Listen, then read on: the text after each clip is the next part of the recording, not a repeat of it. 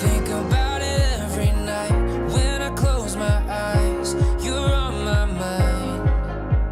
I try to quit a million times, but it takes me high, like you're so divine. You give me everything, don't know what's happening. I need you like medicine. You're my everything, everything. And when I think about us, sweet lullabies, I wanna keep this moment here forever, no goodbyes. And when I think about us, sweet lullabies, I wanna keep this moment here forever, no goodbyes.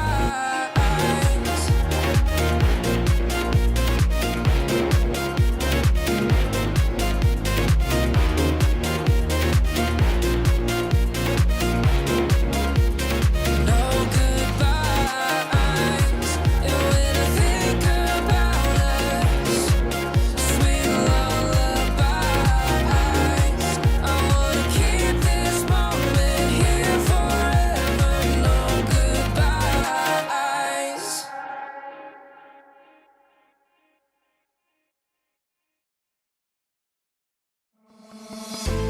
Oh, I don't know how to put it together. Ever since I found ya, my life just got better. Better than this, better than that, better than anything I ever had. Better than this, better than that, better than anything I ever had.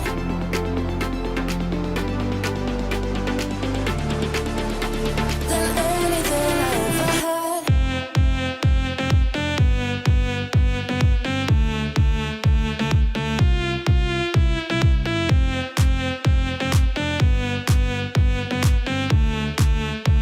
Than anything I ever had.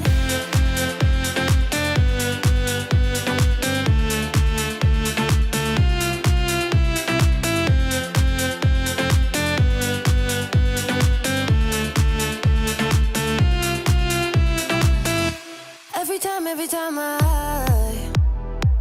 start to doubt if I'm good enough, looking straight in your blue eyes makes me feel better. Better than this, better than that, better than anything I ever had. Better than this, better than that, better than anything I ever had.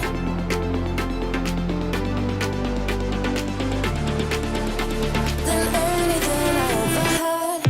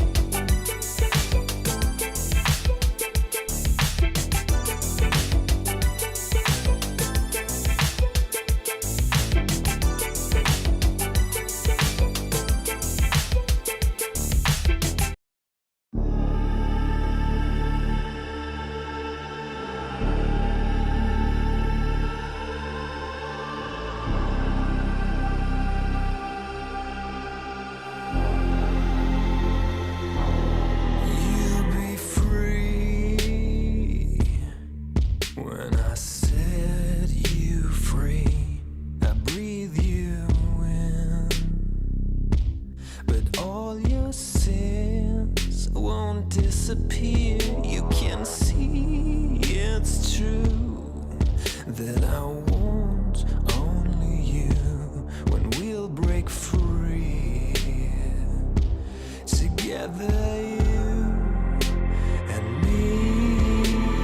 Take me in your arms and let us rise high up to the stars where we can fly. So come with me and pray. I want you to play my games and fulfill my black desires. So break my heart and leave me. I only need your body. So I'm saying I'm in love with you, but I don't care much about you. When you've gone, I would find someone new. I cannot lose. Fall into my arms and let us rise high up to the stars where we can fly. So come with me and pray. I want you to play my games and fulfill my black desires. I'm playing in a hidden world. Forbidden love will be absurd by you to reveal my black desires.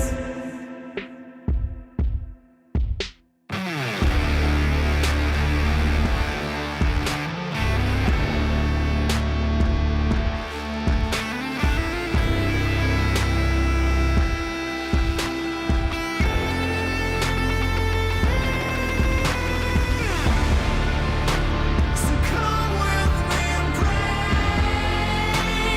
I want you to play my games and fulfill my black desires.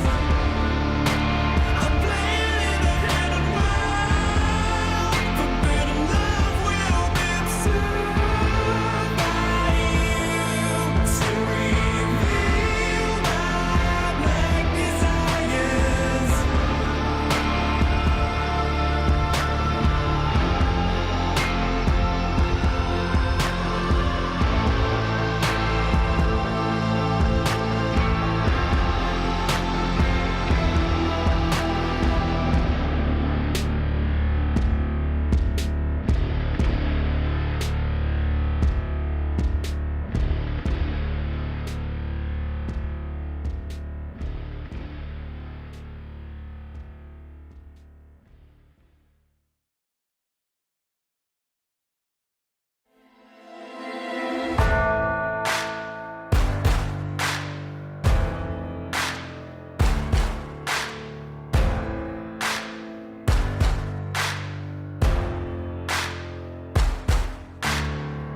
Can you hear the voices calling? Longing for your dirty souls, the wolves are hauling. Can you hear the voices calling? Do you feel how they are dragging? Waiting for a second to push you to your limits, going strong and feeling better. But do you feel them? Can you hear them say? Cross the line. Since a little dark in here, trust me, you have learned to fly. Take the start. Follow, leave it all behind. Welcome to the other side.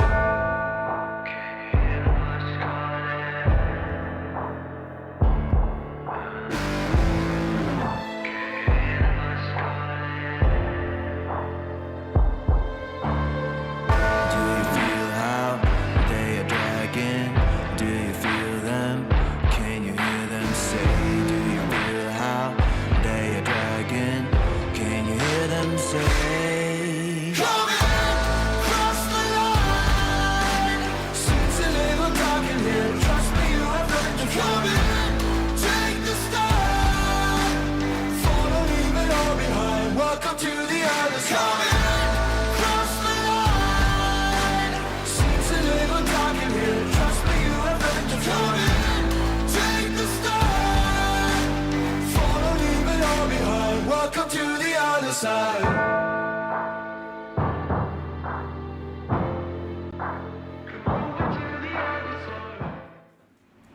Day number 2 of the Southeast Asian Close Qualifiers for Raleigh here. My name is Permasneeze and I'm joined by Adam343. We have our, we had our glory moments running through the upper bracket yesterday, but this is how it goes. It's time to knock some fellas out. And unfortunately, we're going to have to start with our first matchup of the day, Groomify versus Interactive Philippines, both open qualifier teams, making it to the close qualifiers, and now one of them is going to have to make it out. Good afternoon to you too. Who's making it out, Mike? What's your prediction here? Who is the better open qualifier team? I'm going to be honest, and I think Interactive Philippines honestly had some decent small moments. We didn't get to watch Groomify, of course, but if you look at the player names, it's Groomify who are a bit more experienced. So I want to say Groomify, but we haven't seen them play, and yesterday they got obviously slapped down by Aurora Gaming. So it's both teams, they haven't really shown their full stuff yet. But I'd say Groomify just because of the experience. I'm gonna go with IP because I think Yona looked really good to me. Damn. I think he was kind of stand out. Yeah, he was kind of stand out in the series we casted. I think like even though as a team they couldn't really come together, I felt like Yona was doing really well, holding his own against Mikoto, even winning the lane. Of course, winning matchup, and he had some nice moves. Yeah, I'd agree. I mean, even though I do favor Groomify, I think the most important thing to talk about is Young God, who has been sort of around these tier 2, tier 3 stacks for a long time as a position 1 player, now sort of transitioning to that off lane. So I feel like over the past few years especially, we've seen so many different players go for that switch from position 1 to off lane. Sometimes it works, sometimes it doesn't. They still try and make it work though. I think offlane is definitely one of the harder roles to master when going into professional play. So we'll see how it pans out here. Interactive Philippines, of course, for those of you who don't know who's on that team, it's Never Again, Yona, DCMG, KT, and Jotun. So if you've been following Filipino Dota, you might know those last 2 names that I mentioned, but everybody else is kind of a newer face. While on Groomify, I think these are the names that are a bit more recognizable. You got Karma, you got Key, who was on Manta, Young God, Playhard, and Lucify. So definitely some veterans on that squad. Karma's back. Karma's Every back. carry player, you either carry or you live long enough to become an offlaner. That looks like the SCA trend right now. True. I mean, a bunch of people have already fallen into that sort of trajectory, right? I think that Tino was who we were watching yesterday. Who else do we got? We got Cox. Cox technically was from the mid lane, so I don't know if that counts. There's yeah, all these. Miracle. There's I think Jeff's played carry at some point. Did Miracle officially transition to off lane by the end of his career? Yes, he did. Yes, he did. Damn, I don't He even. played offlane for like 2 years. Damn. Okay. Jebs. Who else is there? Trying to think of the Pinoy names. I Was wanna JG say JG Kuku a as well. carry? Actually, Kuku too. Yeah, JG was a carry player as well. JG played mid. Wait. No, JG was a mid player. Yeah, JG was mid. JG did the Cox route. Kuku was a carry player. Kuku was a carry player? And then When? TNC. Oh my god, yeah. Wait, you're It's so hard to remember because these days we see him like playing that stupid ass Pugna that we saw yesterday, and it was like, you're just like, this guy is so suited for the 5 who role, else or is there? at the very most, it's like the off lane role, right? Yeah, dude, there are so many names actually. I'm sure I'm missing like more than half, but yeah, you either, I don't know, you just transition. I guess it's natural, side lane to side lane, top to bottom. Yeah. You Still die, playing you with die a to lane the partner, gank. right? You die to the gank long enough, you become the gank. Literally, everybody becomes the mid laner eventually, right? Like everybody is a victim to the mid laner. Sorry, like regardless of which side lane you're on, you get a rotation, you get kicked in the shin. It's tough. But yeah, Interactive Philippines versus Groomify here, of course, an all Filipino matchup. I know John X Fire would be delighted to cast this one. But in case you're not sure what's going on, we still got qualifiers going on. This only day 2. So we haven't really found out who is moving on just yet. Yesterday, we did decide our upper bracket finalists. So we have Boom versus Talon. That's going to happen on the mainstream, ESL_Dota 2, I think at 8 p.m. Singapore time. But over here, we're going to cover all the way through to the lower bracket. Now, you might think, oh man, lower bracket, they're just gonna get knocked out, who cares? But down here as well are Aurora Gaming versus Mongols. Team Kukuis and Execration battling it out in the mainstream right now. So I think we're gonna have a pretty heated lower bracket semi-final. So you probably want to stick around for this. But we're still, in case you were wondering why we aren't hopping into game just yet, we're still getting ready. Just some lobby issues as per usual. But okay, I know that you personally have sort of done a lot of these maybe not as many qualifiers per se, but these gauntlets, right, where you wake up and you're kind of starting in the lower bracket, you're one game away from elimination. What's the kind of mindset you got to bring into these kind of games to come out on top? I think it depends what kind of team you are. I think for IAP Groomify, it's like nothing to lose kind of mentality, right? There's no like high expectations. Whereas if you're like Aurora right now in the lower bracket, you're not too happy. You're trying to fix problems before you play the next series. What do you take from your loss against Talon, right? Like what do you bring into the next series? How to set up?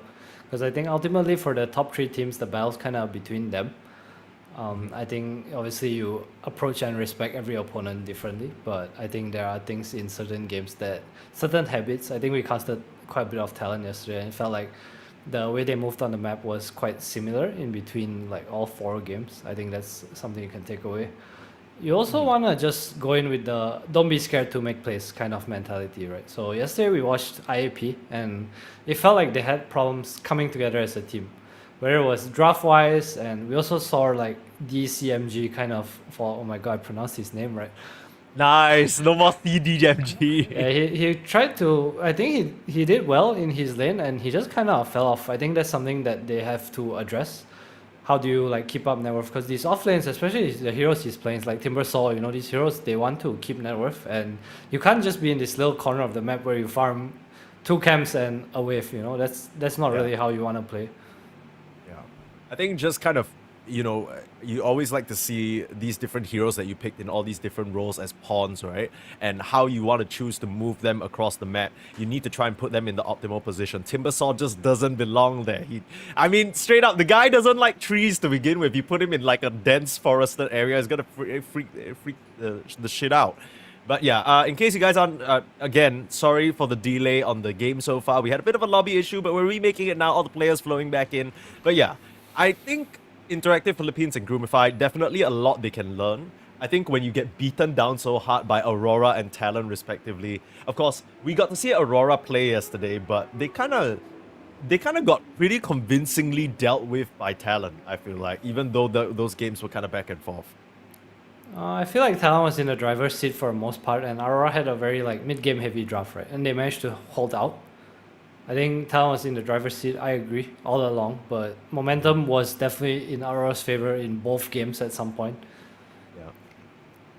We did say that was mostly because of the draft, and Talon definitely were cooking something spicy. Like the hero picks, they didn't really go for. Yeah, we were looking at it, we were like, what are they doing? But we'll have a draft for you to look at right now. We're in game number 1 of Interactive Philippines versus Groomify. Differently from yesterday, we don't have a second chance. So if any of these teams lose 2 games here, they are out of the running for ESL One Raleigh. Now, I know what you're thinking, right? You're thinking, I mean, these are the OQ teams, man. They don't, you know, they don't stand a chance. Well, you never know. That's what's so amazing about these qualifiers. Could be grounds for some of these teams to make a deep run, and you know, there's a couple of options from there. You know, if you perform well individually as a player, maybe one of these bigger stacks pick you up eventually, or you know, maybe you take this everything that you've learned through this qualifier and you just get better and better and better. Yeah, that's the general. What's the word? The tier 1 players are able to do that. I think we've seen like a lot of teams, especially I remember TI's secret run where they kind of came in through the last chance qualifiers, Liquid as well. Oh my god, yeah. And then we just saw, right, like how they grew as a team throughout the whole TI qualifiers, finishing both 2nd and 3rd. That was kind of crazy. And to me, that just screams like players with experience, you know, players that learn fast, learn in between games. I think it's a trait that a lot of the older players have, because in tournaments before you kind of have to adapt to series really quick. I think between Talon and Aurora yesterday, I was talking about the gyro, right, and the sniper, and how they both interact and were the heroes of the series. And I think Talon kind of got the upper hand there, but Abe also showed like why the sniper was such a high priority. Now, I haven't really gotten the chance to watch a lot of Groomify games, but immediately we're seeing some very high value heroes being snapped up here. The Dragon Knight on one side and the Doom on the other. I feel like Doom is just eating perpetual bans, but Groomify, they opt to take out the Lina, Morphling, and Timbersaw instead. So maybe a nod of respect towards DCMG, and I think Yona, he also had a Lina game where he was rather annoying, so just banning those out. I like the Lina ban a lot. DK Doom, nothing too special. Probably see some controlling post force bend out as well. Dark Willow, one of the best laners with Doom. Murta possibly the other, or Bad Rider. See what Groomify, if they want to ban a support, choose to go for. I feel like Doom is not a great answer to Dragon Knight. Okay. Do you think they picked it as an answer to Dragon Knight, or do you think they picked it just to have the Doom because, you know, it's such a busted ass hero right now? You might be right, that could be it. But I feel like leaving DK in the pool, and obviously Groomify, they have 2 bans as well, right? So are able to kind of ban out more counters. Still a Hoodwing in the pool. I think that's another nice one. Yeah, I guess your thought, or at least where you're coming from, is that, you know, if you leave the DK in the pool, you better have an idea about how to deal with it, right? And maybe you're just not so convinced about what they have right now in the Doom first pick. I just think it's not an answer to DK, but of course they have more picks. We will see what they choose to do. Okay, so we've discussed this before. You told me that the answer to the DK is try to bust him open in lane, right? So what exactly is the answer here? Do you just need to pick a sort of another pause for, like the Hoodwink like you mentioned, or do you think the Bat Rider is fine? What other picks could Interactive Philippines bring on that could deal with this DK? I think what's strong about DK is that he has Battle Fury, right? Pretty much. He has Cleave. Yeah. And this hero, he goes to jungle early. He is pretty strong in the lane too. I wouldn't say strong, but he's like sustainable, right? Like it's hard to stop him from farming, hitting creeps. And you don't really have the interaction with him. So you want to match mid game. Like when this DK comes out with his SNY, his armlet, like you want this big team fight, which is why we see heroes like Phoenix taken out. I think that's one of the more common answers. I think Leech was a nice one as well. SD too. TB is also a nice hero, just reflection, DK, you know, poke yourself. Yeah, that's fair. Magnus, dude, come on, he already has a Battle Fury. You need another one? Seriously, this guy getting greedy. Why do they need so much steroids for? And pull him together so he gets to cleave all of them. True. Also very high value hero. Really strong hero, right, Magnus? See it. Pretty popular among the boys. Saw Palos run it yesterday as a carry as well. I don't win the Magic build though, and that didn't really pan out for them in some sort of awkward way. But it's what it is. I mean, there were a lot more problems in that game that we identified. I think you were saying that at least in that particular matchup, you prefer the physical build. Is there a chance that this could still sort of be an offlane Magnus as well? I think with the DK out here, it's more likely than not a pause tree. Okay. See what IP chooses to respond with. Dawn's a common answer, but they do have the Doom already. Support-wise, Rubik looks pretty cool. I don't know if teams still want to play the hero. Could also go for some Gyro that's still in the pool. I think having magic damage against DK and just the lane against Magnus is nice. TA a bit less attractive, just cover the shield. Go for the Lion. So again, instant hex against Magnus, just a stopper.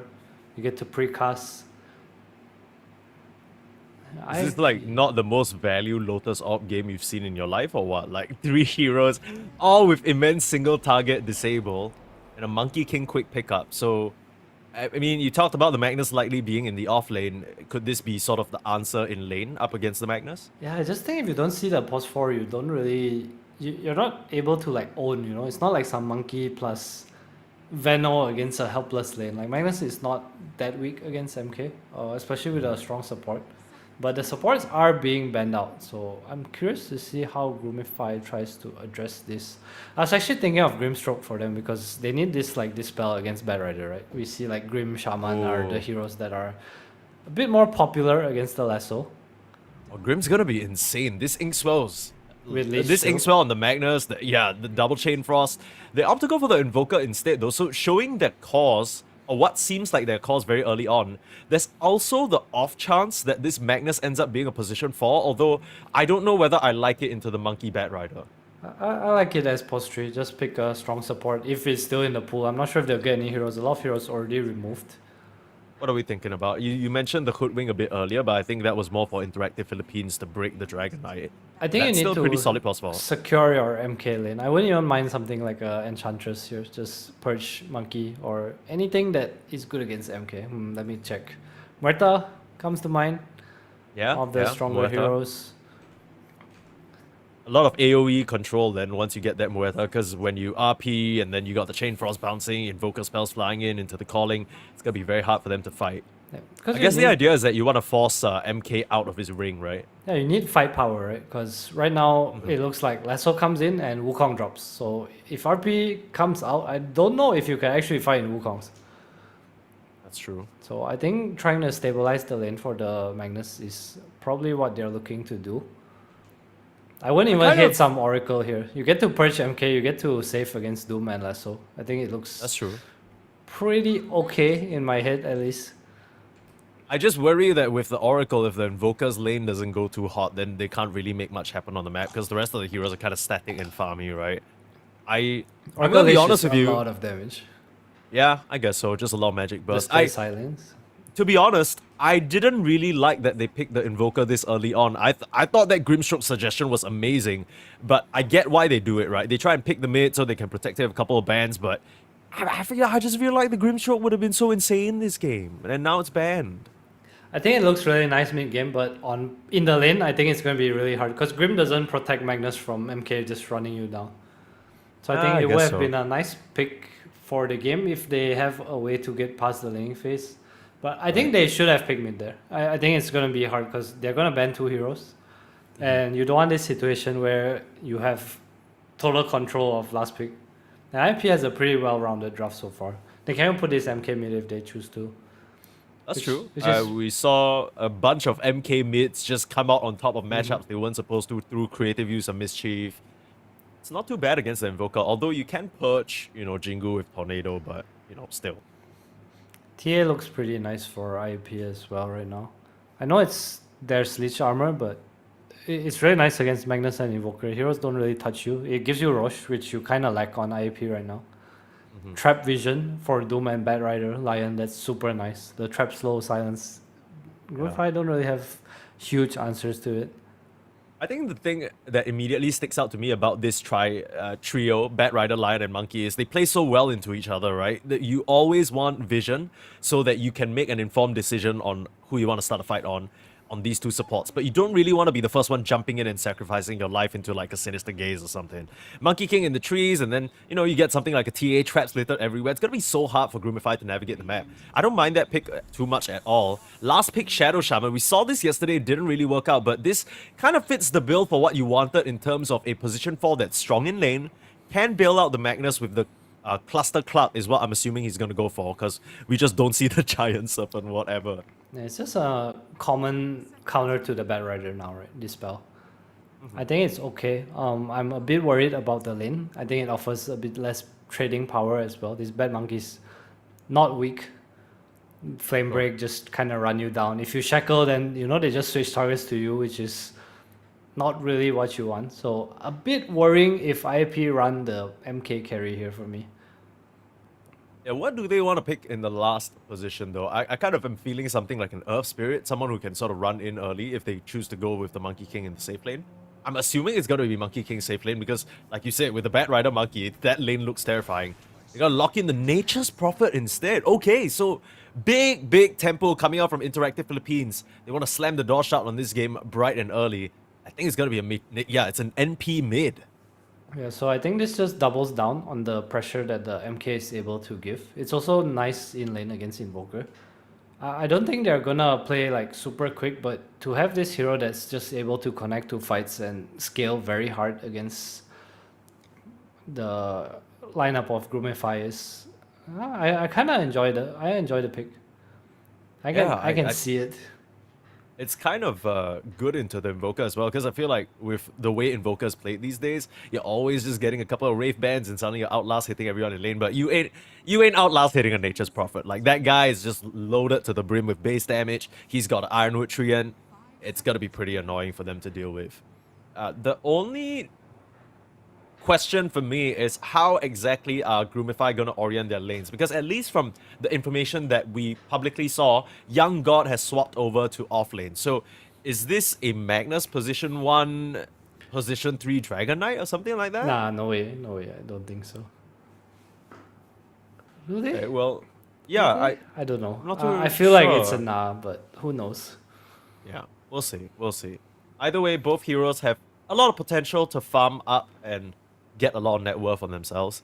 Yo, Any no. draft that you like a bit more? Because I think I'm on Interactive Philippines, man. I love Nature's Prophet last pick as like a whole. Let's speed up the tempo. Let's try and slam the door shut on this game. I think if Gromify get past the 15-minute mark without being too far behind, I think the game is very playable for them. They have this Giga buff Dragon Knight, right? Like he's gonna have SMY, Armlet, Empower, Alacrity, and even through Wukong, he's probably gonna kill everyone.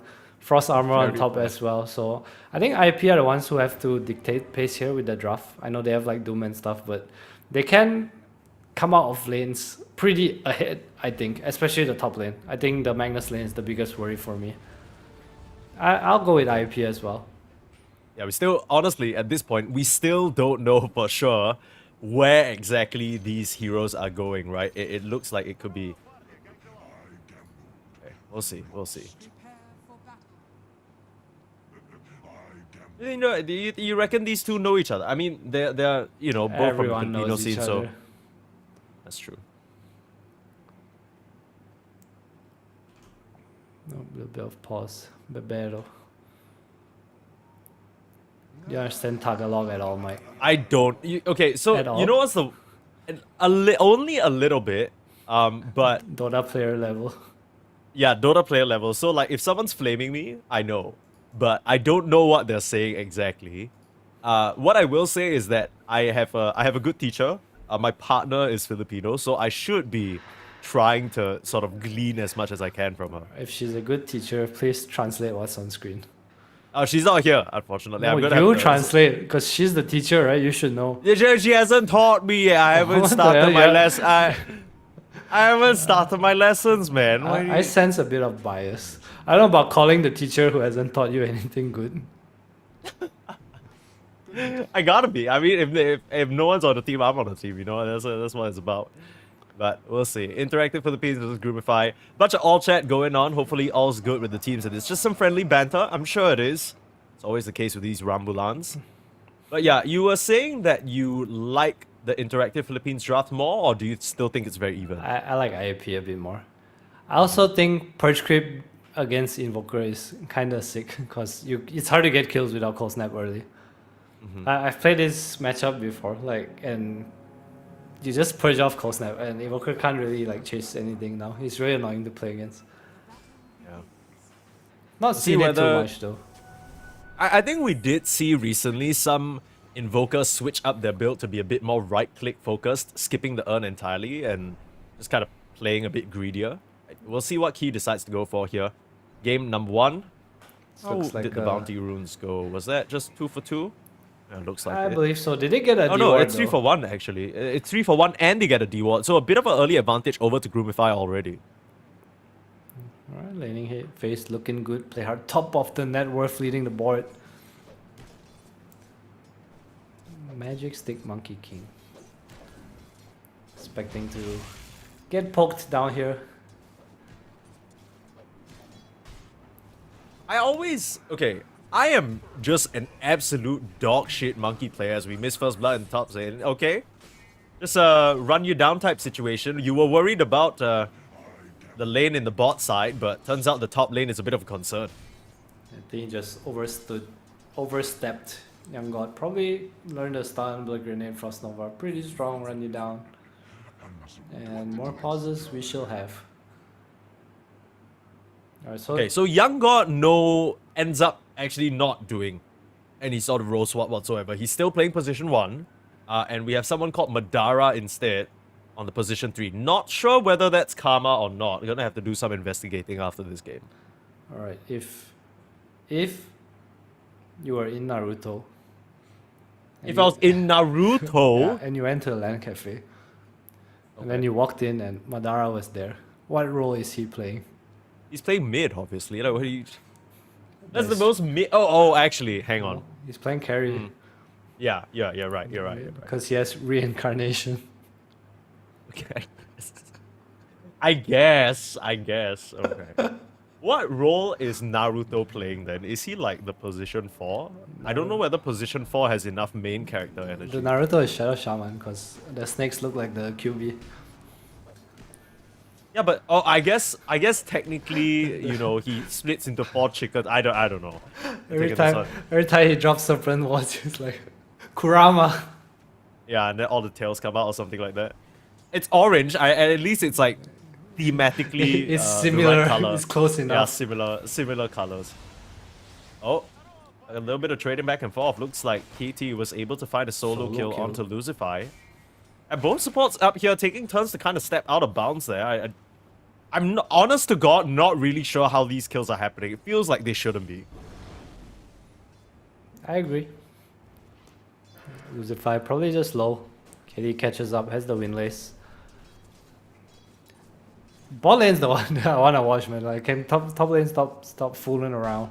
Jotun? Yeah, like can they stop taking our attention away from the lane that actually matters here?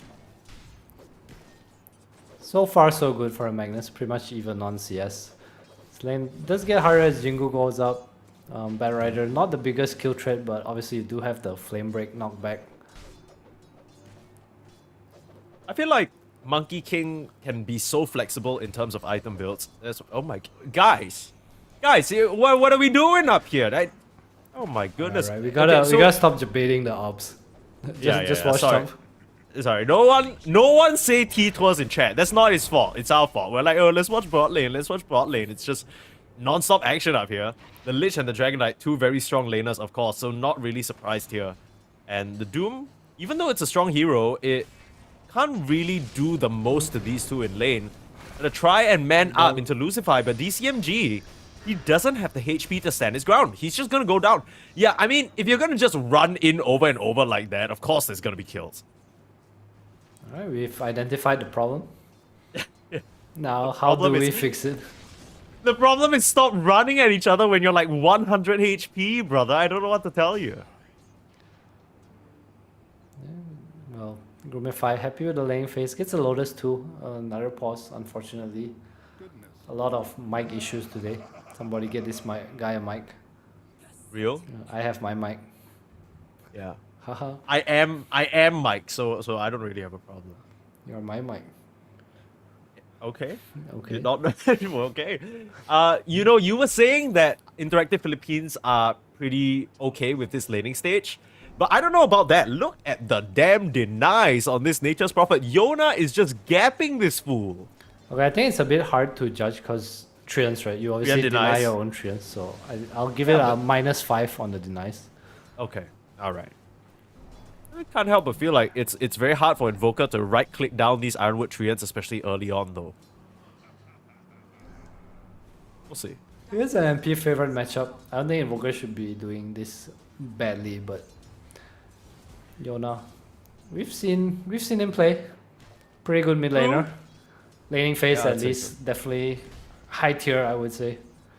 Yeah, it's that kind of mid game where Interactive Philippines need to try and convert that they start to fall off, which is why I honestly like this draft a lot from them, because it feels like it's going to be straightforward, at least from what I'm seeing from these heroes. You kind of know what's going to happen and you know what you want to do, right?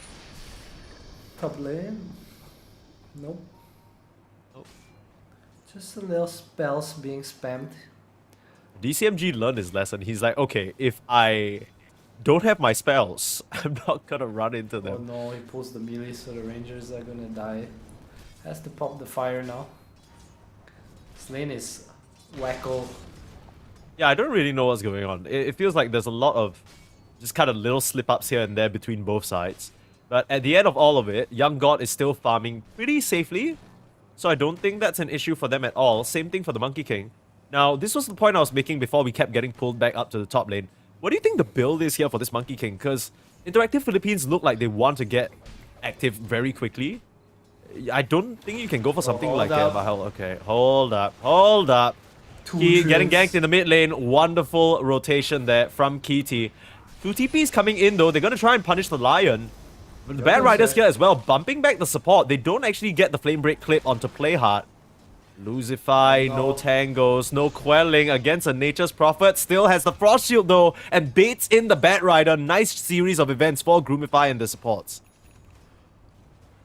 Yona is safe. Kui goes down. Level 6 on the NP now, so a lot more pressure in silence and a catapult bottom. So I want to see if Yona tries to make a move early on, or are we just going to see a farming NP here?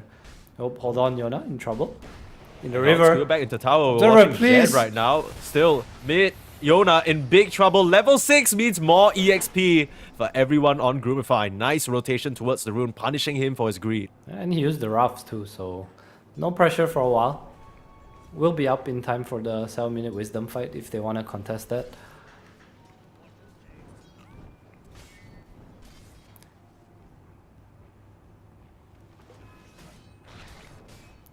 Yeah, I still need to know what's the MK item build. I don't know because he's queuing up the Maelstrom. It's Mjolnir. But I don't know. They just I a standard guess so. build. Hold on.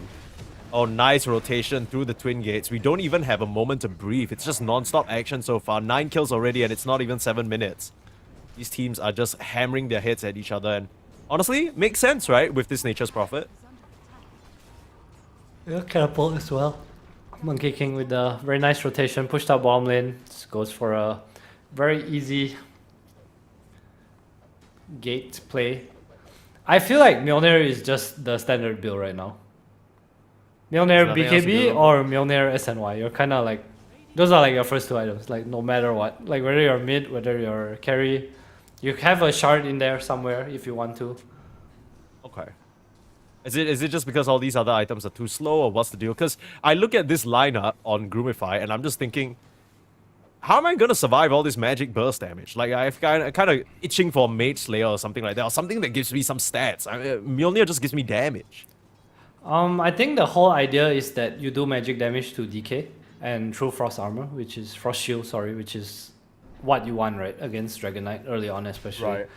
Okay. It's also a farming item, so Mjolnir replaces Battle Fury, so I think that's just the way it works. You need either or. He can go for like more of a fighting build if he wants to, although I don't feel like it's necessary. It is the gaze in the bot lane, holding up onto Jed. Young God gonna mirror that rotation through the twin gates, Yes, Lotus trying and for Stick. Wukongs. That is very ambitious. He had Lotus as well as Stick charges, but he couldn't pop those off in time, and nobody on Interactive Philippines was around to try and help. Now, the entirety of Groomify here in this bot lane pressuring the tower, but look at the way the rest of the map is panning out. Interactive Philippines getting some good trades. I feel like it was a move by Groomify, but it feels like IP are getting a bit more pressure in here. We see DCMG might rotate to the mid lane as well. I think Jet might TP over too. We'll see if they want to just collapse right now.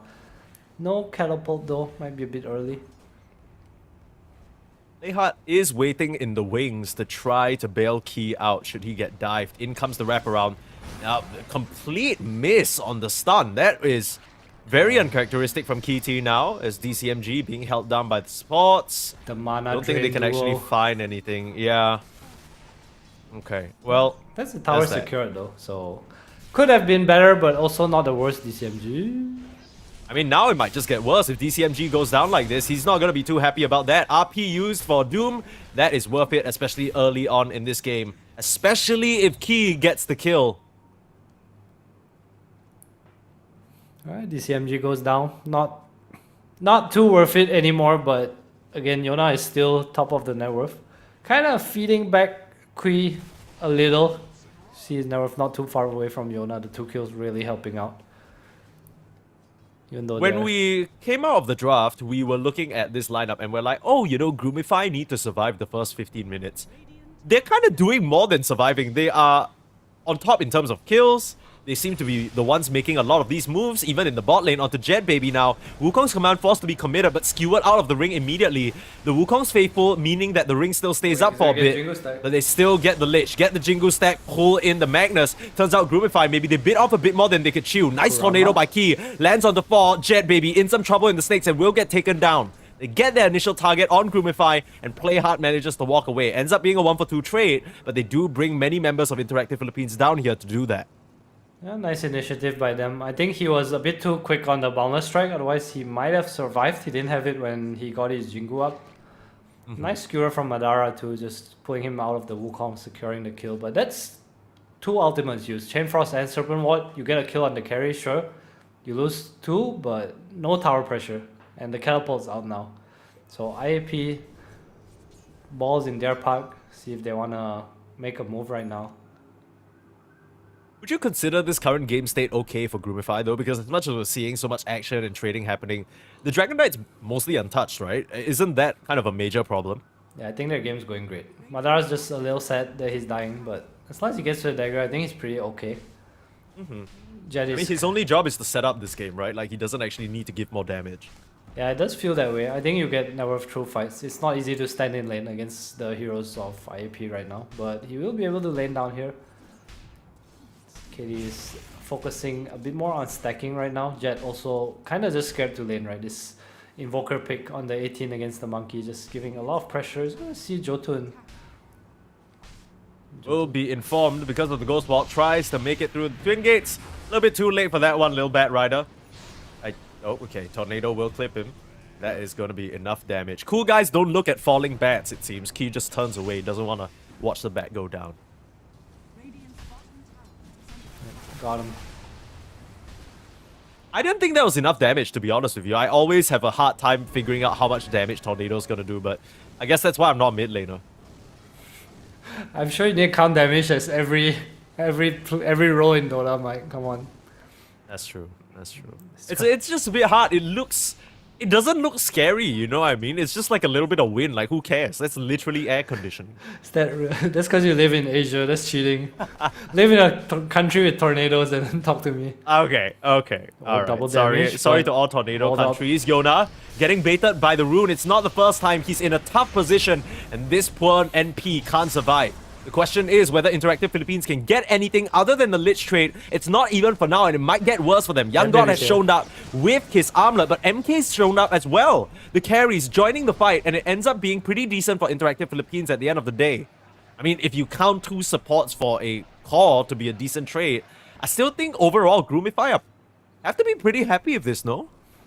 I think they're okay. They use 2 spells again. They get the highest net worth core to go down. 3 cores alive. I feel like Groomify are doing pretty well. I also like that Young God's like coming to these fights. So something I wanted to talk about is Young God's item build. I have not seen DK versus Doom a lot, and I was pretty curious to see if he goes for armlet. Because obviously, if you get doomed, you don't want to Can't turn that shit off. Yeah. Yeah, he doesn't care. DCMG. Stacks are farmed, network lead is back, but Groomify are not happy about this. Coming in a little too late though, as they will see the empty neutral camp. Yeah, they were waiting for the respawns on the support, so actually that entire fight in the river ends up having more implications. A smoke move sort of going a bit awry, but that rider almost towards the Blink Dagger. That will amplify the amount of catch that Interactive Philippines have, and maybe make it so that DCMG doesn't always have to be the one on the front lines, because I feel like so many of these fights, it's DCMG just getting shackled and he's held down, and it's not much this Doom can do, unfortunately. Yeah, he's not having a bad game. 30 net worth, typical Doom. 2 braces, drums, more of a fighting build. Still has the mana burn though. Oh, Jotun. Oh no, dagger delayed.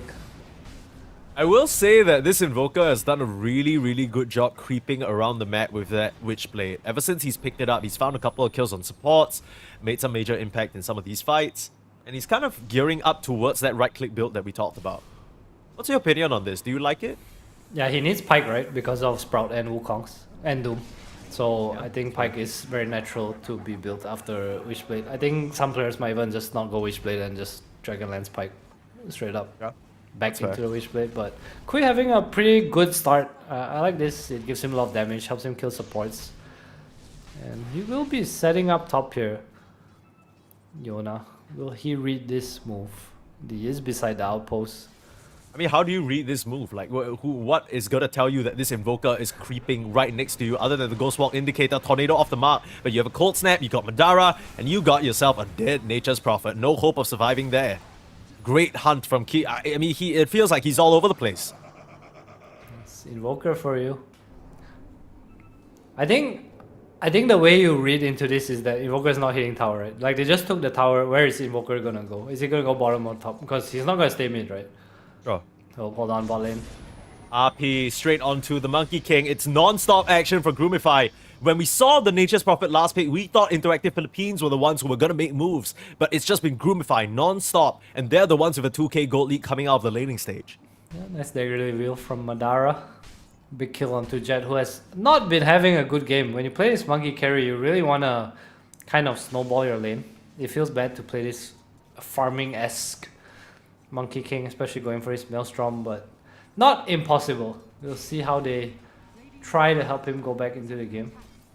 DCMG. So Blink Dagger available for Doom now, Blink Dagger available for Bat. Surely we see some sort of smoke move, because Top I feel lane, like though. okay, they can't even make the smoke move because DCMG is getting caught. Here comes Kitty though, Blink reveal on the Bat. The Hex doesn't actually end up working. They kill the Lich for their troubles. Nice TP in from Yona to punish the Lich, and Key at least able to get out of dodge. Surprised he didn't lasso the Invoker there. I thought it was a pretty free kill. Mjolnir on Yona too, so a lot of damage to be poured in. Oh, Groomify. Oh, Young God.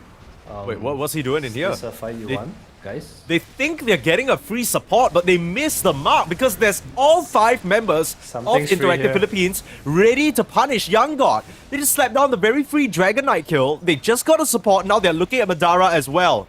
The chase down from DCMG, Jet baby. This is what you want if you're Interactive Philippines. Just this constant brawling that you're starting.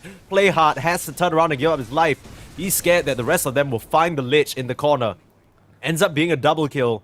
Talk about the Monkey King wanting to snowball. This is a great start for him. Very interesting decision by Groomify, I must say, trying to walk up there. They see the lion on the observer, try to go for a pick, but unfortunately it is very deep into your enemy's territory. Yeah, I was so confused. Yeah, and Kitty immediately spots out that ward because why else would you make that deranged move? It's not even like the DK has a dagger or anything, right? Like, if lion's uphill, he's just gonna stun or hex you first. Yeah. Maybe just thinking that between Madara and him, they had enough damage, but yeah, that was a big blunder from Groomify and lose a bit of that advantage. Key, now, what is with these Groomify heroes and just walking into vision? Interactive Philippines are so ready for these aggressive moves, the sentries being planted down. And this is basically almost a team wipe at this point. The only person who doesn't die in the past 1 minute is the Lich. Dude, even without the sentry, that's like a... You're alone, right? Like, what do you expect to happen? Now, I wanna see Groomify go as a group right now. They have this Magnus Dagger, DK has SNY, and they're pretty strong. Like, make team moves, you know? Yeah, it kind of feels excessive, right? You don't need to be trying to make these solo side quests pick off on supports. You're strong enough to run with your team, you know, really punish Interactive Philippines, because if you're running in alone, they can outnumber you quick. The way that they move on the map, I mean, they're heroes. It's just a lot more mobile. Yeah, IP. A lot of gifts being delivered to their doorstep in these past 2 minutes. Yeah. Let's see how Groomify try to approach this map right now.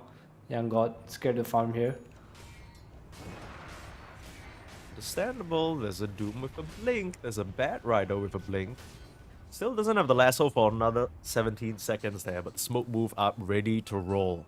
Where will they go? Looks towards the Twin Gate, maybe trying to, you know, catch someone in the top side jungle. They don't have any vision of this though. So maybe just try to open up that area for the Monkey King to invade. Yeah, it's a nice move. I think it's also like a countermeasure to the possible Roche threat from this Shaman. I think once DK has SNY, Groomify should make a move. Oh, this is really This is pretty deep though. Tier 2 tower. Not sure whether you have the damage to do that. DCMG, he'll get stunned under the tower. They do trade the Shadow Shaman for it. And somehow Madara ends up Yona? going... Okay. Yona gets the kill. He has no TP. Yeah, he's in. Even though he pops the BKB, it's physical damage you gotta worry about. Josun's in too. Hello? I don't really know what the plan Kenny's was in here as from well. Interactive Philippines, but they are just feeding it up into this tier 2 tower here. I mean, now Kitty's gonna go down as well. He's gonna try for a TP. Oh, they just narrowly miss him. Nice little juke there. I'm stealing that spot. Yeah, that's a good spot. I mean, usually there are creeps there, obviously, but yeah, both these teams kind of feels like it's they're taking turns to really just deliver gifts. They just can't help but be hospitable. Another sort of 2k gold swing back and forth. I mean, the gold lead hasn't really eclipsed anything past 2k this entire game because both teams are like, oh, I insist. No, I insist. Speaking of Please gifts, have this hold call on. kill. Another kill. Nice little force away from Key there. That was Lucifies. Can he change his script?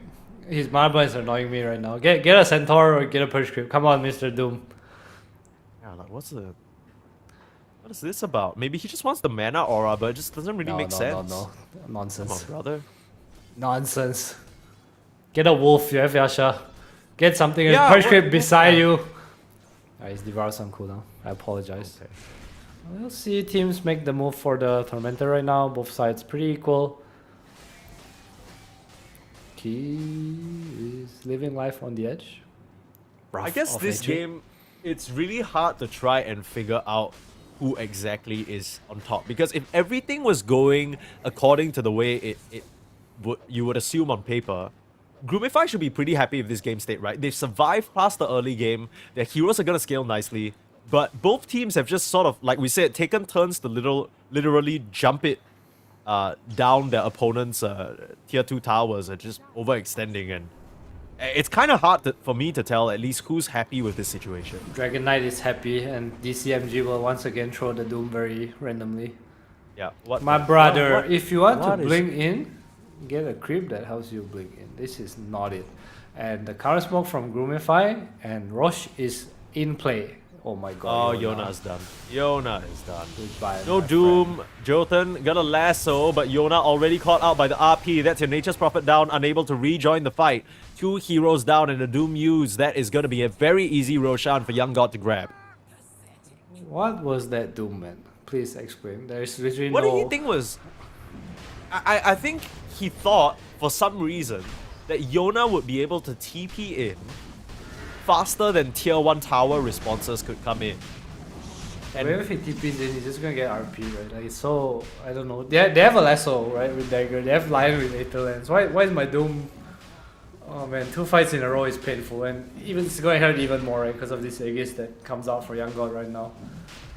we weren't very impressed with DCMG's performance yesterday on that Timbersaw. Just felt like he had misread priorities there. And it was like the same thing this game. Lucifer turning around, but should be a very easy pick off on a solo Lich farming up there.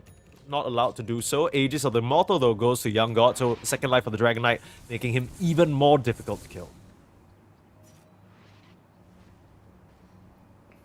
Being chillin'. Young God back to the triangle once he's BKB, and then I assume it's go time for Gloomify really soon. Just waiting for that Lich to come up and the BKB to be done, and then you're gonna start moving. I mean, suddenly a lot of these single target spells on Interactive Oh, hold Philippines on, don't speaking of carry move. as much merit. Oh, Lasso. Hex, they kind of stack the disables, but I guess it doesn't really matter because the Magnus, no way of surviving that one. You can all stun at the same time if you have 4 stuns. Yeah, I guess so. And nobody else in Groomify is around to save you, yup. It's true. Key is hunting here. They do want to protect the area, but IP is just out. Nice pick off from them. Will drag along the time of the Aegis. No Mjolnir. Q's up SNY. Is this the right choice? I think it's okay. I mean, they already have the Mjolnir from the Prophet, so, I mean, double Mjolnir is nice and all, but you can afford to go a bit more status resistance. Feels like you need it this game. Yeah, I can see it. I mean, Yona has a lot of damage, right? Like you said. There's a Hyperstone queued up now. I just honestly don't know how they kill this Dragon Knight. It feels like he's the only Doom target that's viable, but then the rest of Groomify can just set up around him when he's running away. He definitely dies to like Lasso Wukong, like if you dump everything on him. They have a lot of damage on IP. I would like to see NP go for something like a Silver Edge though. I think he's going for AC. I guess I don't mind that as much, but I feel like Doom wants AC here. Here comes the TP in from Young God, and suddenly the fight is no longer viable on the front lines. They don't want to GTFO. dump everything into a Oh no, hero with Yona. Aegis. Yona gets caught, and Yona gets killed. Nice little response there from Groomify. Punish that Prophet. Nice Oh, they, Sunstrike. what is... Wow, what a Sunstrike. Okay, they do get No. Groomify's TPs down here, so IP is gonna go top, and we'll see if Groomify tries to gate or smoke. Because this is where you want to close the map. We see Key already making his way downtown, walking fast. Can Did he they like... get this Tormentor? Yes. This is scary Oh, stuff. come on, give me a Sunstrike. No, useless ass shot. Give me Not a like Sunstrike. this. Come on, Key. One of them. You'll hit one of them. Come on, Key. No interest Not even thinking about it. whatsoever. He's mode farm. This guy does not watch enough Facebook reels. It's true. Maybe that's for the better, actually. I like my invokers uninformed. My guy trying to perform like a 360 meatball combo, I don't want that. I just land a tornado, for Christ's sake. Radiant's bottom tower is under attack. Okay, gold lead now. Aegis timing. Delay just a little bit. Here comes Play Hard with the jump in onto the Monkey King though. But the rest of Interactive Philippines are waiting in the wings. Key is going to show himself. Start punching away onto this Bat Rider. So they're not going to have a lasso for this fight. No, Jotun able to escape to the side. And blink out back to safety. Sunstrike not going to connect as well. The chase is awkward now, especially with Young God still in the bot lane. Yona TP's in.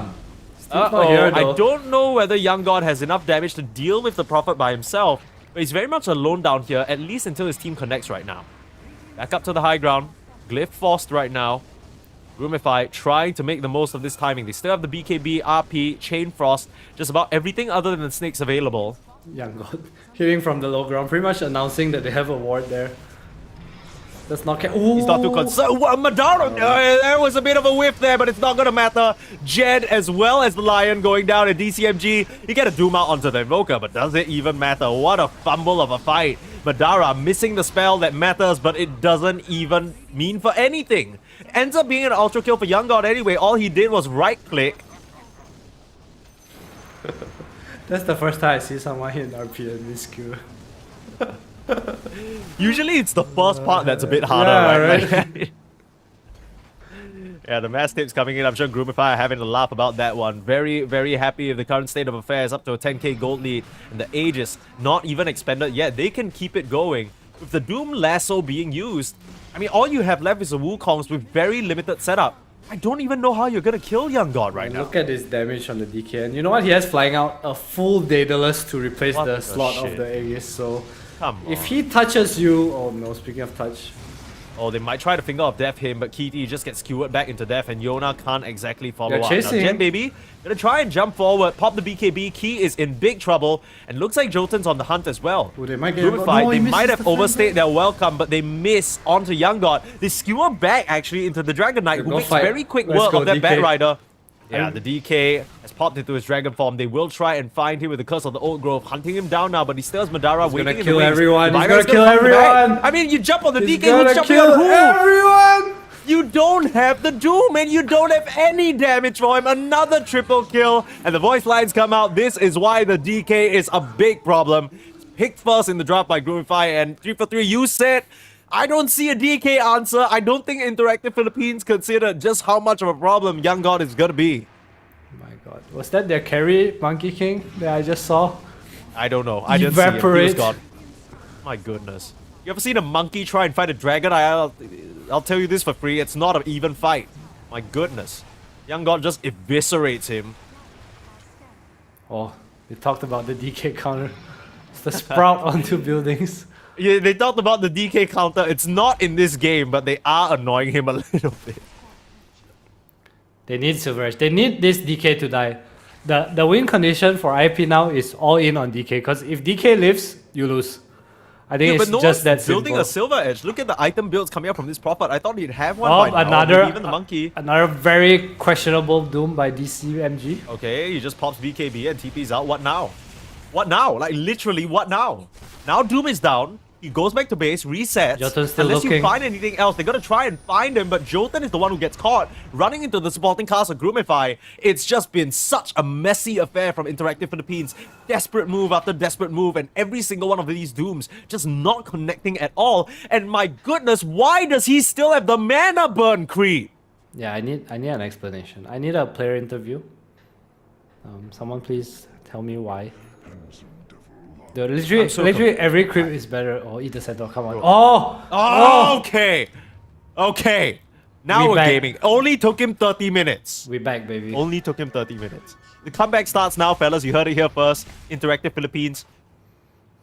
You know, this is something I always like to say in my own games. You know, sometimes, in a pub, maybe people are making questionable choices that don't really make sense. You just gotta drag the game out long enough for them to learn how to play their hero, right? It took him 30 minutes, but he's like, yo, maybe this mana burn's kind of shit, actually. But now you're staring down a DK of a Satanic, Daedalus, SNY, and Armor. Amplified damage. And an AD rune, Guys, you yeah. need to touch him right now. And Empower, and a Solar Crest, and an Alacrity should he choose to grab it, and a there's a Lincoln Sphere Linken's popped on too. top of him. Right now, Yeah, guys. I They're don't know going who you're around. touching, but maybe you're trying to go on the back line. Monkey King gets caught immediately. Doom, he can't even get his ult off. They're trying to full control up the Invoker. But very nice he's Wukongs. walking out of this Wukongs. It's not enough to kill off the Invoker. They will at Look least at find the Young lead for God. start, but they're already losing members. Jet Baby gonna get knocked down, and GG is called. A very, very awkward attempt. They're not really finding their mark. And at the end of it all, it's Young God who stands supreme. That was a bit of a, I'm not gonna lie, bit of a pathetic one from Interactive Philippines. Yeah, I feel like both teams kind of took turns throwing a bit, but at the end of the day, the DK just, again, this buffed Dragon Knight, like, how do you fight it? They had, like, heroes to, I think they could have addressed it, but just way too many mistakes coming up from IAP, and Young God just got to a point where he was so far ahead of the game. So him being chased down with, like, quarter health, just turns around, kills two, no BKB whatsoever, no buttons needed. He literally took his hands off the keyboard. I don't know how they did that. Like, I don't know how they were allowed to do that over and over. It just, every single time they would try to chase Young God, try to get a kill into Q, it was like, it was such a messy, uncoordinated situation, even in the pickoffs, that it felt like, okay, this should be a pretty free one. They're like layering stuns. Something's just not clicking with Interactive Philippines. We were hoping that they would take some of the lessons that they learned from their match yesterday, bring it into today, but it seems like we are faced with a bit more problems. And it's not even like Groomify are a much stronger opponent, right? It felt like the game could have been a lot more even, but hopefully they can fix things, because Interactive Philippines now, they only have one last chance. If not, they are out of this close qualifiers. 343, I need your word. What do they need to fix? Because that was so messy, I don't even know where to start. Pick more stuns. Pick more Big stuns. more they already had so many stuns though. Initiate with the right heroes. Okay. Use spells Okay. together. Okay. Be a team. Okay, be a team. We'll see whether Interactive Philippines can continue to interact with each other as a team and continue on, or whether it's just going to be another quick 2-0 here in the close qualifiers for Southeast Asia. We'll be right back after a short break.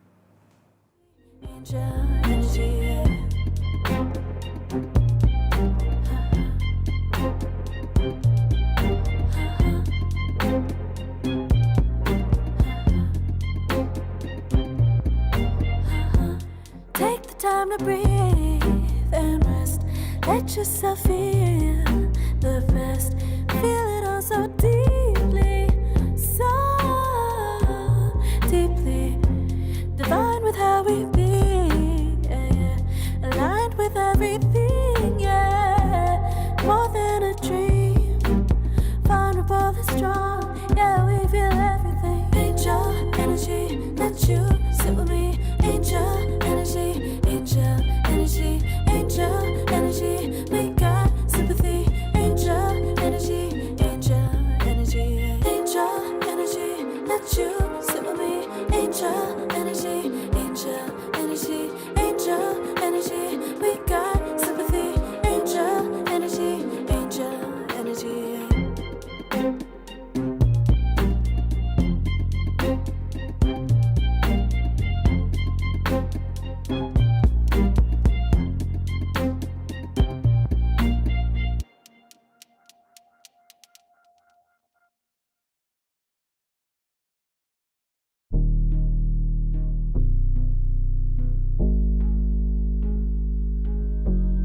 Never pressed, but I got the juice. Taking the lead, that's just what I do. I make mountains move with one hand tied, and still this world ain't satisfied. Everywhere I go, they stop and stare. I tell the truth, I take it there. Call me vicious, persistent, overzealous, that's fine. Main character energy, I stay taking what's mine. You need a foot on the gas, or put my name on the line. Main character energy, I'm just taking what's mine. And it's written in the stars, I'm a king like my sign, yeah. Reason the bar, the jaws drop like a surprise. Don't be mad,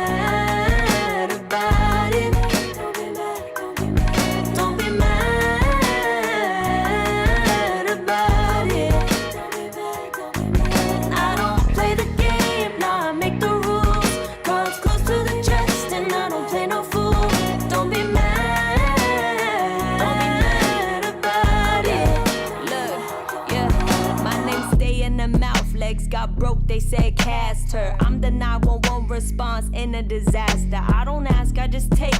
Treat the world like a man, I just blow him away. Yeah, I'm a #1 fan. Don't need a bark, I'm a bite. Switch me on, dark need light. Don't need pity, don't need spite. I just plop, plop, plop on sight. Could take your girl in 2 seconds. I just flash her a smile. I make petty look pretty. They run an inch, I run 3 miles. You need a foot on the gas, I'll put my name on the line. Main character energy, I'm just taking what's mine. And it's written in the stars, I'm a king like my sign, yeah. Raising the bar that just dropped like a surprise. Don't be mad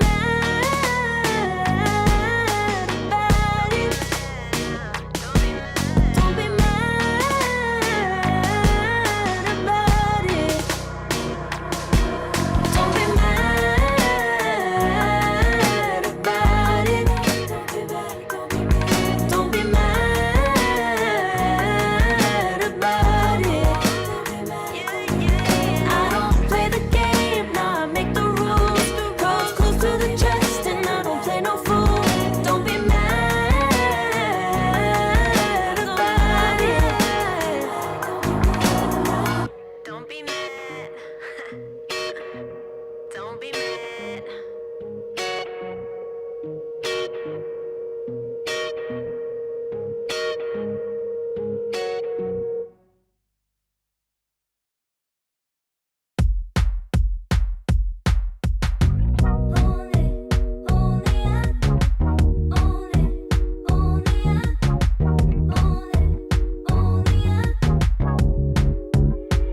Like a moth to the flame, I'm attracted when the doubts start saying my name. I can go there easily, and it's hard to maintain, 'cause I know it's not the world I know, it's me. Believe in every little thing I hear, and no, I ain't no stranger to the fire, burning up all my desire to be great. It stays coming in waves, and no, I ain't no stranger to the fire, burning up all my desire to be great. I gotta just open the gate. All I need is saving from hitting the pavement, understanding when I'm impatient, that only I give to me. All I need is a little love in lonely places, the strength to stare fear in the face, that only I give to me.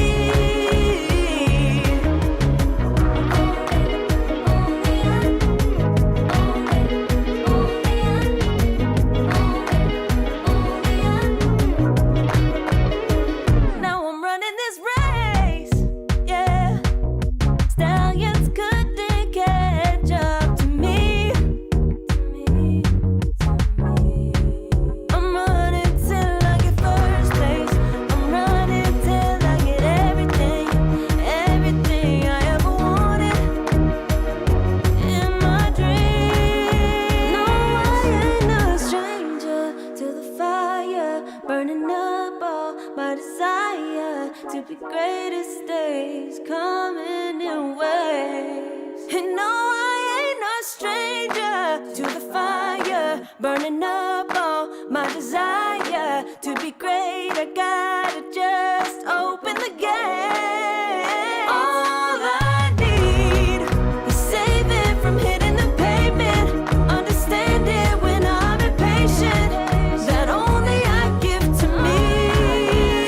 All I need is a little love in lonely places, the strength to stand fear in the face, that only I give to me. All I need.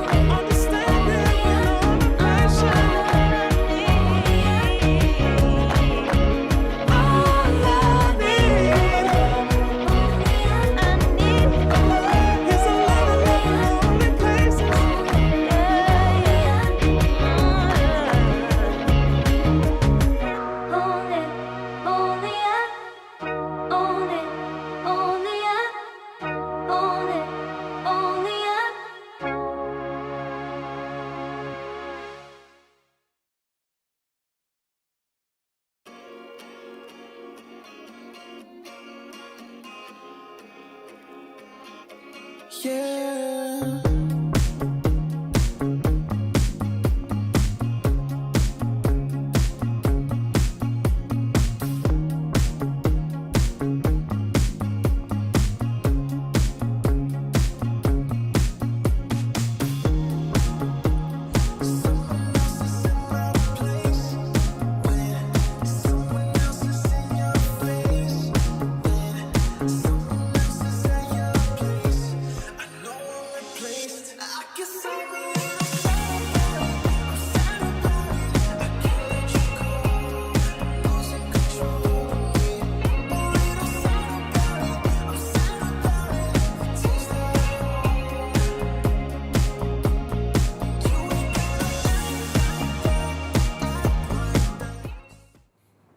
Game 1 passes us by like a flash, and here we are with game number 2. I mean, we're gonna eliminate one of the teams really quickly if Interactive Philippines don't get it together. Permastes and Adam here bringing you the action, and yeah, that first game from Interactive Philippines didn't really fill me with a lot of hope. Do you not feel hope? There was No. a little bit of throwing from both teams, were there not? That is the definition of hope. When your opponents come to you and feed. I think IAP That's true. looked okay at the start, and I feel like just from the early game, I feel like Yoda's rotations made sense, and then it just felt like they couldn't really, again, come together as a team. There was always, we see DCMG going in, dooming someone, but where's the control? Where's the Lion? Where's the Bat Rider? Like, why aren't they there?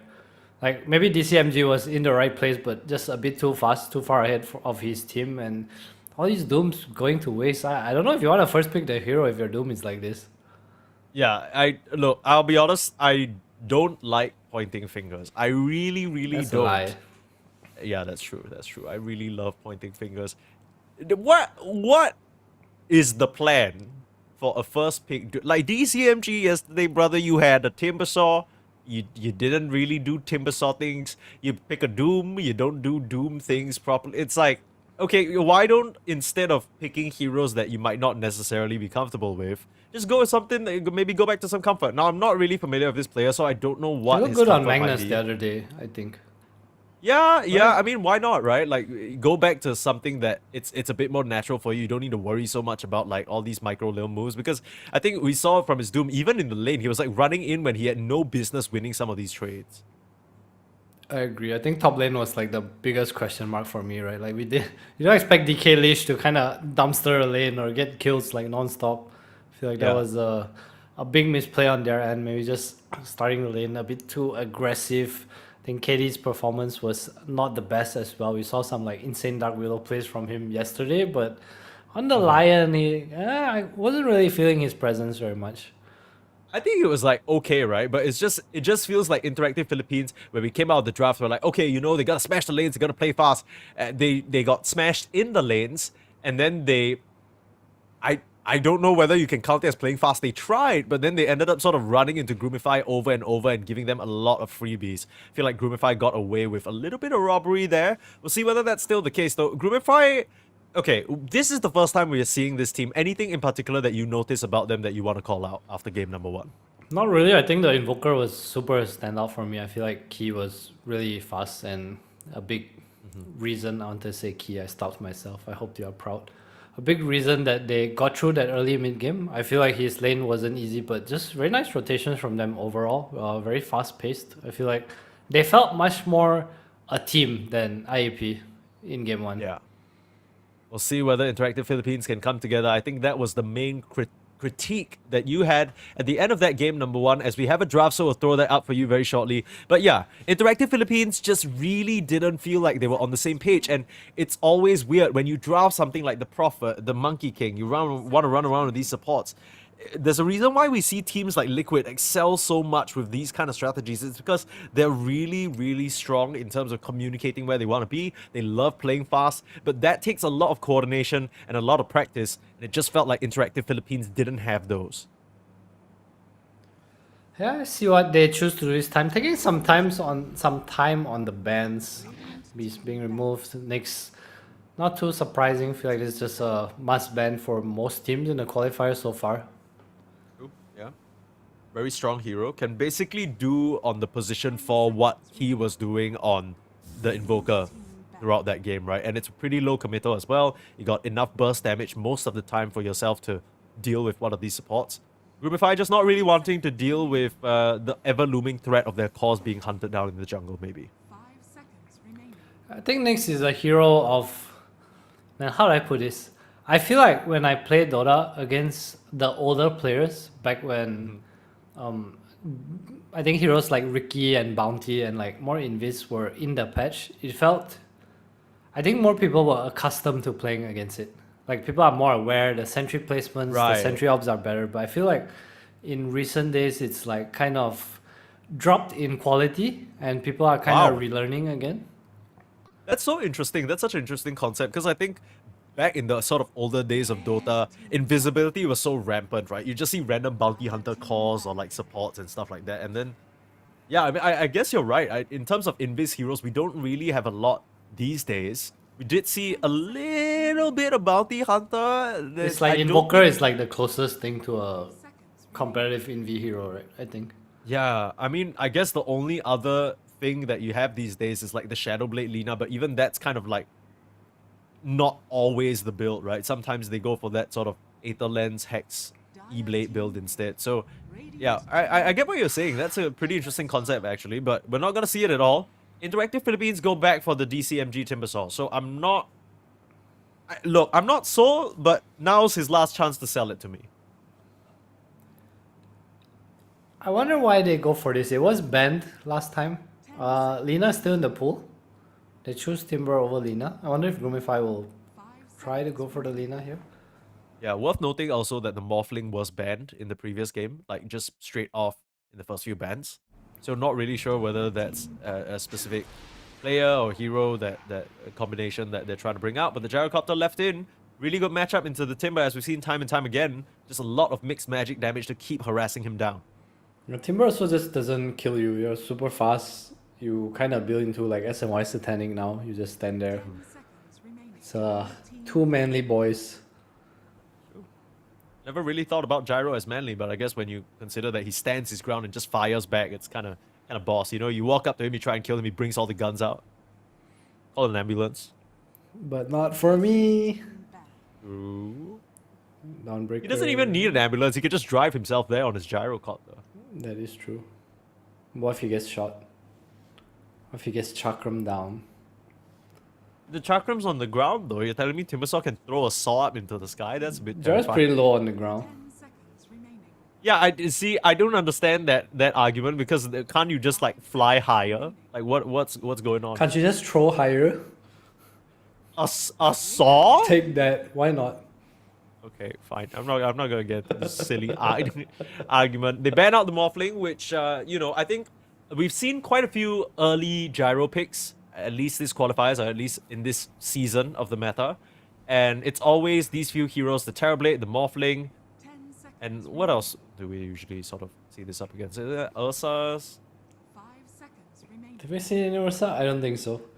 We didn't see I any feel Ursa like played, but I feel like the go-to counters to Gyro have been Lifestealer and Razor. That's like the top two Yeah, that come to yeah. mind. I want to say Morph too, but the heroes like perma-banned every time Gyro's in the pool. Dire team pick. just giving over that flat cannon is just a bit too difficult to deal with. Tiny pickup here. Could be mid, could be 4. Decent amount of flexibility that Groomify have still afforded themselves here. Interesting tiny pick. I know Playhard loves this hero, so maybe just 10 seconds remaining. just a comfort. I think Tiny Post 4 is not really popular recently. Definitely see it more as a mid or carry. And IP go back for the Ogre Willow. So Willow for KD once again. They did run this support duo yesterday. This exact same heroes actually, was it not? Yeah. And I then think Lina you might be 18. right. It's probably coming too. Is it good this game though? Like, do we see any merit in the I think Ogre Rina's Magi Dark always Willow, or good. you think they're going back for the sort of comfort? I think Ogre is just a lane secure, bloodlust carry. Also kind of denies it from Grumify. They can run the Ogre Gyro, it's pretty nice. I think Willow is just a neutral comfort pick that KD likes to play. I feel like the hero's never bad. Also, SEA does not play Murta for whatever reason. Yeah, it's a bit strange. I thought we'd see a Muerta by now. I mean, Teams does. Some of these other teams do. Yeah, but they don't Phoenix pick is the it selection. anyway. That's true. Groomify. What will they go for here? Will we see Tiny Mid and they just pick a core? Pick a support, or will they keep things open? I like the Tiny Mid because I think it's nice against the Lina too. Seconds remaining. We saw Mikoro play Yeah. yesterday. Like, it's not awful, you know. You have purpose in the game. If you have supports to play with, you already have Phoenix, Gyro, so much damage. You want this Tiny with dagger, just kind of go in. True. And Mikoto played an excellent game of the Tiny yesterday as well, right? All these avalanche setups just so difficult for. I mean, everyone on Interactive Philippines right now is kind of a caster in some sense, right? You want to sort of stand there, throw your spells out, maybe Hey, keep a just distance. like Only us. the yeah, they ain't like us though. They're different. They're actually good Dota Actually players. We pressing have their not. buttons. They're actually pressing buttons. We're just opening our mouths and yapping. Oh, that's But yeah, I mean, I feel like an avalanche, you know, you just throw a couple stones at them, they're like, ow! They can't cast. So, Oh, what will Groomify do? Time's a ticking. yeah, Can't they seem to actually decide right used a now. lot of their reserve time. Really thinking about this one. What do you think they're thinking about? They're thinking about what can we pick that they don't pick Lina, or do we just pick Lina? That is the conversation right now, and they will pick CM. So strong lane and commits to the Tiny Mid and Yeah, there we go, IP immediately. surprise. What? A Lina pick? Who could have seen this exact lineup that they ran just yesterday being brought out again? I'm surprised the hero made it through, honestly, because I think Yona's good at it. Like, he's a good laner, and Lina's just one of those heroes. If you win your lanes, you're just better at Lina, you know. Yeah, I remember I was casting with JM, Vincento, and he told me that his perspective on Lina is it's one of the sweatiest heroes that exist right now because it's one of those heroes that really gets so much more mileage if you're playing the lane perfectly. Like every single auto attack that you manage to weave in, all these little min-max moves that you can pull off, it basically rewards players with a higher sort of skill floor and higher skill ceiling. Yona has shown that he is quite a maestro when it comes to laning. I think he had some pretty impressive early fights with the Lina as well. It's just Interactive Philippines, it feels like things fall apart for them when it comes to that mid game. So I'm hoping that, you know, with this same set of heroes, maybe they've learned something, crossing my fingers. Wait. IP bans Invokers, so they think this is an offlane Tiny? Huh. Possibly? Maybe it's just a situation where Yona is so confident at dealing with the Tiny mid that they don't want it to be a last pick like pivot, right? Alright, that's fair. 5 seconds. I mean, that's the only rationale I can think of because I don't know whether offlane Tiny is that good here. I know it's offlane Tiny ever good. I feel like you just want the hero in the mid lane. Get some phase bullets, run around. IP has no real stoppage of Tiny walking at you, right? Like if you look at their heroes, you have Light Strike Array and Bramble that you can kind of move around. By the time you throw Bramble, Tiny's probably beside you. So they take out the puck too. Pretty. I played the Medusa bands on the side of Groupify though, so just two carry heroes that Gyro can't really do much about. Understandable. I wonder what The Madara's Medusa gonna play. benefits from Ogre Magi as well. Seconds remaining. I feel like they just need another stun. Oh, no Mars. 5 seconds remaining. What's good? Legion Commander. No, surely No? not. Purging Knight. Buff Gyro. You do anyone, they die. Duel into like Laguna though, like you just get whacked. I guess you have enough burst damage on your team to make it work. What if you duel the Lina? OTA? Okay. Groomify, what's the response here? No Oh, this lane is scary Beastmaster. though. Ogre Magi TA. You basically want a range hero. This is the Pugna post-tree game. Seconds remaining. Is No this the cap. Viper post 3 game? Nah. Oh my It's god. the they tiny actually post-tree post-tree. Wait, is it a Phoenix core? Hold up. It is a Phoenix core. It is a Phoenix call. Okay, yeah. I mean, I like this a lot more. I don't mind this. This looks Love ass. Spirit's gonna give them a lot of early rotation potential. Play hard can kind of leave the Phoenix alone. You're not too scared because Jotun can't really set up a kill as long as the Phoenix is keeping a good range away. You always have the dive. I know Key is a big Earth Spirit player. Yeah. I'm not a fan of this tiny Earth Spirit duo. It looks on paper kind of awful to me. Because Tiny's not really gonna dominate his lane. I guess he can with Phoenix. So our Spirit has a place to play. So you probably see more of a laning Tiny. Right. I mean, Key can always go play top lane, right? Young God and Lucify should have a splendid time against DCMG. You That know, the is Timber true. really hates playing up against Frostbite. The CM Gyro is so strong. Yeah. It's like CM Elk. CM is just cheating laner. You push wave, you go stack top camps. Hey, I'm sneaking. This sneaking, yeah, Snake does it. Then you get to gate too, so I can see Groomify's early game going really well, and I can also see why they kind of double down on this Earth Spirit pick, right? Just Yeah. snowball away. Kind of has enough HP to tank through some of the Lina's early damage as well, because I think what we've seen mostly from these Linas is that if they're not dominating the lane, they're just kind of AFK farming jungle until they get travels or maybe they're Aghanims. And Earth Spirit, if he's able to keep up the action, I think Groomify are going to be in a really good spot. I will say though that out of all the Interactive Philippines drafts so far, I do like this one. This one makes sense, but the problem is we've seen them try to execute on quite a few of these heroes before, and it hasn't really worked out. So one last chance here for the IAPH boys to try and get something going. If not, their chances at Raleigh are going to be done. I just feel like before they kind of lack stuns. They need. I don't know if they figured out how to play this Ogre wheel. You can kind of just run around together, especially in the early game, because you have so much damage, right? You just kind of need to start. So the last time we saw this, it felt like they have no real way of initiating. I mean, they still kind of don't, right? It's really just, at least for the first 15 to 20 minutes, gonna be KT over here, or Sagiri Baby, the way that he's named in this lobby, trying to land the brambles. Now, KT in that game, that was the Dark Willow performance that we were praising him for, because we felt he was everywhere he needed to be, but it just wasn't enough because the rest of the team didn't have any way of initiating. So in the case where the brambles are already sort of catching somebody and you don't have to follow up, it's not the best look. Are you favoring Groomify coming into this matchup with this Earth Spirit pick? Yeah, I don't know about this post-trade Phoenix. I have not been impressed by this before. Okay. I feel like every time I see it, they don't really use their spike. They're just kind of farming. And what is that spike? Like, what are you sort of... Like, in an ideal You off-lane just want Phoenix levels world- and go fight, I think. Okay. I mean, that's kind of my opinion of the hero. And then your post-4 transitions, right? Which is tiny in this game, so I think it does make sense. Right, so it's one of those off-laners that takes early EXP and just kind of... Oh, well, DCMG. Yeah, at least that's Big my trouble. opinion of the hero. Estimate chain away, but the Avalanche catching him. And the second Rocket Barrage will finish him off. DCMG goes down. It's actually Lucify who ends up drawing that first blood last hit. So, nice bit of extra resources, I guess, for the CM. And Young God TP's back to the lane just to sap up some of these initial creeps. So, very good start already for Groomify. Meanwhile, in the top lane, Madara taking some harass, but this is a learning curve Ogre, so it's gonna be a while before I can start throwing some ignites out. What? What? Power of Dark Willow, I guess.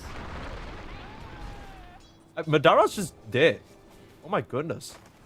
Just being clicked down. I mean, the Dying Light's doing quite a bit of damage to Jotun because he's missing so much HP. I thought for sure that maybe a creep would die and he'd get level 2 or something and just ignite him down, but... Yeah, you definitely have to be careful of the melt here, right? Because Phoenix has very low armor. Yeah, 2 armor at the early stages of the game. How did Kitty get that kill on the CM? The last we saw, CM was like full HP. Right clicks, What's going on? Black Grenade. Oh my goodness. Hold in. What's going on, Key? You're not doing a really, really good job just harassing him down.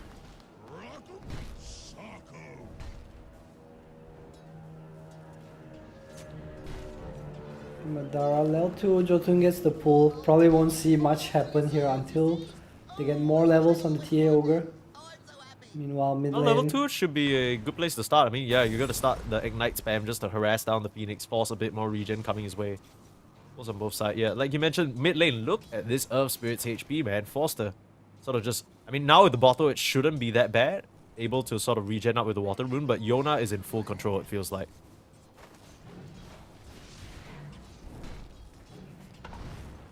I wonder if Playhard will ever leave this lane and make a move to mid.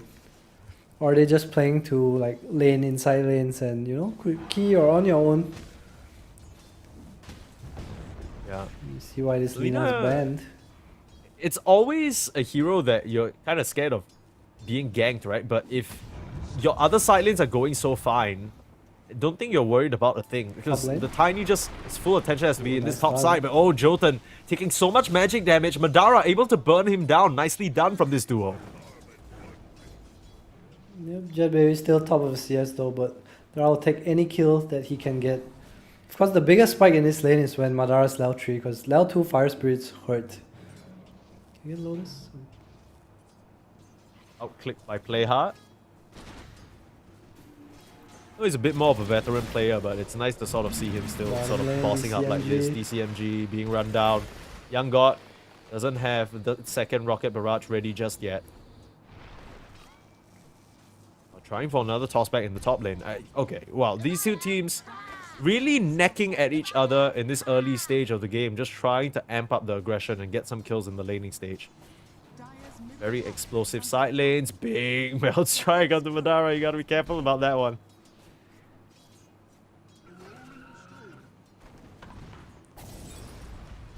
Team's pretty chill.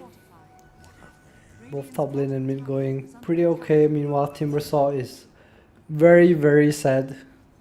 12 CS down here, but he is still getting levels, so not the worst. Yeah, we'll see how he transitions. I think that's a big question for me. I'm not too worried about Interactive Philippines and their Hold laning up. stage. It's just toss back onto Madara. I mean, he's gonna eat a melt, miss the Fire Spirits, and now with the Bloodlust, Jet Baby should be able to walk around pretty freely. And a similar story that we saw from last time they ran this Ogre as well, just opting to go for the Bloodlust instead of the stun. And it ends up paying out. Jet Baby able to chase down the opposition, and Madara actually has the TP out. Mid lane, kickback, CM TPing in. Oh, But was that a Yona catch on is- Yona? This is the gank that you so wanted, fast. but can you finish the job? No blood A bit grenade. too fast on Yona. There's a No roll. blood grenade. The roll gonna connect though. Nice land from Key. With the frostbite will be enough damage along with the kick. Now it's Sagiri baby who has to be careful as well. He should have some spells coming up. But don't know whether you want to commit. There's still a Fairy Fire on the Dark Willow. Oh, they actually Gonna try. try. Can't actually body block him. Lucify a my bit God, too he's dead. slow, but with the kick, they will actually be able to frostbite under the tower. The Fairy Fire keeping him alive though, and now it's Lucify who's gone a bit too far. DCMG, a nice TP and gets that return kill. That just means that lane in the bot side is free farm city for the Gyrocopter. Ooh, the wave's coming in too, and they have no one to get the EXP. Oh no. Generally pretty bad. I think it would have been really nice if he got the Earth Spirit kill, but is that even worth it? I don't even know. Yeah, me neither. I mean, he loses basically a full wave here. The Gyro's gonna gap him in terms of EXP. I guess the upside is that, you know, with your CM a little bit busy, if PT does connect here for a Level kill, 6 on key, Yona has no TP. So you wanna pop it? it's not gonna happen. It's just a solo Earth Spirit. Meanwhile, bot lane looked like they tried to make a move onto the Gyrocopter, but just a little bit of harass and nothing more than that. Young God is completely fine here with the Falcon Blade already complete. My goodness, he's farmed. Lucify on stacking duty. I want to see them play around this mid lane. I feel like with that kill on Dulina, they should just double down on this. And Yeah. play hard will come in. There's a haste rune. Unfortunate. Snapshot by the Ogre. Tossed back into this Earth Spirit though, but with how fast this little legs are moving, it's not going to be a very viable kill.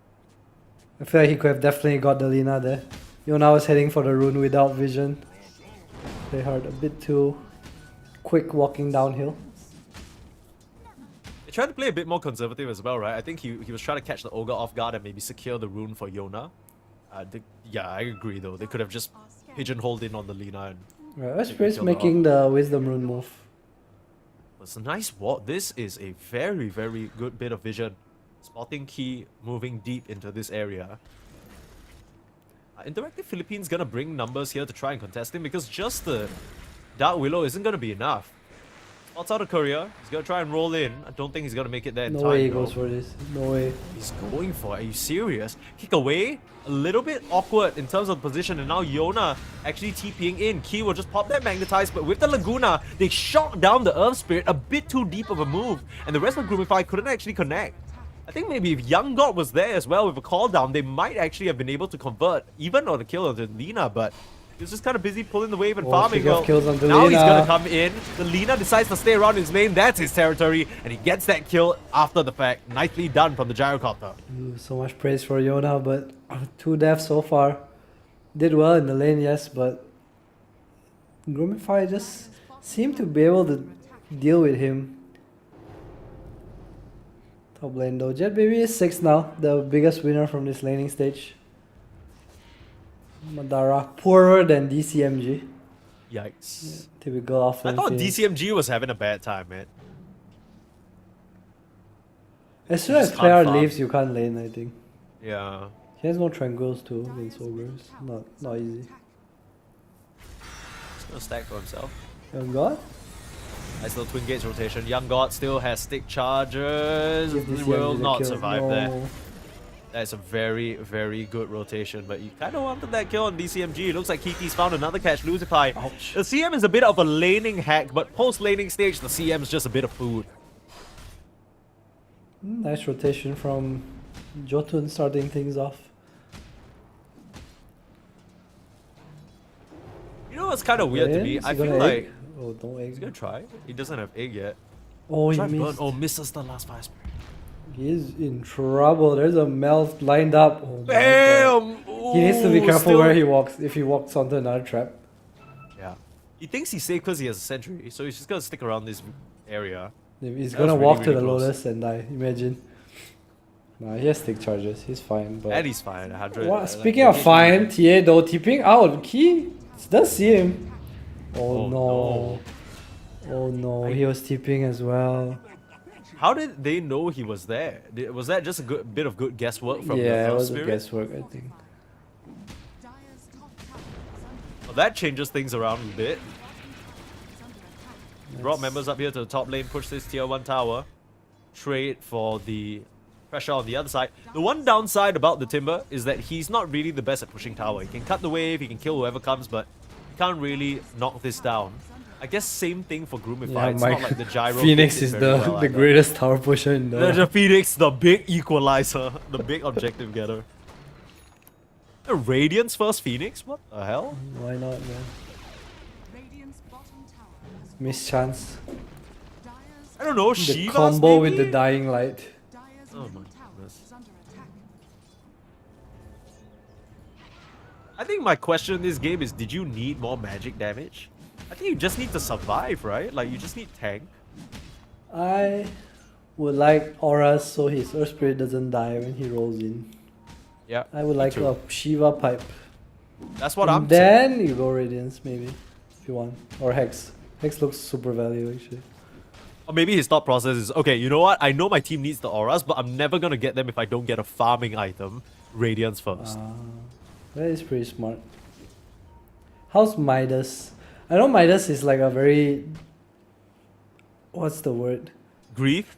Grief item, yeah, but Phoenix enjoys the levels, you know? Like the egg levels help a lot. Yeah, I guess so. I mean, if you're gonna shell out so much money for Radiance, nothing wrong with sort of popping a Midas, but he's made the commitment for at least the Talisman of Evasion. That's better than 1 gold item. 2 gold items.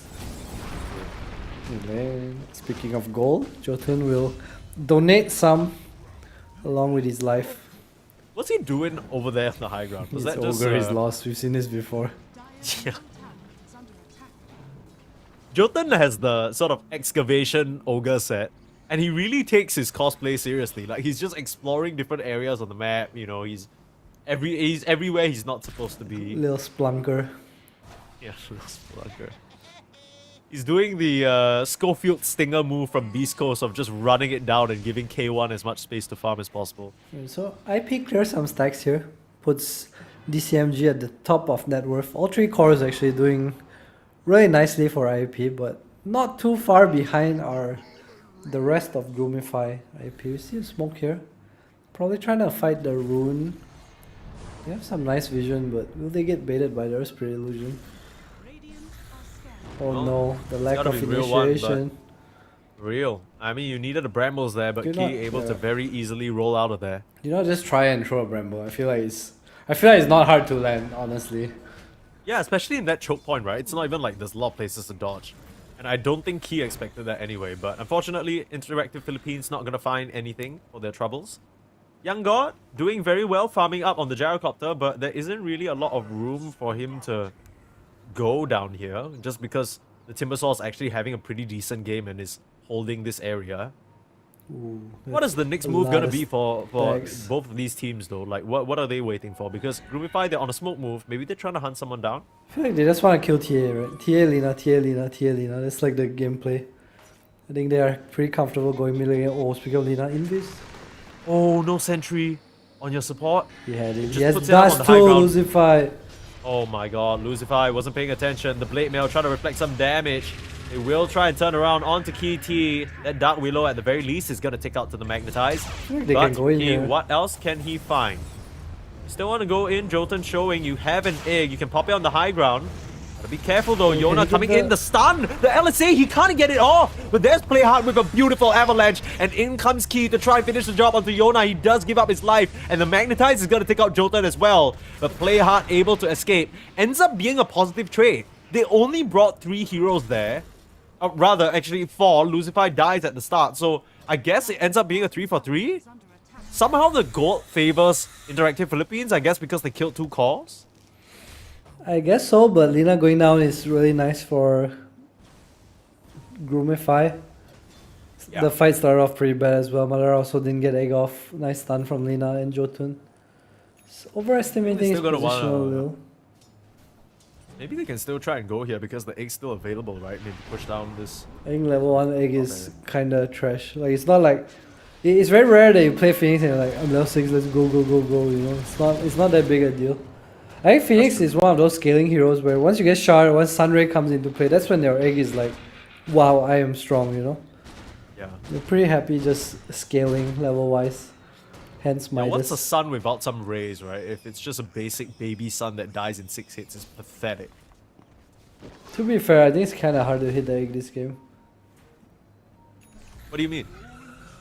You just don't have heroes that wanna stand there and commit, you know? This Lina is magic, he's not gonna hit the egg. This TA is gonna use his BKB to go break this egg while heroes are hitting him. I'm not 100% sure. This kind of feels like one of those games where Groomify pop the egg and you need a retreat. Like it's just a disengage because I don't really know whether you can fight into it per se. I feel like the beauty of IP's draft is they can definitely melt heroes, right? Like look at the damage, TA, Lina, Timber, like one stun and poop. Speaking of melt, Jotun. A bit of a support duel here. Jotun gonna get caught now that Key joins the fray, but oh, DCMG, God. big chakram. Trying to finish off the Tiny, but doesn't have enough damage for now. Key, so much Magnetized Stones being dropped, but Key still able to get the kill first. Will end up paying with his life, but very, very worth it if you're just giving up both supports for their mid.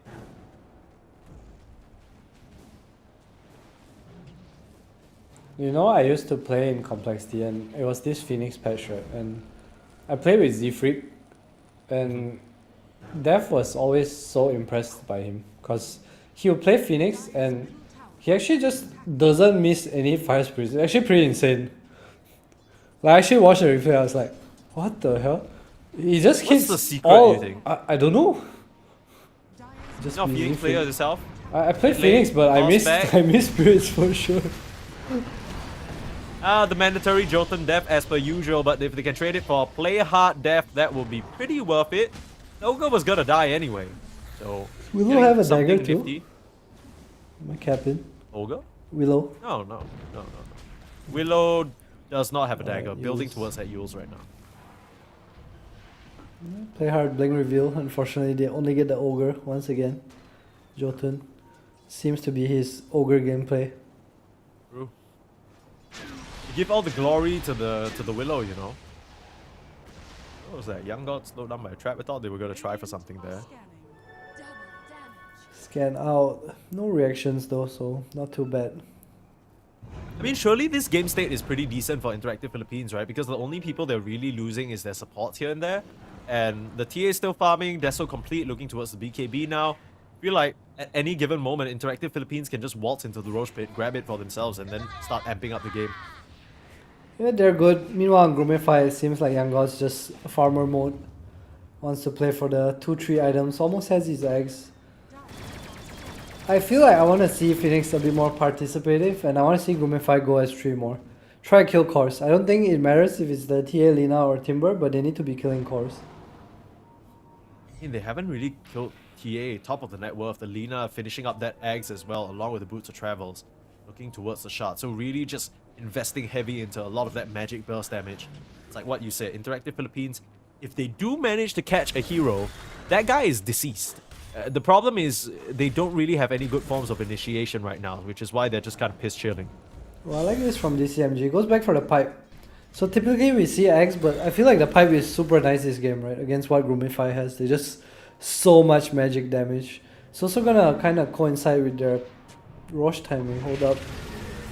Oh, that looks to be a beautiful terrorize, but meanwhile, on Gyro's the in top trouble. side, Young God is in really big nice trouble, but toss. it's a nice toss back. Play hard, salvages the fight for his team. There's an 8 there as well, which means that Madara survives, and they end up getting the Ogre as well as the Lina. That's big. KD. He is not really in a Get out. position for them to catch, but they could just look towards the Dark Willow, thinking better of it.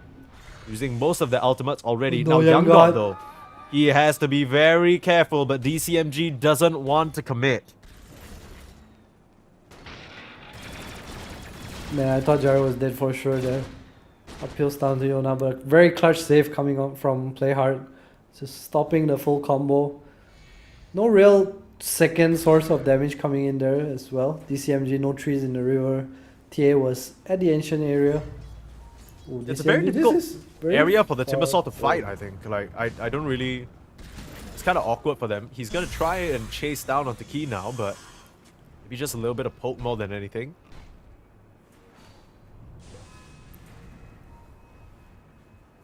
Alright, IAP, what are you doing here?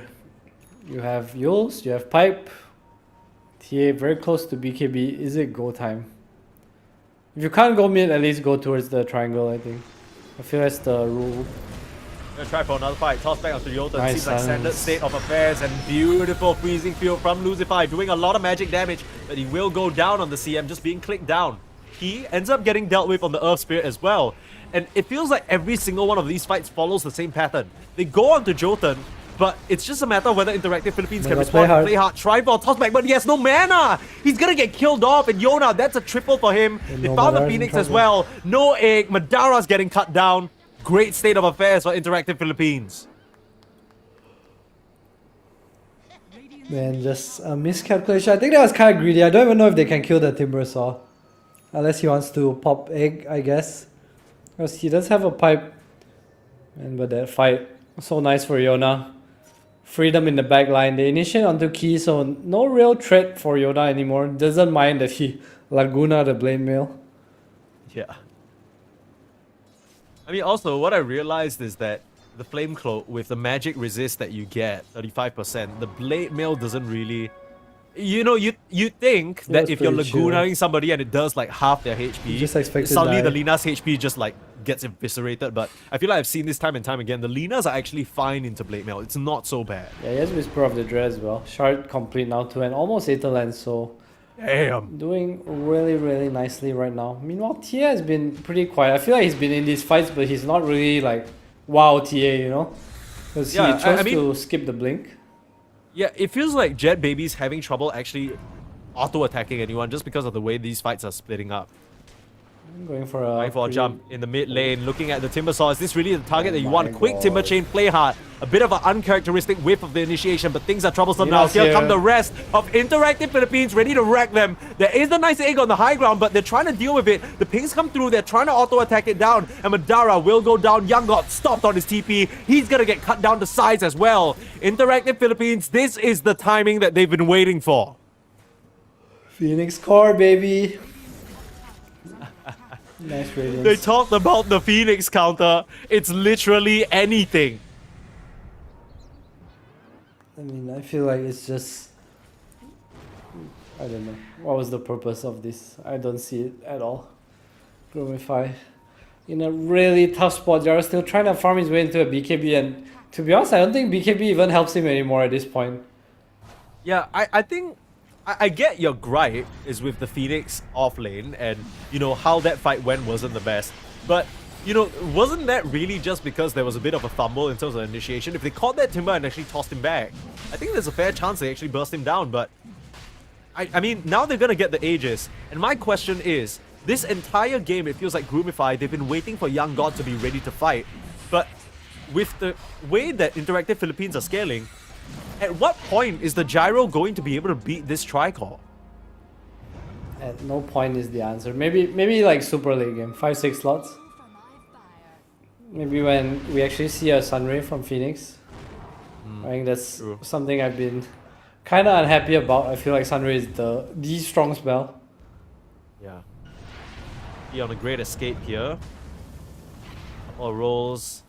He's Gets gonna down TP in as well. trap. There's no shard though. We should be able to roll back out again, dodging what feels like the 4th LSA in a row now. Yeah, I mean, look at this Phoenix. He has a Radiance. He doesn't have his Shivas yet. He doesn't even have his shard. Oh, pause. It just kind of feels so lackluster. It's kind of a two-pronged initiation here. Bramble misses Yona. Let's get the kill on Lucify. Oh, Madara. Dive up. Madara. Sunray out.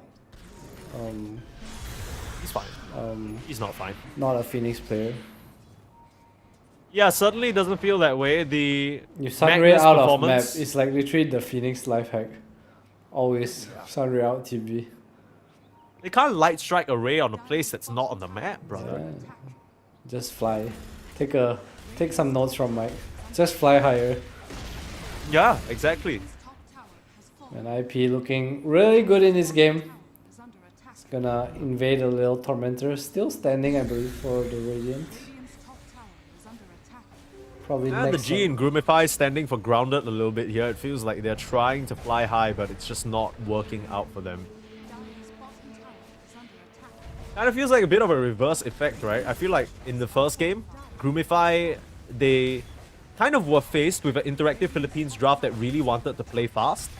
And Interactive Philippines ended up playing really quickly into them and giving them a lot of space. Same kind of situation this game where Groomify feels like they're the ones who are pressured to make moves. Every time they jump into Interactive Philippines, it's so easy for IPH to just respawn, punish them, and now we're staring at a 12k gold lead at the 24-minute mark. Interactive Philippines, they might just be punching back in this game number 2 here. Oh, hold on, 5-man smoke gyro BKB. Is this it? Olina just returned back to base. It's Jet Baby with the Aegis, the only person showing though. Jump up, play hard, tries for the initiation again, but he needs a 4-staff out. It is in fact a trap, but not the one that Groomify were trying to set. Both supports just gonna get melted. So much for your Gyro BKB. The TA has one to match. Why can't he try? Hold on.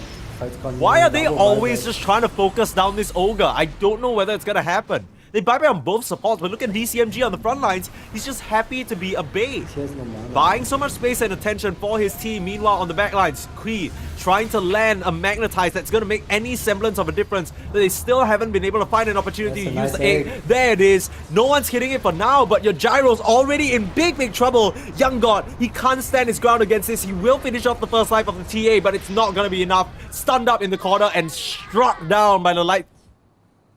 My goodness, Yona with a triple kill. And even though DCMG goes down, he does his job well. Takes so much damage. And yeah, I mean, that's 2 support buybacks. That's the BKB. That's just about every single ultimate that you have in the tank. Groomify, they just fall flat. It feels as though Groomify need to fight, but they also cannot fight. No real way to go on to Yona now with the BKB. Jet Baby with the Aegis. And DCMG with the Aghanim, so pick your targets because none of them are dying. I feel like these past few fights we've just seen play hard. Try to go in on a target with the toss by, you know, it's not even necessarily his fault. They're just, It's his IPH are fault. really quick with the reactions, with the glimmers, at least in that mid fight. Just didn't have the vision set up and couldn't get the toss out. But at the same time, it's not like you can expect the Earth Spirit to jump in by himself, right? He wants to sort of get those big magnetizers on the back line. He doesn't want to be initiating on the TA with an Aegis. I would like him to at least have a ward. I think that's like one way he can help himself with these initiations because he's kind of jumping in blind, right? Yeah. So I think have observer ward, put observer ward, jump. No ball lanes, we can jump. Young God getting caught out here, but popping the BKB, forcing the counter response from Jet Baby to pop his own. Now Key doing a lot of damage thanks to that resonance, but in comes Yona, ready with the magic damage, bursting down the gyro. Oh man, he doesn't stand a chance, and now Jet Baby just gonna melt strike down this poor Earth Spirit. Both important calls being taken down. The Tiny to boot, that is a die back for Playhard. They can just start marching towards the tier 2 in the bot lane now. Madara, even though he has an egg, he's still... Look at his items. He just doesn't have any semblance of net worth whatsoever. Wishes he bought the Midas, that's all I can say. I don't even know whether that would... I would have preferred a Shivas to start and a pipe after. Maybe then you could have actually taken a fight that would have given you some sort of net worth. Man, don't hate the Vessel too. I think it would be really nice this game. Oh, Vessel would be Atos. amazing this game. Yeah, there's so many better options, and Radiance just feels like such a greedy item that just doesn't work out this game. Well, I don't think we'll be seeing him play this hero after this match.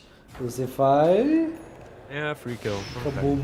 A bit of sister rivalry going on there. Fire beats ice. Simple maths. That's kind of the problem with the CM, right? Because it came out as a response to the Timber in the lane. But the problem with this CM now is that we're seeing she just evaporates in the fight, like as a byproduct of the AoE damage. There's not much that she can actually do or contribute. I feel like he's got some nice freezing feels, but it's also just been not enough. I mean, speak of damage, look at Timber's items. Like, can you actually kill this Timber right now? This first pick Timber saw. DCMG 7315. Yeah, we were flaming the shit out of his Timbersaw performance the previous time, but he's definitely learned something from yesterday at the very least. He's cooking. I don't know about you, but this game for me, or this series, feels like kind of a battle of the offlaners. We've seen kind of awkward performances from both so far, and it looks like IPH are on track to potentially take this to a game number 3. If we do get to that point, that's what I'll be looking at. Which one of these offlaners is on a hero that they're comfortable on? Because it feels like it just determines so much. Like Madara on this Phoenix just have not been impressed so far. I'm trying to think back to the bans of the draft, and I'm just wondering why they banned Timber and Lina earlier and now it's in the pool.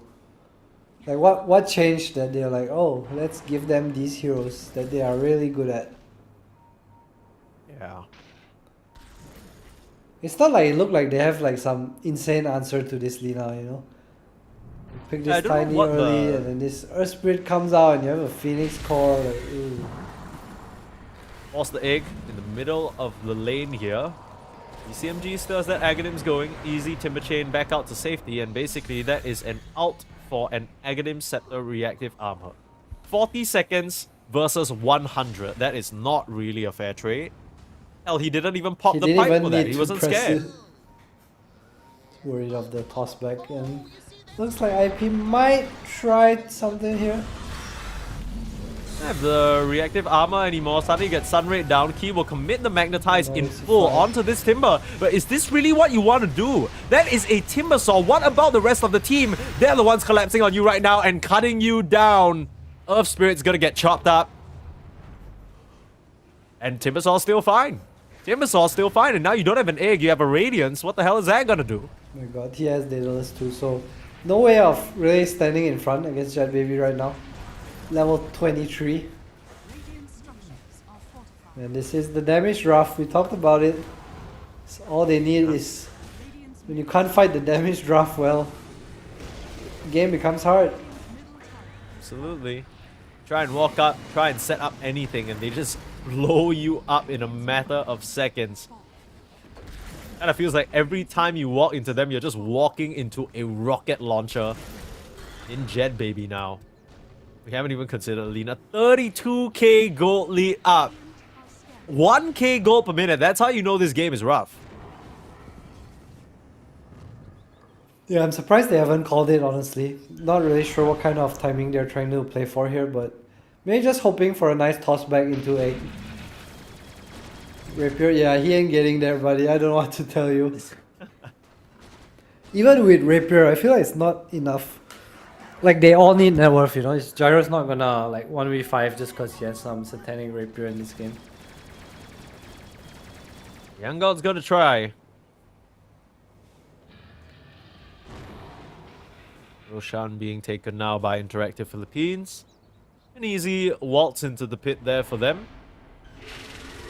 Okay, well, bye-bye, Phoenix. They didn't even need the Dark Willow. They didn't even need the Dark Willow just blinked in there to watch the corpse go down. It happens. It does. Hard, camping ops. Who sees who? Illusion scouting, Yona hunting. Quick TP out though. Radiant's courier has been killed. Playing CM in these games are so painful because one Dragon Slave does half your HP. That is true. But I don't if you even know what have Lucify Crystal does. Clone, when he does half your HP, he gets frozen. Yeah, I don't know how to tell you this, but this man is poor as shit. Damn. I think that was a good way of telling me. Okay, well, I'm glad you got the message. Groomify, I'm not really sure what they can get here. Roshan banner being planted Oh down. no, Young God. And uh-oh, a Young God He get the Gyro. Try for the toss, the quick BKB. DCMG there with the Yules, disrupting the Tiny and chopping him down. The 4 stars have been good for saving him so far, but they can't get him away from the angry Timber. DCMG, his axe is gonna pop. That is a lot of damage onto the Earth Spirit. Try to roll out to safety to the left. Will be fine, but the Rex can't say the same about that. Those last few hits coming up from the TA almost finished him off there. That's the Hurricane Pike coming into play. And now onto the tier 4 towers. They are not worried about a thing. They know Young God is up here somewhere. Terrorize. Send him straight back to his base. Now Madara's gonna try for an 8. Almost just the died. 3-man He's stun? to pop it now. Almost with a 3-man stun, but the Curse Crown gets shattered off. He has to come back into the picture with a huge Magnetize. Salvaging the fight for now, but the CM's just gonna die. They aren't killing anyone on Interactive Philippines right now, and they're losing bodies. Groomify dropping all around their own base. Now DCMG, he's out of mana, still has that axe popping. Jet Baby, he's a full-on objective gamer. Still has that Aegis working for him and swapping in the BKB as well, just in case. Looks like Interactive Philippines will show some respect into some of the buybacks. You actually need to though. Yeah, you're 40k up. I don't really know what you're scared about, but we'll just kind of play it chill. This is, after all, the one game that if they somehow, some way lose this game, they're basically out of the qualifiers. So you want to try and... Oh. Okay, well, alright. Can we get a CM death by Laguna counter? I don't even know how many it's been at this point. It has to Every be like death 3 or is 4. Yona. Wait, oh my god. Oh my god, they're also hitting Wait, how top is she lane. just... How is she just walking out like that with no consequence? Because she has BKB and they're 42k ahead. Yeah, that's a good way of telling me. Thank you, Adam. You're welcome. Meanwhile, top lane. Young Buildings God in on the trouble. front line. DCMG doesn't actually care. Young God has to watch out for those melt strikes and play hard. Try with the initiation on the side. You don't have a magnetize, which means Key isn't really doing a lot of damage. Young God And in Jet Baby is trouble. just 1v1ing Young God. I think he might just be able to get the kill on the gyro. Can't find the last hit, but the rest of his team is just dead. Turns back around, kills off the Earth Spirit, and GG is finally called. An absolute massacre from Interactive Philippines. Looked a bit even, but Groomify, I think they gave many gifts to Interactive Philippines. And Adam, we're gonna have ourselves a game number 3, the first one of our close qualifiers so far. Yeah, in the most exciting series too. Will we see Alina ban? Yes, we will. Yeah. Will we see a Yeah. Timbersaw ban? Yes, we will. So, if Yes, please. I am Groomify right now, I'm trying to figure out. Oh wait, if I am IAP right now, I am trying Yeah. to figure out what is my new Lina and what is my new Timbersaw. Yeah, Interactive Philippines haven't really looked this good. I think this is the first game where they've actually looked like they're playing together as a team. They know what they're doing on their heroes. It's a bit of a good sign here. Groomify, I think after that first game, they probably expected to have a pretty easy transition into game number 2. But letting a few key heroes slip here, we'll see what the adjustments are in drafts. Every best of 3, it's its own meta. What do you think they can try and bring out here, Interactive Philippines? I don't know. Let Madara play Phoenix again, maybe. I feel like Groomify just had like some very interesting approach and it didn't work out.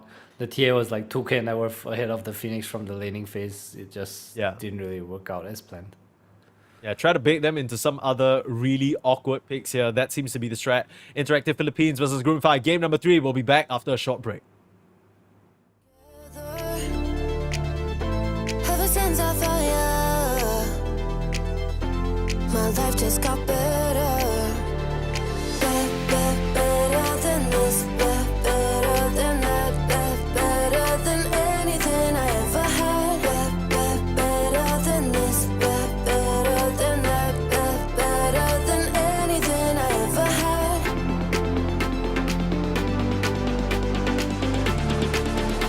Than anything I ever had.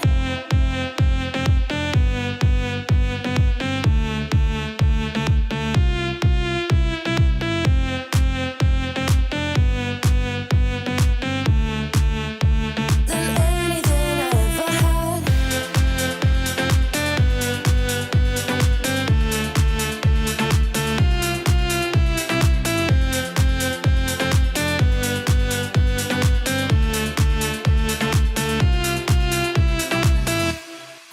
Every time I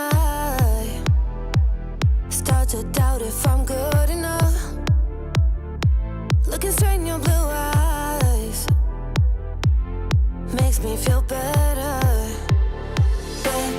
Better than this, better than that, better than anything I ever had. Better than this, better than that, better than anything I ever had.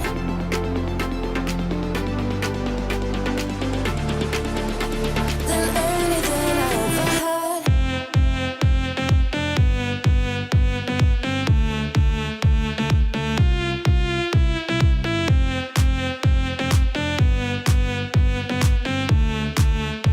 Than anything I ever had.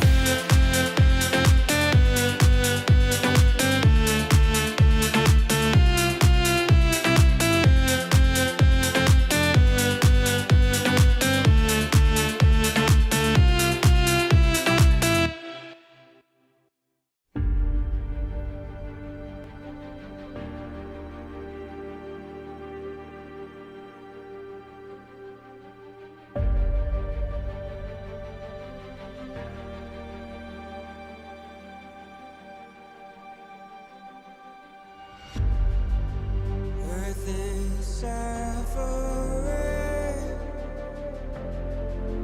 trouble is rising,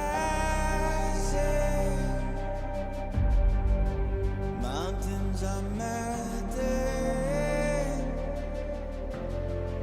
there's gonna be nothing left to breathe. Raise the sirens now.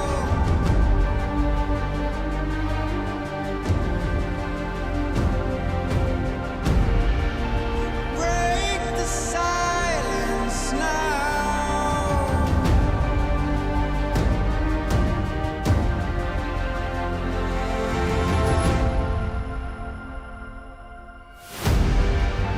Our hearts are trembling. This can be the ending. We must begin to rise. It's now do or die. Raise the sirens now before it's too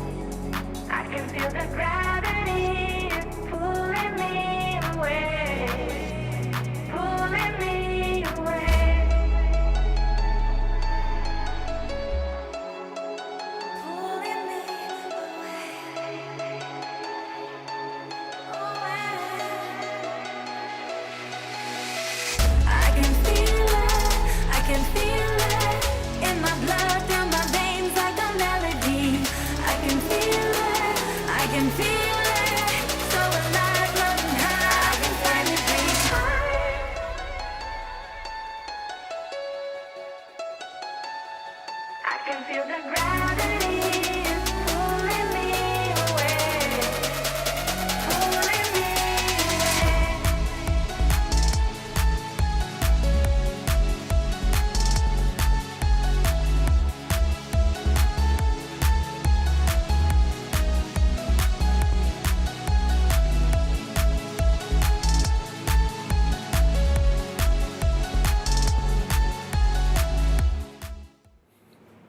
Look, with all due respect, of all the series to go 3 games, it's Groomify and Interactive Philippines to take each other to the brink. Look, I know they're both from open qualifiers. I know we said it was going to be an even matchup, but it's kind of a weird even matchup, isn't it, Adam? I feel like both these teams have taken turns just kind of fumbling the bag in a really big way. Yeah, I mean, they definitely have a long way to go to compete with the top, but winning this series means you get another chance to play against a close qualifier team. You get more experience, you get more things to learn, and I feel like that's worth playing for. You know, you understand where your position is right now as a team and what your goal is. Your goal is to get better. So I think every opportunity matters to these teams right now. For sure. We'll see whether Groomify can make the very, very difficult adjustment of banning Lina and Timber. We have a draft ready for us right here, so let's hop right into it. Yeah, that really just kind of felt like the problem, right? Interactive Philippines, they haven't really looked much good on some of these other heroes, but it's the Lina, it's the Timber that they are so comfortable on that they even first picked it for DCMG. Pretty decent start. Yeah, I think they did well against him in lane. It's just they failed to invade the ancient stacks, and we saw Timber top net worth at some point just because he went in. They're definitely leaving a hero in here. Yeah, I kind of like this though, because I do think that behind all of the success that this Lina and Timber got, a large portion of it was Key again on this Dark Willow. It's just been 2 pretty solid performances, even in losing games so far. So taking him off that hero, I think, is very important. Now, the question is, does the Lina go or does the Timber go? And turns out none of the above. The Dragon Knight is the one to take the ban instead. I feel like the reason the Willow was so good is because he's playing against Ogre Gyro, right? Willow is literally one of the best supports against that lane because you go Shadow Realm when he flags or when he ignites. IP, Magnus, Dawn, okay, no one cares. Lina, Timber. Okay, yeah, well, I mean, I assume they're picking this Magnus to try and deny it from Madara. Madara's instantly gonna pick sort of that quote-unquote counter initiation, so whoever gets RP'd is gonna have a Solar Guardian to worry about. Alright, so according to Keikaku, when you have Magnus and opponent has Dawn, you pick Phoenix or Murta. Yeah, according to Mr. Keikaku himself. Let's see what... Phoenix and Muerta both is still in the pool, but as we know, these players all hate Muerta, so it's gonna So maybe Phoenix. another Phoenix perform. Yeah, probably. I mean, you just need more circles. Oh my god, having the Just don't put it same on the conversation. offlane, Give me that please. Chronosphere on top of all this. Oh my god, please no. Look, I like watching Faceless Void as much as the next guy, but No? please don't pick the hero. Like, it's so bad, dude. It's okay. It's okay against Dawn. Pretty free lane because Dawn doesn't like full to zero you. You get dilation too. I guess so. I just don't even know that matchup because I feel like I haven't seen Faceless Void in like I mean, a year. me neither. Nobody has. 23 Savage played it the other day. Oh, did he? Yeah, OG picking some funny shit, to be fair. that's true. But they did qualify, so if it works, it works. True, only took them 1 year, but very happy for them, of course. I would rather take 1 year than not qualify at all. Yeah, but yeah, that's fair. We back, baby. We're so back. OG fans rise up. Goog. That's their chant, right? Like, go OG, Goog. I remember I heard like Jarex talking about it on stage, and I was like, that is kind of funny. Yeah. Do people actually chant that? I feel like I hear OG, but not Goog. It was only chanted when he said it for a while, I think. After that, nah, not really. Tusk ban out because that's a good combination with the Dawnbreaker. I believe he mentioned that briefly just now. Groomify have another chance to take out perhaps either the Lina or the Timber. They choose neither, taking out the Medusa instead and going for the Clockwork.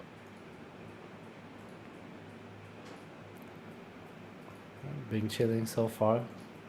Phoenix still in the pool if either team wants it.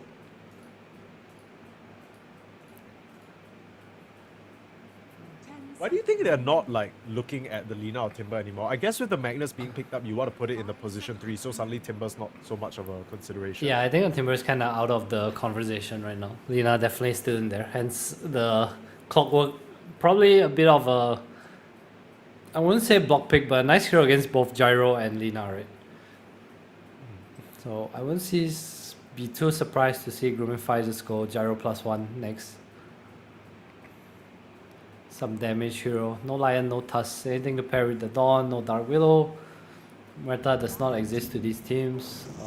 Shadow Shaman, maybe? Just Hex against the... Yeah, we definitely... Shadow Shaman and Gyro.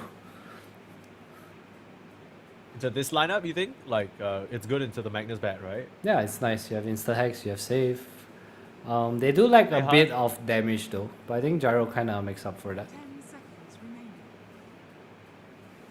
There's gonna be Gyro Clockwork into bat Magnus, probably, if we're going with your suggestion. Yeah, I'm just wondering if they care about this TA, because TA can be really nice against this Gyro Dawn course.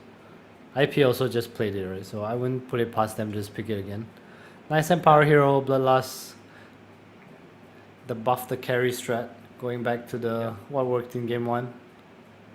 Jet Baby had a pretty good showing there on the TA. To be fair, he had a completely free lane where he was just AFK farming and everything, but... Still, powerful hero for a reason, and I think you said the other day, just a lot of fun. I think it's when these offlaners are not a good matchup for you, the lane is pretty free, because when TA bullies you, she really bullies you. It's like, even if you try and stay in EXP range, you can line up some of those side blade hits, right? It's not even like... Yeah. You know, some of these other safe laners, if you stand out of their auto attack melee range, you can at least sap some EXP. Yeah, no, the second the traps are up, you stand in the trap, she's gonna run at you. There's Naruto. Another amazing call out by Adam343, the predictor of our generation. Will they play the Gyro though? I'm not sure. I feel like they want to, but it's also not looking like a great pick, because there's more of just TA. So they'll probably pick a mid here on Groomify. I wonder what that is. Invoker or Spirit maybe? Yeah, I think TA is probably also sitting fresh in their mind, right? Because even if we're not considering all these other Gyro counters that are in the pool. It's way too hard to pick Like- Gyro, I think. Yeah. It's so weird because you know, you look at some of these other drafts that happen and people are literally first picking Gyro and protecting it. They pick the TA instead. Okay. I don't mind this because it's nice against the Magnus. It's pretty good against the 3 heroes on IAP so far. And it also makes picking Gyro a bit weirder for IAP. What's in the pool here? I see Terrorblade. I think TB is quite cool. 5 seconds remaining. Do you pick the Gyro yourself? The Gyro Ogre lane into Clockwork or It's Shadow just Shaman Dawnbreaker? okay. I don't think it's great by any means. DK is banned, Elk is banned. What are the carries I'm missing? I think Lifestealer is pretty nice. Then they'll go for Invoker, so IP think they have more carries, gonna chill, just go for the Invoker again. When the Invoker right-click build just feels so much better, especially with the Bloodlust helping you out, right? So It's yeah, also power, this you got a lot of damage. control, I think. It's like Dawn comes in, then you have Ice Wall, you're coming into EMP, Meteor, Deafening Blast is really nice this game. 5 seconds. Yeah, it feels awful as a Dawnbreaker to land because you're thinking you're saving somebody, you come in, you can't even do anything in the fight because you're just dry on mana. Yeah, Cold Snap as well. A lot of cancels. I think the Invoker does fit the pace of what they want. Wishblade Manta is really nice against TA. You want Pike against Clockwork. I think he just kind of fits. He fits the draft. I think he fits the criteria of what they're looking for. Also, again, we saw this before. Alacrity, Bloodlust, and Power. Yeah, it's the same. It's the same comment. Like any carry they pick is just gonna be so happy. It feels like Interactive Philippines really gearing up to try and give Jet Baby the best possible game with this draft. Yeah, so I'm pretty much stealing what Groupify did in game 1, adding a Bloodlust to it. But what Yeah. carries are left? That's my question. Morph is taken out. I kind of Terrorblade. only see Lifestealer, and TB is not a hero you want to buff though, I feel. I mean, he Yeah, is because it and he reveals isn't, him, right, in a way. He is and he isn't. I like Lifestealer. Yeah. I only like TB because of the TA matchup. It's like illusions against TA, right? And refraction kind of counters you. Other than that, I wanna say Luna. Any room for like a Bloodseeker game? I kind of like Luna here because you're decent in lane Luna? against Dawn. Yeah, I know heroes kind of gone, but with all the buffs, like think about the pace of their heroes. You kind of need a front line. So Skadi Manta Buyer against TA. You cancel Dawn combo in lane. You have Bloodlust. You have Empower.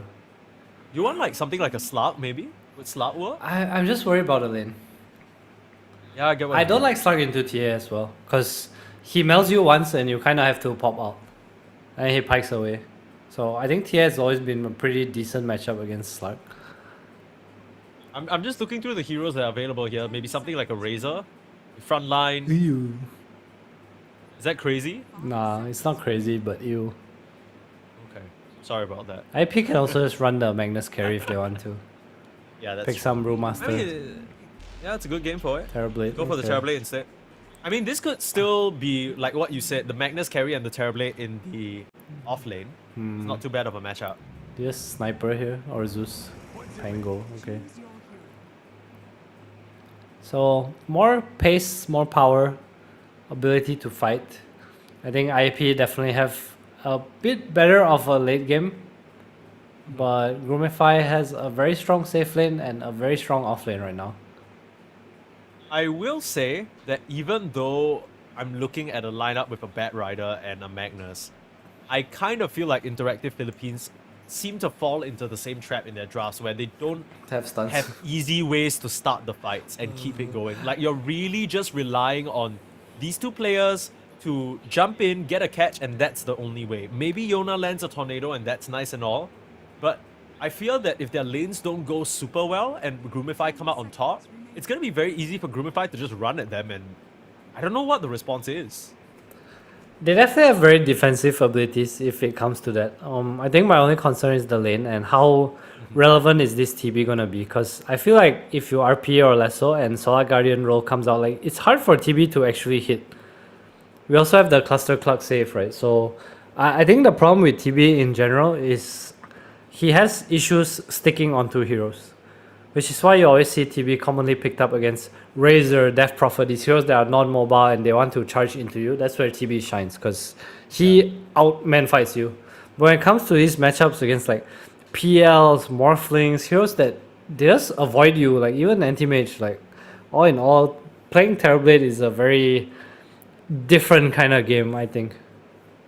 It kind of feels like you're just kind of like a StarCraft 2 siege tank, right? If they run into your like area, Yamato you cannon. and your illusions just will wreck them. But if you just kind of skirt around him and kill the rest of his teammates, suddenly the siege tank's looking a little bit pathetic. We'll see whether Groomify have a bit of a winning strategy here. Feels like they're still going to try and play fast, try and get active with Key on that Tango, and the last pick terribly, as you see here, beautiful little color on that Arcana. What's We'll see. your Game number favorite 3. TB color, Mike? I don't even know what all the colors are, to be honest. I've never been in that sort of route of a TB Arcana. I think I've been quite lucky with some of these like candy works like roles. I got How some many- Arcanas through there. How many have you but- got?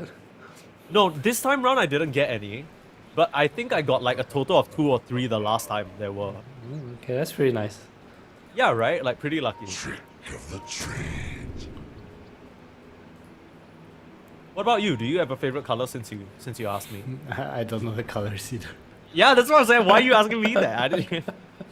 You know, some people like invest so much money into finding, because like all these prismatics and stuff like that, they're like relics of the past, right? So they're in such limited supply, and like those old school colors are the ones where it's literally just the color code. They don't even have a name for it. It's just like prismatic gem 129-53-64 or some shit like that. Yeah. But Good TB old has days like ago. some cool sets. You don't even need the Arcana anymore. Yeah, I think so too. The Arcana does have its own flair to it, though. I will Is say. TB the coolest character in Dota? Coolest Like character aesthetic in- wise? I think TB is actually one of the coolest looking characters ever. Coolest. I mean, if you just talk about the hero's base model, I think he just kind of looks like a generic demon ass dude. Yeah, right? but like even from like Warcraft, right? Like Terrorblade has just always been cool. Yeah, I guess so.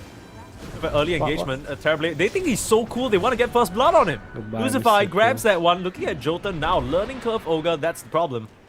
Try and slow him down, any blood grenades, only on the Shadow Shaman, who is a bit too far away to make it happen. I'll just TP out. What's a cooler hero than TB, Mike? I'm trying to think. Yeah, give me a second. Hey, I think Void Spirit's pretty up there. I like Void Spirit, but I guess he didn't exist in an Dota old 1, so I man. don't know if it counts. Yeah, he's like a sage. He like Right, I give it to you. It's a cool. It's a vibe.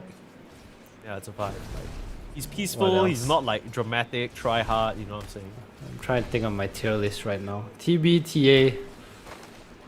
Okay, cool in like what sense though? Because I think for me personally, I think Storm is a really funny character. Like I like that kind of character design where he's like a jolly dude. You're just gonna you know, name all he's- 4 spirits or what, Mike? Can you be a bit more original? Oh my, can you relax? Jeez. Cool hero designs. Radiant's turret has been killed. Actually, you got a good point. There's a lamos in Dota 2. So TB is not cool because he's cool because everything else is lame. Is that what you're saying? Yeah, maybe might just have to go with that one to be honest. I feel like I think they did a really good job with some of these new heroes. Like Pango's a pretty cool dude. Like that whole character of being like a cocky, you know, swashbuckly, ho ho ho type of guy. I have loved. I guess that's just called being French. That's true. Touche. Yeah. I love the French two stuff. new heroes like Remaster and Kez. I feel like they've added so much uniqueness to the game. Yeah, I agree. And And they the Ringmaster kill died Jet Baby again last match. in the top lane. Very painful stuff. Yeah, this Terrorblade is looking a bit less and less cool as the time passes, to be fair. It's okay. He's fine. He's TB. Is he? Is he really? I I mean, if you give more and more depths to this Dawnbreaker, she's just gonna have an excellent time. And the problem with this Dawnbreaker, I feel like, can snowball really, really quickly. You are right. I think once Aghanims comes out, it's going to be very hard to take fights for IAP. But I don't think TB is supposed to win this lane anyway. So what you think they picked the TB for? Is it just the sort of better late game matchup? Just one wave clear and vision, right? Because all their heroes can't push waves. It's kind of hard. There's so much jump on Groomify. I think on top of that is just the matchup against TA. Right. TA, because you naturally build ESO, so by the time you want to actually fight TB, it's kind of this like Revenant's Brooch timing, I think, is what we've seen before. Revenant's Brooch feels like such a late game item though, so far away. Young God turning around to melt that range creep. Here comes Lucify to do the job of a bodyguard, but Young God out of stick charges, out of life. Both carries in this game suffering big time. And meanwhile, top lane, Madara ends up going down to Jet Baby. So overall across the map, IAPH doing pretty well. Oh, nice little play there from the Bat Rider. He knows that he can commit for that kill and just die, get a full reset. Major wins across the board there. Alright, we're back. We back. Meta usage, they'll get a pull off. Lotus, not sure who picked it up. Probably was up over, okay. So it probably was a fight for Lotus that kind of led to that. Madara, unfortunately, still L2. On level 3 is where that hammer really starts to burn, I think. In level 1, the range on Celestial Hammer is so awkward as well compared to the later levels. It's kind of weird, yeah. Mid lane, It's like you want to play fetch with a hammer, but you can't even, like, you're not even throwing budget it that far. Thor. Yeah, like, you're not even throwing it overhand, you know? You're like underhand throwing it and it just kind of lands like short distance away from you. But yeah, what were you saying about this mid lane? I feel like this Invoker is doing a bit too well. Jeez, yeah, it looks that way, my goodness. Yona, god of the mid lane. I honestly thought that after that game 1, Groomify were just gonna snowball into game 2 and just completely crush. But IAP showing quite a bit of fighting spirit here, coming back in that game number 2 and sort of honestly doing a really good job on some of their signature heroes. Despite the weirder early start on the 2 deaths on Jet Baby, they're still kind of getting small wins here and there in the laning stage, and this bodes well for them, I think. Yeah, different kind of story, right? Both safe lanes kind of suffering this game. TA also having quite a tough time down here, surprisingly. Actually, not sure why the lane is like this, but Young God not looking too hot. Will resort to the double. Oh, I thought he was going to jungle with Clover, but Clover gets to the top lane. Jet Baby, death number 3. Full collapse. Nicely done by Lucify. Jotun can do nothing but watch. Now, KT has TP'd up here, deeming that the gates would take him a bit too long, and they're able to capitalize, get a return kill. This Bat Rider has been doing a great job, not only just securing the lane for the Magnus, but also making rotations and getting kills where it's necessary. Gets back bottom now. Young God can't really lane 2v1 here. I'm curious to see where Jotun chooses to go. Are you gonna go top and try to kick this TP out again? Because there is a catapult, and yes, he will. We see the TPs. This time, no TP on Bat Rider to react to this. Jet Baby just pops the meta though. Maybe just trying to tree, de-push this wave to deal with the catapult. And yeah, I mean, most of the creeps are already gone. It might just have to settle for Jotun. Is there going to be any sort of response there? Nobody TPing in on the side of Interactive Philippines. They still get the kill on Lucify. That's a 3v2 situation that ends up being even. This is honestly really good for Interactive Philippines. Yeah, unfortunately, Jotun gets the kill, but Jet Baby not going down is really big there, I think. They were kind of impatient, I think, going for the Ogre. Jotun obviously really good at just kind of positioning Dying. himself. Yeah. I was going to make that sound more cultured, but yes, dying. Speaking of dying, Cultured about death he there. will not Very die awkward as skewer. TCMG. What the hell? Young God, he's completely fine. Now Playhard might be the one in trouble, but still has that innate. Beating them back there. Here comes Key, the rotation. Level 6 already. And just throw out the Rolling Thunder. It's not even needed. This Bat Rider, who's been causing them major problems, will finally get addressed. A little bit of a slip up there from DCMG. Just a little bit. Oh man. Yeah, they forced the rotation from Key, and Wisdom Rune, Clover is tipping over. They're both tipping over. They know Yona's coming. Lucify, does he have Are they gonna try and set detection? up? I think so. Scan Lucify? comes through. Lucify. Wait, he does have detection. But he doesn't have anyone around the area to help him. He will kind of get Ghost Walk now on Madara, so they know Yona's around, but he understands that there's nothing to be gained in this situation and will just back up. He out of there. Young God relegated to the jungle. Meanwhile, Evoker continues to grow his net worth lead against this Pango. Key just trying to focus a bit more on protecting the bot lane. They also have Solar Guardian soon, so a lot more fighting power. Interesting to see no Arcanes. Because I feel like you play against Invoker, you buy Arcanes. Like, it's just quality of life. Yeah, you need it for the EMP, right? It's just a bit too annoying because if all your mana gets sapped, like what are you going to do in the fight as a Shadow Shaman? Yep, speaking of sap, play hard. Tries to stand under the tower, but unfortunately the tower does not exist anymore. They try to Solar Guardian in for the fight, but they just all dodge out. Nice RP though, holding them in place, but DCMG surely going to be dead there. Key rolling in with the Thunder. Now they're looking for more. So the heroes have already scattered to the wind. Ends up being a 1-for-1 trade, but they also get the tower while they're here, and it's basically a full 5-man rotation from Groomify to try and address that. Yeah, IP get the tower, lose the Magnus. Don't think they mind that too much for some rotations. That's Roll and Solar Guardian, by the way. Yeah. While Jotun setting up. Knows that there's no Rolling Thunder on the Pango, completely bone dry on mana. Will have one last little shield crash to the Tornado. Shouldn't be enough damage there. Play hard. Why do you try and deny your buddy Jet over there? Baby's here. This is a lot of damage coming out from the Terrorblade. Yeah, the- Interactive Philippines making a very, very nice move after that Young God's here awkward too. fight from Groovify. This is the They've battle. all Oh, joined the Ignite! fray, but Ignite! he's Key! just gonna burn to the Ignite. Oh no. I mean, that was just the ward behind the tower that Jotun was able to capitalize on. Basically pays for itself there. A big kill onto the Pangolier and some good pressure onto the mid-tier 1 tower. Where the hell is the TA here? Why is he in the triangle? TA farm bottom, Why Mr. is the TA. TA in the triangle? So early. Blightstone. Doesn't even have Blightstones flying out right now. It's way too soon to be in the triangle. It's bad. Yeah, I don't even think the Magnus necessarily had a great lane or anything. It was just byproduct of so much space and attention being generated by these moves around the map. Yeah, but it's not. Interactive Philippines. It's not like doing a good they job will here. Kick you out anyway, right? Because he's kind of taking the Dawn's farm now. And this Dawn who is Dawn. having a good game is gonna fall off net worth. Oh my god, I've seen this before. Not a good recipe.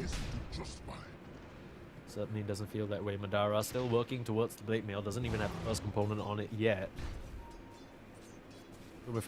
If they're not careful and they keep taking these sloppy fights, it's going to become very difficult for them to climb back into this game. It feels like they're the ones who need to be setting the tempo into this Terrorblade massive buff down the line.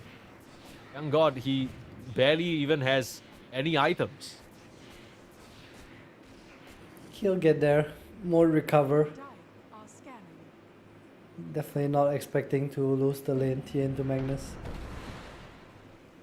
Despite the early deaths here from Jet Baby, he's done a good job sort of getting himself back up in terms of net worth. I guess that's just the Terrorblade effect with all these illusions. They're wrapping around top here. Under attack. Still don't have hookshot on the clock though. That makes initiations very hard. Award will spot out the Invoker to get an immediate EMP on the poor Clockwork, who gets hexed up by his own teammate. Big RP though. Where did DCMG come from? That is a huge commitment with Madara trying to heal them all out with the Solar Guardian and the roll. here. It's actually not too bad for Groomify. They're getting controlled in this area. Yona's gonna go down, but can the rest of Groomify escape? They're fighting around the He isn't in this snakes. fight. It's not a fair trade. There's also a Sunder not even needed. Used it a Where's bit no earlier, Sunder? but now Young God is here. Already used the Sunder a bit earlier. I misspoke. And Young God's actually going to show up to get a very, very nice kill. Okay, he's gonna go down That too. fight looked so good for Interactive Philippines thanks to that RP. But that's the Dawnbreaker counterplay we were talking about in the draft. They also just kind of stood under snakes for what it felt like the full duration of Mass Serpent Wars. Can we get a damage check there? By Shadow Shaman, please. Alright, I mean, that's not pretty that much, I significant for guess. support. The roll was lit too, honestly. Really nice roll coming in from Key. Just bangs the Invoker twice. They were all in kind of a line. And we also see why Magnus TB is not the greatest of combos. Just he pops meta and suddenly no cleave to pour into this clunk of heroes. Yona? Will he get the rune? No, he will not. Easy. Just gotta ghost walk away though. I keep feeling like these fights, the way that Interactive Philippines are approaching them, it kind of is in their favor. But they really have to show respect towards Key because now he has that diffusal blade. He's doing a lot of damage and I don't think you have enough HP to stand up into the Rolling Thunder just yet. IP just should not be looking for like real 5v5 fights. They want to pick off, play the map, small kills, because this Solar Guardian save is actually pretty big. I think the role is also really hard to fight into. You have Terrorblade Invoker, Magnus, like play the map. Pick off, you know, RP, 1 kill, continue to farm. Keep scaling. Just Push the wave with with illusions. Wait for someone to show on side lanes. That's where your Bat and your Magnus can strike. Speaking of the Bat, almost towards his Blink Dagger, just a couple of hundred gold away. We might see more smoke moves to find some of these pickoffs. Jet Baby actually going back for a Dragon Lance here. I don't like this too much. I feel like this is one of those games where you strive to be top of net worth as Terrorblade. It's a farm sim for like 2 items. Okay. You don't really want to participate too much. I think coming to fights is very scary for you. I mean, I don't blame his thought process because it's been working out for them so far. It's just that one fight in the top lane that didn't really pan out the way they want. Smoke move up from the trio of Groomify, looking in the triangle, looking for this Terrorblade. Wisdom rune Already retreated timing. off to the right side. Yeah, Wisdom rune timing. It's a good point. Where will they Spot anyone decide for to now? go? Just try in the mid lane. DCMG waiting in the back. Not sure whether they see him. Hookshot in, but DCMG Nice, might be nice. there to intercept. It's a nice tornado, but Yona able to get out of the Dawnbreaker ulti range. And nice deafening blast as well. Their entire initiation falls flat. Play hard, ticking low. The RP tried, holding down the Pango in place. Madara is there though, ready to try and respond. DCMG dropping low. Another killer, Rolling Thunder in. Key knocking them Is he all dead? apart like bowling pins, but The he's lasso. way too low on HP. There's so much damage coming up from Jet Baby with that alacrity, and Young God is gonna get ripped apart as well. I guess he doesn't need to farm if his team's gonna set up nice fights for him like that. They farm Madara, and that is gonna be a team-wide ultra kill for this Terrorblade. All the Dragonlance. Actually, all that range, it allows him to get the touch on the Pango. What a fight! What a fight is right. It was just such an awkward use of spells. Lucify goes in and then a Solar Guardian comes out and misses. And after that, Playhard was like kind of just controlling the Magnus on his own. The damage was not there. Man, I don't know. It looked so messy at the start. It looked so messy. Even though Playhard was controlling the Magnus, he still ends up getting that very nice RP, holding the Pango in place for the Terrorblade to just punch away. Yeah, I mean, that looked like it was going to be an amazing Rolling Thunder, but just, again, this is the problem that we saw from the TA last game as well, even though it won. Very difficult for her to follow up on these engagements without the blink, and she still doesn't have that just yet. Young God, a bit of a slower game on this TA. Mid lane, Yona putting on the pressure onto Lucify. Did lose the Bat Rider in the top lane, but that's going to be a dead clockwork. Invoker's a cool hero, man. Yeah. I think Invoker's got bars, you know what I mean? He said, you hear that line know, you just I said, just- whoever I feel stands you. against me stands briefly. That goes hard, man. I feel you. It's like sit down, boy, but with culture. Yeah, it's like sit down boy, but like for someone who studied literature in university. Back in 1800s, how would you say sit down? Stand briefly. Yeah. DCMG? Found him. No heroes coming to help this like- brother out. He is good. Yeah, what is going on? I mean, they're still running Well at done. Young God Now here the in Burn this needs mid help. lane. Solar Guardian being used. Just Need to take get out charges. of that range. The Sunstrike still finishing off. Nicely played by Yona. Can this Invoker fight his way out of this one? Jet Baby in with an AD rune. No longer a fight you can take. Gonna try and at least finish off the Ogre, but no Rolling Oh, Thunder. Key baby. is dead on my screen. They're just getting ripped apart Oh, now. no, Madara Madara. couldn't make it to the low ground. And Jet Baby's gonna clean up another double. So much damage coming out from this Terrorblade. Alacrity now, this tower is gonna drop. Jet baby. Very active Terrorblade so far, connecting his fights perfectly. Thought Young God, he had stick charge, he had a full one. Just not expecting the Sunstrike maybe, went down when the Solar Guardian came in, didn't pop Refraction too, had no mana. And suddenly IP is just pulling way far ahead right now. If you look at Gromif, Active Terrorblade build is really working out for Jet Baby here. close to his, not that close to Skadi, but getting closer. Just not up for the shard, which we commonly see, Yona. What is this? Bit of a catch. Shadow Shaman being found out. Play hard, gets caught by a nice ward in this area. It's placed way beforehand actually, so just getting more and more freebies across the map. I feel like we see Groomify picking up free kills of their own, like the DCMG kill in the top lane. Managed to get the Bat Rider a bit earlier on, but still, it's just not enough. The key hero, the Terrorblade, is just jumping up in terms of net worth. Yeah, these two fights that he's attended have really just propelled him forward. Once he touches this Skadi, I don't know if you can fight into this. Skadi against this no BKB TA. Suddenly your downhill is not as effective. So much stats, I don't even know if they can kill illusions other than Hex. Game is not looking good for Groomify right now.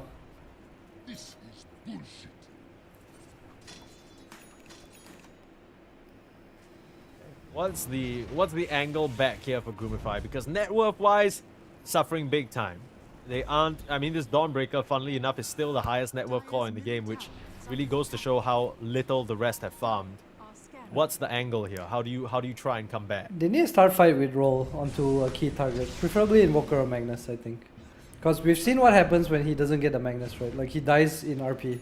I actually think if they buff TB and he's RP'd in roll, he just dies. Doesn't nearly have enough HP to survive the hit. And Terrorblade is very strong now. Jet baby, he's feeling it. 8-4 and 3. Very farmed. Radiant's bottom tower is falling. And to think this guy started the game with 2 deaths, I mean, I know if this was a carry in my pubs, he would have tilted off the face of the earth Yeah, I and would went have AFK abandoned jungle at already. this point. Yeah, like, right? But he just, what a sort of big comeback situation for him. Managing to get a couple of nice kills with that meta timing. Groomify, no one's in base. Power's gonna go down for Guys! free. If you lose this game, you're out of the Raleigh close qualifiers. I'm not sure if you know this, but what's the we're play in the here? lower bracket. This is your last chance, guys. I mean, sure, might not be the ones, but what the hell was that? And Just there's RP him in the RP. roll and he's Goodbye, instantly my dead. friend. Nice hook shot to try and stop the Terrorblade, but he just walks out of the range. And that is a very, very easy setup. This is looking like the beginning of the end here. Young God wasn't even in that fight. And suddenly, just like that, one lane of barracks is gonna turn into two. That baby. Closer is Skadi, does not even need it, to be honest. Yeah, make it a double. Why not? I mean, that was just... I feel like I saw that happen in slow motion. You tried for the roll, so telegraphed. All DCMG needed to do is RP you, you're dead. And without the Pango, you're not killing any key targets because no one else has that control. This has just gone from bad to worse to way, way worse now for Groomify. And the comeback it's getting so narrow. In fact, can we pull up the win probability real quick? Because I don't know whether it still exists. 8%. That's higher than I would give them. Same. Gaben is graceful. What Gaben would is you give merciful. them? Like a 2. It would involve Interactive Philippines probably dropping all their keyboard and mice at the same time. Fair. So you think there's a 2% chance that they drop all their mice and keyboard at the same Look, I didn't study probability, man. I'm not Knoxville. Okay, leave me alone. What the? I'm not Nahas. Some dumbass from. Whoa. Ease up. Just because they're sleeping doesn't mean you can flame them all. Keep going, I'm blaming myself. It's fine. They go into the Roach Pit. Interactive Philippines ready to try and put an end to this series. It's the Mongols who are waiting for the winner of this game. The next stage of the lower bracket. Easy Aegis grab from the Terrorblade. I guess it gives them some space to take the Tormentor. Jetpack is pretty useful, all things considered. You know what's better than Jetpack? And Aegis. Jet, baby. Sure, yeah. Okay, shut up. Shut the hell up. It looks like run down the last lane is the strat here. There's no strat around this. This is just textbook ass gameplay. He has a jetpack just to fly right before he dies. What about all my teammates in my FPS games that say rush A? Is that not strat? I guess so. That's fair. DCMG jumping in, instant counter initiation from play hard. Not too bad, but less so. Solar Guardian. DCMG able to skewer back out to safety. Now Young God's someone in trouble, but the Rolling Thunder chasing them down. Killing off the Magnus is actually a great start to the fight, but the RP was already used. And would you look at that? Here, Young God is just gone. Here comes Jet, baby, ready to get some revenge. But Mandara able to escape to the side, and they'll even buy back on DCMG. So wanting to put an end to this game already. 35 seconds without your TA. Don't know whether you can hold this. No Rolling Thunder, no Solar Guardian. Chips are falling here. Groomify. Again, after that game number 1, they had a very convincing victory, but now starting to think whether it was just because Interactive Philippines left the Dragon Knight in the pool, didn't make that mistake subsequently. We beat you with your own strat. Buff the DK, look at me buff my Terrorblade. Do you one better? Crucify. Didn't get the cogs on anyone, it might just die in his own cogs. Auto attacks coming out from Yona, raining in, and they'll just finish him off. Witchblade. Power. Invoker does 400 damage per right click, by the way. Oh my god. Any last hope here? No ultimates. Not sure how you try and take a fight. This has been a bit of an anticlimactic end to the series. If this is how it ends up going down, a Hex can't stop the skewer. Madara in big trouble. Skadi's gonna rip him to shreds. Nothing that they can do. Play hard's gonna get tipped here. Not sure what that's about, but everybody on Interactive Philippines probably very happy about this after that rough first day performance. Key gonna try and have one last stand here, at least kill off the Ogre. The cores are completely fine. They couldn't find any catch on the sidelines though. Lucify tried for a hook shot, couldn't land it though. Up to the high ground, yeah, it will just get clicked down by the Invoker again. Illusions are just zooming. Demon Zeal, RP, I heard one. Play hard.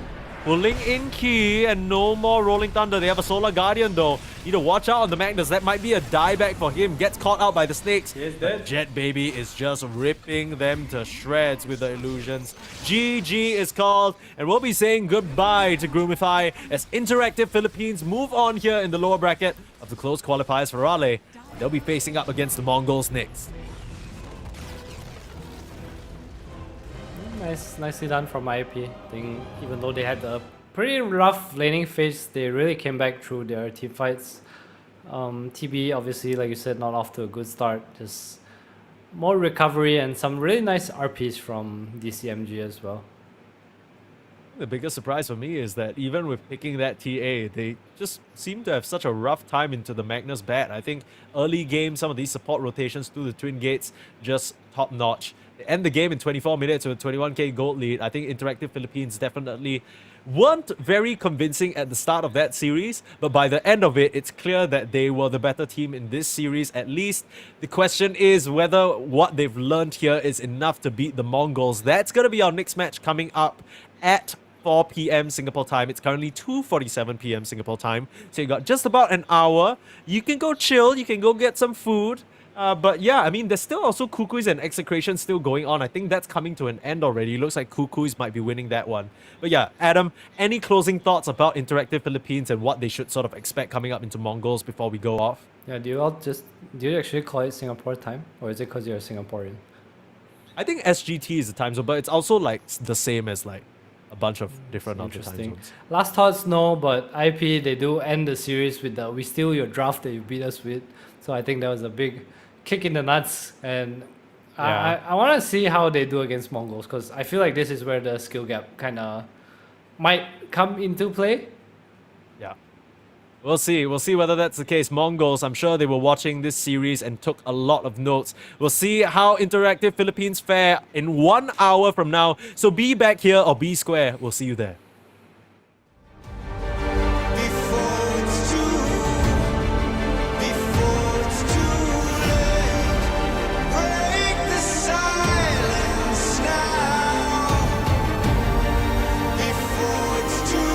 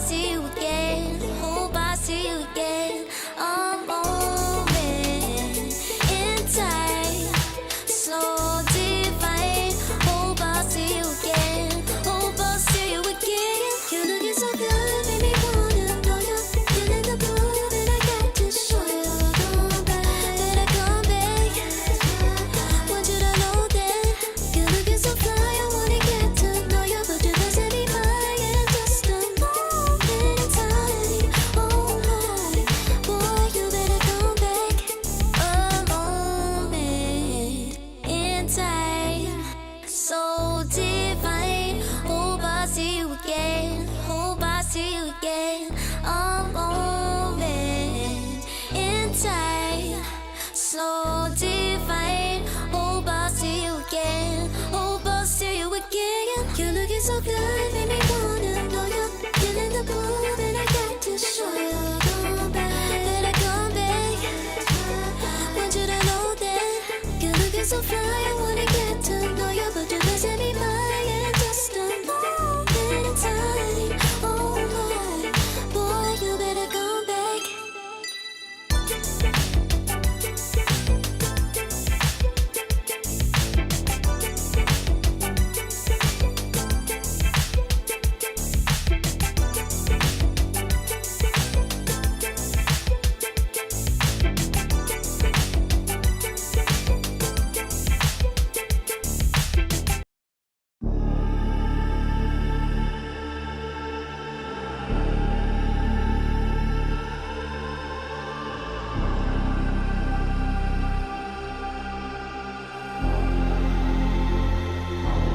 You'll be free when I set you free. I breathe you in, but all your sins won't disappear. You can see it's true that I want only you when we'll break free. Together, you and me. Take me in your arms and let us rise high up to the stars where we can fly. So come with me and pray.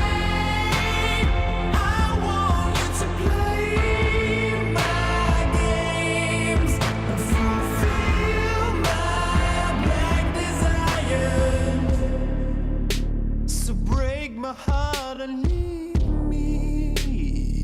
I only need your body. So I'm saying I'm in love with you, but I don't care much about you. When you've gone, I would find someone new. I cannot lose. Fall into my arms and let us rise high up to the stars where we can fly.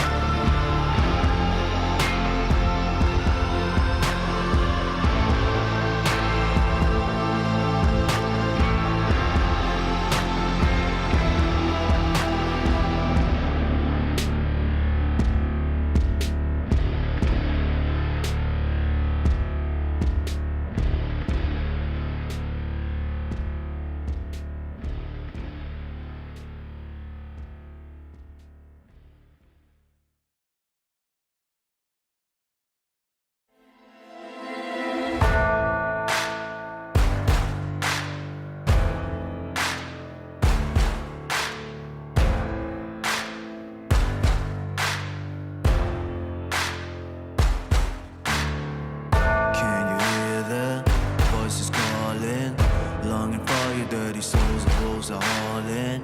Can you hear the voices calling? Do you feel how they are dragging, waiting for a second to push you to your limits, growing stronger, feeling better? But do you feel them? Can you hear them say?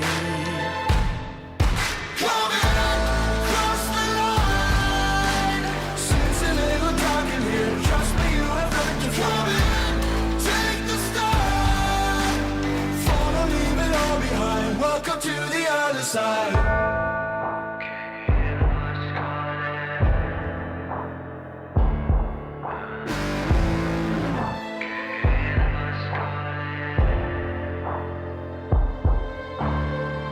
Do you feel how they are dragging?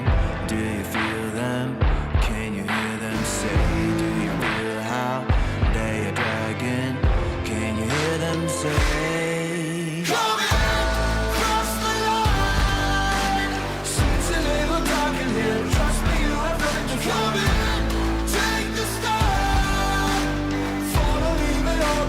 Welcome to the other side. Cross the line. Seems to live or die in here. Trust me, you have nothing to fear. Take the stand. Follow, leave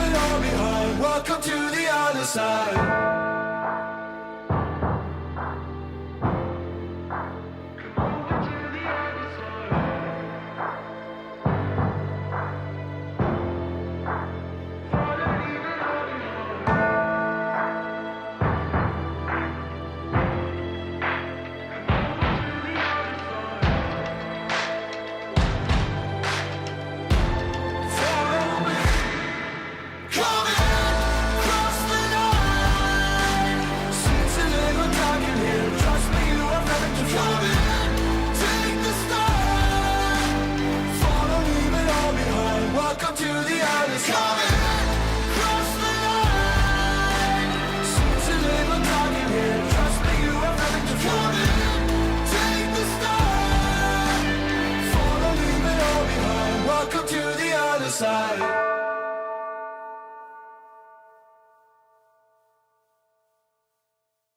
Serotonin slightly made, sequin in the light, involving your energy, riding through the night. Serotonin slide on over here by my side. Stars up in your eyes, desire, caught up in this chemical high.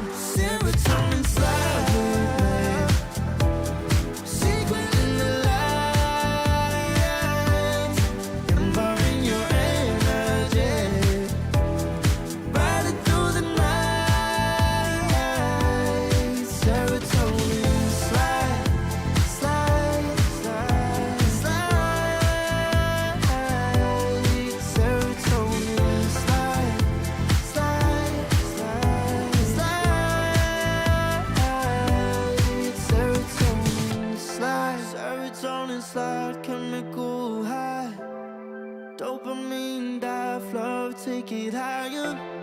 Serotonin slide, chemical high. Dopamine dive, love, take it higher. Serotonin slide, chemical high. Dopamine dive, love, take it higher. Serotonin slide, chemical high. Dopamine dive, love, take it higher. Secret in the light, empowering your energy. Ride it through the night. Serotonin slide, slide, slide, slide. Serotonin slide, slide, slide, slide. Serotonin slide.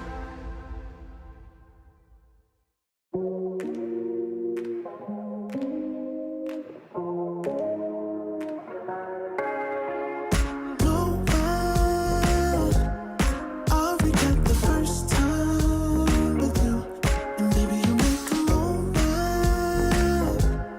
Every time I lay eyes on you, but do we care? Do we dare?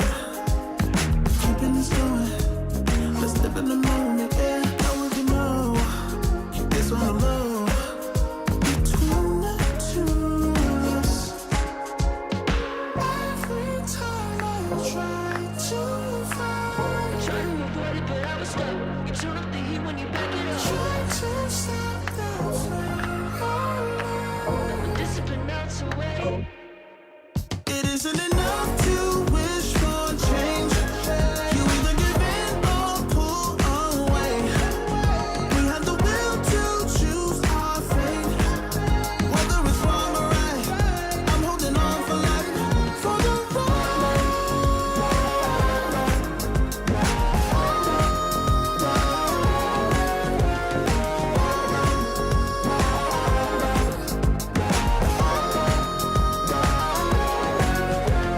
The day we woke up, lying in a pool of shame.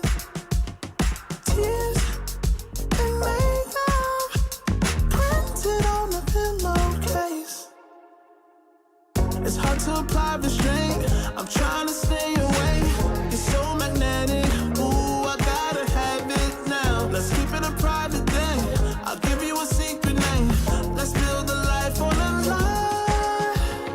Every time I try to find, Trying to avoid it, but I was stuck. You turn up the heat when you back it up. try to stop the flame. The discipline melts away. It isn't enough to wish for change. You either give in or pull away. We have the will to choose our fate. Whether it's wrong or right, I'm holding on for life. For the ride.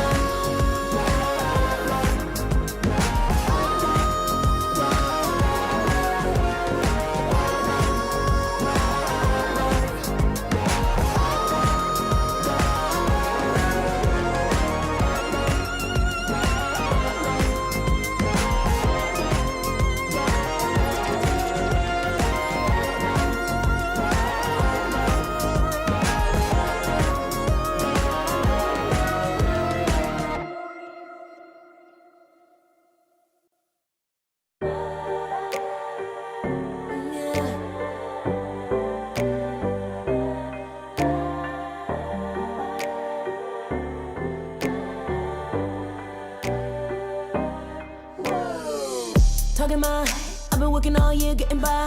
Looking for the high, taking all my time.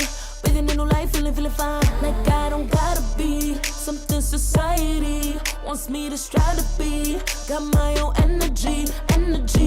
So magnetic in the spotlight. Shaping my own world with my own mind. Don't talk about me unless you alright. You gon' see I'm finna real free, protecting my energy. I gotta protect my mind. I'm breathing in new life. It's time that I realize what feels good ain't always right. changes, I got me a new strut. No more settling, I'm running out of good luck. Never chasing, I attract, I'm busy going up. If you see me come correct, then keep it on the book. Get it, how I live it, that's the motto, how it goes. No more reaching in it, decent, hit the lotto, I'm the one. Not denying myself anymore, I'm done with it. Sky is the limit, I'm living like widow. Energy, energy, energy.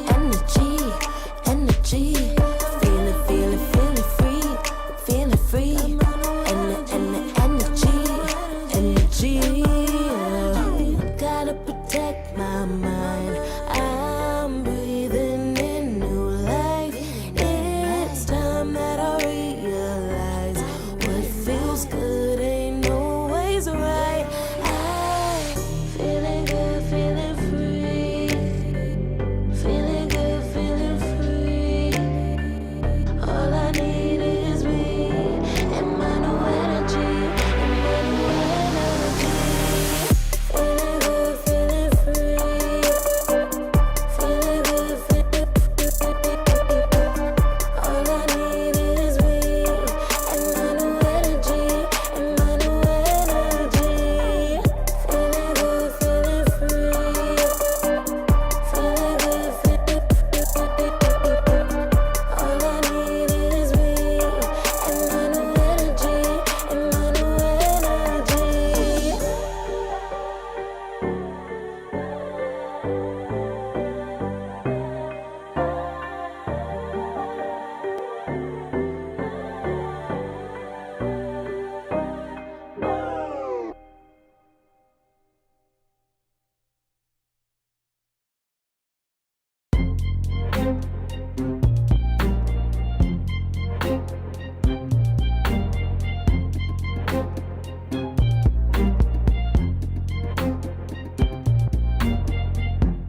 Took too long for me to feel, yeah. Tell me why you on your knees, yeah. Now my fault, I had a dream, yeah. Kicking off the covers, I'm too hot for this bed. Give me space, I need to breathe, yeah. Giving face, giving it beautifully, yeah. Yeah, it's just me and my clique, yeah. We might be the hottest, but we let you in. Angel energy, let you sit with me. Angel energy, angel energy, angel energy. We got sympathy. Angel energy, angel energy.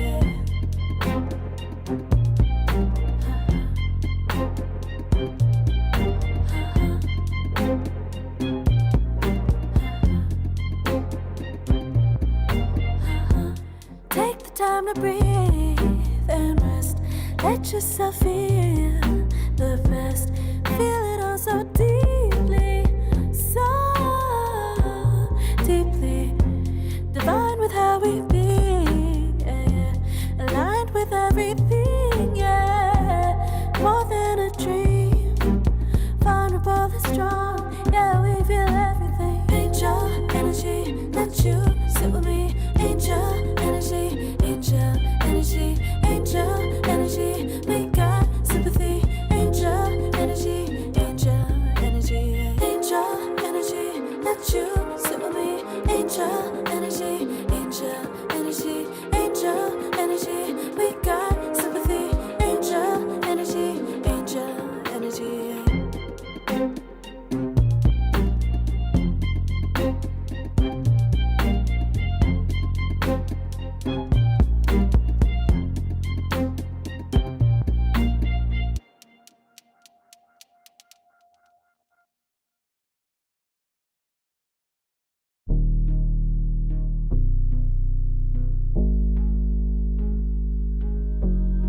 Never pressed, but I got the juice. Taking the lead, that's just what I do. I make mountains move with one hand tied, and still this world ain't satisfied. Everywhere I go, they stop and stare. I tell the truth, I take it there. Call me vicious, persistent, overzealous, that's fine. Main character energy, I stay taking what's mine. You need a foot on the gas, or put my name on the line. Main character energy, I'm just taking what's mine. And it's written in the stars, I'm a king like my sign, yeah. Raising the bar, the jaws drop like a surprise. Don't be mad about it. Don't be mad, don't be mad. Don't be mad about it. Don't be mad, don't be mad. I don't play the game, nah, I make the rules. Cards close to the chest and I don't play no fool. Don't be mad about it. Look, yeah, my name stay in the mouth. Legs got broke, they said cast her. I'm the 911 response in a disaster. I don't ask, I just take. Treat the world like a man, I just blow them away. Yeah, I'm a #1 fan. Don't need a bark, I'm a bite. Switch me on, dark need light. Don't need pity, don't need spite. I just plop, plop, plop on sight. Could take your girl in 2 seconds. I just flash her a smile. I make petty look pretty. They run an inch, I run 3 miles. You need a foot on the gas, I'll put my name on the line. Main character energy, I'm just taking what's mine. And it's written in the stars, I'm a king like my sign, yeah. Raising the bar, the jaws drop like a surprise. Don't be mad about it. Don't be mad about it. Don't be mad about it. Don't be mad about it. I don't play the game, nah, I make the rules. Cards close to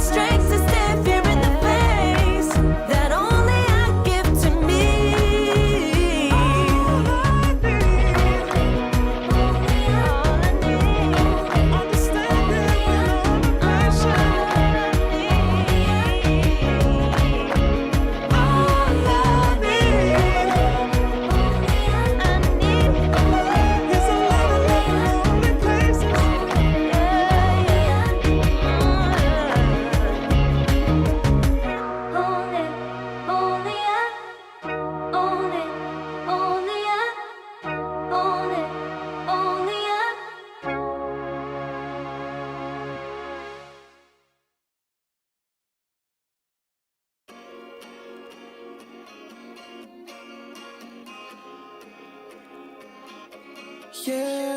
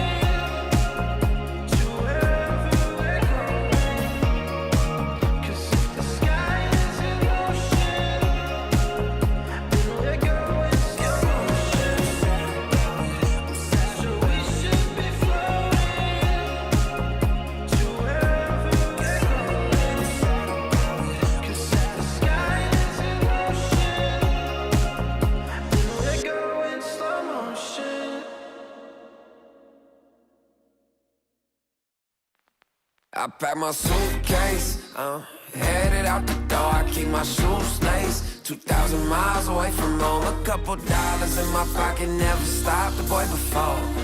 I load my bags and hit the road. Miles past, turning back, found my track, face the fact, she a cold one. Never gonna settle for none, stay up every night till I won.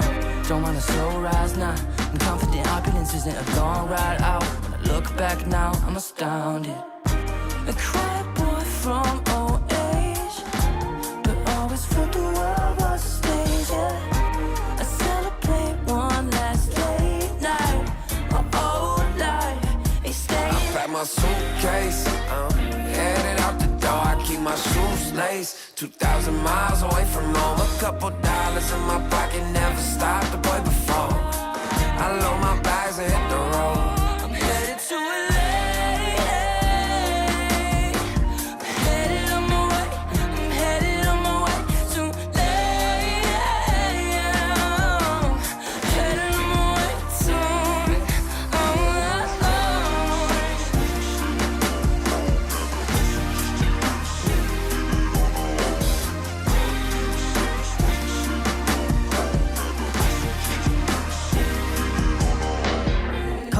Miles, throw it on the dash.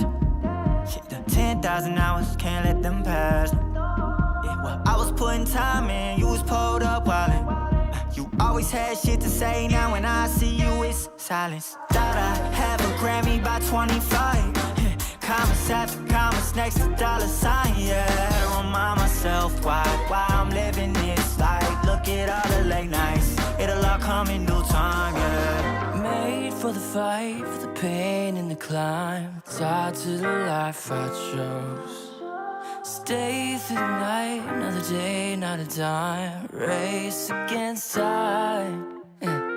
I couldn't just lay by and wonder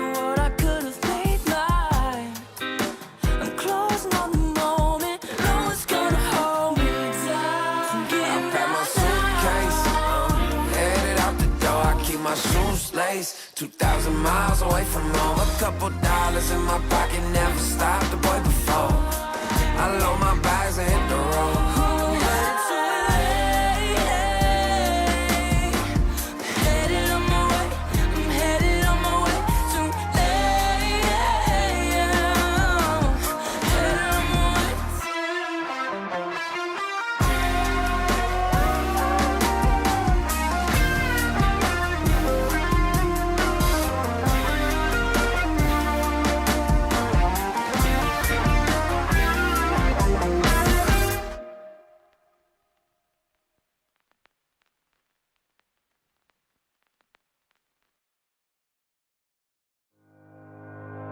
Think about it every night when I close my eyes. You're on my mind.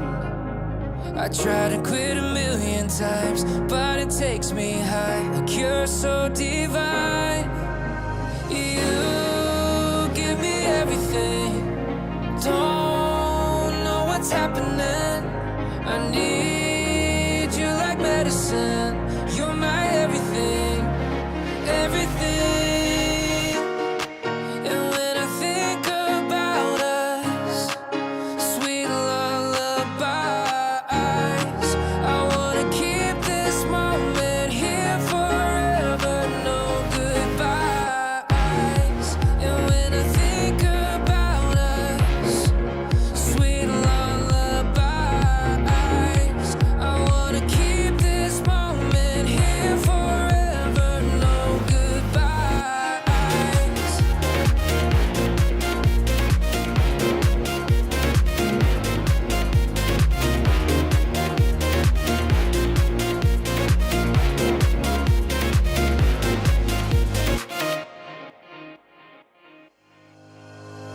Think about it every night when I close my eyes. You're on my mind.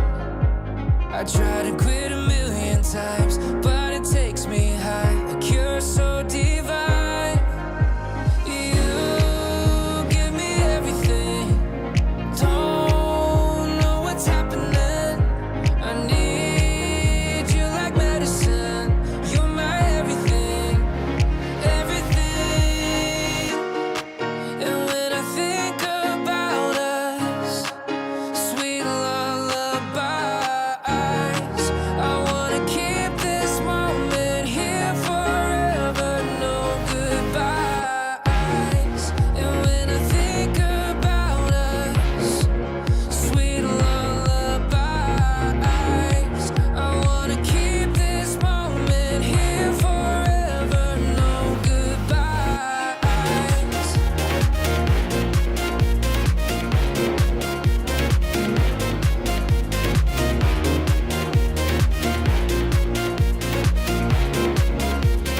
No goodbyes. And when I think about us, sweet lullabies, I wanna keep this moment here forever. No goodbyes.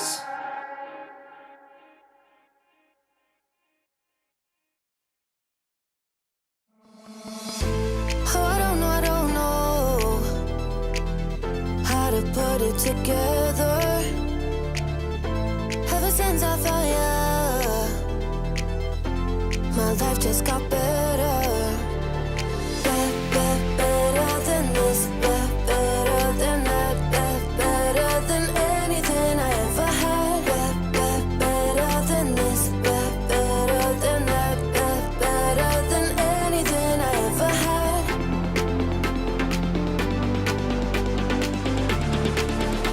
Than anything I ever had.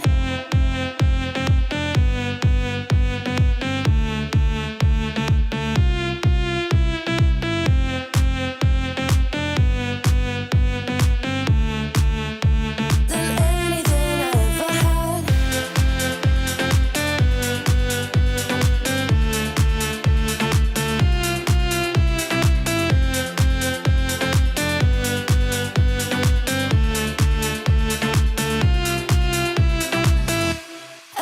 Every time I start to doubt if I'm good enough, look can strain your blue eyes. Makes me feel better. Better than this. Better than that. Better than anything I ever had. Better than this. Better than that. Better than anything I ever had.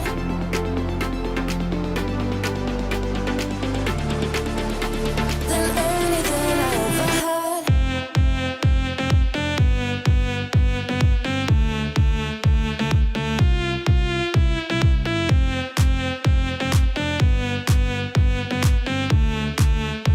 Than anything I ever had.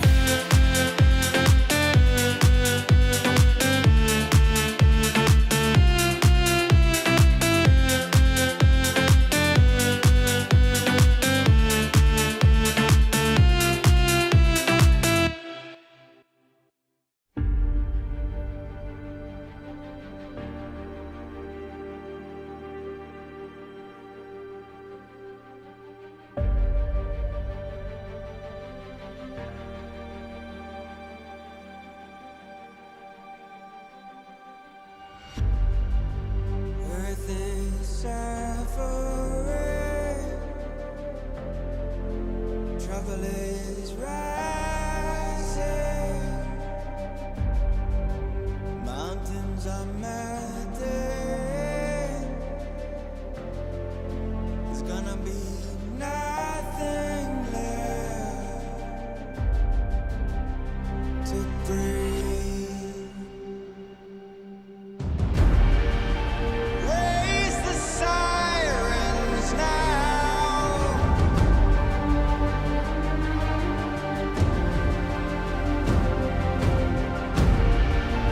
Break the silence now.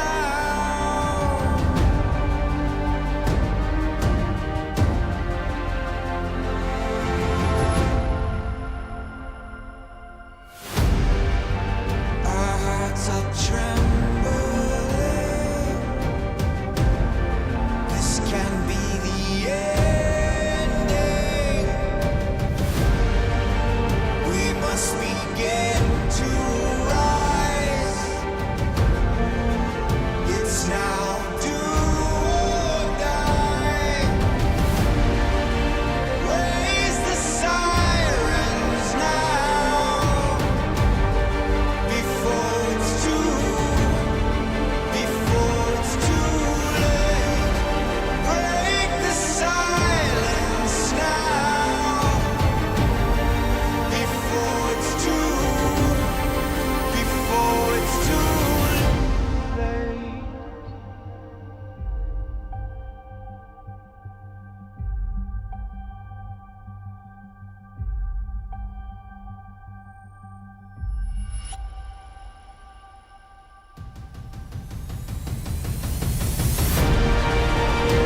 Raise the sirens now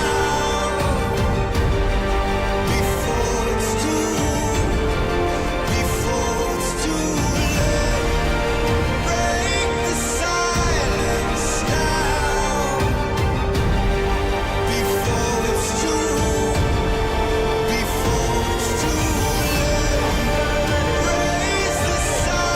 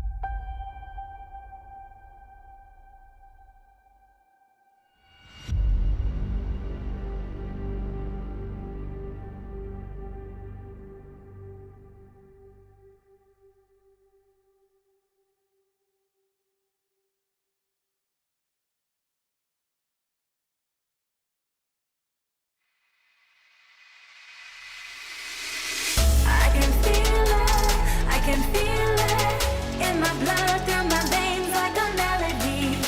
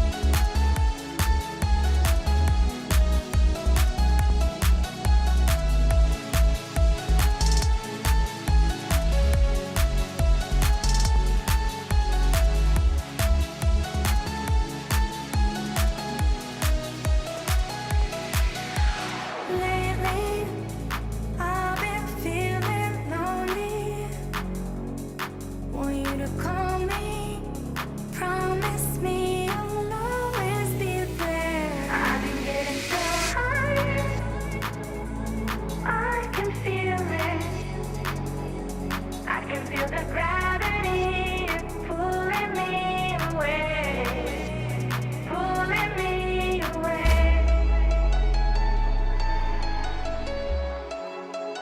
pulling me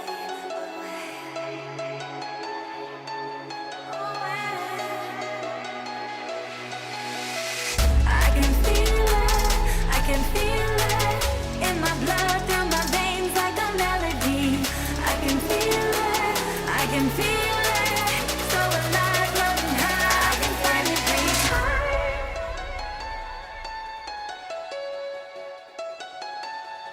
I can feel the gravity is pulling me away, pulling me away.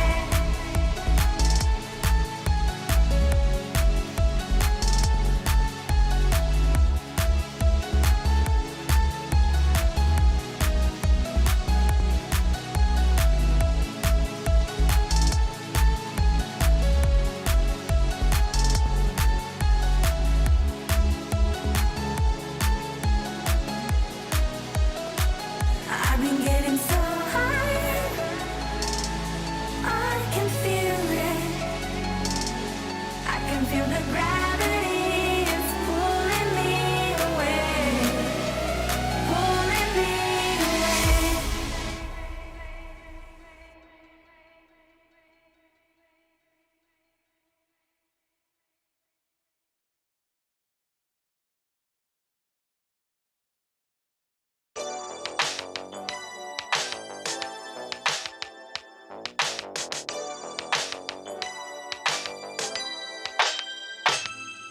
Ooh, the day that boy walked my way.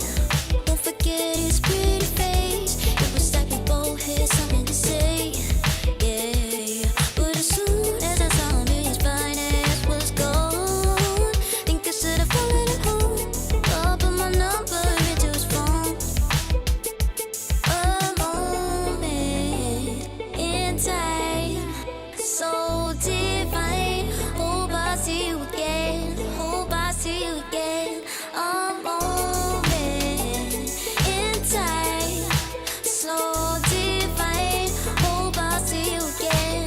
Hope I see you again. You looking so good, made me wanna know you. Feeling the groove, and I got to show you. Come back, better come back. Want you to know that you're looking so fly. I wanna get to know you, but you doesn't be mine. Yeah, just a moment in time. Oh Lord, boy, you better come back. A moment in time, so divine. Hope I see you again. Hope I see you again. A moment in time, so divine. Hope I see you again. Hope I see you again. You're looking so good, made me wanna know you. Feeling the groove, and I got to show you. Come back, better come back. Want you to know that you're looking so fly. I wanna get to know you, but you doesn't be mine. Yeah, just a moment in time. Oh Lord, boy, you better come back.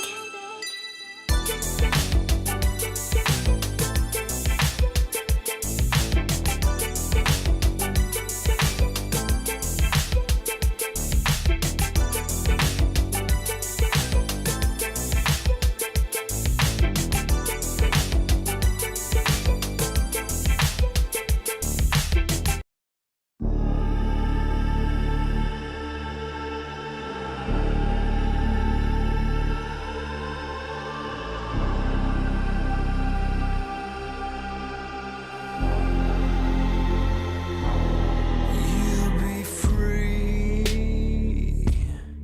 when I set you free.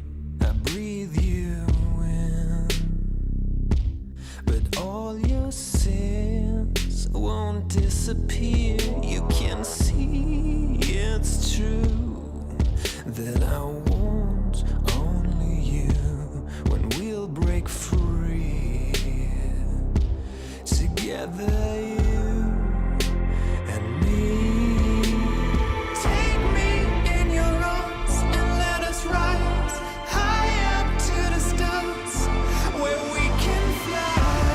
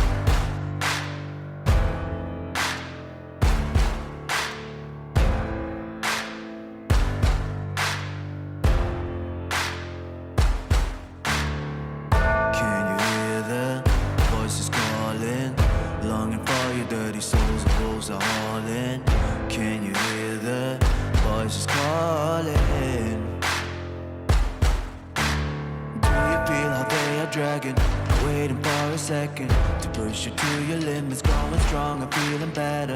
But do you feel them? Can you hear them say?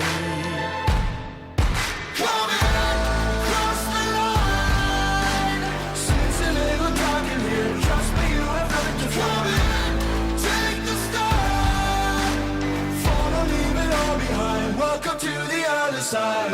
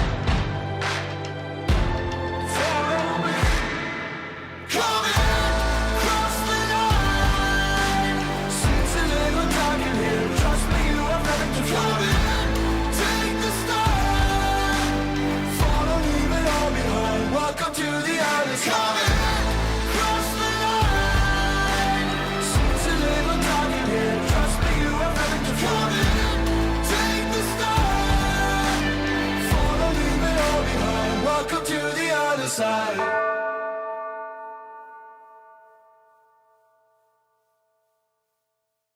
Serotonin slightly made, sequin in the light,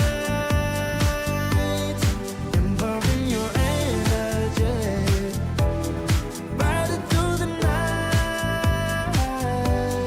Serotonin slide on over here by my side, slides up in your eyes, desire, caught up in this chemical high.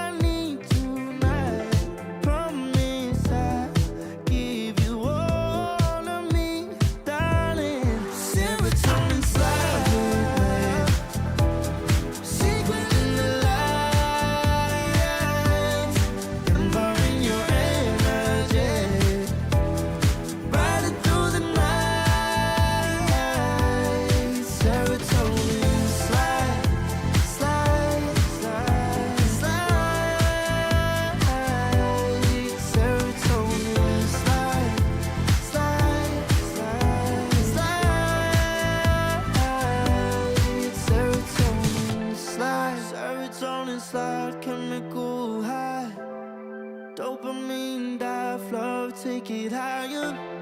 Serotonin slide, chemical high. Dopamine dive, love, take it higher. Serotonin slide, chemical high. Dopamine dive, love, take it higher. Serotonin slide, chemical high. Dopamine dive, love, take it higher. Secret in the lights, empowering your energy. Riding through the night. Serotonin slide, slide, slide, slide. Serotonin slide, slide, slide, slide. Serotonin slide.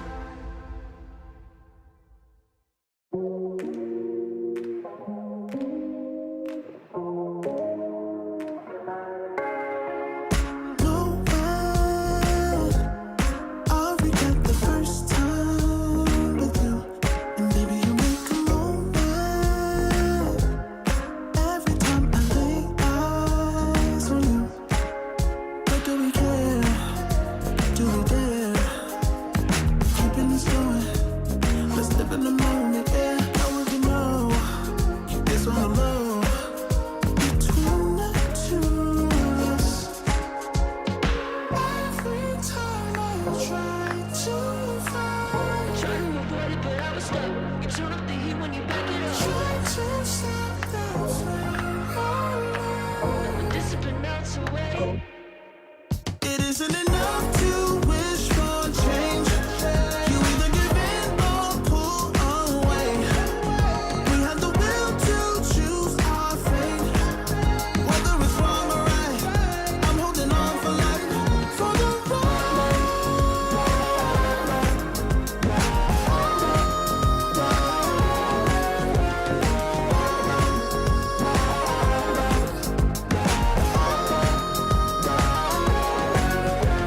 The day we woke up, lying in a pool of shame. Tears and makeup printed on the pillowcase. It's hard to apply restraint. I'm trying to stay away. It's so magnetic. Ooh, I gotta have it now. Let's keep it a private thing. I'll give you a secret name. Let's build a life on a lie. Every time I try to find, Try to avoid it, but I was stuck. You turn up the heat when you back it up. try to stop the flame. But discipline melts away. It isn't enough to wish for change. You either give in or pull away. We have the will to choose our fate. Whether it's wrong or right, I'm holding on for life, for the ride.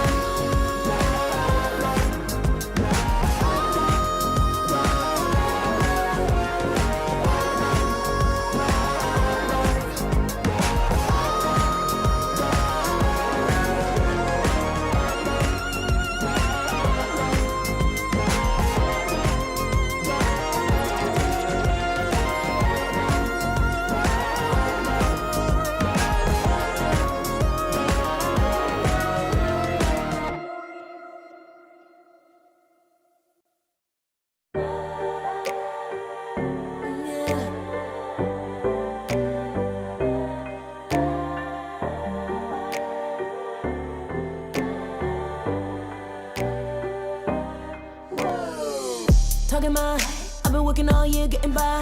Looking for the high, taking all my time. Breathing in new life, feeling fine. Like I don't gotta be something society wants me to strive to be. Got my own energy. So magnetic in the spotlight. Shaping my own world with my own mind. Don't talk about me unless you alright. You gon' see I'm feeling real free, protecting my energy. I gotta protect my mind. I'm breathing in new life. It's time that I realize what feels good ain't always right. changes, I got me a new strut. No more settling, I'm running out of good luck. Never chasing, I attract, I'm busy going up. If you see me come correct, then keep it on the book. Get it, how I live it, that's the motto, how it goes. No more reaching in it, distance, hit the lotto, I'm the one. Not denying myself anymore, I'm done with it. Sky is the limit, I'm living like widow. Energy, energy, energy. Feeling free. Energy. Gotta protect my mind. I'm breathing in new life. It's time that I realize what feels good ain't always right. I'm feeling good, feeling free. Feeling good, feeling free. All I need is me and my new energy. Feeling good, feeling free. Feeling good, feeling free. All I need is me and my new energy. And my new energy. Feeling good, feeling free. Feeling good, feeling free. All I need is me and my new energy. And my new energy.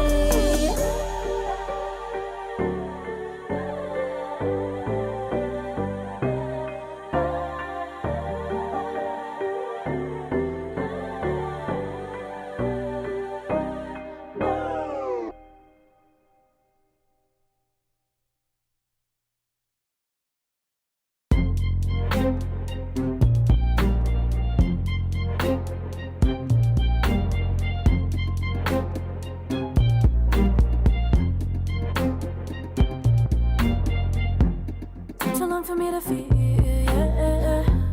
Tell me why you on your knees, yeah. Mama thought I had a dream, yeah. Kicking off the covers, I'm too hot for this bed. Give me space, I need to breathe, yeah. Give a face, giving it beautifully, yeah. Yeah, it's just me and my clique, yeah. We might be the hottest, but we let you in. Angel energy, let you sit with me. Angel energy, angel energy, angel energy. We got sympathy. Angel energy, angel energy. Yeah.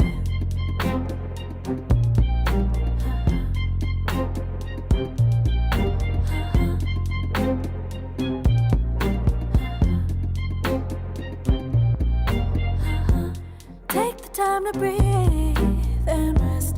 Let yourself feel the best. Feel it all so deeply, so deeply. Divine with how we be, yeah. Aligned with everything, yeah. More than a dream, vulnerable and strong, yeah. We feel everything. Angel energy, let you sit with me. Angel energy. Out of the entire closed qualifier so far, the series just now on both the mainstream and our stream was the first one to go to 3 games. Hopefully we get something competitive here as well. We have Interactive Philippines up against the Mongols who've been waiting the whole day just for this match. 3-4-3, we saw the Mongols yesterday. They looked pretty good into execution, but they got beaten down by Aurora. Hopefully both teams can kind of pick up the slack here. Yeah, a team that we kind of had high hopes for. Right? We were talking about them earlier, how they looked pretty good at the start of the year and have slightly fallen off. A bit of a roster change here and there too. Bob and Amku coming in. I still think they're the better team in this series, but IAP they've shown that they can ball. You know, can they ball with Mongols? Yeah. I'm not too sure, but we'll find out. We have a draft. Yeah, I don't know what you know about the Mongols, but these guys are fearsome. I think we were initially a bit iffy about the new recruits, right? Because we know Bob he was up against Execration. He's got the Execration Revenge buff. Sure, he's going to be great. But Aumku looked a bit shaky in that game number 1 up against Execration. He definitely proved himself with the Morphling though, which is why we see Interactive Philippines ban that out immediately. That is a signature of his. Let's see whether they can keep it up consistency-wise. Because I think losing to Aurora is the fate of a lot of these teams in these close qualifiers. And it doesn't really tell you much about how powerful the team truly is. Yeah, Lina being taken out. Nothing too surprising here. I 5 seconds just remaining. Team ban. it's just been the hero for the OQ teams, right? I think this Lina hero. Yeah, Yona in particular had some brilliant performances on that hero so far. I think Interactive Philippines, what they've shown is that in the few games that they've looked great, they've basically been on some heroes that they seem a lot more comfortable on, and if you single those out, that's where it starts to get a bit tricky. DC, is it DCMG? Am I getting that correct? You are correct. I feel like after you started feel CDMGing me, you've messed me up a little bit. But okay, ban out the Timbersaw, Dragon Knight's still open. That is a very, very high priority pick. There is still Magnus in the pool. Timber is banned. Mongols. What's their go-to against DK? Dire team ban. Phoenix. Yep. I think we saw this yesterday as well. They do pretty well. I know Kishka plays this hero. They play it both as a 4 and a 5. So I do want to point out that Mongols, or at least Castaway, who's the person sort of Castaway, who's the captain doing the drafting for them, seems to have a bit of a trend towards leaving in these meta heroes. Just against Boom, sorry, I keep saying Aurora. They lost to Boom 2-0, but they made the active option to leave the Alchemist in the pool. So that was clearly something intentional. They left the DK in as well, but it was Boom who chose to go for the Alchemist. So they also first picked the Phoenix. So clearly there's some sort of game plan that Mongols want to construct around this Phoenix to deal with the DK here. It still remains to be seen what that game plan is going to look like though. Yeah, I think it's easier to plan when something is left in the pool. It's like, oh, this team prioritizes DK. Okay, we play against DK, and then we have this set of heroes. Or if they pick Magnus, we have this set of heroes, for example. And I think it's a nice approach. You know, it helps reduce the randomness from the planning. Radiant team. Yeah, I guess so. Just kind of closes down the windows of what it could be, right? Because I think when you pick a DK, as much as it can be flexed, you don't really want to flex it. If you got to put the DK mid, it feels a little bit awkward.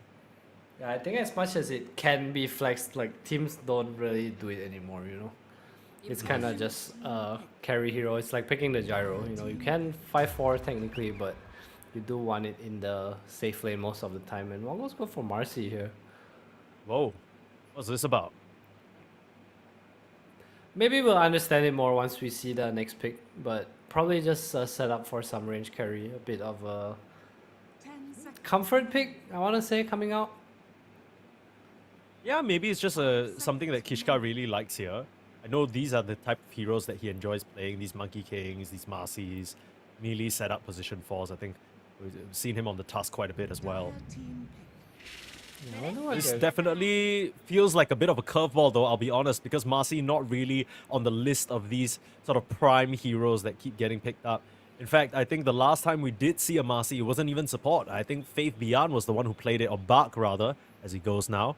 Brought it to the off lane with a bit of a bodyguard build, so there's no chance we see some weird funky core Marcy situation, will we?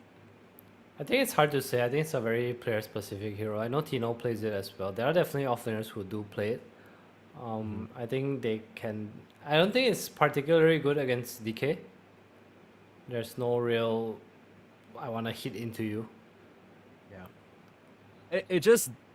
The reason why I'm entertaining it is because I feel like there is some merit in just like, okay, if you draft such a strong lane into DK, maybe he can't actually stand his ground. But at the same time, we talked about JG before, the one sort of core component on Mongols. He always likes to pick these offlaners that can scale up and sort of the tri-core sort of approach, similar to Talon, is what Mongols seem to like to go for. So I think with this Lich coming out, the idea of Mastery Core is probably gone. Probably see some two cores coming out here. What will Mongols prioritize? Bob, I know he likes his Puck, his Storm, his Queen. Yeah. They don't really have the 18, but they do have the 24. So if Interactive Philippines forget about that very, very convenient Bob pick, would just be coming out here. They have a decent amount of lockdown, but you can dodge the Dragon Tail, you can play around the Lich and silence him. The Brambles are a bit annoying, but you know, later down the line you get something like a Yules, wouldn't be too bad for Bob here. Yeah, so I expect to see something like a Gyro come out for Mongols with the Marcy. They go Ench, so it will be a Marcy core, and Ench is there to address kind of the Frost armor coming out, Frost shield coming out later. Pure damage against Hold DK. that thought. Is there a chance that it's Phoenix core? I mean, we did see it just now. I hope not. Yeah, I know you hate it. Not with their heroes, I think. I think the Marcy core makes more sense. Okay. But So what exactly does the Marcy core give you, and why do you think they still sort of went into it despite the Lich? okay, so if you look at their 4 heroes, they have a lot of pace. And I think the Ench is nice against Lich simply because you purge shield. It's also a big castaway comfort hero. I'm not a huge fan of the pick. I think Dark Willow deals with you pretty well. I think Lich is also one of the better heroes against you. Like, you can die to these heroes, you know? Yeah. IP, They got a lot of magic damage, especially now with the Puck, right? It feels like any combination of these two heroes could just kill you 100-0. Yeah, I think Ench is one of those weird heroes though, where if you do well in lane, you have like this super strong timing. You know, like pre-6 on Willow, pre-level Switchblade on Puck, this Ench is pretty untouchable right now. I don't really like what Mongols has so far. I feel like their draft is pretty much on a timer. I know that's weird to say because they have like really strong late game, but I feel like they might not have a mid game to play. So I'm curious to see what they choose to round up their draft with. I get what you're saying. It feels like the second Mongols hit these level 6s, they can run around the map if they have a good lane and start to snowball the game. But even if they do snowball the game, it kind of feels like they need to just kill this Dragon Knight over and over and over. And if he has any room to farm, he's just going to come out and auto-attack them down at some point. And I don't really know what Interactive Philippines are scared of at the moment. I mean, you can get a lot of magic resist on the Dragon Knight in build if you get... I don't know if you want to get a Mage Slayer, but once you get the SNY BKB, basically, it's going to be hard to kill him for sure. Yeah, if IP just goes for like a hero that's kind of a wall here, I'm thinking of something like... Oh, actually... Most of the offlaners are banned, right? DCMG, he played Doom, he played Magnus and Timber. I haven't really seen him play something else. I kind of like Bristle. I don't know if he plays the hero. Yeah, you could do Bristle. You could still do Mars. That's still available. Pretty good teamfight control. I like Bristle because you kill Ench. And it's hard for the heroes to, on Mongols, to kind of commit to you, right? Like, you're just this body and then Puck comes in, you know. It's so easy to set up. Oh, that's true. And even if you don't really have the best laning stage, you can always farm back up. Yeah, I feel like with Mars, there is a world where the Mongols get this carry counter pick, something like maybe a PA. Right. Night Stalker ban with the Phoenix. Okay, that's interesting. I wonder what hero they're looking at. Drow Ranger, possibly? I mean, the Night Stalker's pretty handy into their team, right? They don't actually do anything into him. Sure, you can pop the egg to counteract the darkness, but They're gonna pick Sniper and Ben and Marcy carry. I'm calling it. Oh, you think so? Calling it. Damn, that would be a pretty cool combination. I mean, Ench Marcy is a terrifying lane. I pity the off laner that has to get in there. 10 seconds remaining. I kind of see it. I actually wouldn't mind it too much if they pick something else here and they put the Marcy on the carry. But then Earth Spirit has to go, what, 4 and Phoenix? I mean, if there's any Earth Spirit 4 team, this is it, right? I know Kishka loves the hero, but I think the draft becomes very wonky if they do that. Can't you just pick a different off laner? Like you put the Marcy on core and then you look for... I guess the off lane pool has really thinned out. They go for the Tide Hunter, just a solid hero that can act as a wall. Doesn't kill the Enchantress quite as well as the Bristleback, but is a hero that can get those auras that the team needs. It's auras, it's nice. Anchor Smash against Marcy, you stay alive. Phoenix doesn't really kill you till later on. Earth Spirit cannot really kill you because Kraken Shell purges Magnetize most of the time. And they will go for the Lifestealer, which I don't think in particular is a super strong matchup against DK or Tide, but he will be able to stand in that lane and enable his supports to play, which I think is what Mongols are going for, and it is a post 3 Phoenix. Yeah, so a large resurgence of this post 3 Phoenix, and it seems to be the way that teams want to deal with these high HP carries that have just erupted in the meta so far, like that Dragon Knight. what do you think is the thought process behind this? Like, what is this draft meant to do? Because it's very clear. We already said this at the start of the draft. Castaway very intentionally left in the Dragon Knight. They allowed Jet Baby to get this very strong hero. What is the plan here? Okay, so I think I can see a world where Phoenix does pretty okay in lane. You go Vessel. And then you want to keep fighting, keep invading. He does do a lot of damage. They have a lot of damage, right? Mongols, Spirit, Phoenix, Marcy even. They have a lot of damage to go in. And I feel like they have to snowball off the laning phase and keep on invading areas before the supports get level 6 on IAP. Because you think of Tide, DK's heroes, they're very clunky at the start. Puck also one of the weaker early game heroes. Doesn't really do too well until he has Witchblade or more items, kind of relying on supports. And Mongols have a very tanky, heal each other kind of draft that allows pace. Yeah, I can see what you mean. So, is it fair to say that Mongols have, funnily enough, put themselves on a timer here against Interactive Philippines? Because I know the Life Sealer gives them some late game insurance, but surely he can't 1v5 this game. Okay, I don't think Mongols are in a position where they need to end the game per se, but they need to be ahead. I think they need to be in the lead. Because these heroes with net worth, Marcy, Earth Spirit, and Phoenix, they do a lot of damage and they have a lot of kill potential later on. I don't think they get outscaled by any means, but if it's an even game going at 20 minutes, I definitely favor IAP. Okay, well, we'll see what exactly Mongols can do coming out of the lanes here. Just from the drafts alone, is there one that you favor? Because you said Mongols need to come out of the lanes ahead. Do they have the right heroes for that setup? I favor IP a little more. I think their draft is simpler. I think Mongols is kind of cooking. Obviously, they have their own playstyle. I know they do kind of play this way. They have played this way all along. But I feel like IP have more room for error here. Sure. And I mean, between a open qualifier team and an invited closed qualifier team, I think what we were a bit concerned about is the power level between Mongols and IAP. From the games that we've seen so far, Mongols seem to be the better team, but they've put themselves in a bit of a interesting situation. Like you said, this is the way they like to play. Charge at them like men. Very, very similar to Mongols as an organization in CS, if you guys follow that scene. It's just quite a prolific sort of type of play style. Aumku. I just have to level that rage, level 1. Already being body blocked up. Level 1's really strong here for IAP, especially if they can land their stuns like that. But Jet Baby's the one in trouble. Aumku won't actually drop for first blood. They will finally finish him off. But it's a DK who goes down first. Yona doesn't have another orb, tries to jaunt away. Over the cliff he goes, and JG, without any more Fire Spirits, will just get run down by DCMG. A couple of Anchor Smashers and one more Brambles, but they'll toss him back into the tower with a nice little dispose. Castaway will go down to boot. IAP come out of that situation on top. Even though they do get the first blood, it's a net even trade-ish if you count the 3 kills that IAP got. I think Bob's the big winner from there, right? We see him now 1.2k net worth. Has the bottle if he wants to buy. Can also go for stats. And I think it's going to change his lane pretty significantly because Puck early on is not the best laner. Of course, he's alright. Bob goes for the wand. And I feel like Bob, recently his performance has been, he's been pretty standout for me as a mid player in recent times. Yeah. I think the big story with Bob, even on his time in Execration, is he always felt like one of those Feast of Famine players, right? If he gets off to a good start, if he has a nice game for himself, he can be a really a big difference maker. Oh, second Frost Blast. Just needs the vision. Jotun up to the high ground now. Kishka trying to dodge away. Jotun's just not gonna want to waste the resources. Kind of shows a bit of mercy there. Kishka has to sort of leave that Phoenix in the top lane all alone though. But yeah, back to Bob.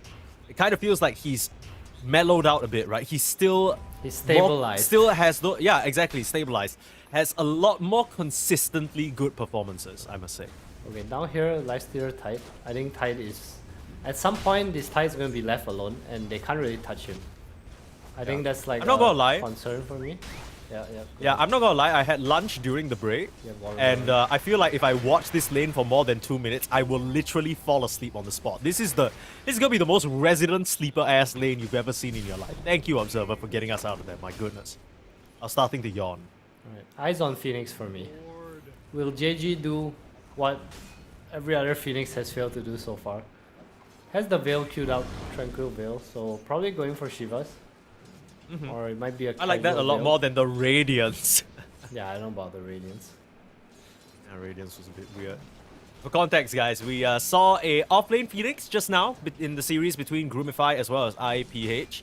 IPH, honestly, in that first game looked a bit iffy, but they were able to reverse sweep their opponent. So probably coming into this series with a bit of momentum on their side. There was a lot of time for Mongols to digest what they saw, though. So I guess the advantage kind of goes both ways. I think something else we didn't talk about the Tide is that the shard against Phoenix, Marcy, and Earthspirit are really nice. Obviously, Marcy is pretty good at killing the anchor, but Earthspirit and Phoenix are not. So imagine you get about locked down. a lot of damage that they can throw into Jet Baby, and it's already on display here.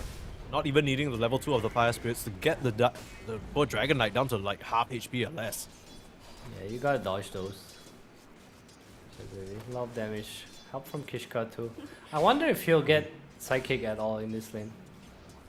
Or do you just go full on first and second spell? Because I think it gives them much more kill threat. With the Bodyguard, you mean? I mean, like, will he learn his third spell? Oh, okay. Yeah, I mean, I think, if I'm not mistaken, he went for the Bodyguard this game, which is pretty interesting. I guess just wanting the base damage increase. Probably. Play to scale yourself. I can see it. I think not everyone goes for a sidekick, and he also doesn't really have a good sidekick hero. Oh, a little bit off the mark there, only level 1, still pumping out a lot of damage. It's really hard, as it appears, to dodge the Fire Spirits when you're being disposed and tossed around by the Marcy. What is this? They'll even glyph the wave just to put on some additional pressure, being really annoying up here. I mean, I know you don't believe in the offlane Phoenix, but at least in this early stage of the game, it's looking pretty decent. I mean, DK is still free farm. They are getting pulls. He is doing damage, yes, but no kills being fed so far away. No Fire Spirits. Okay, Jotun's fine. Thought I killed him. That was a little bit scary. It's kind of funny how Marcy can literally lift anyone up with her 2 hands and toss them over yeah, you watch them, the shoulders. Marcy's OP. Yeah, Marcy's OP. Like WWE, like Royal Rumble match, she would destroy John Cena. I'm putting it down. Okay, double runes for... Or at least a rune being denied from Bob here, but he might get a kill for it. Oh, that is really nice, Bob. Times the roll to dodge the Shadow Realm, but still runs into a couple of Brambles. Castaway really trying to push the issue onto KT here, and they will go down on the Dark Willow. Might just look for more here. Yona in some trouble, but meanwhile in the top lane, looks like another trade going on. Dragon Knight for the Phoenix. But it's the Phoenix who goes down later, so nice bit of EXP. Bob still sticking around. What's going on here? Very, very ambitious here from the Earth Spirit. Won't commit the roll in, just playing to their limits here. Roll back out to safety. Oh no. Okay, he gets the ball. Hey, he's fine. He's fine. Today I learned you can pass items to Shadow Realm.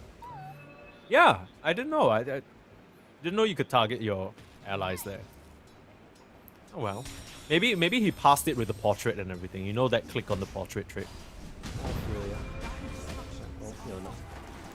Misses the dodge, but mid lane pretty even. Meanwhile, Tide is... Is he dead? He is Okay. dead. KT does a nice little wraparound. The glyph of the wave forces him back in to try and get that one, and Brambles traps him in a really, really rough spot. So some nice moves here from IPH.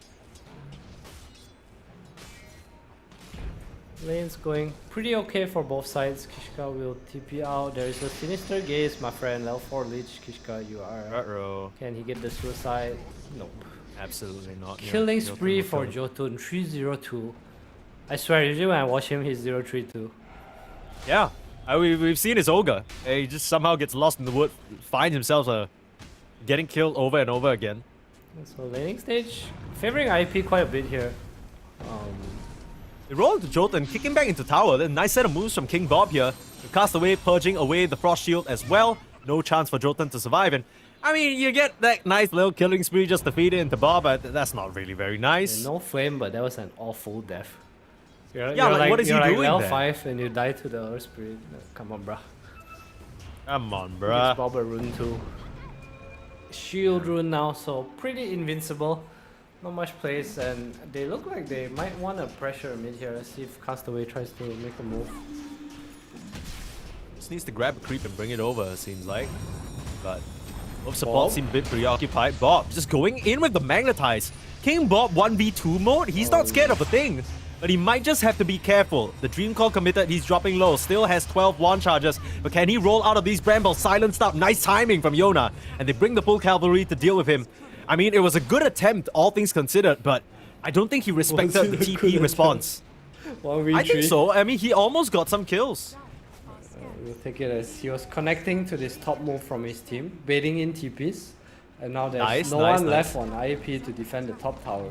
True, all part of King Bob's plan, ladies and gents. Don't you dare doubt him. Yona's been also doing a really nice job of trying to waning rift into the brambles. I think he did it like twice already. Yeah. A little niche play we see there. Yeah, it's not really a play you can usually think about with the park, but now with the facet, the jostling rift, of course, with that little bit of a push. That's all you need here. I'm cool, doing pretty fine. DCMG, I'm surprised he hasn't started cutting waves. I feel like there's not much point actually laning against the lifestealer. You both kind of just fun. Might as well get some neutrals while you're at it. Yeah. That's true. Your I turn? guess his fear is that he'll be put in a Kishka, compromising I should say. position. No, and Yeah, I fun don't for even the know who's shield. in trouble. It looks like both are Bob's kind of coming. toughed out. Bob will kill off that He Lich. really Kishka? wants his kill. Oh, can't dodge away. The Dream Call holds him in place. Bob's still trying for the chase though, but guesses wrong, and no, Yona's gonna get a rune. How fortunate for this park. We'll just be able to jump back up to the high ground. Looks like Oh, KT the has joined the combo. fray as well. They're looking for some sort of play here. Bob should be able to roll back up to safety.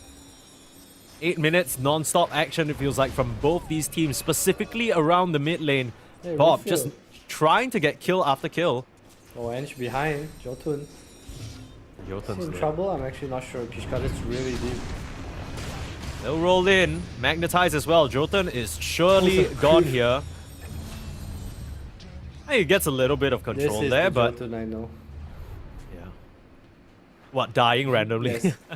For no reason. I mean, you know, he was trying to help his mid lane. I No, don't he think that didn't. was necessarily... Okay. He TP'd in and just got slowed. I'm and trying... died. Look. Adam Dota #1 Jotun hater, No, it's a Southeast learning Asia. experience. You gotta know how to differentiate devs that are understandable and devs that are just outright Cringe. not it, you know. Yeah. Veil completed by the Phoenix. JG having a grand old time up here. Phoenix, of course, already off to a flaming No egg, start. by the way. Yeah. I mean, just trying to max out the farm, I guess, like and it. just get a lot of damage out. Imagine this 15-minute Shiva's guard coming at you. Oh, yikes. I mean, Jotun's dead again. Alright, Mike, what do you have to say this time? I don't, actually. You want to say something, Adam, since you like to, No, like but to I shit feel on him like- so much? I don't know. He was level 5 at 6 minutes and he's still level 5 and he's died 3 times. I mean, what does he do? Does he go to the bot lane, sap come EXP? on, Like, bot he doesn't walk even into have the a... Enchantress. Yeah, Or that's stop getting rolled by the Earth Spirit alone. Yona, is he gonna get chased down?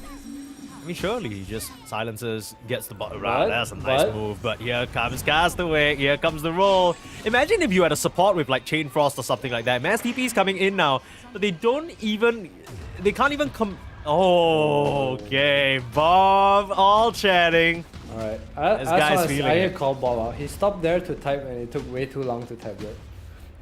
That's slow. Like it wasn't cool, right? Because he had to stop and his so- hero just like man, that's like getting all Bob. minus 50 aura points for that one. No response from Yona though. Saving it for later.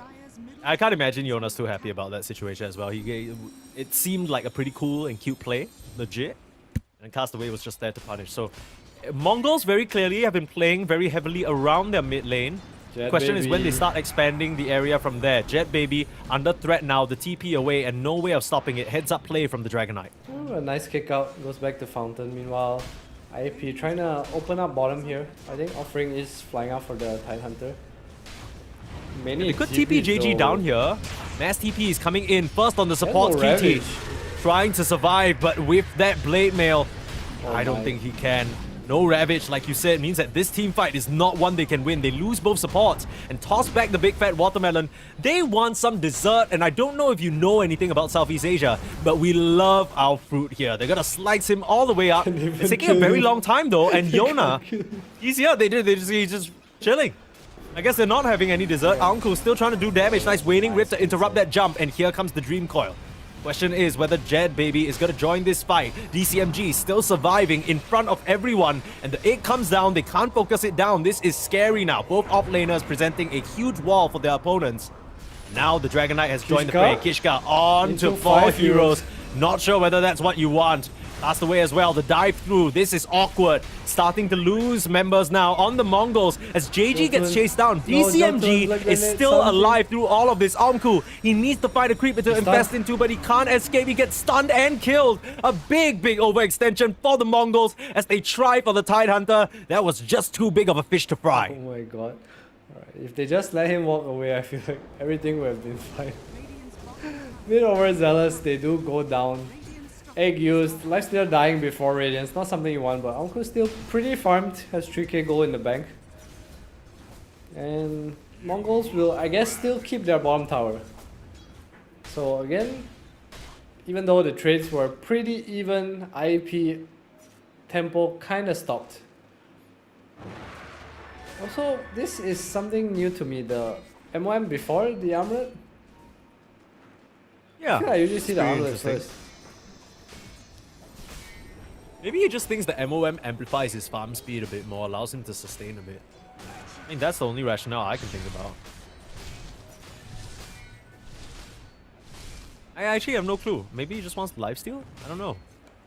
Because I know that he got a really early Mask of Madness in lane to try and deal with JG's constant harass. So maybe that just kind of felt like a bit more of a natural build-up. Makes sense. Cast away. Cast away. Good night, brother. Hey, was that a good death or a bad? Was that a Jotun death or was that a Schofield death? I think, judging by the position of both his top lane and his mid lane. Or their Ravage, they are gonna pop Aumku like a cherry. He didn't really need to enter the triangle. Alright, so back to the cherry poppin'. Okay, relax.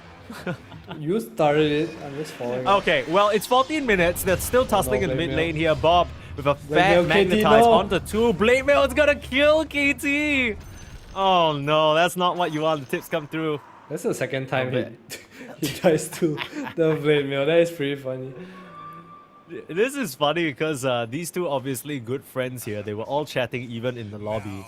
Just messing around a little bit, laughing at each other, of course. On opposite ends of the battlefield this time round. DCMG has changed location, now moved to the top lane. Trying to for this Phoenix. reclaim the jungle. There is an egg available, but it's only level 1. Kishka's the one in trouble, popping the Unleash, and the egg over the cliff, actually doing a lot of damage. Good control, castaways there as well. Kishka's probably gonna go down. No, able to jump away, but the Shadow Realm. Last hit! Oh, the smoke survived, and Bob in the middle of all of them. The egg's already used though, and he still doesn't have a magnetize. Nice block from DCMG, holding the boulder in place. But they are working down Jet Baby. The roll with no remnant means that they can't connect on the Dragon Knight, and he's able to toggle his way out of that situation. That could have been a lot worse for the Mongols, but they do a good job keeping their own heroes alive. Dude, they just ignore the type, like no one cares. It's like, oh, you're hitting me, okay. Oh, we can't hit you, it's okay, we walk past you. I think that's what's important, right? Because that was their fatal flaw in the bottom fight. They just tried so hard to kill the Tide. Realistically, have no way of doing so. I like this adaptation a lot more, and talk about Mongols needing to be the one to put on the pressure. They are absolutely nipping at IAPH now. But it hasn't really amounted to any sort of gold lead. Top net worth is still this Tidehunter after that amazing fight in the bot lane. Is that a concern at all, you think? I don't know, no memes. Oh, hold on, Jotun. Speaking yeah, of who cares? memes. It's brother, it's Jotun. devs. Who cares? 8 devs, who cares? Literally.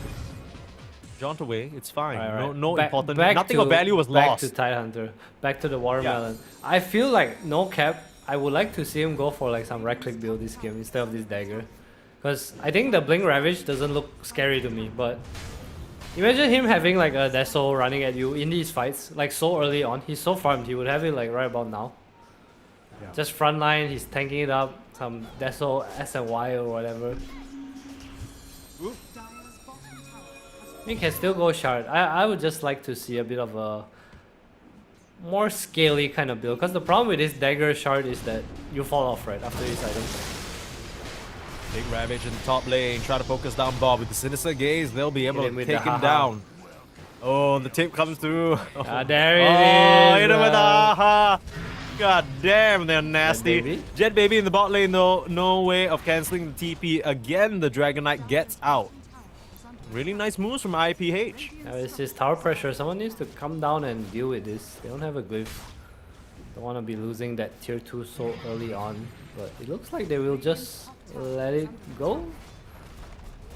I mean, what can they really do, right? They already used the Ravage in the top lane and the Chain Frost. I mean, if Tide TP's down here, the tower doesn't die.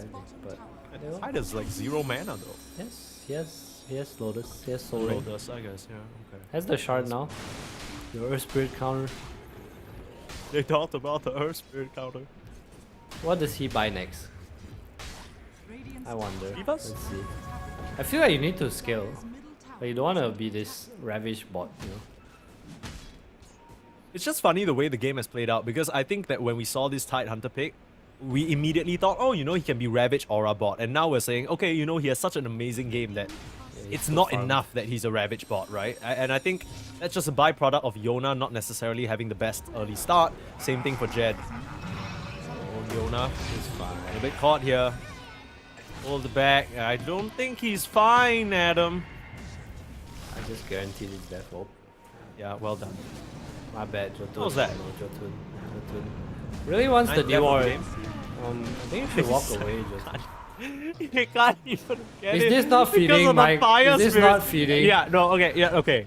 It is. Okay, it is. Jotun's feeding hard right now. Dude, he dies at the same ward spot like 3 times in a row. Like it was the first, it was the left, and now it's this right ward. Where he just died, he comes back. Damn. Okay, let me translate for you. No, I can actually translate this. Hang on, give me a sec. Oh my god, are you asking your fiance to come and translate? This, come on, Yeah, you see the like, word literally, stun, you see the word puck and stun. Come on, figure it out, Mike. Hang on, I got some professional help. What the hell? It just says you play puck, you die to no stun. Oh, yeah, okay. I got the translation. Okay, Even without a stun, the puck somehow dies. Damn, I'm right. Look at me. Yeah. You're basically Filipino. Damn. Congratulations, Adam. The Thank you. Filipino.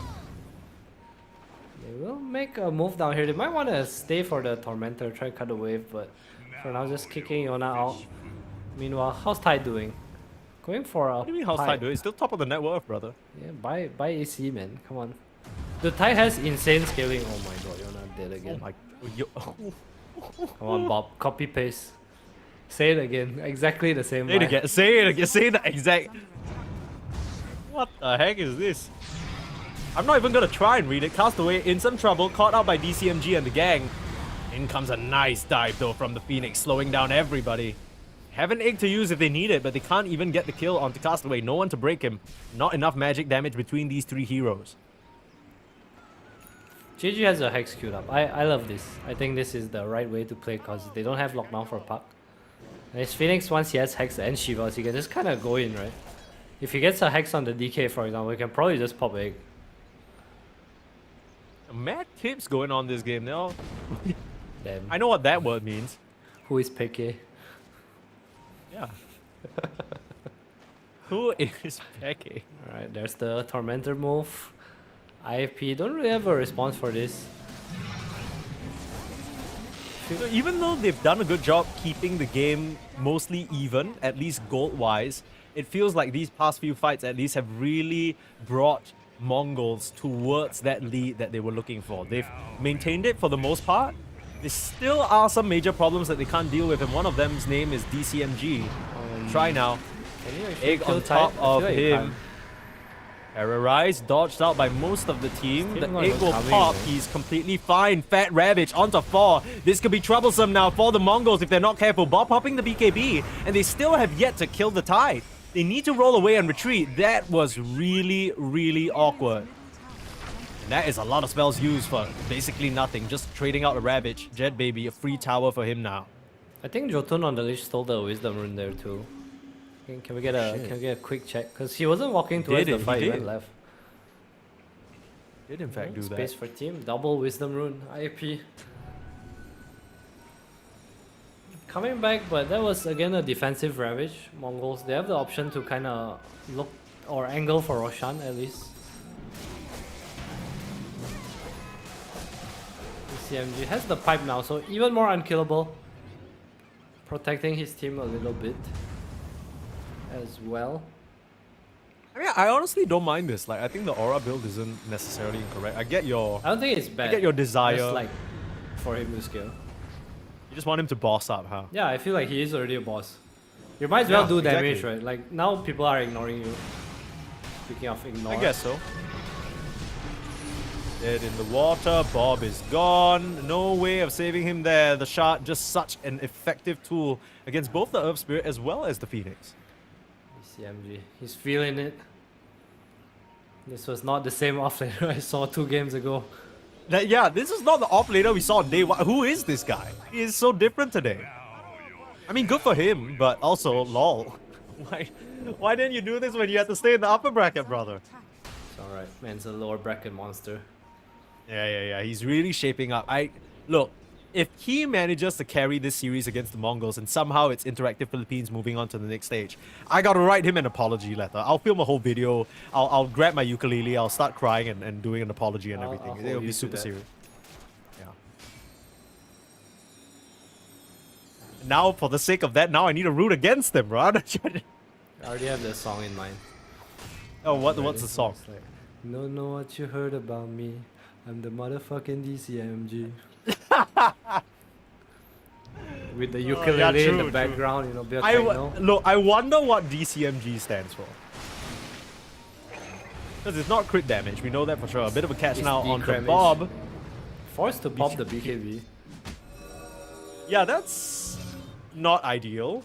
Things are kind of falling apart here a little bit for the Mongols off the back of the fact that they just can't kill the Tide. I'm watching item build. AC, come on. Scale it up. Satanic Daedalus. DCMG, it's your game. Is Eggs like just a worthless item here? I don't like it as much as just having AC. I feel like AC gives your team so much. It's like kind of an aura, right? That's true. That's true. You still stick in More line with minus the main armor, goal. you kind of chong down some boys. I think there's also a world where I feel like, I don't know what Lifestealer has queued up, but I think this is a Silver Edge game. He's going for eggs. Yeah, I think Silver Edge is necessary because this Tide is... At no point are their heroes good at killing Tide. Or I would say they're a long way away from it. So I think Silver Edge is multi-purpose, right? Like, helps you kill Tide and it helps you deal with DK. I guess the idea is that this Aghanims just currently gives you a bit more insurance in the fight, right? It lowers the Infest cooldown drastically as well. You can pop into Bob to help him out, you can pop into Kishka. I don't mind it too much, but yeah, it definitely does feel like the Silver Edge has to be that item that follows immediately after the Aghs. If not, Tide is already a problem. He's been a problem. Haven't really addressed him. This last pick for DCMG has looked amazing so far for Interactive Philippines. They can also just kind of ignore him, right? Which is what they cannot do as he's in your face. Kishka in trouble, and this is a very dead Marcy. JG might be next to fall if they're not careful. Still trying to hide away through the trees. The Ravage. Okay. Nice try. Yeah, good try. Nice pipe, very useful. That dive was a spell. Come on, even if he had AC, it's not like we would have gotten that kill there. Yeah, but they will get this tower faster now. Or hang on, they might still try. He'll be able to hit this egg with AC. Imagine. Yeah, true. Castaway on the front lines, just dying to a Lich ultimate. IP is doing it. Dude, how Mongols are kind of shitting the bed a little bit. I'm not gonna lie. Like, they had such a cool draft. They could run at you. Yeah, Phoenix. And I kind of feel like this is, honestly, no flame. But this kind of feels to me like the first Mongols game that we saw where Aumku was basically playing on an island on the gyro. when I feel like this Lifestealer could have participated a lot more in the early fights. Sure, he's the top of the net worth, but that doesn't translate to anything when your team is just falling apart like this. I feel like they just try to run into the tide when they couldn't. There's no like... There's a miscalculation of damage and they kind of just fed. Meanwhile, DK free farm. Amku is still top of the net worth though. Credits to him. Not an easy game. Even Yona with his deaths is kind of keeping up ahead of Bob and GG. Yeah. Almost has eggs actually. Damn. That's gonna be Rasma complete as well. painfully annoying for the supports. Indeed, indeed. Could this be the fight? There's no Ravage here. Eggs on Let's Lifestealer. smoke out, try and contest for this Roche. Know this the timing that matters the most. Eggs on Lifestealer, like you said, freshly picked up. Shiva's on the Phoenix. He doesn't have anything other than that though. He's saving up for that surprise hex. He kinda has it if the career flies out. He casts Away away. on the front lines, has that sproing. I don't think this is the target. Dodging you away wanna from DCMG go on. for now. Yeah, he's just trying to bait with that Solar Crest in the pipe. Let's start punching out the DCMG now, barely taking any damage though. He's just waiting out. Both these tanky frontliners know it's just a matter of information for the team. Go on, go around guys, go around. Hex on JG, okay, I'm watching. Oh, Yona? Oh, Yona on the front lines. They're trying to focus down Aomku. He's stunned up, but he's not really taking a lot of damage. Surviving and popping the rage. This could be the fight that they were waiting for on the Mongols. They still have yet to really deal with this Lifestealer. They will pop the Ravage now, but it's far, far too late. Can they finish off this side after just a little bit of damage? The Infest will finish him off, but Aomku now in some trouble. The rest of IPH chasing him down, but silenced up is the park, which means that you can't jaunt away. They will take down the Phoenix though, but Aomku still the boss in this fight. Will start eating into this Dragon Knight, and Jet Baby has nowhere to go. So. Aomku, he's gonna try, doesn't have a rage anymore, but he can't win that fight. Too much help, but the Infest. He's hiding in the park for now. Jaunting out the safety, but Yona finds himself in the stun, finds himself in the gaze, pops the rage, punching away. Aomku will win the fight. This Lifestealer stands tall and proves me wrong immediately. I talked about how I wanted him to be a bit more active. He knew that it was all about his timing. I didn't know that the Lifestealer could 1v5 this game, but Aomku says, you're damn right. I'm gonna carry this. Triple kill for the Lifestealer, and what a turnaround fight for the Mongols. That's huge. Cutting out the fight, the Radiance, the Mischance, everything coming into play, the Infest. I mean, I think he got off like 3 Infest that fight. So yeah. 3k damage, that's kind of insane. Dude, like literally 20-second cooldown with this Aghanim's. It's basically up as every time you don't have Rage, you have Infest. And Aomku played that fight perfectly. Without 20 now. Will be rewarded for his efforts with a Aegis here, so more unkillable. I wonder if they'll give it to him. I guess you have to, right? And then he builds like some AC Giga frontline. He's starting to be able to chunk down the TIE Hunter too, so DCMG has to be a bit more aware of this. DCMG is actually going for the Aghanims. This is the item that you were saying was pretty useless. I wonder what the thought process is here. I don't think it's useless. That's like AC much more. Or Shiva even. Or Hex. Yeah, right. I don't know, Refresher. So many items. I feel like items have to make sense. Like if you buy Refresher, you buy Hex. So you have double Hex, double Refresher, right? Sorry, double Hex, double Ravage. And you have mana. If you buy X, you can't really go Refresher anymore because you don't have the mana. So you kind of go into Octarine most of the time. And you're just annoying, right? You're not playing to his body anymore. Oh, Hex up in the mid lane onto the TIE Hunter. He's still feeling invulnerable, but they might just prove him wrong. Forcing the egg in the mid lane, but they can't do anything to keep these IPH heroes in place. Here comes the wraparound. Pop the BKB. Punching away now on the supports. In big trouble. Jet Baby has joined the fight as well, but Bob on the front lines mows down that Lich. Yona, waiting for his opportunity, has that Aghanim's Dream Coil, but Castaway just being so annoying on the front lines. This Ench, they can't deal with him. He's the real untouchable person here in this game. And Yona forced to jaunt away. The fights are starting to slip out of reach for IAPH as they can't find any kills on any of the Mongols' heroes. I don't like what they are doing right now. I feel they really need to wait for this damage item on Dragon Knight. They just don't have enough damage. I want to see this Daedalus. Like, I know he's buying MKB. I think it's okay, but I want Daedalus. Like, kill the other heroes. This Lifestealer is not gonna be able to power through. You get BKB, you kill the other heroes through BKB. I think Mischance is whatever. I feel like if he does go MKB, he can't really kill anyone. I feel like with Daedalus, Castaway just dies, Kishka just dies. It's kind of what you want here. It's more damage. Skadi now for Amku. I will say, I really like this Lifestealer item build. I think it's exactly what he needs. The Radiance did sort of come up a bit slower, but with the free-ish game that he had, he could definitely afford it. Every little component of his itemization has come into play here in these fights and showing his mastery on the hero for sure. Amku, top of the net worth right now. I'm gonna continue to cook. Skadi sending out. Meanwhile, IP, they really need damage on this DK. I don't know if MKB is enough. I feel like the problem with not buying Daedalus is that you don't have Daedalus. Yeah, that's a very... Thank you, analyst 343. Yeah, it's real problems. You're gonna see his Ange stand in front and DK is gonna hit him a few times and be like, why do I have MKB? But I might be wrong, willing to be proven wrong. I mean, he's just kind of concerned because not only do you have the Radiance burn, you also have the Phoenix innate, right? Just constantly blinding you. And, you know, you get tagged with the Shivas, you get tagged with the Fire Spirits, even if you get tagged with the Supernova, it starts adding up. Like, each tick of the Supernova damage applies one stack of the Blinding Sun, and it must be really annoying for the DK. Right, Be feeling fair. like he... I think he probably just felt like he missed out the kill narrowly on Amku in the previous fight just because of a couple of evasion, like procs. So maybe that's his thought process, but Could right be. now it's Mongols with the Aegis threatening this entire map, closing it in on IAPH. Okay, I think his MKB is fine if they don't like try to fight with it. Like, go farm. They still need more damage on heroes, and this is not the target you want to go for. Right? He's literally gaining HP. Like, he did not even lose any HP. Jet Baby popping the BKB. No way of stopping it. Jotun goes down on the sidelines to Bob. DCMG might just get caught here. No, okay. A bit too deep.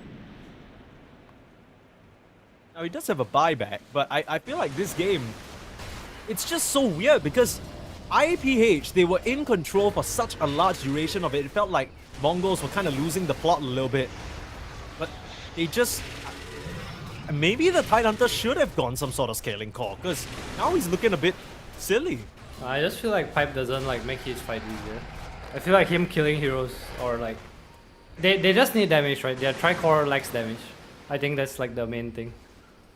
It's not like this Pipe makes him unkillable. He's definitely killable with or without the Pipe. Yeah. I think that's kind of the scary part about every tanky hero you could potentially pick, right? No matter how tanky or unkillable you are in the early game, that's what items do. They help your opponents break you or get more crits or just reach a point where they're just slapping you down and you can have all the HP, auras and resistances in the world, but you can't stand there forever. Yeah, I will say though, IP is still in a pretty decent spot. Once these crits come out for a Jet Baby and Tide has Refresher queued up, there's like this double Ravish. I think Amku without Aegis will just straight up die. Yeah. There's actually no counterplay to this double Ravage. And It's because they need to don't be have any aware. save, right? I think the only potential that I could see down the line is if JG goes for something like an Ags. I know that's something that some core Phoenixes opted to go for in the past. Just that ability to scoop you back up into the Supernova, but it's so risky. I'm sure the thing just dies anyway. They don't really have like Egg Protect other than Kishka, who probably will have a Basher at some point. But is it really enough? If you eat the Lifestealer, you and your Korra and Egg and your post 4 Marcy try to do something, I think you still die anyway. That's the Basher now. See, Jet Baby queues up Blink Dagger instead, so they want to get initiation here. yeah. Also, not to forget, Yona has a pretty quiet game, but he is scaling. One more It's item hard to away feel that from way when big you look at the damage. damage that he's doing to like this Ench, right? Like just now he's punching at the Ench and nothing's happening. I But want him to ignore yeah. Ench. Yeah, a lot of they just need to ignore Castaway. This dude is putting himself on the front lines. He has Sproink, he has Dragonlance, he has Solar Crest, he has Pipe. Like this dude is even as craggy coat, brother. He is Le Tank. And we'll see a smoke coming out here. They drop an Observer Ward. They know that Wisdom Rune just spawned. Someone might be in the area. TK is pretty far though. I don't know if I'm gonna go this deep. Mongols are kind of split up across the map, but We know what's going on. They're waiting for that next Roshan. The age is just an additional insurance for Armco to fully feel comfortable in this fight. 1 more minute until that potentially spawns. 1 minute 15 to be precise. I wonder what Tide's IP gonna... Sorry, go ahead. No. I'm just wondering whether IAPH are going to try and make a move beforehand or whether they're just going to try and bank for the Roche fight. Yo, nice spell. Okay, so if you look at Tide, his ult costs 375 mana, if I'm not wrong. Hold up, fight first. I don't know much whether it's much of a fight, more like Kitty just getting killed.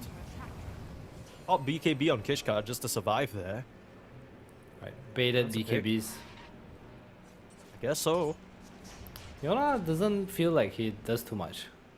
That's kind of where I'm at. Like you're saying he's scaling up, right? But it's... I think... He needs the what, dataless. Yeah, what the problem for me seems to be for IAPH, I don't know whether this is egregious to say, but they kind of have trouble keeping the heroes in place. Like everyone's just dancing around, just standing there, splitting up in the fights. They don't really have a way of holding you down. And on paper, that's supposed to be the Ravage and the Dead in the Water, but DCMG's just been largely ignored. Like they actually don't care about this Tide at all. Alright, so I think once Puck gets 25 and Tide Refresher comes out, that problem is kind of solved by itself. You have the coil immunity, debuff immunity pierce, DCMG also going for Refresher. So back to my point, I feel like Tide, I want to see what item he changes because he does not have enough mana to play right now. Remember just now I said like if you're going Refresher you want Hex because mana, Yeah. right? So he goes Sure. Eggs. And Eggs is you spam Gush, right? So you're constantly not full mana. Refresher, Ravage, Refresher is about 1k mana. Or Maybe a if bit he more. goes for the Vambrace, like the Vambrace Intel, is that good enough, you think? He needs the tier 4 neutral item. Whatever What could it he may possibly be. get that helps him? He needs a mana item, or he needs to hold like I think something I commonly see is people hold Dandelion Amulet. I think I see Jebs do it a lot on Mars before. Yeah. So that gives you mana, but he goes for strength. And look at Armcool. My man, he knows. Silver Edge queued up. About time. I mean, he basically bought just about the rest of his inventory before that happened, but Smoke on smoke action. Tidehunter showing on the front lines, jump in, trying to full commit onto DCMG there. The rest of IPH biding their time, but they don't have any. The Tidehunter is just down. Yes, bye-bye. He can buy back into this fight now that there's no egg though. With the clean retreat Mongols, they can just back up into this Roche, but this is a nighttime Roche, which means that DCMG can buy back and TP to that outpost. Just go for a smoke wraparound play here. No magnetize. Heading into the Roche pit. No magnetize, no egg BKBs. too. This could be scary business here for Mongols. Are they getting a bit too ambitious? The Raw will give away that they are in the pit. And the wraparound has commenced. Castaway once again on the front line. now. The only member in the pit is Armcool. Buyback. They see the Tide They to get the right. Armcool. What is the play? Armcool. They get Armcool, silence him up. Someone save him. Like Steeler needs help and he goes down. No buyback on Armcool. Oh, you gotta Guys, don't hit wonder the edge, whether guys. they Come on. prepared for that move. What was that? I mean, you gotta know that IAPH are gonna try for something like that, but it just felt like Mongols were completely unprepared. And just like that, Jet Baby's gonna get the Aegis for himself on the Dragon Knight. This is big. So damage items are gonna come out right now. This is a huge fight. It extends the game for IAP. I feel like I'm cool with that. Aegis could have definitely looked to poke high ground, but we see how fast that Lifestealer dies. One silence, one stun, and just Jet Baby able to pour in the damage to MKB. Yeah, it's worth noting as well, he has the SNY, which means he doesn't actually have any native way to shrug off this stun from the puck. That's what did him in there. Wasn't able to press the rage, wasn't able to infest, and just got clicked down by his opponents. 45 seconds without your life stealer. This is at minimum 1 lane of racks, even with the glyph. Castaway try to do what he can on the front lines with that impetus. Yeah, DK also takes the right talent. I think pretty uncommon. More armor, more regen. Maybe feeling like the AoE Dragon Tail isn't so value. Has a Satanic flying out, I believe. Just needs to damn. disassemble his MOM. So Jet Baby looking really good right now. Ah, they actually choose to back up. They still at half the time on Dragon Form. I guess they just want to respect the life stealer, you know, death timer, but can't help but feel like they could have just at least finished up that rack. I think they don't want to get gone on. I think the fight's just gonna come down to like how they start. Right. And honestly, starting with Ravage is pretty straightforward. He has the refresher now. Okay, can we get a mana check? He sells Soul Ring, so that's a red flag if you ask me. Okay, so he got 1,100 mana. Each Ravage is going to cost him 325. That's around 650 for both. Yes. If he uses so the he's refresher, that's 1K. 350. So he has just enough mana for probably 1 Gush, 2 Ravagers. Correct. And that's You it. see If my he problem? uses anything else, he's done. You see my problem? I do see your problem. I just wonder whether DCMG sees his problem. But right now, I don't think he's seeing a problem. I think he's seeing the Dragon Knight in his team going onto high ground because Mongols took a bit of a sloppy fight at the Roach Pit and now they're the ones behind. Bob gonna try to initiate off the mark though. Ravage? Very, very awkward in the Ravage, but Bob very tanky on this Earth Spirit. Second Ravage coming in, still managing to get both, but the Infest saving Bob for now. He's fine. The Egg is gonna help in terms of pushing back the aggressors on IPH, but they haven't gotten the kill yet. Kishka on the backline punching away on the supports. Kishka, he is doing a great job separating this fight. And Jet Baby somehow losing the fight to this support Master, buying time for the BKB to run out. Now Omku's all over him. Jet Baby might have a second life, but can he outfight this Lifestealer? Infest still available. They'll try and gang up on him. Anchor Smash to reduce the damage, but already Aghanim's inside the Dragon Knight. Cutting him down, JG is fine, still surviving, and the Tide Hunter can't provide much. Here comes Kitty trying to finish off the Phoenix, but the Cursed Crown doesn't do any damage. They're still trying to lock down Yona, but able to jaunt left, right, and center and escape the fight. As the dust settles, not a lot needing to be expended there from the side of Mongols. They don't even need to use a single buyback. It's Mongols who come out on top of that defense. Clutch fight from Amku there, saving Bob. I think he was a bit slow on the second Ravage. Amku just comes in, gets the Infest off. They also did not have Dragon Form at the start of the fight, so damage was a little slow. Again, no Daedalus on this DK. I'm really gonna keep nagging this because I think the Daedalus is so huge to have. I feel like he can do so much damage in these few hits. He can't fight the Lifestealer right now. You think the Daedalus changes that? The second he gets the Daedalus, it's just gonna be all Dragon Knight? I think you die during double Ravage. You actually can die. Fair. Like Bob dies, Fair. or I mean, if not Lifestealer, Bob dies. Yeah, they gotta play for the double Ravage, right? That burst damage during that duration, because it feels like we've seen this time and time again in a one-on-one man fight between the Lifestealer and the Dragon Knight. If there's no external interference like the silence stopping a Rage or Infest, the Lifestealer does actually come out on top. You might see a little bit of a fight here. So, if you look at item builds, Kishka actually went for Yules. Oh, Jotun. Jotun? Mode feed?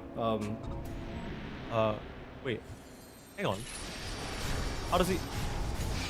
He just didn't want it. I mean, he's gonna pop the BKB on Kishka and just start punching away on the Lich, but he's dropping very, very low to the Dream Coil.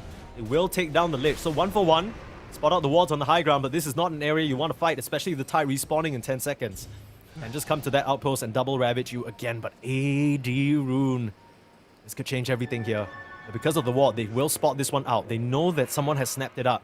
It's likely to be Aumku with his Silver Edge. If he tries to walk in here, they have vision. He definitely can die to Ravage Terrorize. Okay, so IP just gonna dodge. I was gonna say, I feel like... so Kishka goes for Yules. And I think that's really smart because he knows this puck is gonna look at him, right? And you can't BKB, you don't really want to break the coil, you'll probably die. So he has Yules, going for Wind Waker, can save his cores, can save himself. Yeah, that's kind of what they're missing right now. It's all about whether they can kill any of these key targets within the double Ravage. If somehow, some way, a save of any sort, whether it's the Wind Waker or just somebody to bail out Aumku, that happens, the fight should go the way of the Mongols. It's just a bit too tanky, and it's kind of a situation where even though you're looking at Mongols and they only have quote-unquote one core, the Lifestealer is good enough. It feels like the Lifestealer can do it. Look at the graph over the course of this game. It's been such a back and forth game.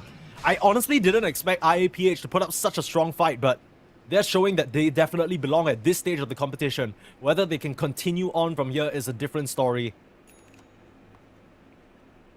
Yes, DK feels like he's falling off a little. You're not going for a Daedalus, gonna go for a Refresher instead. So again, still a lot of strong scaling on the puck. Double Dream Coil Pierce. Might be a fight happening here. Smoked up. I really want to see JG just pick up the shard. I think he has Refresher soon. I feel like the shard gives more value to the egg than the double egg. Hold on, smoke on smoke action. Online, Yona with a double silence, Ravage up onto just the edge. It's only the supports, they don't get him. The lifestealer's fine, and it's a huge egg all over IAPH. Tidehunter just melts. And they don't get a thing here. The Sunray, JG healing all of them up. And Yona's gonna go down. Oh, nasty, nasty work here from Bob. I don't really know whether it's a mid-diff more than just a little bit of a fumble coming out from IAPH. That felt like a fight that they should have won with that Ravage, but they don't actually get the lifestealer. All they find is the supports.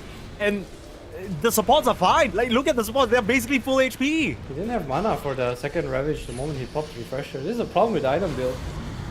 You need to be very aware. DK is in trouble here. This is barely.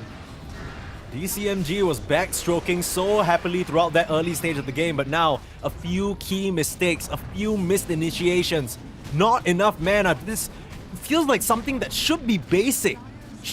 There's no way these are the type of mistakes that are being made, but here they are. Knocking on your front door, Mongols. Despite a rough start to the game, Amku able to come back and be this big force for the team to play behind. Looking at the next lane of Rax now, they know there's no Tidehunter for another 12.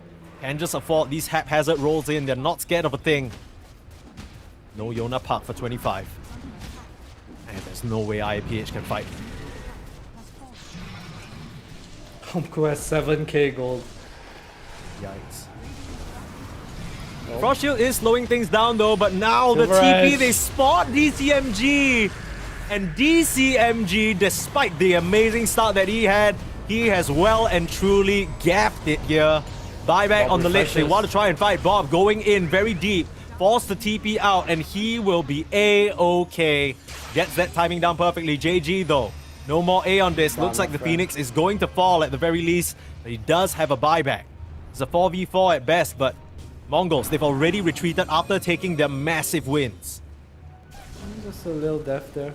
I'm trying to find out what this Silver Edge on DK is for. Like, what's the purpose of this item here? Does he want to break the edge?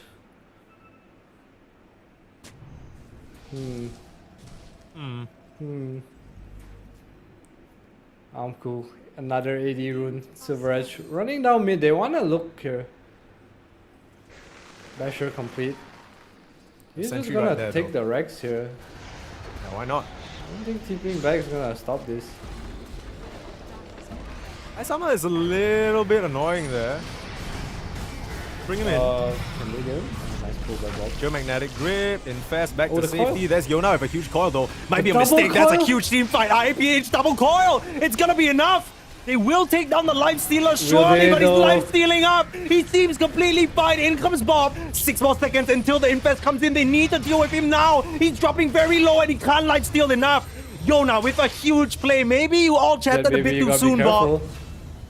Oh, Bob able to finish off that Dark Willow by the end of it. But Yona, this park, even with the Tidehunter and the DK faltering a little bit, not just gonna get all chatted and take it lightly. Now running down mid, they need to try and force some of these buybacks out. Yeah, 6k. Now once this like next damage item comes out, I think the game actually becomes very complicated. I think if DK also changes this Silver Edge to a Daedalus, I think their fights are going to be way simpler. Even the Swift Blink might be a little better. I'm just a bit confused about this Silver. I mean, it kind of had a little bit of a application there in that previous fight, cancelling out the Ghoul Frenzy, I guess. I don't really know, but Jotu? Wanting to hold on to their buybacks here, they'll have to lose some racks for it. No glyphs available. And the best part is, they can just take one Rax, back up to the Roche. That's what the DK is already doing to get that second life. A very, very big series of wins here. They're going to try and pull Bob in. Jotun just messing around a little bit. Has to blink back out to safety. They're looking for a target. Bob can't connect though. What is this? He wants the fight. He knows Roche is happening. Castaway TPs too. They're not just forcing reactions here. Look at Castaway.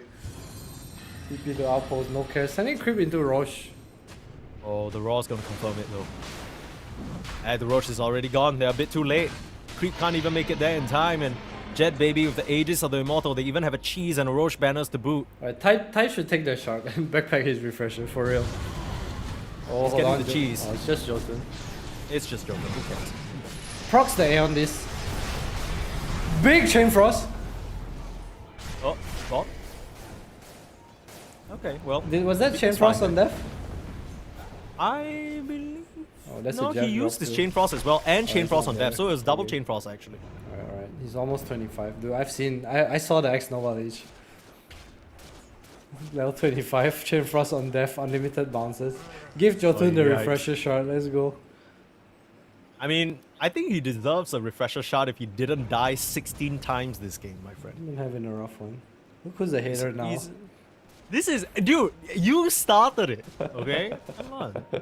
One of us has to be the nice guy. That's true, that's true. We switched the roles here and there, you know, it's not a big deal. Even though it was a series of pretty solid wins here for IAPH, Oh, they Bob get has the Aegis, eggs. but they are a bit... Wait, who has eggs? Bobby. King Bob himself. Okay. Giving him scepter. See More how this saves. ends up working. Yeah, but I was just about to say, even though it seems like IPH are the ones with the advantage at the moment with the Aegis as well as that Roche and the huge fight that they just took, it's Mongols who are knocking on the front door, perhaps knowing That that has to be careful, he dies to just coil or silence here. Just gonna pump with rage. I mean, they only have like 1 or 2 more tries of this. Lich is gonna be back up soon. So what's the plan here for Bob? Is he just gonna use his Aghanim Scepter as a save for Armku or Yeah, maybe I one would of his think teammates? so. Or because I mean, the other alternative is you roll in and you kick someone out, but I don't really know who you want to kick out. The front there, trying to focus down Armku. They have a geomagnetic grip save, and oh, that's a beautiful egg again. They're gonna try and focus it down, but they just can't afford to. Armku gets the infest out, and it's saved. Kishka coming back out and punching away on the poor Dragon Knight. That's the first life down. Kiki to drop as well. And this Tide Hunter with the second Ravage, but it's way too late.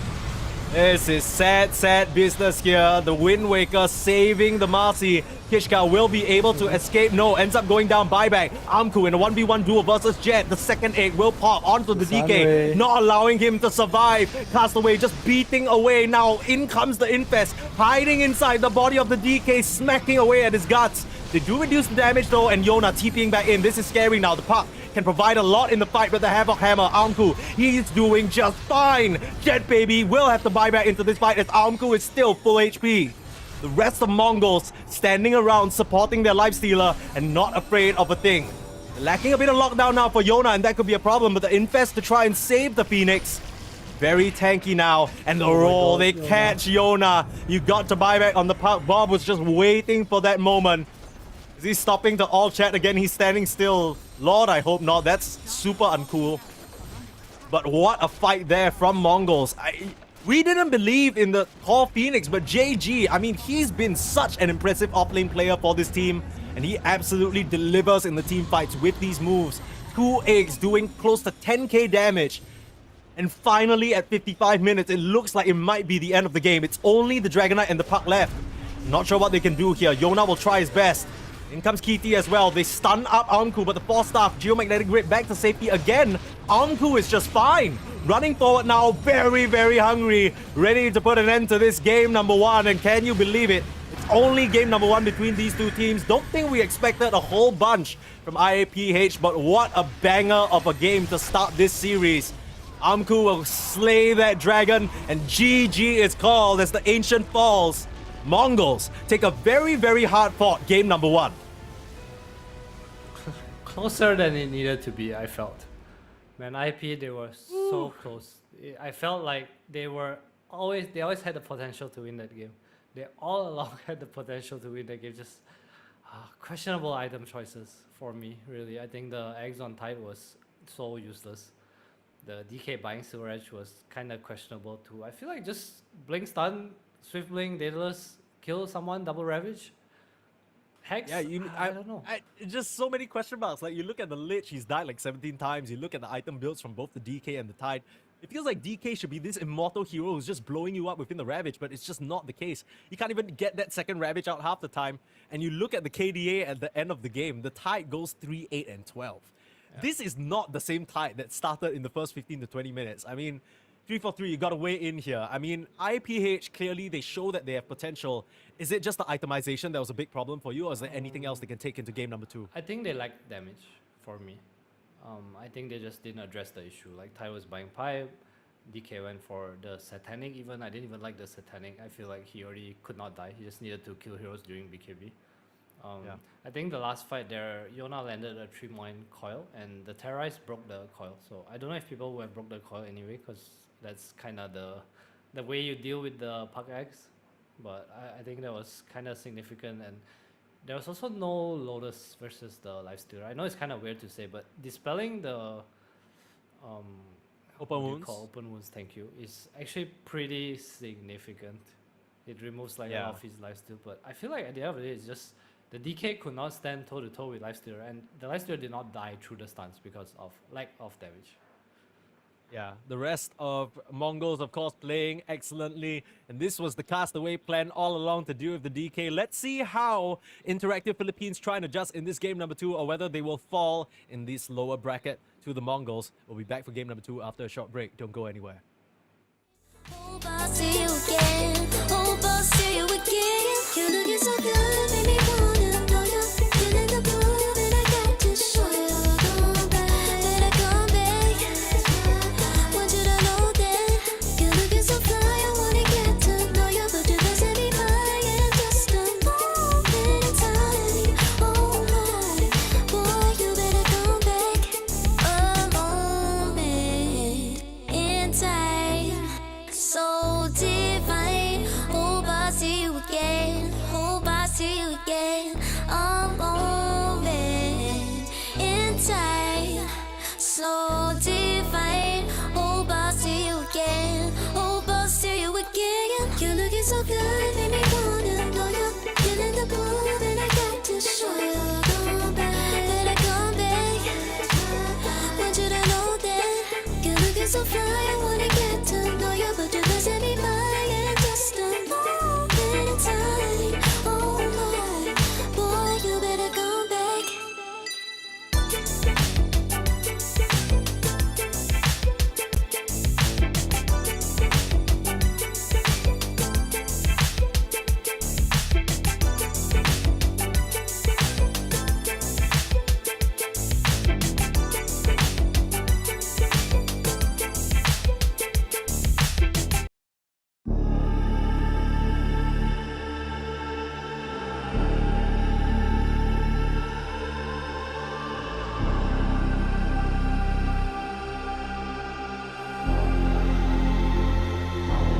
You'll be free when I set you free. I breathe you in, but all your sins won't disappear. You can see it's true that I want only you when we'll break free. Together, you and me. Take me in your arms and let us rise high up to the stars where we can fly. So come with me and pray.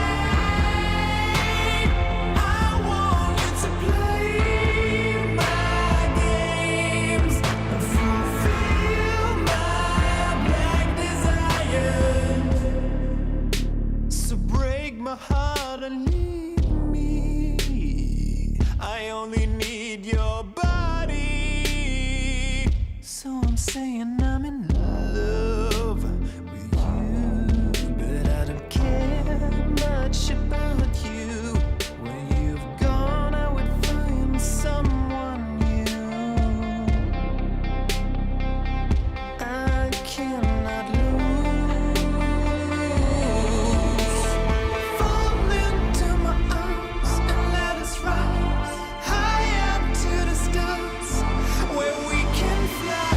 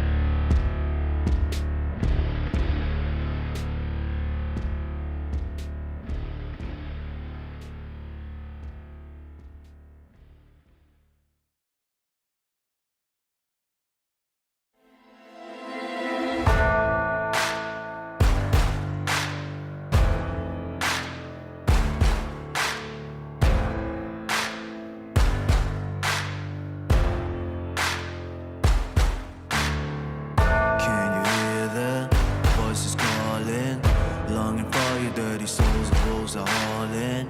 Can you hear the voices calling?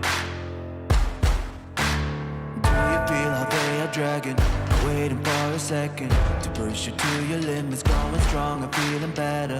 But do you feel them? Can you hear them say? Coming across the line. Since a little dark in here, trust me, you have nothing to come in. Take the start. Follow, leave it all behind. Welcome to the other side.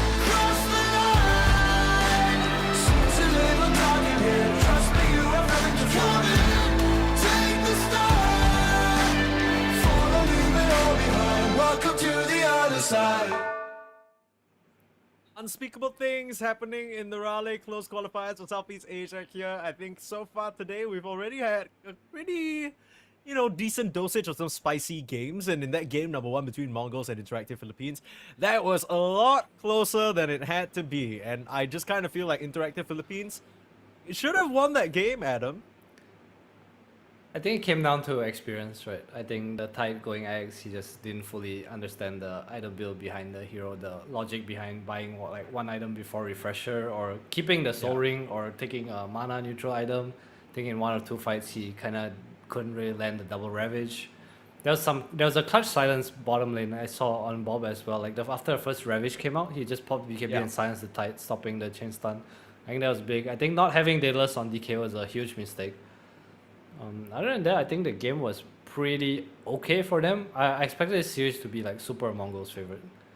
But coming into this IP, they are putting up a fight. Yeah. I think coming out of the draft, we weren't necessarily too happy with what the Mongols had, even though the Lifestealer did tie things up very nicely.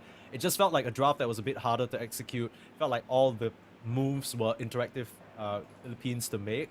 But IAP, they ended up kind of in a weird spot, right? There were points in the game where it felt like Mongols were basically running it down at their Tidehunter, and still they weren't really able to capitalize. And this, we keep saying this, is the big problem with IAP.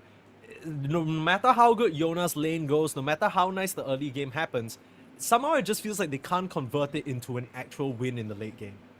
I think there's a little bit of randomness going on. I think like Jotun's deaths, I think Yona had some like random deaths too.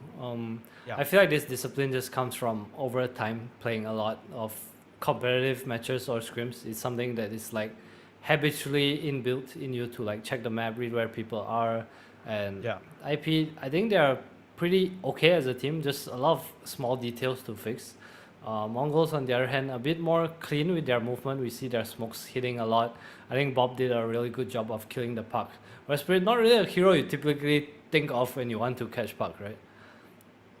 Yeah, that's true. I think Bob really did a good job transitioning from the main person applying a lot of pressure early game to sort of a little bit of a team fight control-ish type of situation. I think you mentioned in that final fight as well, he was just kind of waiting around with the silence, with the axe, with the geomagnetic grip just to pull back and just save Armku, right? And I think that really went a long way. But let's see whether Mongols choose to switch things up here. They kind of gave themselves a bit of a challenge in basically leaving the DK in the pool and saying like, look, if you guys want the DK, you can have it. We'll try and figure out a draft around it. The draft they ended up going with was pretty difficult to pull off, but they managed to do it anyway. Let's see whether they still try and go for the DK or leave it in for Interactive Philippines here as we get ourselves the draft for game number 2. I don't know if you want to give DK. I feel like it's IP's most comfortable hero so far. I mean, based on the previous series at least, and judging from what Jet Baby has been playing, I think he's been pretty solid in games where it feels like he can carry. He does kind of step up. Mm-hmm.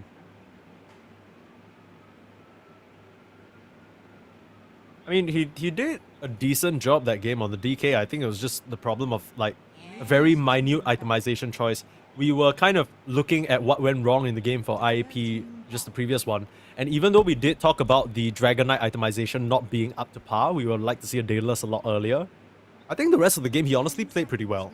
Yeah, I think he did fine from lane to post lane. I think everything was pretty okay. I think it just reached a point where they did not have enough damage or a bit of execution error. Like we see the bottom high ground, the Ravage, he didn't have like space to kind of double Ravage. Bob gets a clutch save coming in from Amku's Infest, and you know that fight could have gone both ways for sure. That's true. 10 seconds remaining. See how things go here. Interactive Philippines still choosing to ban out the Amku signature Morphling. Understandably so. Mongols, I think the game they looked the best by far was when Amku was basically solo carrying on this Morphling. Key heroes we'll look at here. DK, Magnus, Timber, Doom. DK is probably the biggest one for me right now after a game, because I feel like what if they ban Phoenix and pick DK? You know, what's your answer now? Doom is in the pool. Yep. I don't think it's a huge answer to DK, but we have seen teams just kind of like it. Infernal Blade does do percentage-based health. Mongols have the option of actually picking up the DK themselves. They also have a couple of other very high priority picks that they could snap up. The only problem is that DK doesn't really scream Aumku to me. He kind of feels like a bit more of those sort of traditional carry players, Spectre, but I'm sure he could bust it out. Yeah, Spectre, Lifestealer, Faceless Void, Morphling, these kind of very standard Gyro as well, position. I think. Yeah, he loves his Gyro. Yeah, speaking of, Gyro is still in the It pool. was You got your ignored Terrorblade. previously. I mean, once you pick the DK, I don't know whether the Gyro is too good of a matchup. Doom gets banned out. They go for the Magnus instead. So DK is an option again for Interactive Philippines. Dawnbreaker, I think, is the most common answer to Magnus right now. True. See what IP choose to prioritize. I would prefer to see the DK, to be honest. Like, I think they did really well. I think you're gonna get to ban the Phoenix and whatever you think was the problem. Yeah. Surely you don't think, surely you don't lose faith in DK, who's like basically the most powerful hero in this patch, just because of that slip up, right? I think Interactive Philippines, it's gonna be very telling if they choose to go for the DK here, because that means they realize that, okay, it was an itemization issue. It was some other issue other than the hero picks. Our draft was fine, actually. Dire team back. See what they choose to go. So TA, I guess one of the better heroes against the Magnus. I'm not sure of this about this 9-slot TA. I think it's okay if you're a stable team, but I think in a team that makes mistakes, it's not easy to keep lead as Templar Assassin. Yeah, I think for me, every time I see a TA, I just think back to the most recent time I've seen this team play anything. Because TA feels like such an executionally demanding hero. Not just from you, but from the rest of the team. You need to all come together, hit this crazy timing to really maximize what TA can bring. I just don't know whether IAP are that team, man. Yeah, we'll see. I think the TA is a good answer to Magnus. You have a pretty free lane. You have Aegis later on. Magnus doesn't really buy armor, so you always have the potential of just kind of bullying all the way. Bad Riders removed. Twilight Pulse 4 is good against TA. Still Willow in the pool. One of KD's favorite heroes. Pick it every game if you can. Is it a good enough? I mean, into the Magnus, I guess the Terrorize is pretty handy up until the calls get BKBs and whatnot. I mean, Magnus Dark Willow also is quite a good combo, so maybe you want to deny pick it a little bit. I can see it. I think it's just a big comfort hero for him.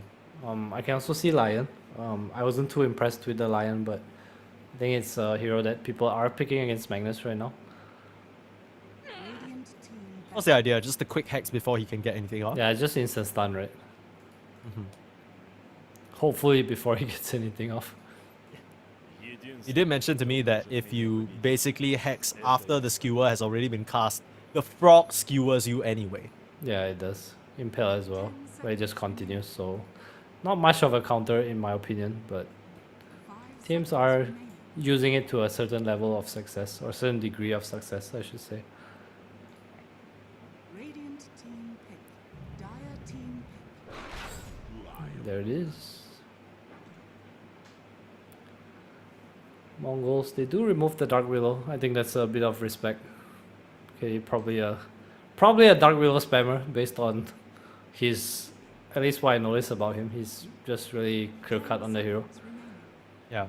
He knows exactly how to play these fights. Like, there's no doubt about it. I don't think I've ever seen, or I don't think I've seen a fight yet where I'm like, oh damn, KT missed the brambles, right? Like, every fight setup is pretty straightforward. It's just the rest of the team, you know.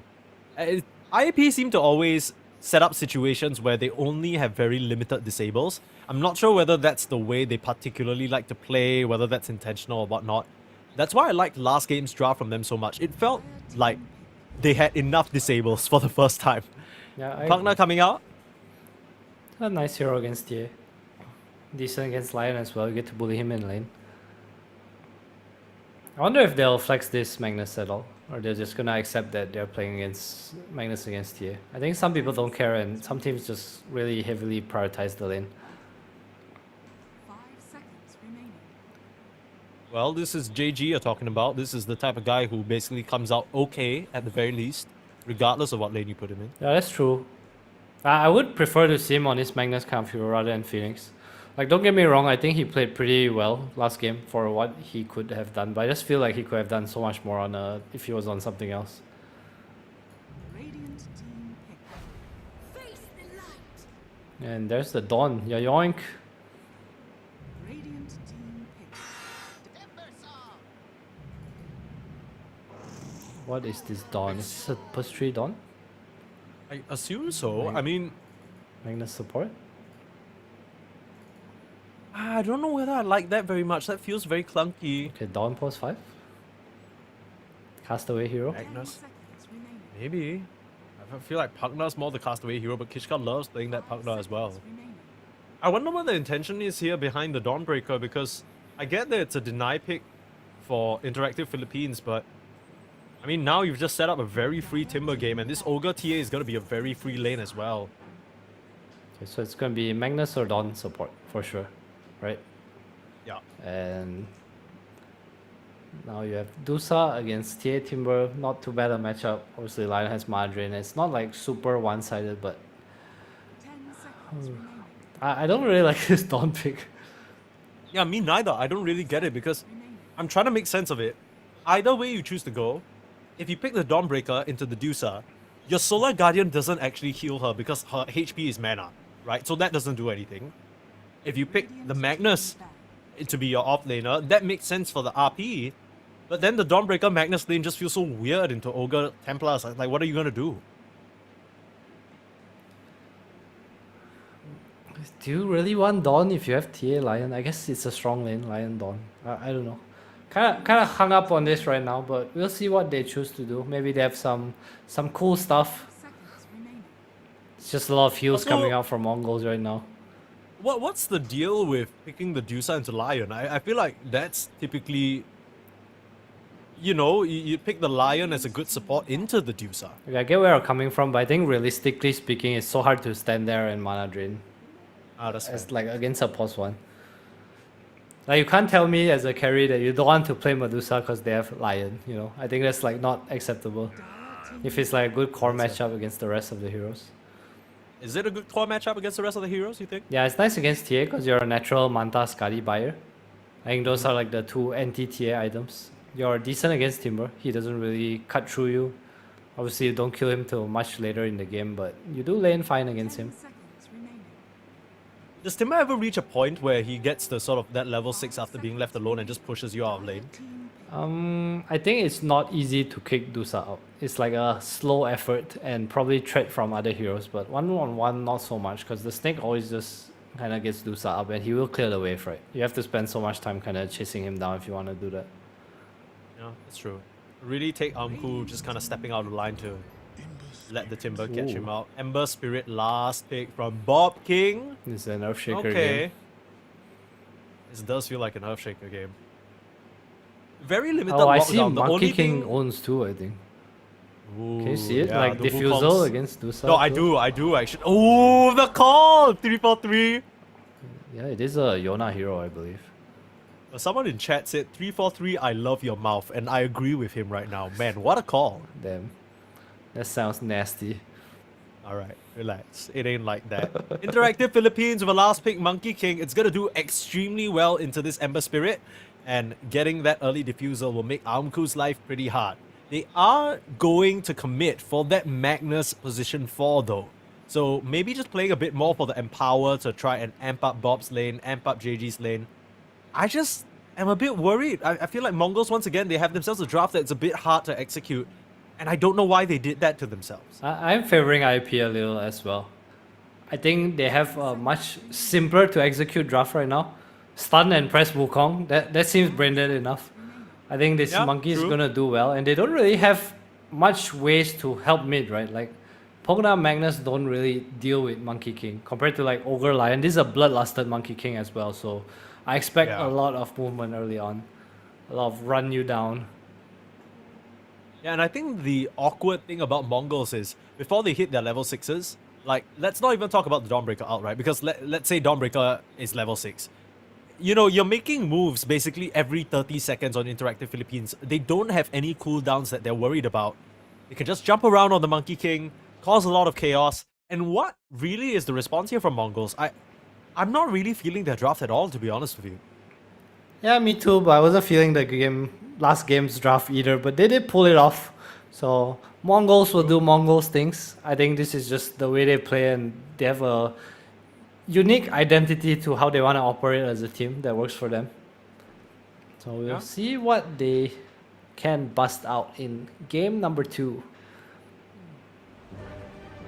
Okay, what are we thinking about this Bob King Ember Spirit here? Because my perspective is the lane is gonna be miserable, but if he's able to somehow come out even or on top, I think this Ember is a pretty free one, right? They have limited lockdown on IAP as usual. It's just them at this point. It's just the way they play. They play for lanes, and you know they want their cores to scale.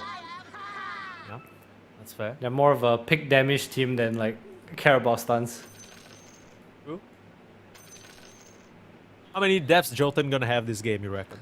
The Ogre's a fair bit tankier than the Lich. Hold on, let me think. I'm gonna go with 5. 5? Yeah.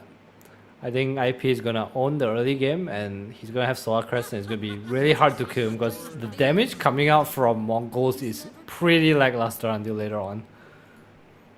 Actually, you're kind of right. If Dawnbreaker doesn't have a good lane, they don't really have a lot of damage on their team, huh?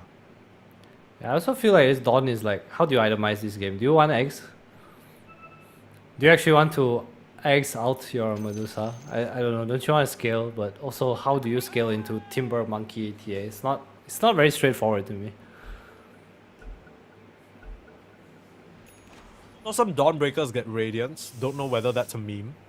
I think it's okay this game if you have a good start, but if you're playing from behind, you're just gonna continue to feed. Timber kinda owns you. Now, how do they kill Timber until Dusa is like way more farmed? Like Ember doesn't really do much to you, neither does Dawn, Magnus. I guess Pogna does deal with you somewhat. Okay, so here's the question. If we get to the later stage of the game, are Mongols sort of, I guess, the clear winners there? Is that their plan? Do they need to try and slow the game down to a crawl and try and wait out IAPH? Like what? Sorry, IAP. What's the plan here? IP definitely want to play with pace, right? I think they're strong lanes and they have a lot of go with the Monkey King. Of course, they can slow down and just hold lanes. I feel like bot lane should be pretty TA favorite and mid lane obviously monkey favorite. So don't let the supports change the matchups for you because you have good core matchups right now. And we've also seen what IAP do with his Timber, right? They just stack ancients, get him to clear a stack. Might even see like one aura item early on. I think like let's say he gets a pipe early. Like Kaya pipe is something he went for earlier. Like how do they fight through that? It's buff your monkey, Bloodlust, Solar Crest, pipe on top. Diffusal monkey, go for some SNY possibly. Doesn't really need BKB this game. Goodness. I think the problem for me that I'm seeing is that this monkey, that is really the question. How do you kill him? He is going to always be able to get the Wukongs off and maybe a Jingu as well. You just need maybe 1 or 2 defensive items on your supports and be fine and dandy. And into game number 2 here, Mongols 1 game away from knocking out IAP, but IAP not gonna go down with a fight as we've seen in that game number 1. And DCMG back on a way more comfortable hero for himself, Timbersaw. Kishka gonna start the lane pretty low as well, eating 2 Mels. Does get a D-ward. I guess better you eat the melts than your Dawnbreaker. Yeah, Blood Grenade thrown too, so... I was wrong about this monkey. Definitely needs MKB because you can be skewered out of Wukong, right? I think that's like one way to lose. True.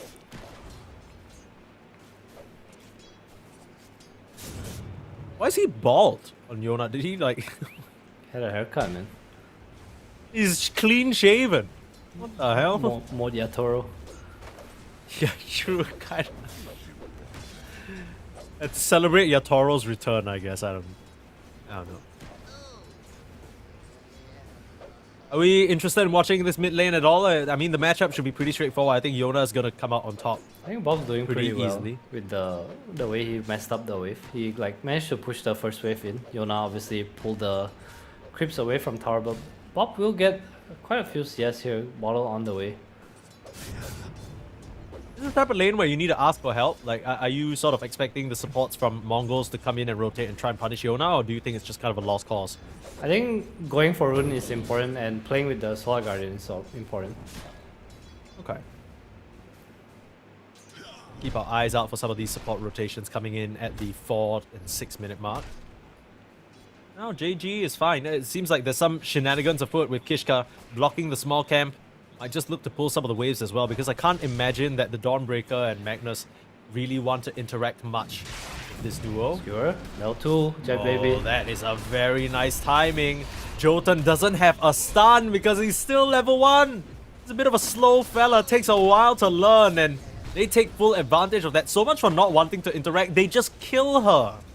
Yeah, that's a mistake on their part for sure.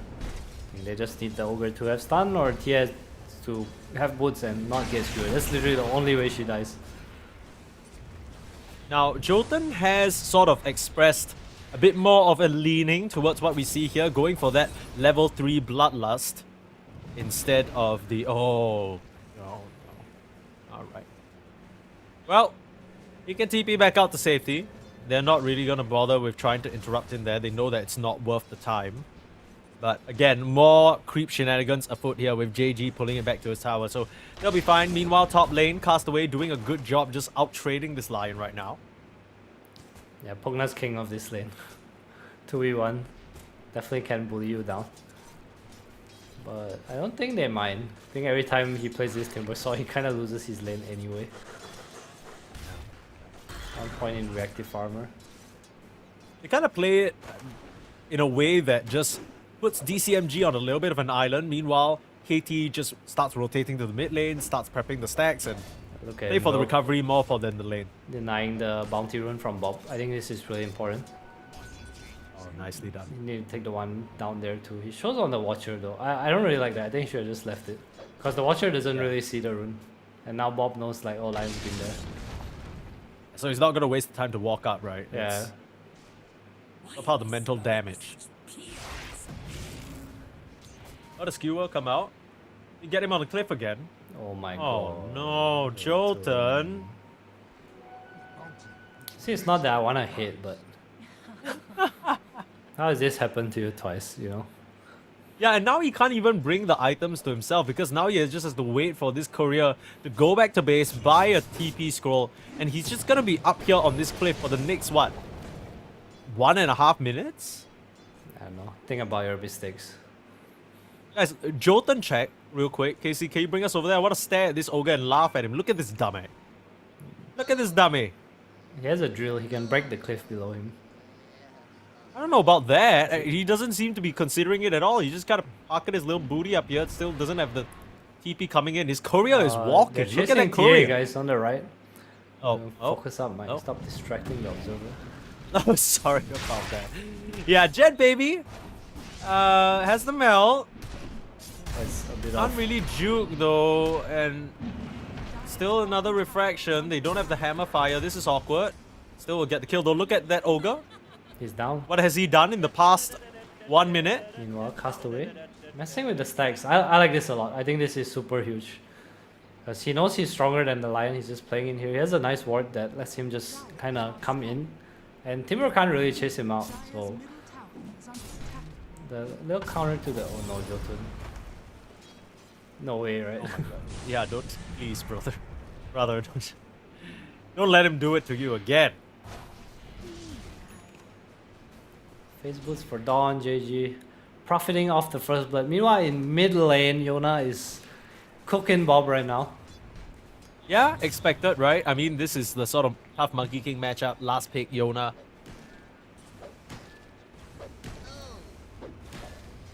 Bob will be forced to go back home. I would like to see him collapse mid. If he knows this Ember goes home, like just pop a smoke or come in, like 2 supports. Yeah, I thought we were going to expect maybe the Mongol supports to be the one coming. We missed that. Skewer missed as well. JG might just be dead. Castaway is here to try and help, but it's just gonna scare them away. That's gonna deny Bob's rune though. Both supports not there, so. You talked about what you wanted to see. We wanted to see some help for Bob. Maybe Castaway and Kishka could have rotated over and helped him out, but now an AD rune for Yona. TP bot from the Lion. Meanwhile, they've circled top. They're looking for an engagement down here. Only level 2 on PT though. A try onto the TA, but it's a bit of a trap there.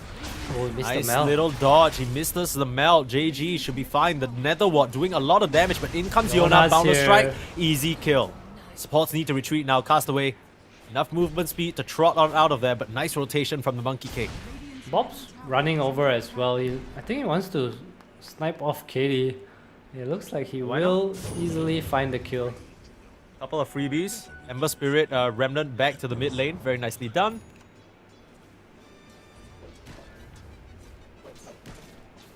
Not too bad here from Bob.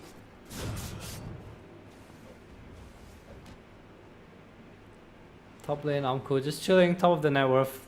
Pretty free lane up here. Castaway still going back to bot. So just want to play away from the Dusa. Try to chase the TA whenever they can. Drag pressure away from the Ember Spirit. I think that's like a big goal, right? It's like if we pressure bot first, you can't pressure mid. That's true. Kind of force a couple more TPs from Yona down here as well. Just make the Monkey King a bit uncomfortable. I mean, Yona's having a swallow time, right? You were talking about how this Monkey King's default build is going to be the Maelstrom. Is that still good this game? Diffusal, right? Talking about a diffusal, right? I think you definitely go diffusal. I'm not sure what he'll choose to go for. I think it's a player preference, but I think at some point you want diffusal in your build. Yeah. Maelstrom seems to be the item queued up for Yona here, so a bit more stock standard, maybe diffusal afterwards. It's not like he's weak with the Maelstrom. I think it's perfectly fine. Allows him to farm as well in a way that the diffusal doesn't. That is true. Is this a farming Monkey King game though? I'm not too sure. It feels very like, let's go fight, you know? Yeah. Oh, KD. Oh, they cut off KD. Nice hex though. DCMG, the target. Timber Chain away. They want to focus down this Timber Saw. They should be able to get him with that last Mystic Stake. Armku getting the kill. Honestly, not too sure how DCMG lets that happen because he was just kind of positioned in a very aggressive spot. And Armku just auto-attacks him down. Yeah, he needs to go further up, I think. This is like you're kind of in the middle where it's easy to run to you, right? But if you're towards the top side, even if he will chase you, it's like so far. Yeah. KD also only level 3 on the Lion right now. Kinda worried for this Lion. Very dependent. I mean, when somebody clears the stacks, he's gonna get quite a decent dose of EXP, but the problem is whether Castaway is actually gonna allow him to do that. In comes DCMG with that level 6. This is the recovery injection that they gave him in that game they were successful. Look at the net worth, back up to reasonable territories now. Oh, GG. Was there a collapse mid onto Yona? Okay, first Solar Guardian of the game, I think. Bob just probably going in, chaining him up and getting the kill. Very nicely done. Yeah, this is the move that they had to be ready for it. We were talking about it. The only way to really kill the Monkey King, and Bob is kind of recovering right now. Is under attack. The supports are the one that feels like they're kind of losing out. KD low level, Jotun spent most of his laning phase on the cliff. That's away in some trouble. Trying buy himself time with the Decrepify. They'll try and return the kill onto the Ogre, successful in doing so. Hex. Does Bob have a Remnant? Yes, The Hex, still no Remnant. Okay, he's out. Fortunately, the rune does spawn in the top lane, and that regen would have been perfect for him.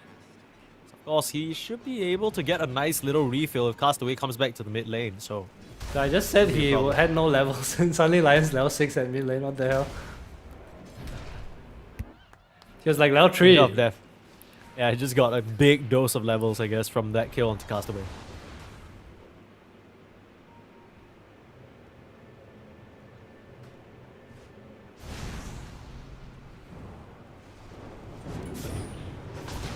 More chase, more fighting, non-stop. Nice Earth Spike onto 2. Finger of Death. The heal isn't enough. That's what we were waiting for. We wanted those support levels, and we're gonna get them. And here comes the go from IAP. Yona feeling very, very strong here, forcing back the forces of the Mongols. They're looking to capitalize on this catapult in the mid lane. A nice rotation, catapult timing as well. DCMG, he knows he doesn't really... Not much point staying up here. He wants to connect to these kills. Really strong with his levels.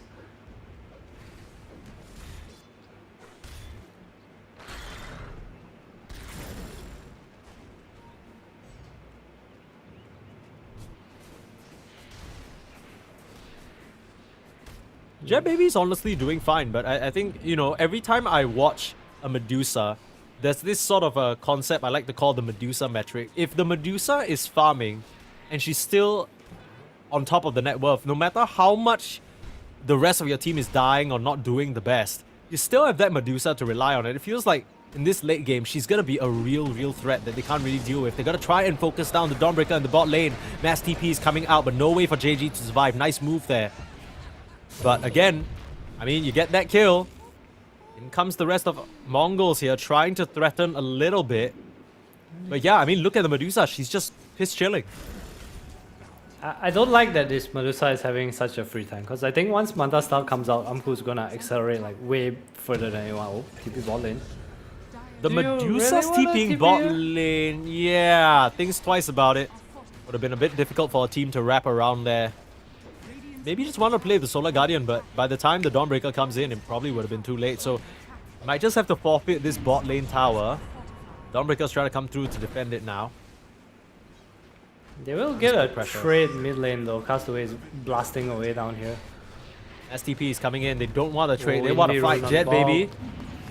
And get this TA who's bit out of line there. Shockwave pulling him in. Nice double boundless strike.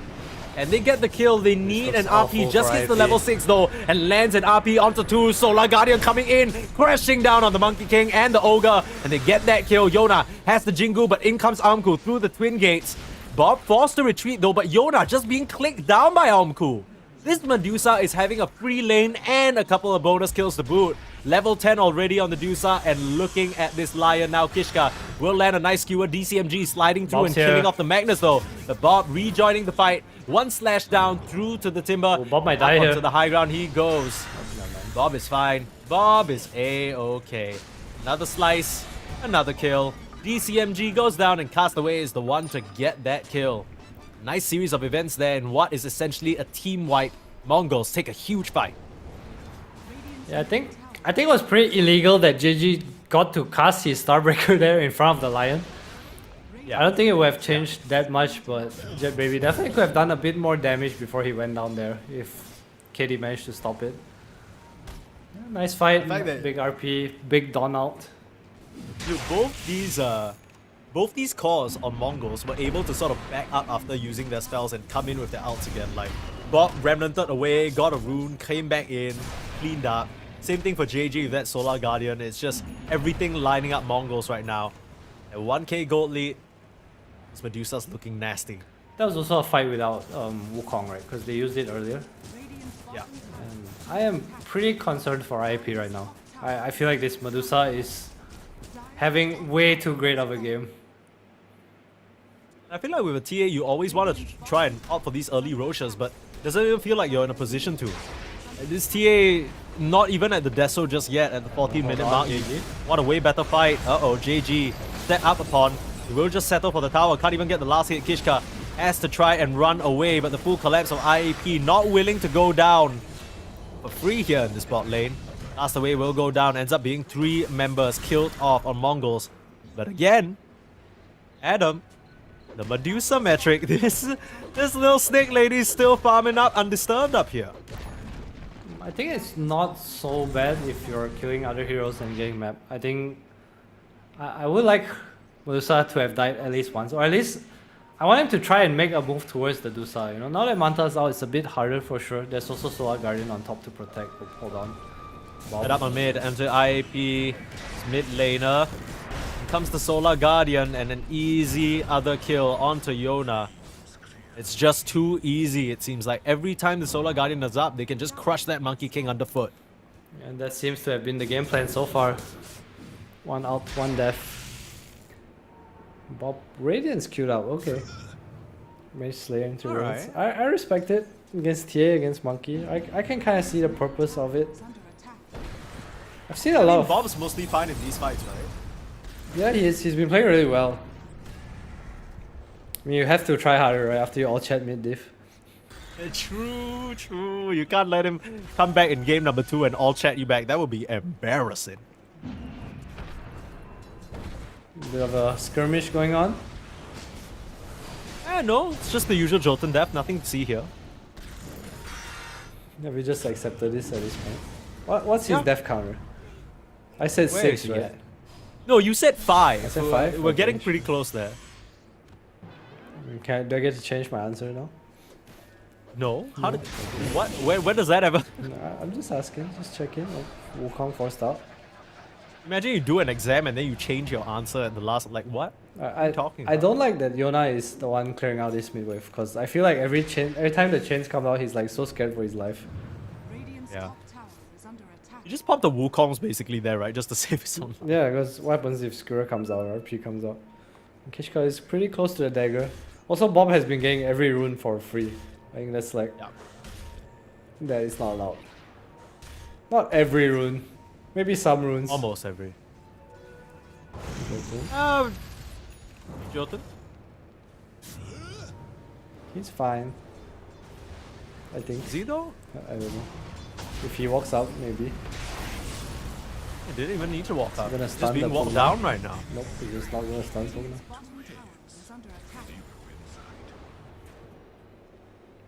Death number 4. Still hoping to change my answer. Dude, we were talking about the cold ass lines that were coming out from Invoker, right? Like whoever stands against me stands briefly. Did you hear what Ember just said to Olga? 2 hit, 0 insight. My god. He ain't wrong though. That's cold. Wow. Yeah. That was Goodbye, a pretty my lucky boundless strike, but it's not gonna salvage his life here.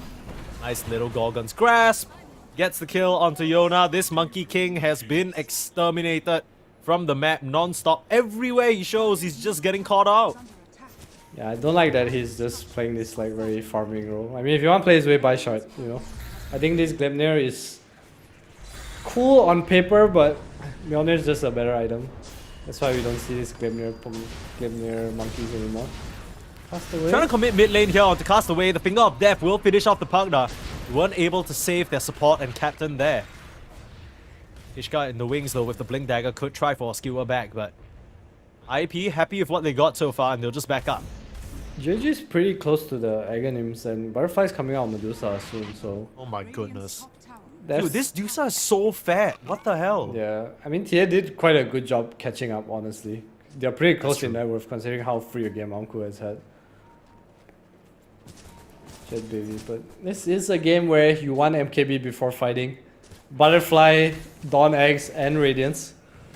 That's like hella evasion, right? Against the double physical damage. Not to mention the Gossamer's Cape, so no matter what the first hit is, it's gonna That's be a true. miss. Dude, this is TA's bane of existence. I Yeah, swear literally whoever invented this item hates TA. Yeah, I was like, screw this hero in particular. Melt it, lol. I mean, the problem is that the TA really doesn't want to build the MKB. She needs so many other items, so Amku is continuing to, Radiant's bottom or at least position himself in a way that IAP just don't deal with him for now. Yep, we see IAP kind of grouping in the mid lane right now. They need to be aware, they can't really just straight up hit the tower because Bob's gonna poke at them. This is JG's Aghanim's fight too. Cast away. Also DCMG's Aghanim's fight. Oh, that's true, that's why he's in front. Put on a lot of pressure onto Castaway. Nether ward. Talking Kishka about was the in. damage back. Here Oh, the comes hex. Kishka. Instant hex though. Solar Guardian coming in to try and bail him out. He doesn't go down for now. They finish off the Lion, and meanwhile, look at that Wukong's command. What an awkward placement. They're trying to hunt down the Jet TA Baby on the in trouble. sidelines. Just the full focus onto Jet Baby. No one to help, and the RP onto the Timber. No more Aghanims means you go down. DCMG gets the kill onto Kishka. No way he lives, right? No Oh, way he wrong lives. tree, He's my gonna brother. try. Wrong tree. The hammer's gonna clip him. And DCMG goes down. The voice line completely understandable. I wouldn't be too happy about that situation as well. Just a completely misread Monkey King ultimate. He thought Mongols were gonna go towards the north, but you just see the TA and homing missile in. Yeah, that was kind of awkward. I feel like once you drop Wukong's, the fight's kind of over. It's just Bob's playground. Tunnel visions on the TA, his team's coming in. There's no real counterplay anymore. Even with the beautiful hex from KD onto Magnus, stopping the skewer back, still the fight was so Mongols' favorite. Really, really nice stuff so far from Mongols.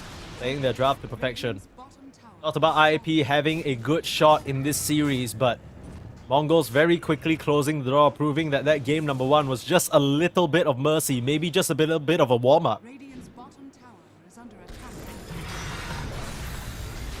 Cast away. Will eventually And not much go you down. can do about that one.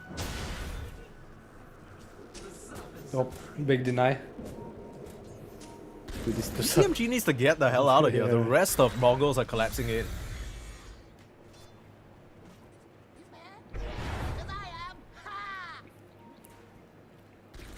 More of a farm sim going on. Yona, a bit hard for him to find fights. Bob has caught up in net worth, so pretty close to Monkey King. How's Jet Baby doing? What's he have queued up? Hurricane Pike. Almost complete. Might go down beforehand though if he's not too careful.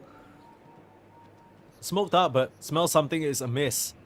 Nobody being seen on the map at all, He's and gonna die. He has no dagger. I don't know about that blink on the high ground. No dagger. And just use the RP immediately. Oh man, Jet it's Baby out. painful death. I say death, but Oh. blink soon. No. Doesn't really matter when you clip yourself like that. Very, very awkward. Meanwhile, mid lane, they try and jump cast away again. Is this really the fight that you can take? You will just save him. Gleipnir holds you inside the Wukong though, and you at least get the support. But look at the movement from Mongols. They are coming in and they are angry. Bob is here. Looking for their targets. Bob is in fact here. DCMG will actually submit himself. They hex nice up Bob. hex. Oh, they might be able to finish off the Ember Spirit. Very nice plays. That's a monster kill streak. And Aumku can't really help his allies out. Manta's on So cooldown. watch yourself now. Is this it? More Stone Gaze. No RP, no Solar Wukong's Guardian. command not being used. Kishka being found on the backlines. Yona doing a Two-man good job stun. skirting around. Beautiful double man stun from Kiti. And Aumku still on the front lines with that butterfly. Can't be dealt with for now. JG will come in with the hammer and knock down the Timber. Jotun doing Jotun things. Yep. Jotun doing Jotun things, and Yona still trying to do what he can to pick off the backline, but He's so Aumku low. not giving them a chance. Nah, he ain't really that low. Yona wanted no piece of that Medusa. He was like running around completely trying to kill like people around him, and DCMG is like, nah, I'm fine, and just dies to do so. Yeah.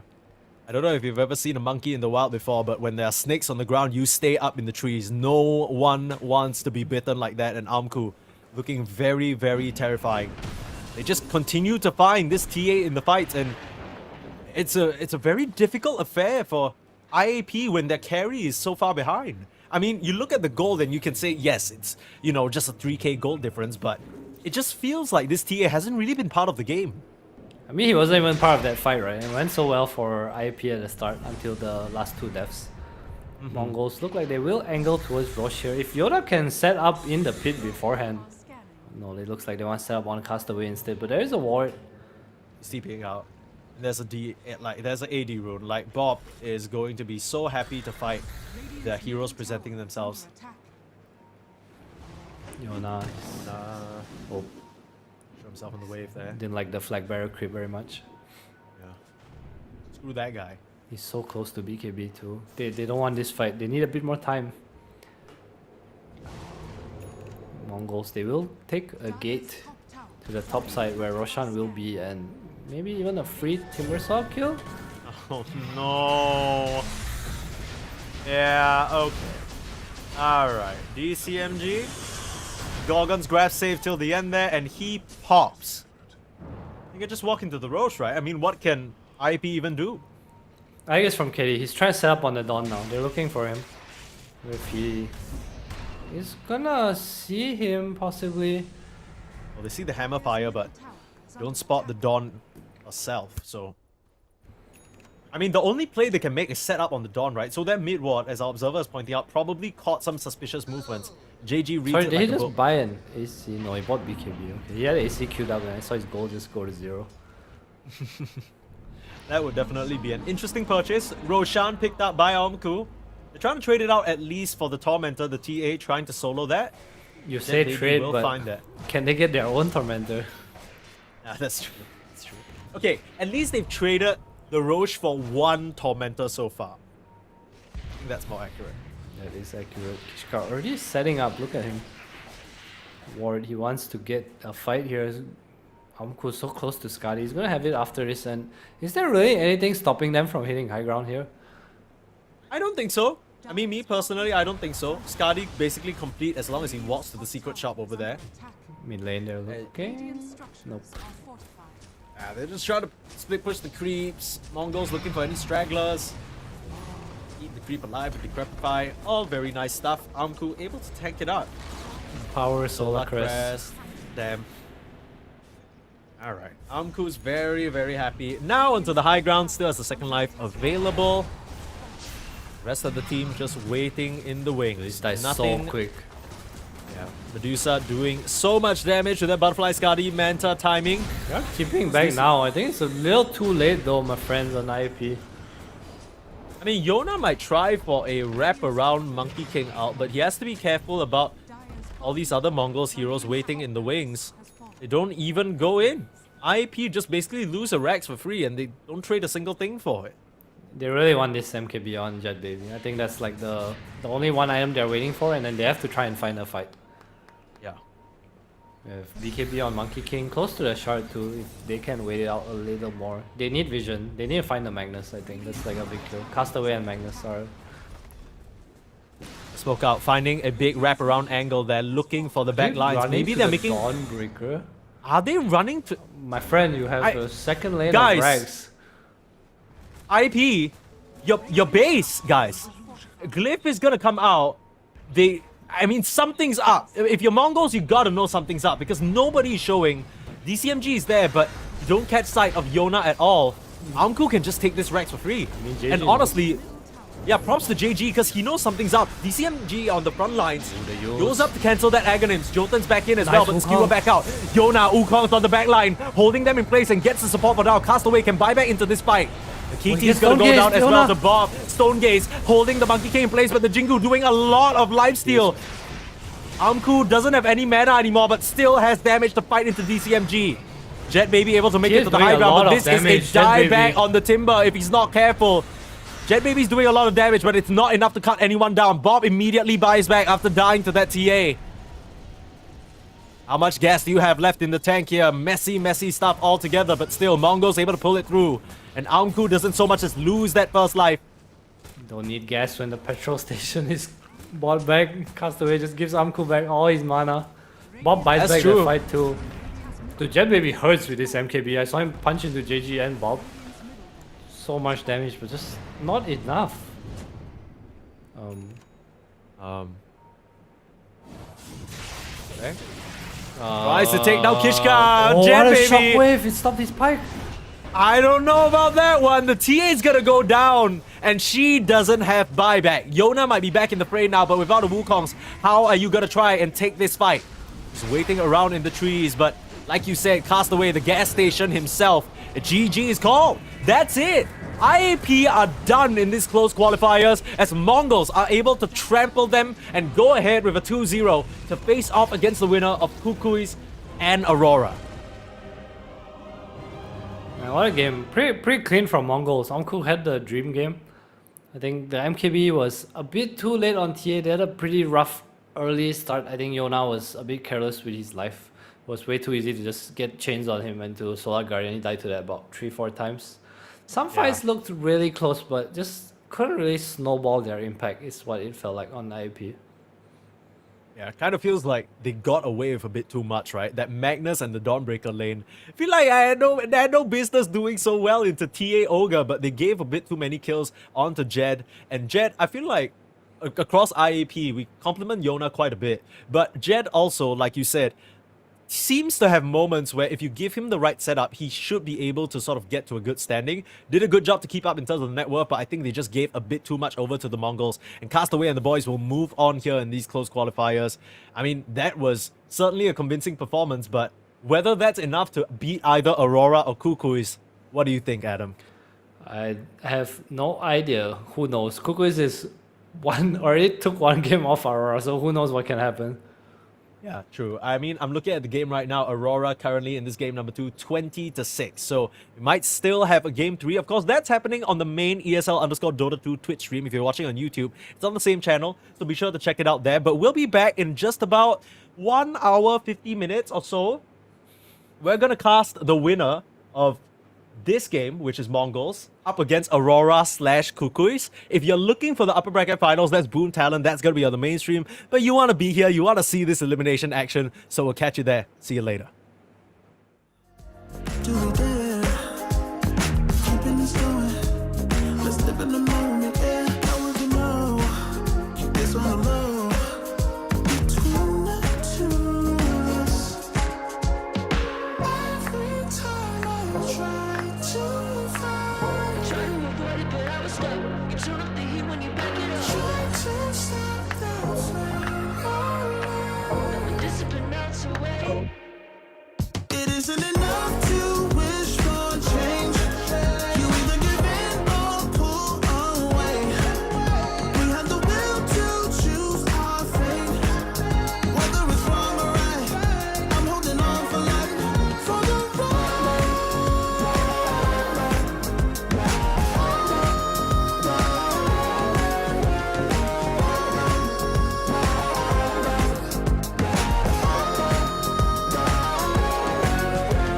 The day we woke up, lying in a pool of shame. Tears and makeup printed on the pillowcase. It's hard to apply restraint. I'm trying to stay away. It's so magnetic. Ooh, I gotta have it now. Let's keep it a private thing. I'll give you a secret name. Let's build a life on a lie. Every time I try to find. Try to avoid it, but I was stuck. You turn up the heat when you back it up. Try to stop the flame. And the discipline melts away. It isn't enough to wish for change.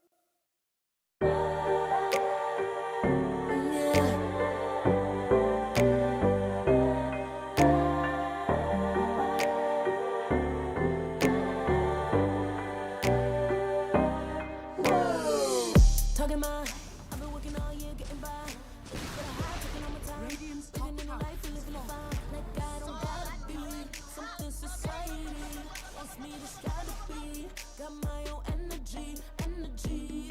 So magnetic in the spotlight.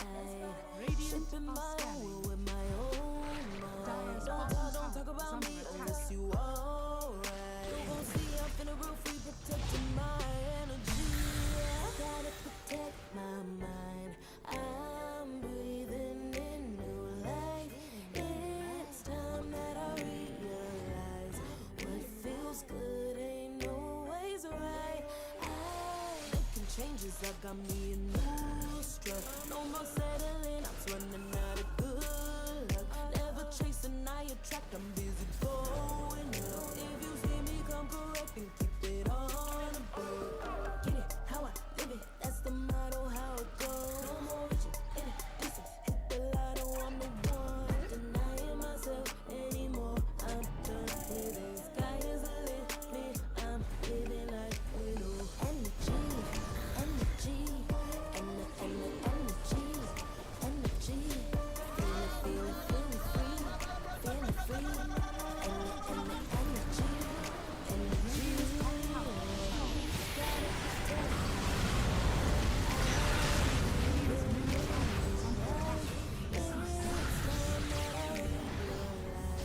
what feels good ain't always right. Feeling good, feeling free. Feeling good, feeling free. All I need is me. It's my new energy. Feeling good, feeling free. All I need is me. And my new energy. And my new energy. Feeling good, feeling free. All I need is me. And my new energy. And my new energy.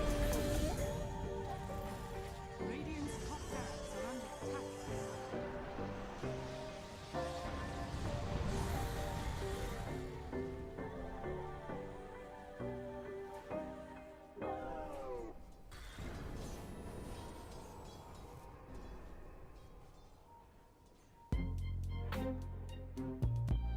Radiant are scanning.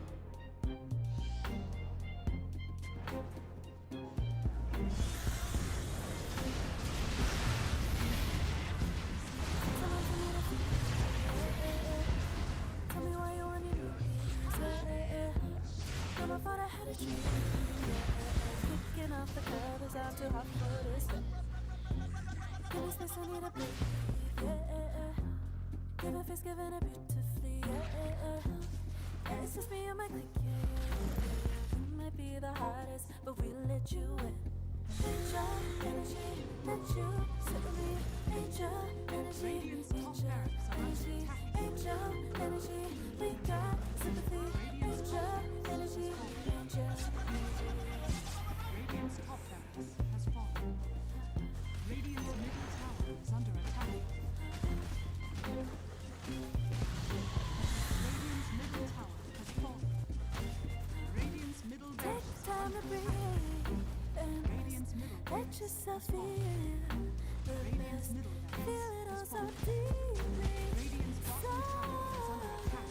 so deeply. Radiant structures are Aligned with how we think, yeah. Aligned with everything, yeah. More than a dream. Radiant's Find bottom above tower strong, has fallen. yeah, we feel everything. Need your energy, let you sit with me. Need your energy, need your energy, need your energy. We got sympathy.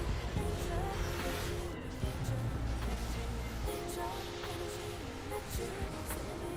Need your energy, need your energy, need your energy. We got sympathy. Need your energy, need your energy.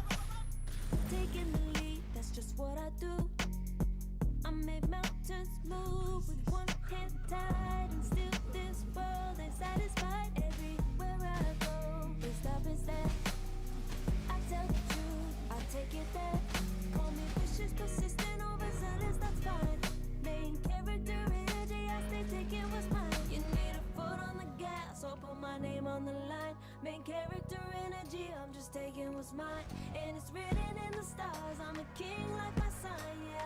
Raising the bar, the jaws drop like a surprise. Don't be mad about it. Don't be mad about it. I don't play the game, now I make the rules. Cards close to the chest, and I don't play no fool. Don't be mad about it.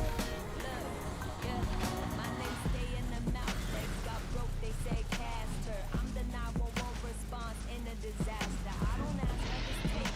Treat the world like a man, I just blow 'em away. Yeah, I'm a number one fan. Don't need a bark, I'm a bite. Switch me on, dark need light. Don't need pity, don't need spite. I just plop, plop, plop on sight. Could take your girl in 2 seconds. I just flash her a smile. I make petty look pretty. They run an inch, I run 3 miles. You need a foot on the gas, I'll put my name on the line. Main character energy, I'm just taking what's mine. And it's written in the stars, I'm a king like my sign, yeah. Raising the bar, the jaws drop like a surprise. Don't be mad about it. Don't be mad about it. Don't be mad about it. Don't be mad about it. I don't play the game, now I make the rules. Cards close to the chest, and I don't play no fool. Don't be mad about it.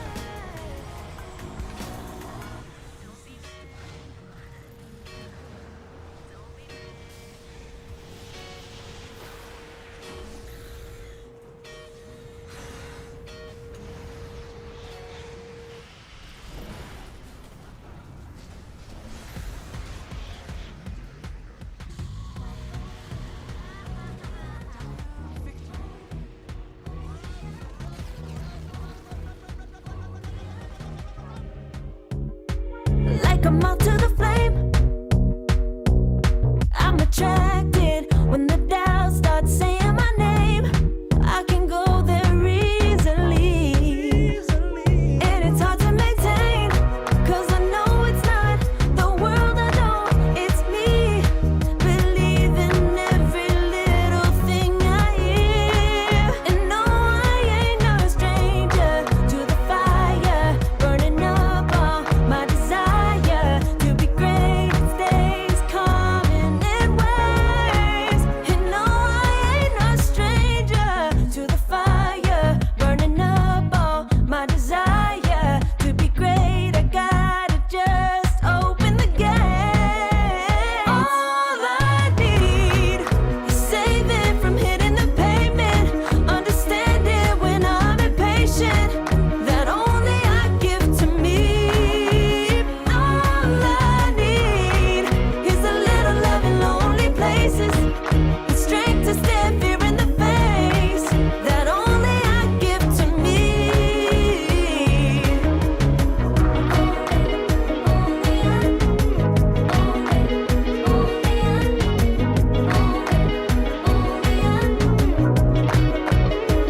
Now I'm running this race, yeah. Stallions couldn't catch up to me. I'm running till I get first place.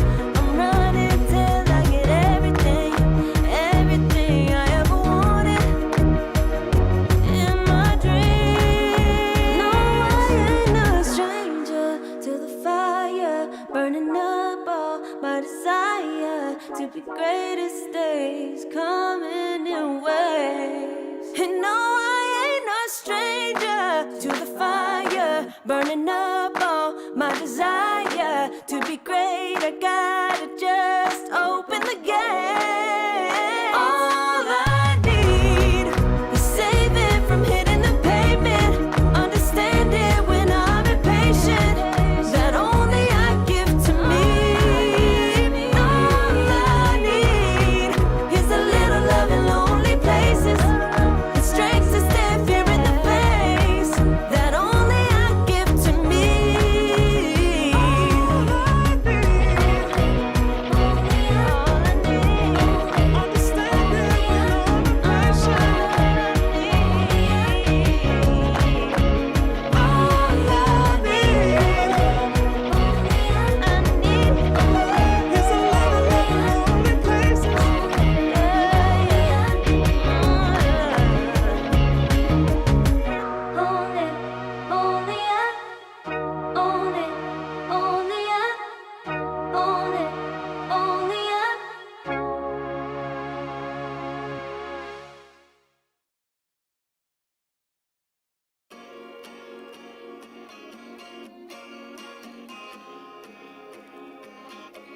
yeah.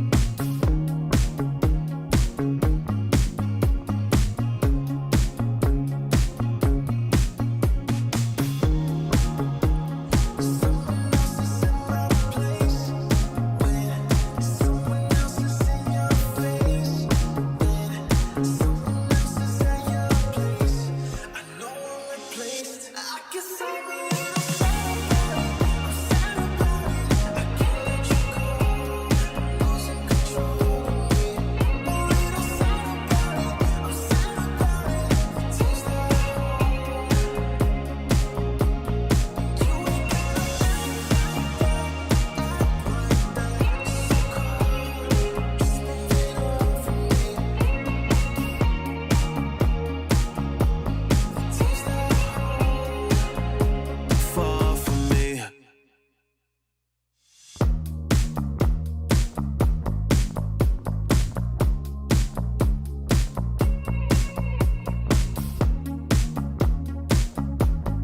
Girl, what's this shit about? You told me I was different then. Now you got yourself another man. I hate to see you out with him. I guess I'm a little sad about it. I can't let you go. I'm losing control of me. A little sad about it. I'm sad about it. Taste the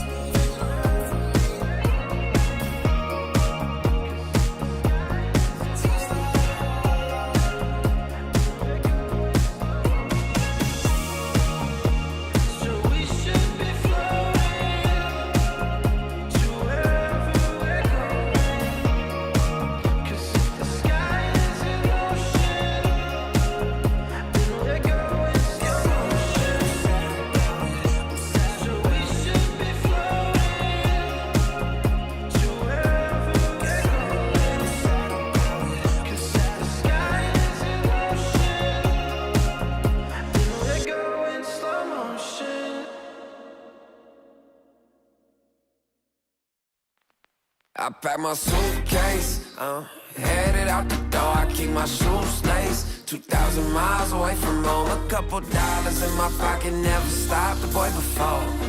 I load my bags and hit the road. Miles past, turning back, found my track, face the fact, she a cold one. Never gonna settle for none, stay up every night till I won. Don't want a slow rise now, I'm confident opulence isn't a long ride out. When I look back now, I'm astounded. A quiet boy from old age, but always felt the world was a stage, yeah. I celebrate one last late night, my old life ain't staying. I pack my suitcase, headed out the door, I keep my shoes laced. 2,000 miles away from home, a couple dollars in my pocket, never stopped the boy before. I load my bags and hit the road.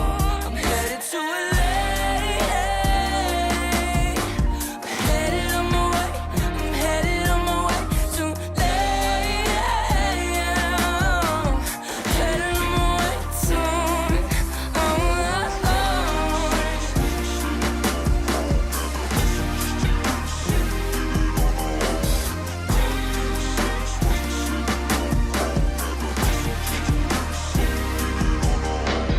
Couple thousand miles, throw it on the dash.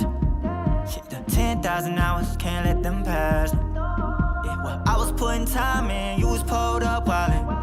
You always had shit to say, now when I see you, it's silence. Thought I have a Grammy by 25. Commas after commas next to dollar sign, yeah. Had to remind myself why I'm living this life. Look at all the late nights, it'll all come in due time, yeah. made for the fight, for the pain and the climb. Tied to the life I chose. Stay through the night, another day, not a dime. Race against time. I couldn't just lay by and wonder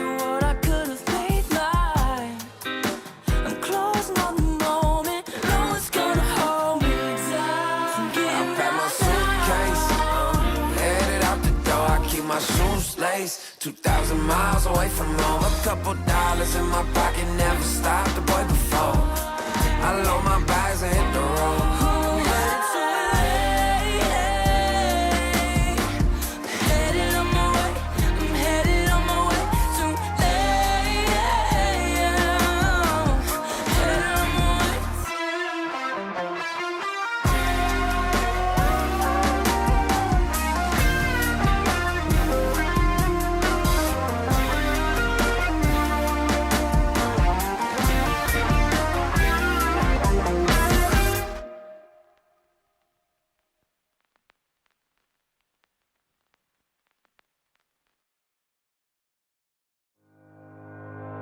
Think about it every night when I close my eyes. You're on my mind. I try to quit a million times, but it takes me high. Like you're so divine. You give me everything. Don't know what's happening. I need you like medicine. You're my everything, everything.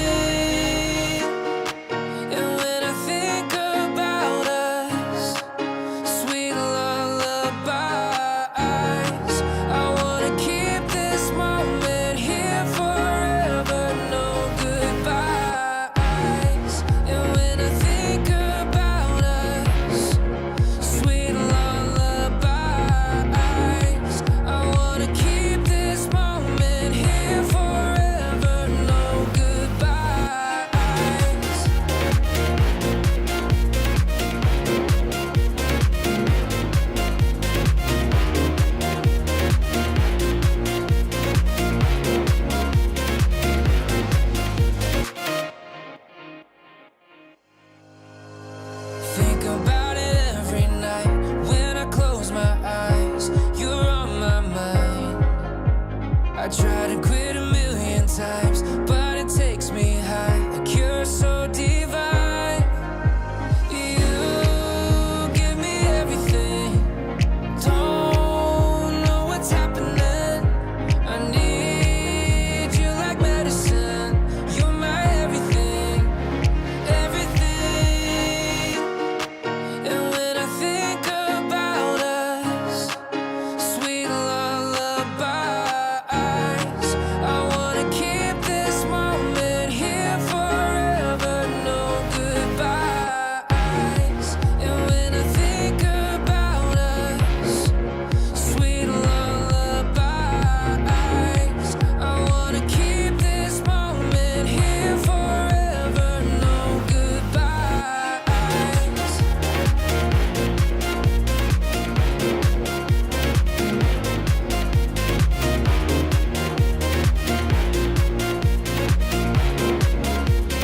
No goodbyes. And when I think about us, sweet lullabies, I wanna keep this moment here forever. No goodbyes.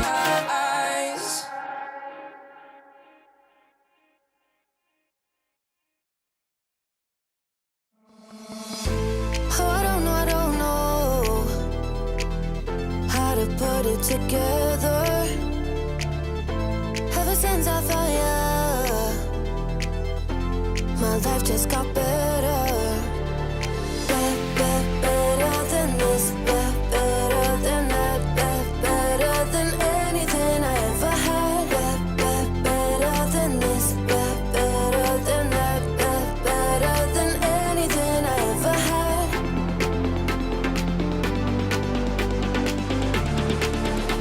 Than anything I ever had.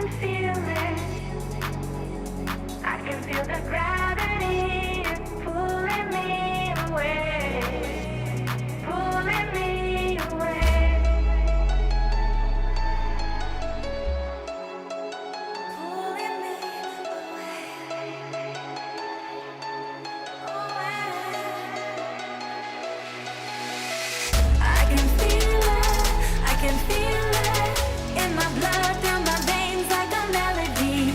I can feel it, I can feel it. So alive, floating high, I can finally breathe high.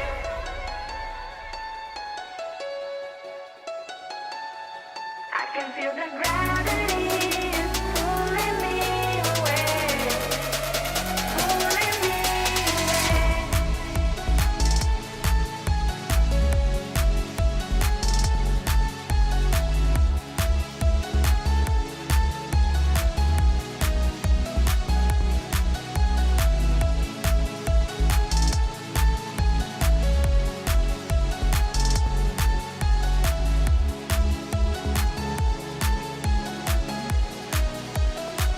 I've been getting so high, I can feel it. I can feel the gravity is pulling me away, pulling me away.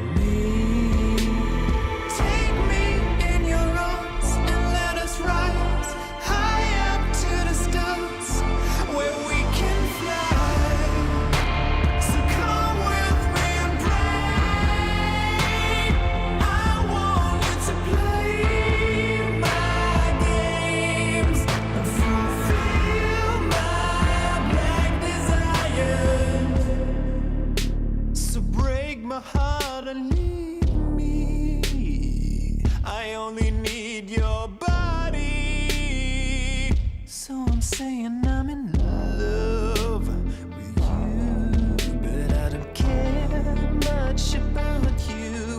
When you've gone, I would find someone new. I cannot lose. Fall into my arms and let us rise high up to the stars where we can fly. So come with me and pray. I want you to play my games and fulfill my black desires. I'm playing in a hidden world, forbidden love will be absurd by you to reveal my black desires.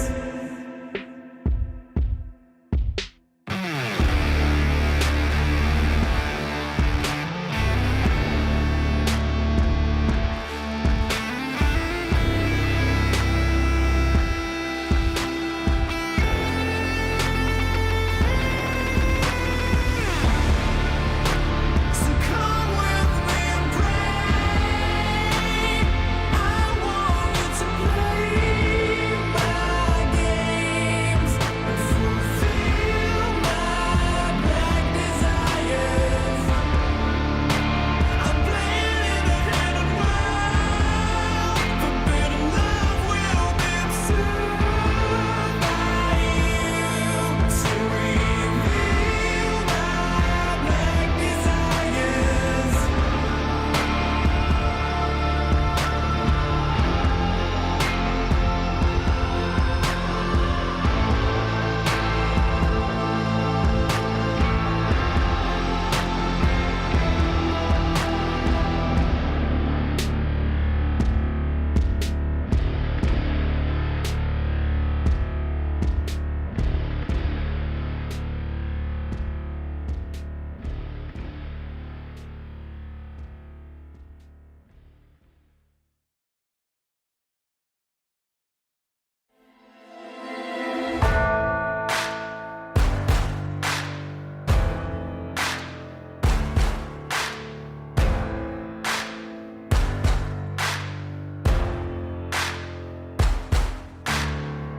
Can you hear the voices calling? Longing for your dirty souls, the wolves are hauling. Can you hear the voices calling? Do you feel how they are dragging? Waiting for a second to push you to your limits, going stronger, feeling better. But do you feel them? Can you hear them say? Cross the line. Since a little dark in here, trust me, you have nothing to come in. Take the start. Follow, leave it all behind. Welcome to the other side.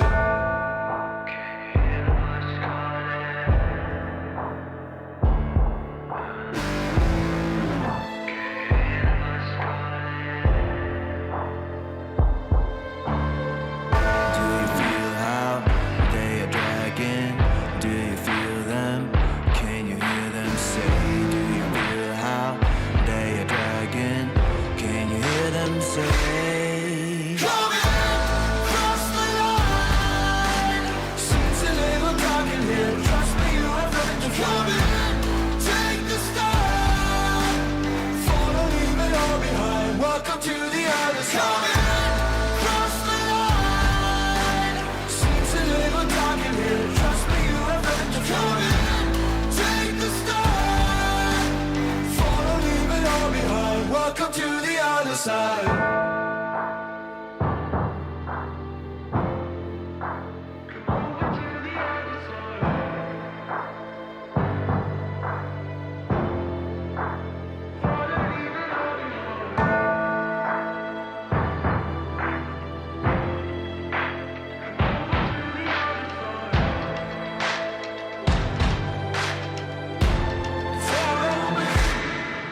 Come in, cross the line.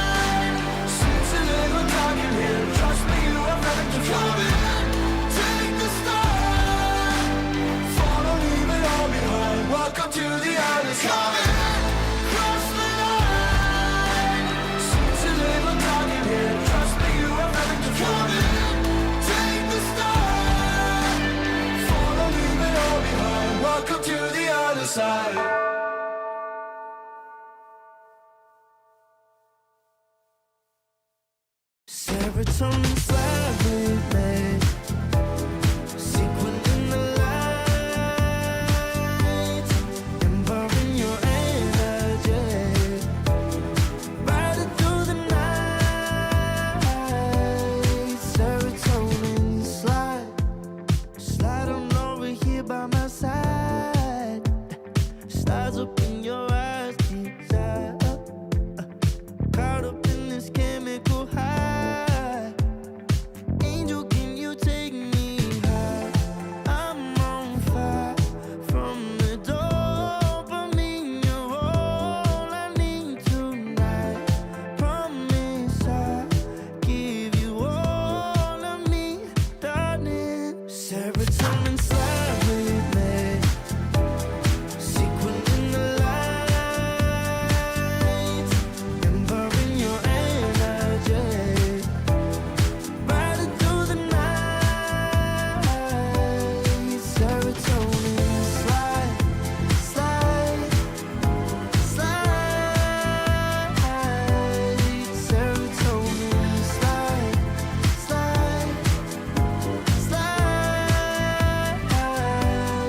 Serotonin slide. Slide up out of here like we're tired, but really we just about to get wild. Loving at the speed of light.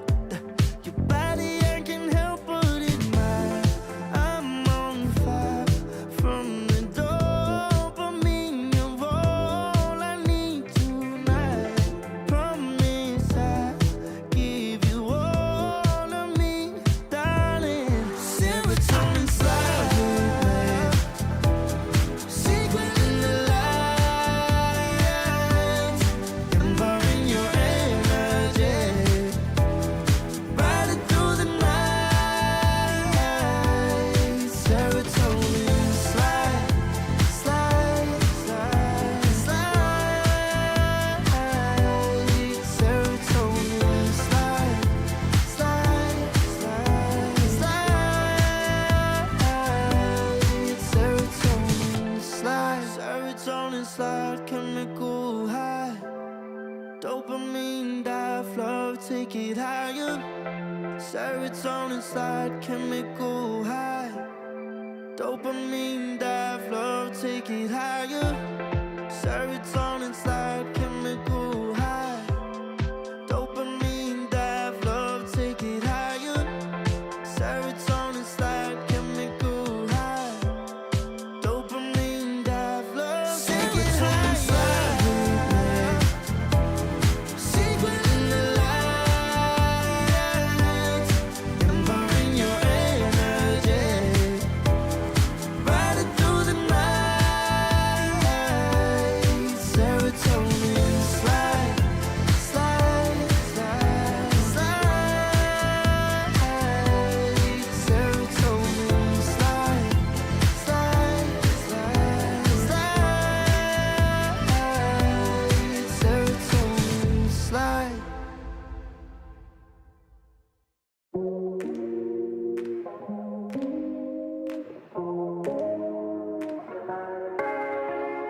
No one I'll regret the first time with you, and baby you make a moment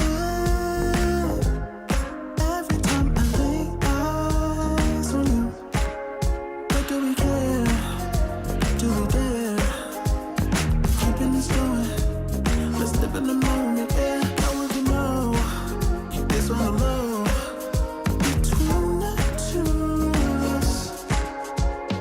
Every time I try to find, Try to avoid it, but I was stuck. You turn up the heat when you back it up. try to stop the flame. The discipline melts away. It isn't enough to wish for change. You either give in or pull away. We have the will to choose our fate. Whether it's wrong or right, I'm holding on for life. For the ride.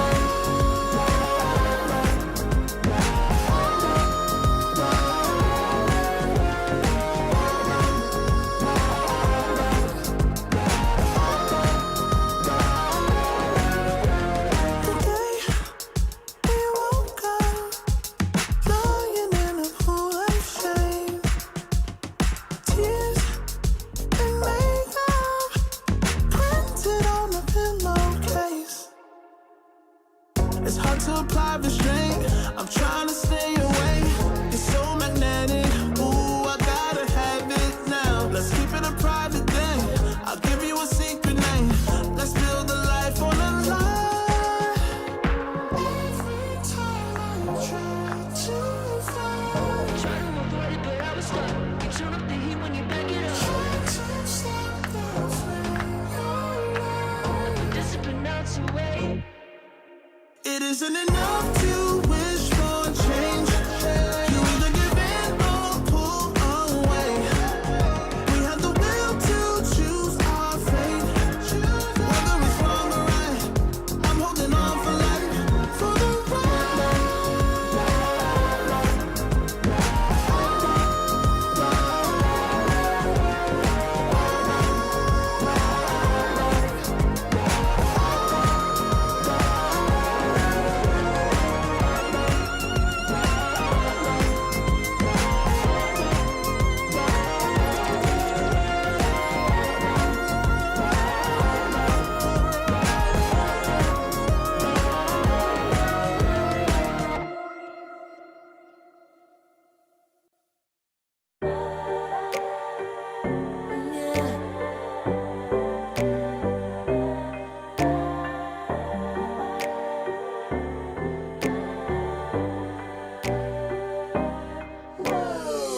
Talking my, I've been working all year getting by. Looking for the high, taking all my time. Breathing in new life, feeling fine. Like I don't gotta be something society wants me to strive to be. Got my own energy. So magnetic in the spotlight. Shaping my own world with my own mind. Don't talk about me unless you alright. You gon' see I'm finna real free, protecting my energy. Gotta protect my mind. I'm breathing in new life. It's time that I realize what feels good ain't always right. I making changes, I got me a new strut. No more settling, I'm running out of good luck. Never chasing, I attract, I'm busy going up. If you see me come correct, then keep it on the boat. Get it, how I live it, that's the motto, how it goes. No more reaching, introducing, hit the lotto, I'm the one. Not denying myself anymore, I'm done with this. Sky is the limit, I'm living like widow. Energy, and the energy.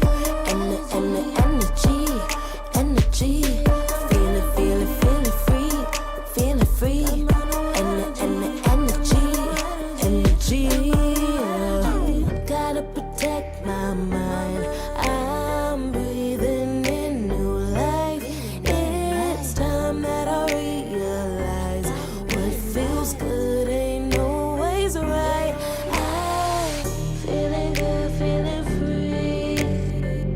Feeling good, feeling free. All I need is me and my new energy. Feeling good, feeling free. Feeling good, feeling free.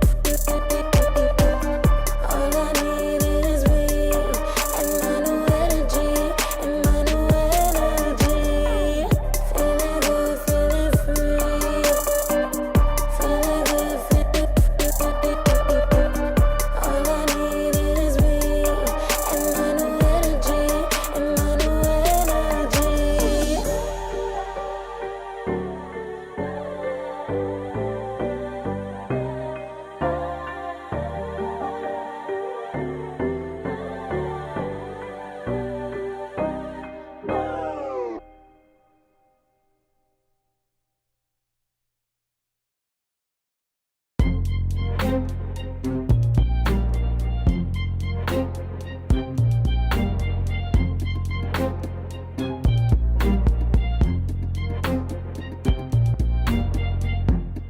Too long for me to feel, yeah.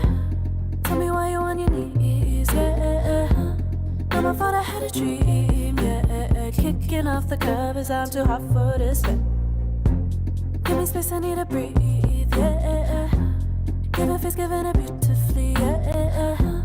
Yeah, it's just me and my clique, yeah. We might be the hottest, but we let you in. Angel energy, let you sit with me. Angel energy, angel energy, angel energy. We got sympathy. Angel energy, angel energy.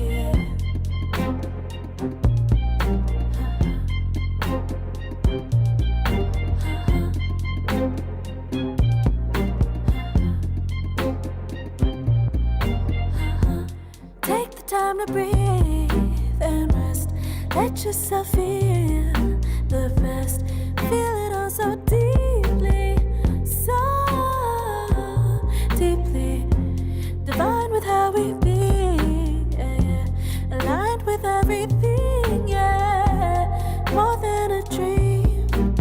Vulnerable and strong, yeah, we feel everything. Angel energy, let you sit with me. Angel energy, angel energy, angel energy. We got sympathy. Angel energy, angel energy, angel energy. Let you sit with me. Angel energy, angel energy, angel energy. We got sympathy.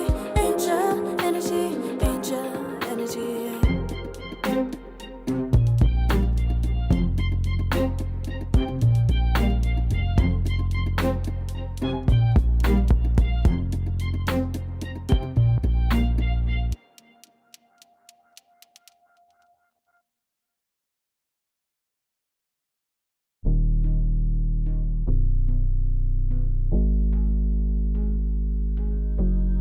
Never pressed, but I got the juice. Taking the lead, that's just what I do. I made mountains move with one hand tied, and still this world ain't satisfied. Everywhere I go, they stop and stare. I tell the truth, I take it there. Call me vicious, persistent, overzealous, that's fine. Main character energy, I stay taking what's mine. You need a foot on the gas, or put my name on the line. Main character energy, I'm just taking what's mine. And it's written in the stars, I'm a king like my sign, yeah. Reason to bother, just drop like a surprise. Don't be mad about it. Don't be mad, don't be mad. Don't be mad about it. Don't be mad, don't be mad. I don't play the game, nah, I make the rules. Cards close to the chest, and I don't play no fool. Don't be mad about it. Look, yeah, my name stay in the mouth. Legs got broke, they said cast her. I'm the 911 response in a disaster. I don't ask, I just take.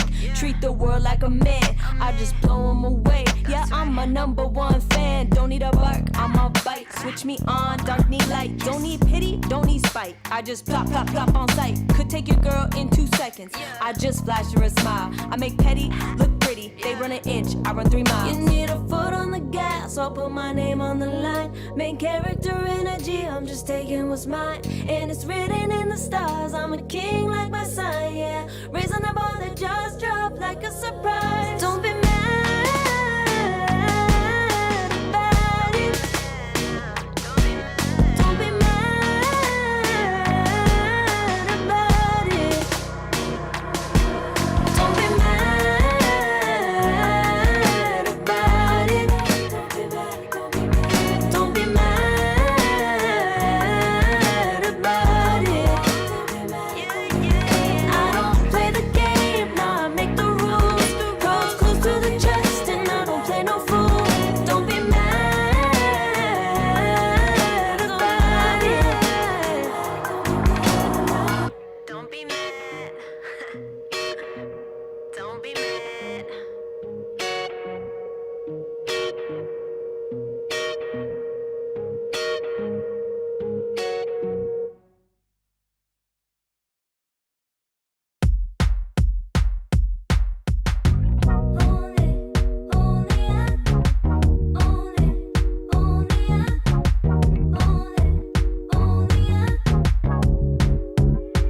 Like a moth to the flame,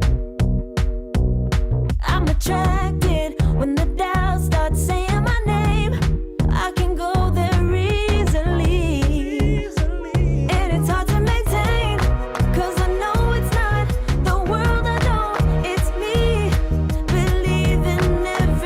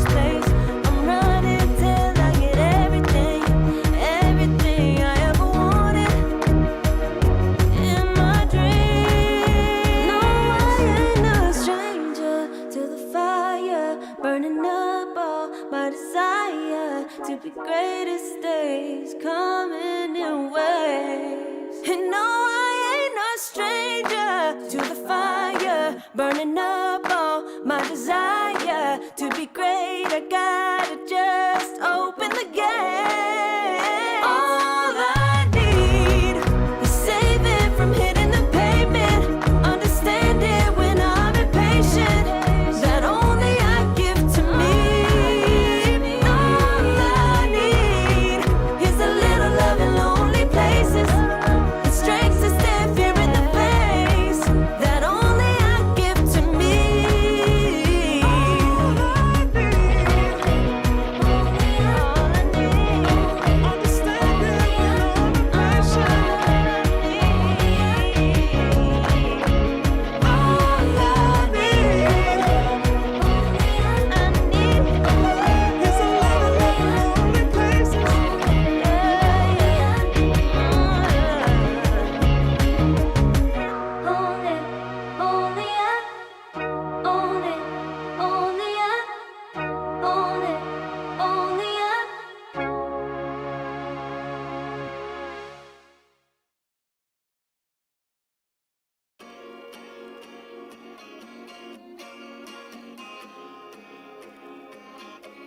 Yeah.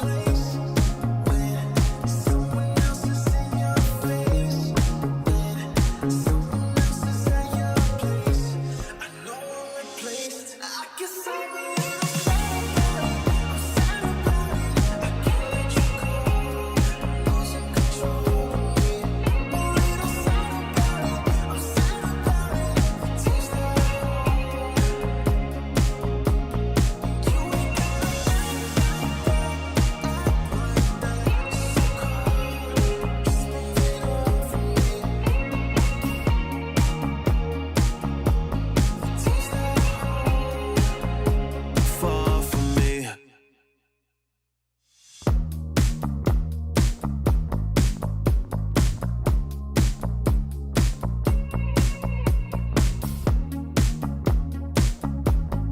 Girl, what's this shit about? You told me I was different than them.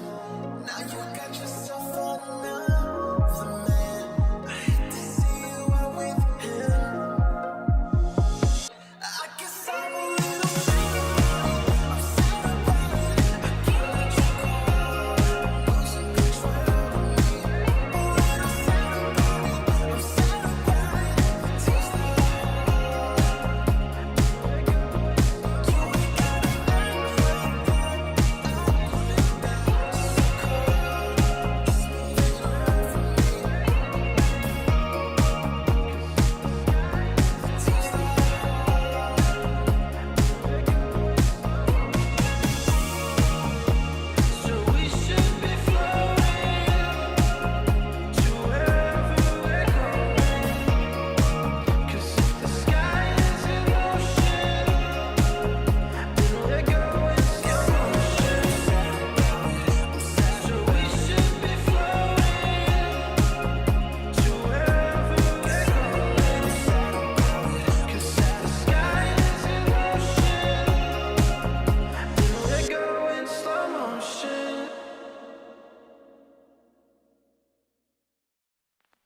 I pack my suitcase, headed out the door. I keep my shoes laced. 2,000 miles away from home. A couple dollars in my pocket, never stopped the boy before.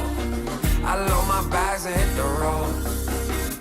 Miles past, turning back, found my track, face the fact she a cold one. Never gonna settle for none. Stay up every night till I won. Don't want a slow rise now. I'm confident opulence isn't a long ride out. When I look back now, I'm astounded. A quiet boy from old age, but always felt the world was a stage, yeah. I celebrate one last late night. My old life ain't staying. I pack my suitcase, shoes laced. 2,000 miles away from home. A couple dollars in my pocket, never stopped the boy before. I load my bags and hit the road. I'm headed to LA.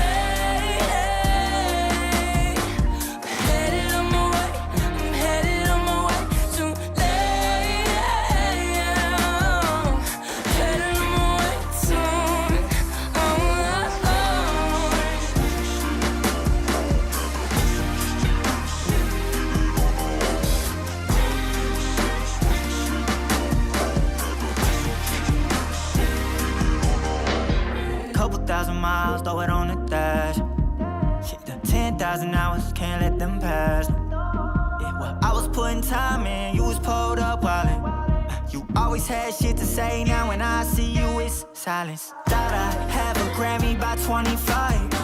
Commas after commas next to dollar sign. Yeah, to remind myself why I'm living this life. Look at all the late nights, it'll all come in due time. Yeah. Made for the fight, for the pain and the climb. Tied to the life I chose. Stay through the night, another day, not a dime. Race against time.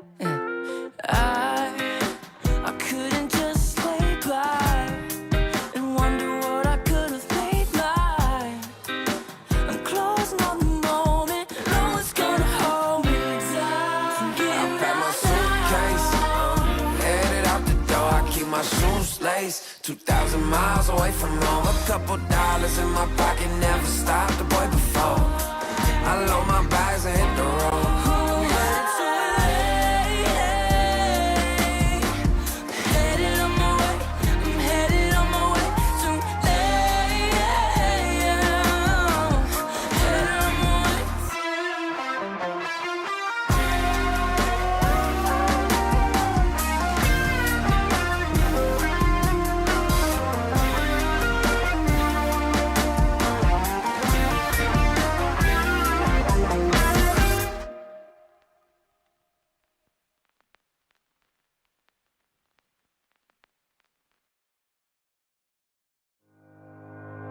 Think about it every night when I close my eyes. You're on my mind. I try to quit a million times, but it takes me high. Like you're so divine.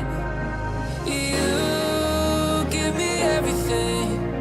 Don't know what's happening. I need you like medicine. You're my everything, everything.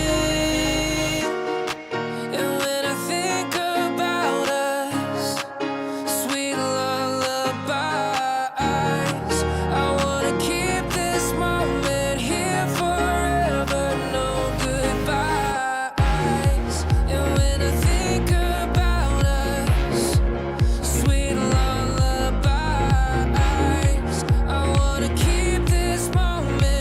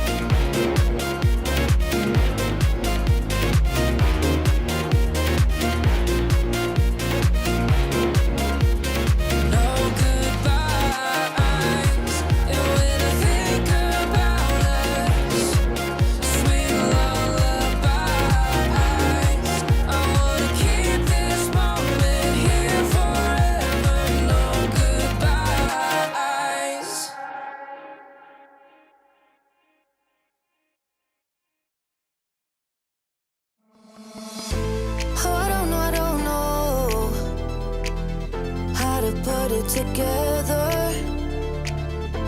Ever since I found you, my life just got better. Better than this, better than that, better than anything I ever had. Better than this, better than that, better than anything I ever had.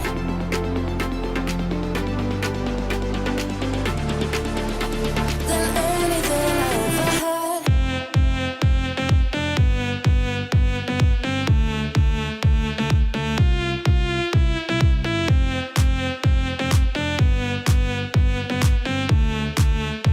Than anything I ever had.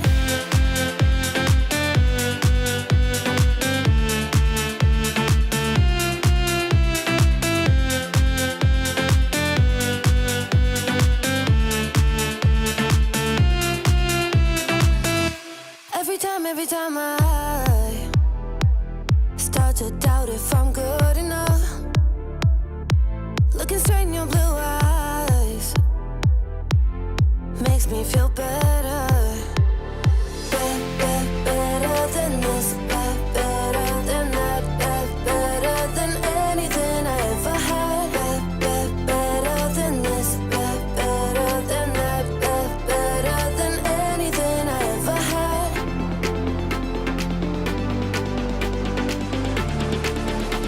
Than anything I ever had.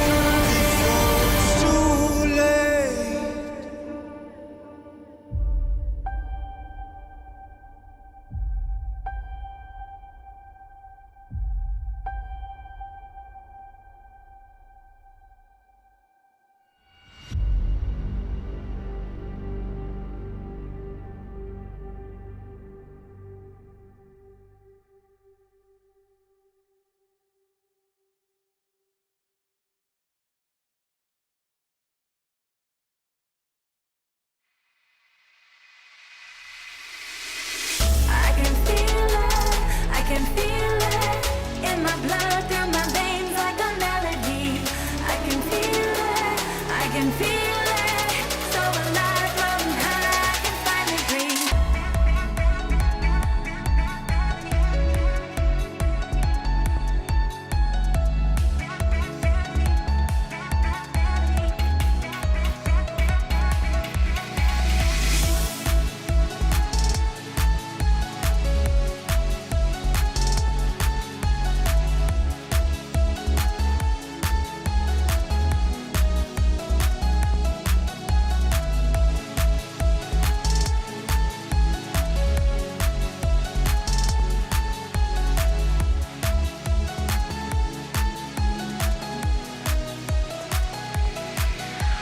Lately, I've been feeling lonely.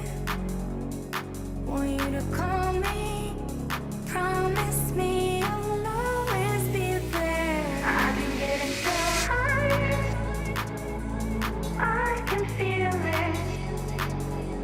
I can feel the gravity is pulling me away, pulling me away.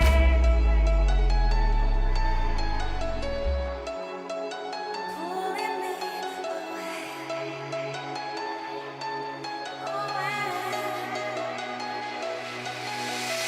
I can feel it, I can feel it in my blood, through my veins like a melody. I can feel it, I can feel it. So alive, floating high, I can finally breathe.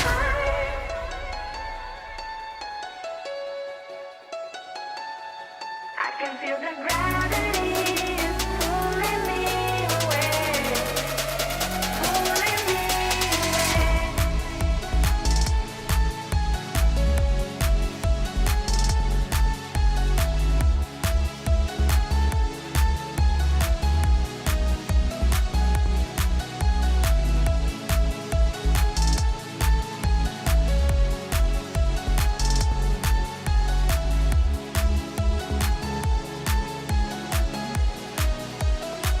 I've been getting so high, I can feel it. I can feel the gravity is pulling me away, pulling me away.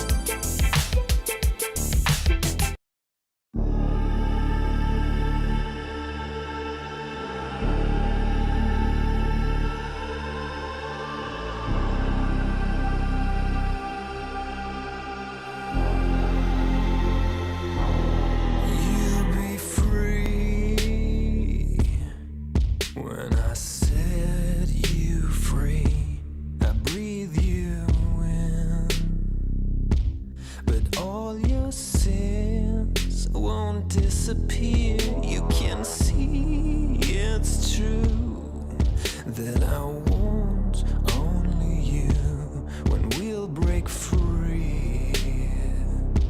Together, you and me. Take me in your arms and let us rise high up to the stars where we can fly. So come with me and pray. I want you to play my games and fulfill my black desires.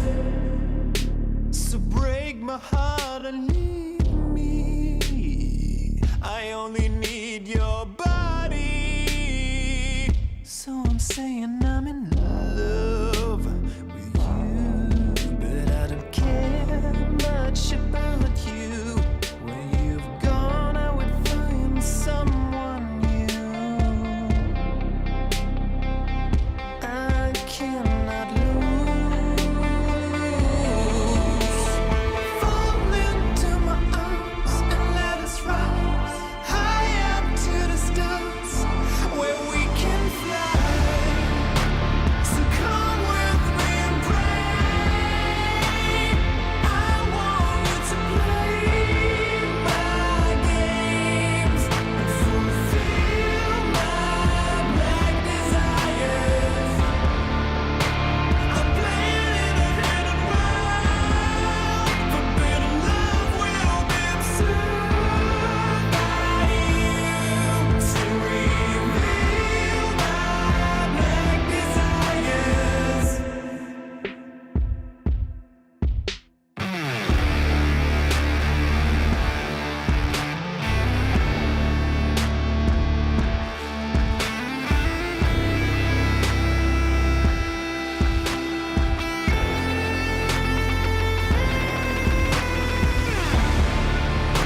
So come with me and pray.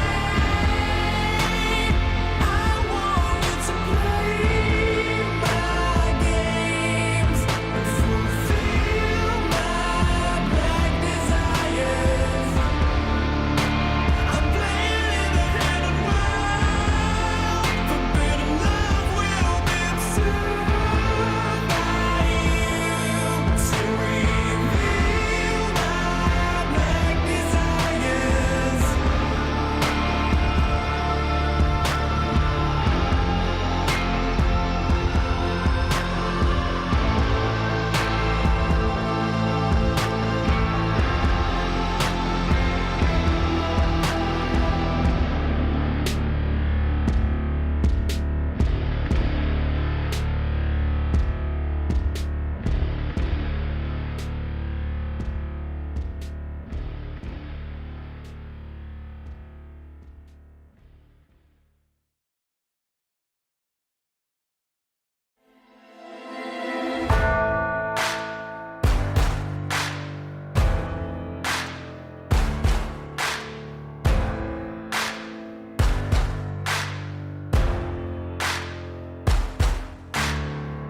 Can you hear the voices calling? Longing for your dirty souls, the wolves are hauling. Can you hear the voices calling? Do you feel how they are dragging? Waiting for a second to push you to your limits, going stronger, feeling better. But do you feel them? Can you hear them say? Cross the line. Since a little dark in here, trust me, you have heard to come in. Take the start. Follow, leave it all behind. Welcome to the other side.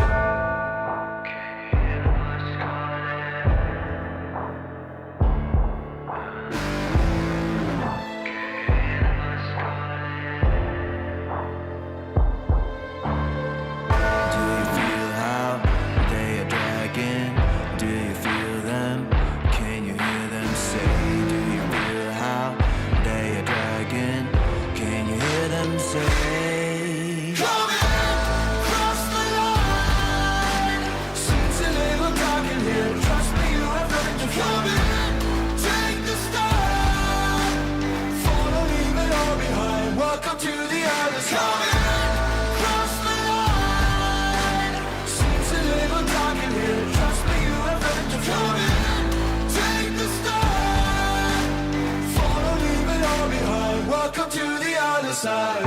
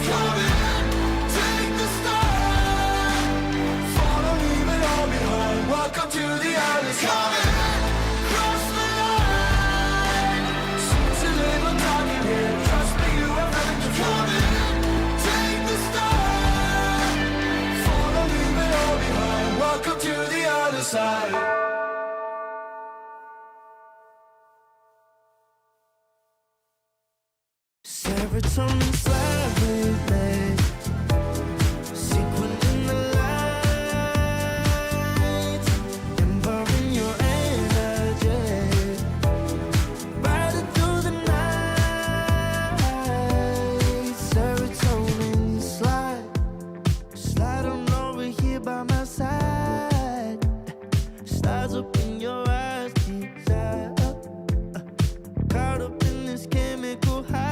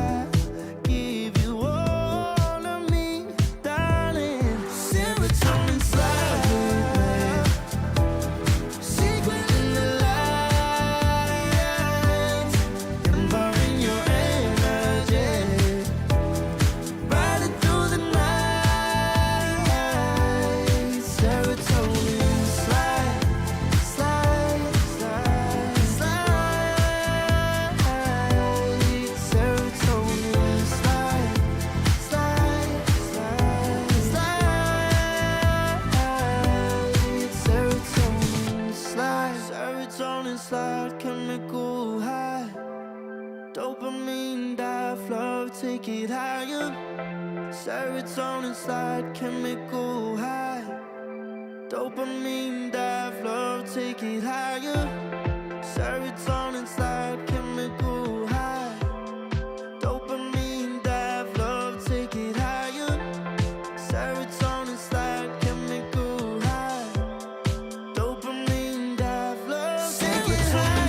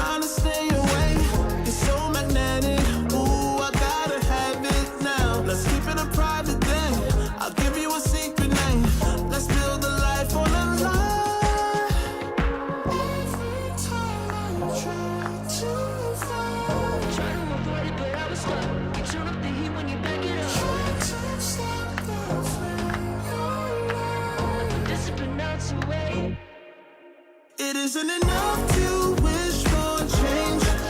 You either give in or pull away. We have the will to choose our fate. Whether it's wrong or right, I'm holding on for life, for the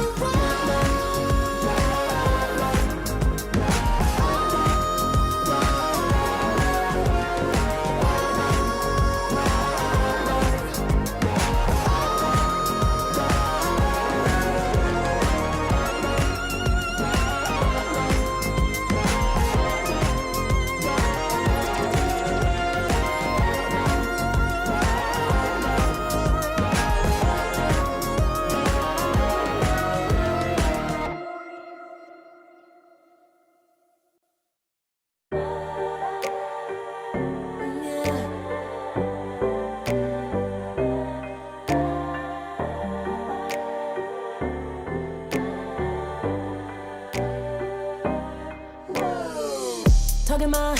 I've been working all year, getting by. Looking for the high, taking all my time. Breathing in new life, feeling fine. Like I don't gotta be something society wants me to strive to be. Got my own energy. So magnetic in the spotlight. Shaping my own world with my own mind. Don't talk about me unless you alright. You gon' see I'm finna real free, protecting my energy. Gotta protect my mind. I'm breathing in new life. It's time that I realize what feels good ain't always right. Making changes, I got me a new strut. No more settling, I'm running out of good luck. Never chasing, I attract, I'm busy going up. If you see me come correct, then keep it on the book. Get it, how I live it, that's the motto, how it goes. No more reaching, introducing, hit the lotto, I'm the one. Not denying myself anymore, I'm done with it. Sky is the limit, I'm living like we know. Energy, and the energy.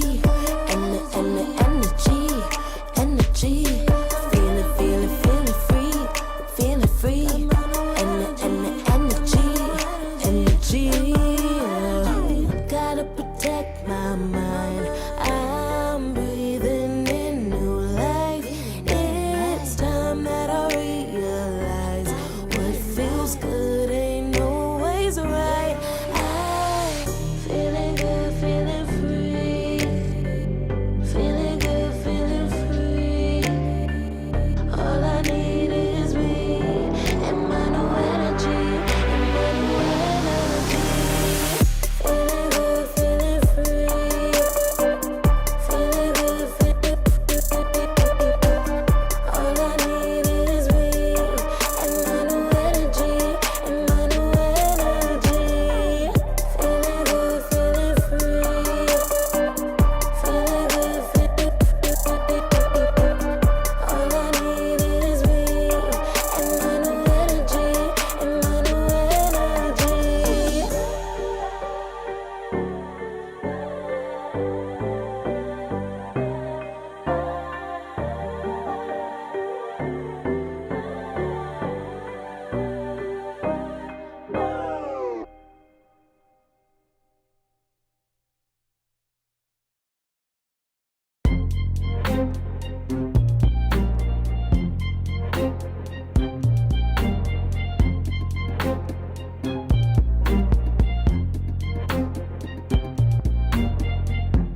Took too long for me to feel, yeah.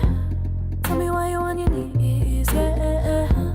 Not my fault, I had a dream, yeah. Kicking off the covers, I'm too hot for this bed. Give me space, I need to breathe, yeah. Give a face, giving it beautifully, yeah. Yeah, it's just me and my clique, yeah. We might be the hottest, but we let you in. Angel energy, let you sit with me. Angel energy, angel energy, angel energy. We got sympathy. Angel energy, angel energy. Yeah.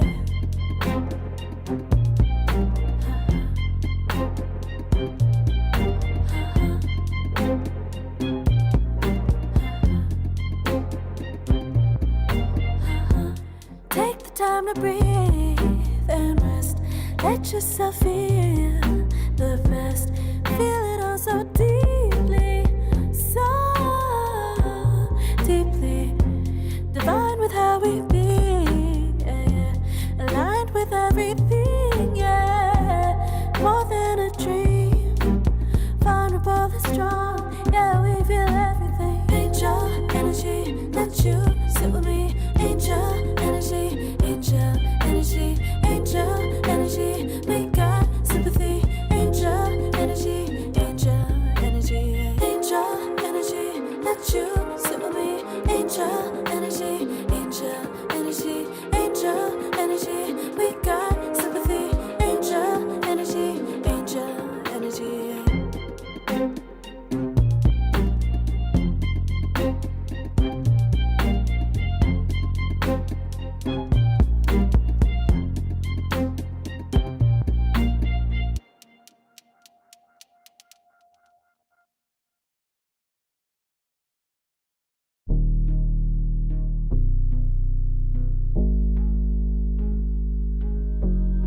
Never pressed, but I got the juice. Taking the lead, that's just what I do. I make mountains move with one hand tied, and still this world ain't satisfied. Everywhere I go, they stop and stare. I tell the truth, I take it there. Call me vicious, persistent, overzealous, that's fine.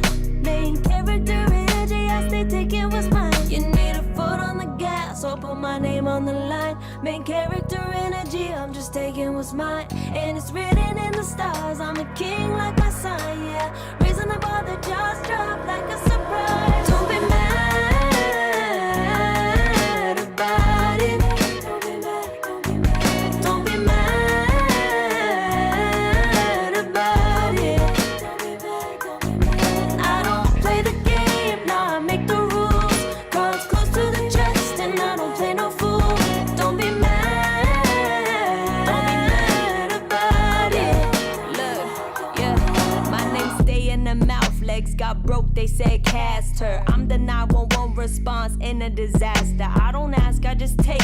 Treat the world like a man, I just blow them away. Yeah, I'm my #1 fan. Don't need a bark, I'm a bite. Switch me on, dark need light. Don't need pity, don't need spite. I just plop, plop, plop on sight. Could take your girl in 2 seconds. I just flash her a smile. I make petty look pretty. They run an inch, I run 3 miles. You need a foot on the gas, I'll put my name on the line. Main character energy, I'm just taking what's mine. And it's written in the stars, I'm a king like my sign, yeah. Raising the bar, the jaws drop like a surprise. Don't be mad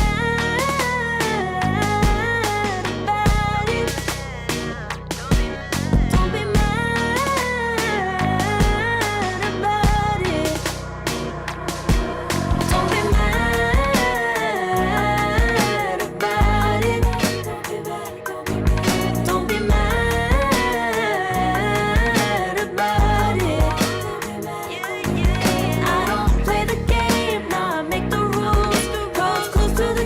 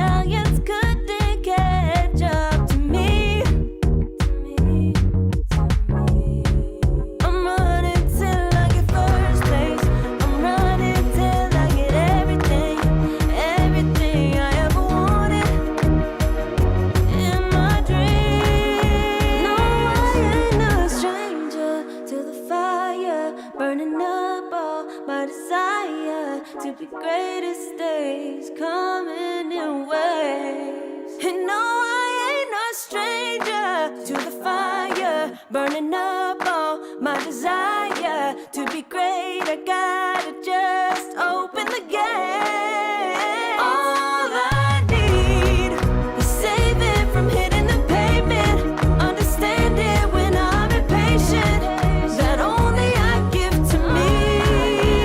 All I need is a little love in lonely places, the strength to stand fear in the face, that only I give to me.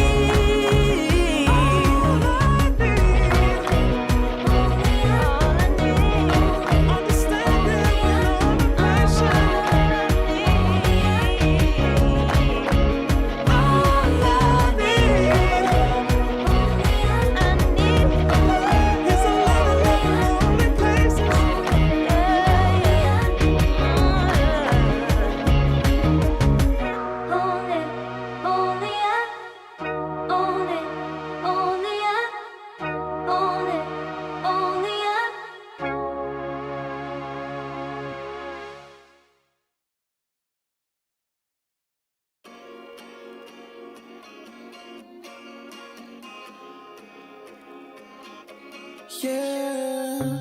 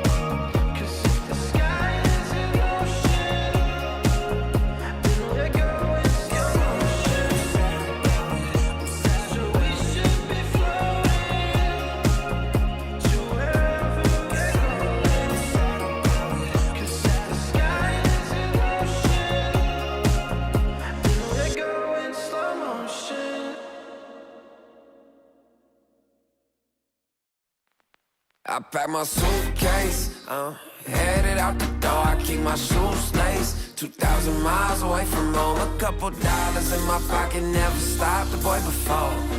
I load my bags and hit the road. Miles past, turning back, found my track, face the fact she a cold one. Never gonna settle for none. Stay up every night till I won. Don't want a slow rise now. I'm confident opulence isn't a long ride out. When I look back now, I'm astounded. A quiet boy from old age, but always felt the world was a stage, yeah. I celebrate one last late night, my old life, a stay. I pack my suitcase. Headed out the door, I keep my shoes laced. 2,000 miles away from home, a couple dollars in my pocket, never stopped the boy before. I load my bags and hit the road. I'm headed to LA. I'm headed on my way. I'm headed on my way to LA. Headed on my way soon.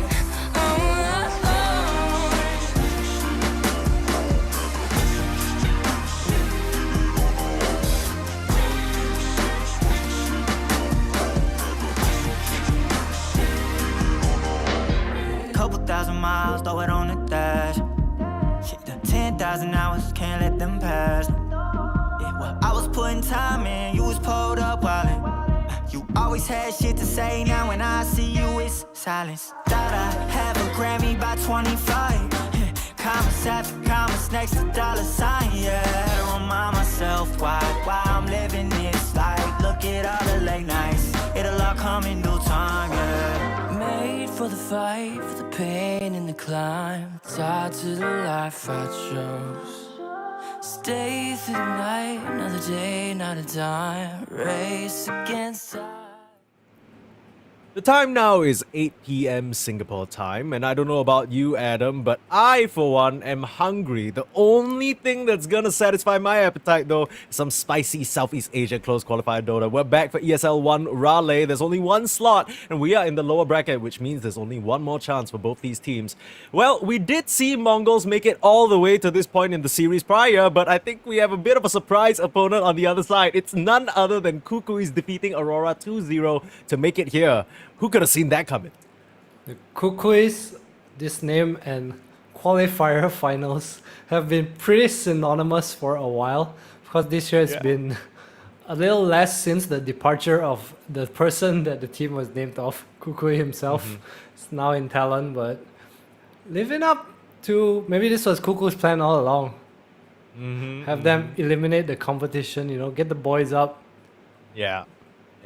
He's still the mastermind at the end of the day, right? So he knows exactly how they play. If they face up against Talon, he knows how to beat them. But everybody else, he just got this wild card ragtag team of, honestly, what seems like random parts. You got Ponyo just subbing in from Myth Avenue Gaming randomly. Suddenly Cox is in there. Jewel switches from position 3 to position 4. But it's looking wonderful, good enough to beat Aurora. And we have ourselves a draft. Now again, lower bracket, one last chance. It'll be kind of crazy for Mongols to sort of drop out here, but at the same time, Kukus cannot be disrespected. We got Armel on the mid lane. These are all really powerful players. Armel has been on a tier 1 team hiatus for such a long time. I think he's played with Kukui for like 1 or 2 seasons so far. His team is just, it's a pleasure to watch, right? They just look like they always have the potential to win it all, but also you kind of want to put your faith in these more established teams versus this random stack that is put together. But Kukuis, again and again, they just seem to have upsets, have potential to kind of beat the top teams, and yeah, they'll continue their lower bracket run here against Mongols.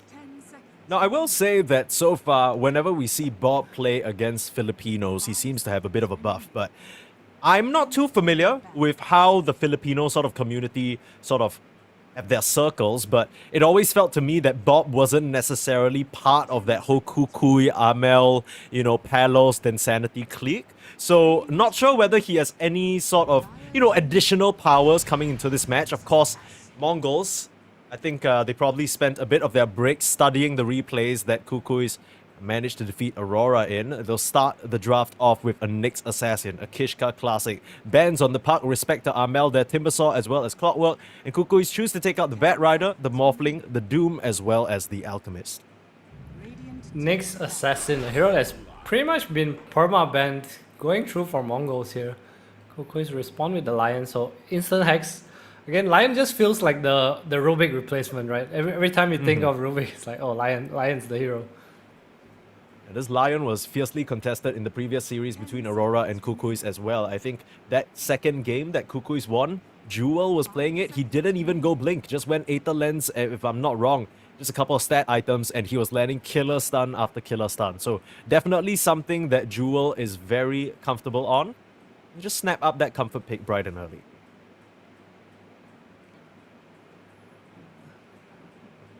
Kishka special, this next assassin. I wonder what Mongols will run it with.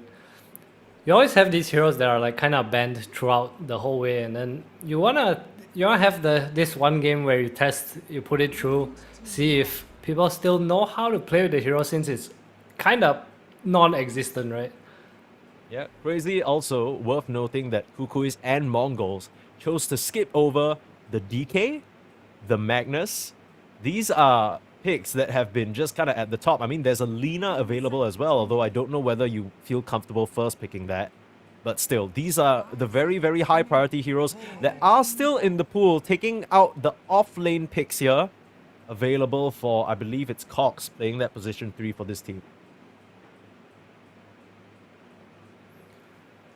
I think so. It could be hero dependent. I know Joel was playing post 3 yesterday, but today in Kukui's win over Aurora, spoiler alert, Cox was back to the offlane, so maybe that's their recipes for success. Just gonna continue with it, see how it goes. I can't believe you said spoiler alert, as if there's only one way we have this match, brother. Everybody knows if you're watching this. Yeah, but they and don't you're know upset, who they beat.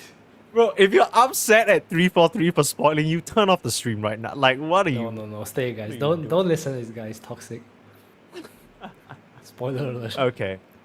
Well, there seems to be a very rapidly shrinking pool of offlaners. What else do we got here that's still kind of good? We got, of course, the Magnus. Dawnbreaker, yep, that's the ban out. Wow, I mean, what other heroes do you really have to offer here? Let's have a look, see. I mean, there's Visage, there's Enigma, there's Night Stalker. Enigma does feel matchup dependent, though.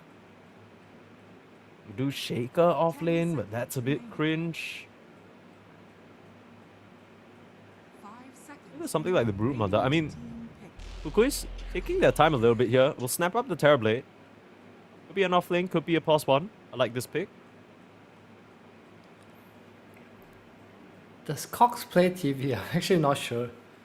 I think he does. I don't know from where I remember this information, but I think Cox does play TB. Although I kind of like the idea behind this TB. With the Nyx Assassin, you know, you're always trying to run around the map, and having the waves constantly pushed up into you just makes those moves so much harder. Yeah, that is very true. Mongols go for the classic castaway Ench. You think it's good this game? Into the Terrorblade Lion? I guess you take the illusion. It's nice against TV because you take the Illuia. So again, you talk about Ghost Push and can kind of send it back your way as well. I think it's also just a hero that Mongols in general are very comfortable playing with. But I feel like, at least in the games I've watched, they haven't really had like the Ench killers, you know? Yeah. What would suffice as an Ench killer? Just a magic damage core kind of situation? Like maybe a Lina, Gyro? Yeah, I think those are two of the better ones. Bristle, Band Out, Lash, the old school one. Just heroes that kind of don't need a lot of effort to kind of chonk him down, right? Doesn't let him get off this heel, kind of bait you in. Yeah. Mongols, pretty early Pango pick. This is going to be Bob's hero. Is it just kind of extreme confidence or something? I mean, he doesn't see the mid lane matchup, but my only rationale for this is right now I'm looking at the Nyx Assassin Ench. It's a bit of an awkward support duo, so you need someone to kind of start the fight for them. Yeah, they need team fight, and Pango's just pretty good against TB and Lion, right? I think we saw yesterday the Magnus TB against Pango, where every time Pango rolled in, he just got RP'd and kind of hit down by the Terrorblade.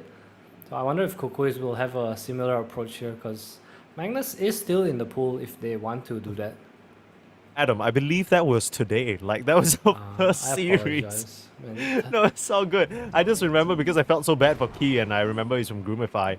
Yeah, I might start feeling bad for Bob as well. This Lina matchup is going to be a little rough. The schedule in my head, the way it works now, is like one series and then next day, one series next day. Yeah.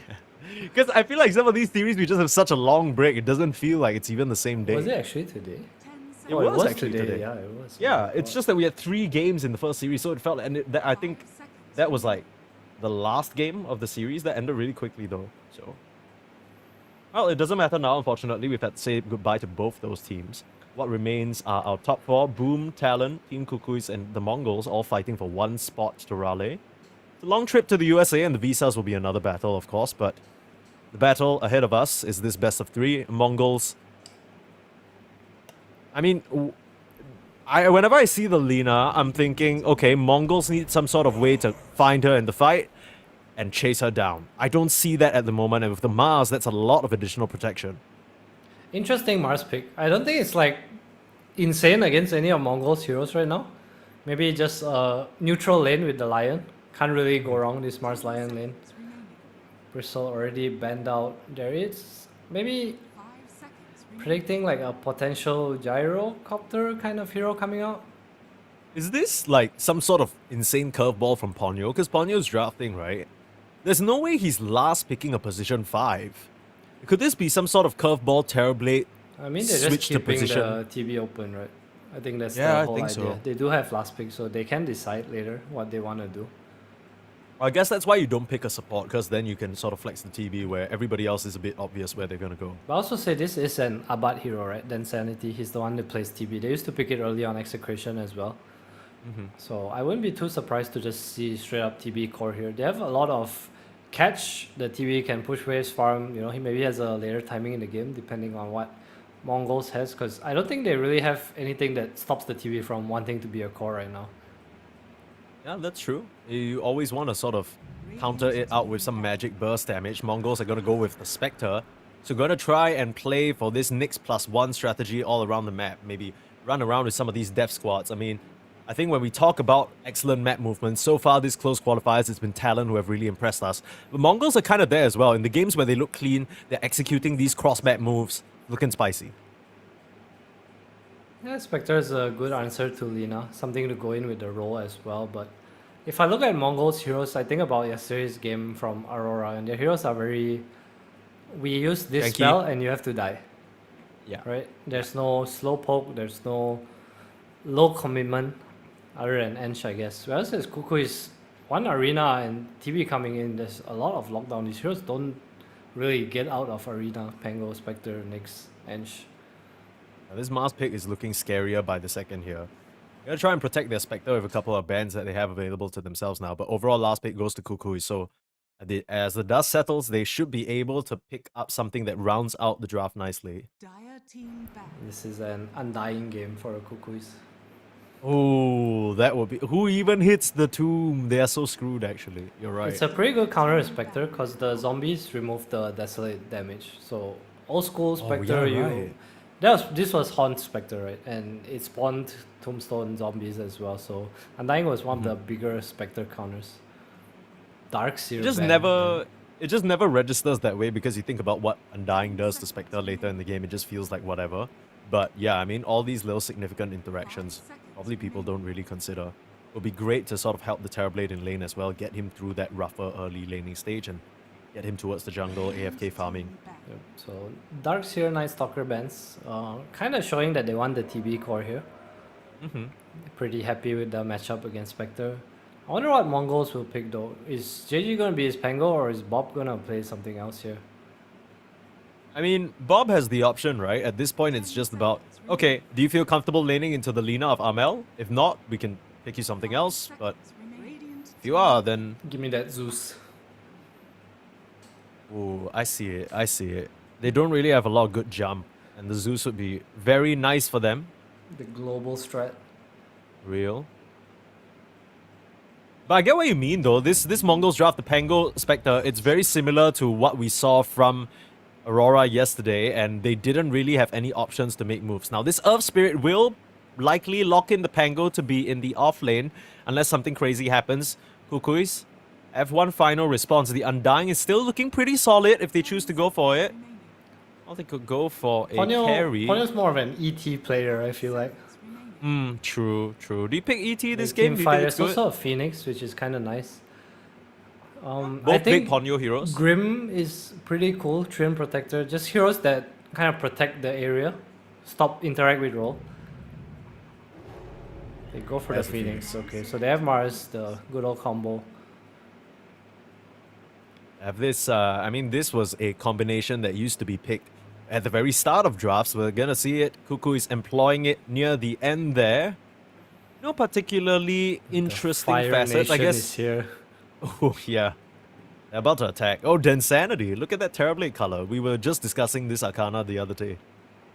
I guess that was the same. It's today. Like, we discussed it today.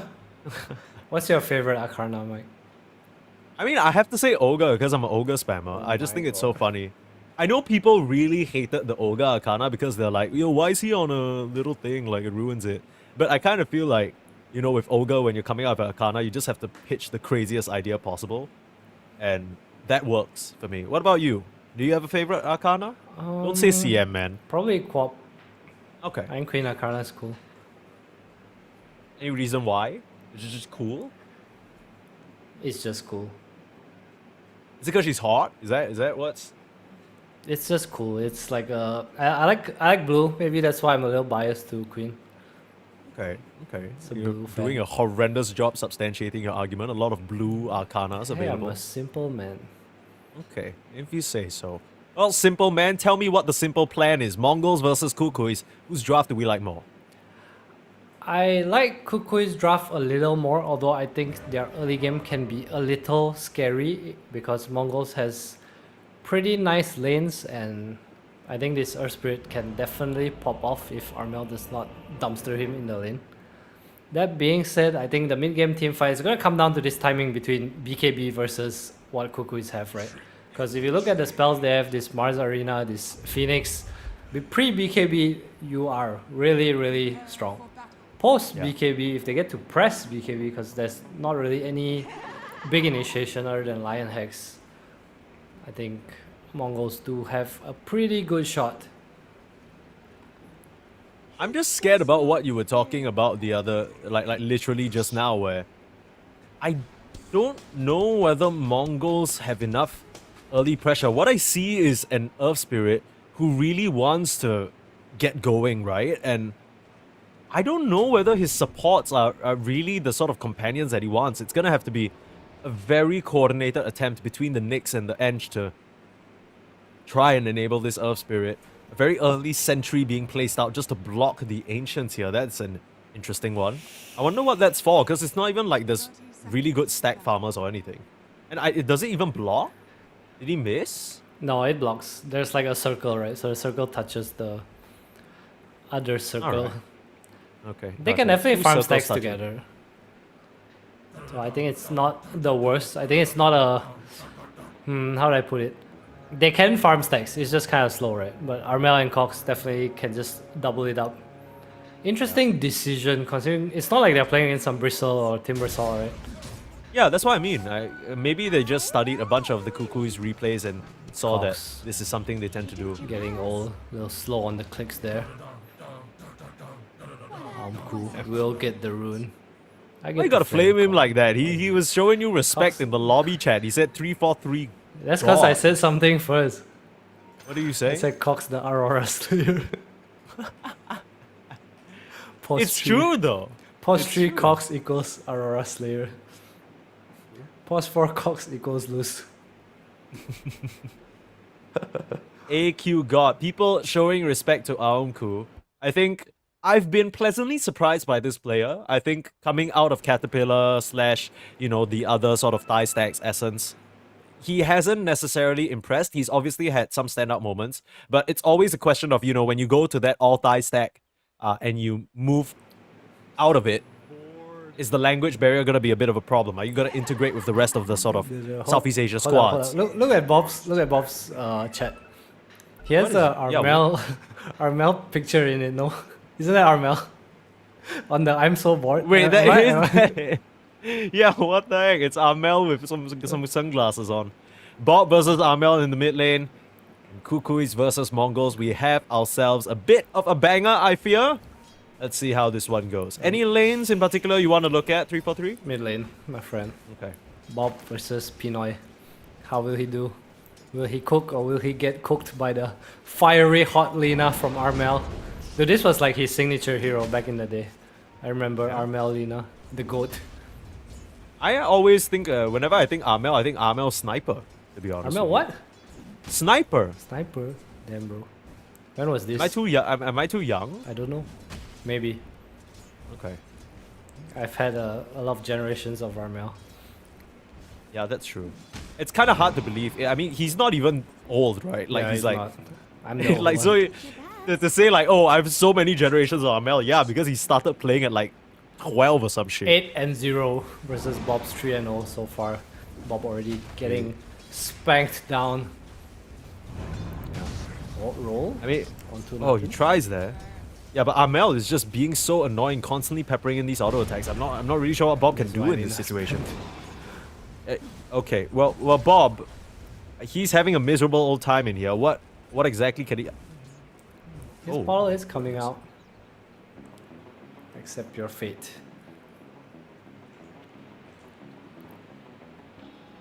I'm not gonna lie. I'm watching this with bated breath because I feel like Bob's gonna make like a small misstep and then he's just gonna die randomly. I feel it too. Look at this, it hurts, man. Lina skill build to 103. Right click in away. Nice hero, Volvo. Thank you, Volvo. Cool playstyle, Volvo. Get X, press 3 spells on one person, they insta die. It does burn. Bob, where you going, brother? He can't Surf even him clear through the his river. wave. He has to roll back. Yeah. Oh, this is unfortunate. I'm not I gonna mean, he rolls double back wave and here. then... Yeah, exactly. He rolls back and then what? He has to hide on the high ground. This is... Does he need help? Nice kickback, but it doesn't get into the tower and it's not gonna matter. Amel can just out-trade him in this situation. No fiery soul stacks though. Okay. No camera. Glance at the other lanes. I'm to not me. really sure. Come on, what do we do? Why do we want to watch Castaway, huh? It's just Enchantress, man. I've seen this guy play his hero 500 times by now. And you haven't seen Amel play Lina like 8,000 times? I feel Armel's just been like... Every time I watch his stream, he's playing Lash or Pango. I haven't watched in a while though, but... Clearly a veteran Lina player. Fair. Oh, roll. Go forward. Is this Kick back it? into tower. Okay, this could be a moment. Bob, finding the opportunity here, chasing down the Lina, and first blood is drawn. Bob, he had to wait a full 3 minutes to make that move, but finally connects on the kick, and the tips come through. Yeah, nice first blood for Kishka too. So closer to Arcane Boots. We see top lane. Not checked it out, but probably a lot of pulling shenanigans going on. Nick's just that kind of hero. You know, you're gonna pull the wave, you're gonna mana burn a big creep, because why not? Yeah. Let's just give this Nyx Assassin the ability to one-shot any neutral creep. Hey, I'll have you know it's no longer called Mana Burn, okay? It's called Mind Flare. 3 I'm for 3. Keep sorry. up with the times, man. You are right. He's not just burning their mana, he's flaring their minds, whatever the hell that I means. apologize. Ponyo yoinks the water rune. Bob gonna take some damage here. Uses the roll. Ponyo can channel his Z Freak. Honestly, that was a really nice move because I think generally as the position 5, you're just kind of chilling up there, trying to protect your carry. But I don't think he's really doing much up there, right? Like, it's not like they can threaten JG. His carry's been chilling up here, bro. 10 denies, 19 CS. They picked the TB early. Now you know why. The insanity. I mean, you say chilling, but he has meta up and he's being kind of forced away by JG right now, who is committing. JG 's in Kishka's trouble, wrapping isn't he? around. Jewel is here. I don't know who exactly is in trouble. Meta ends, so everybody is actually fine. Nobody is in trouble. That's the answer. Nobody's we in have trouble. the 3v3, 2v3 top lane right now, while Jewel is just chasing JG. They have nice vision thanks to the stun. illusion. Yeah, JG is the one in trouble, it turns out. Nice grenade, Onyo. Chasing down, channeling his inner Z-Freak, like you said, landing all those fire spirits, and gets himself a nice kill for it. I mean, well, Cox is abandoned because of this Lion TP. Pretty much free farm though, Armel.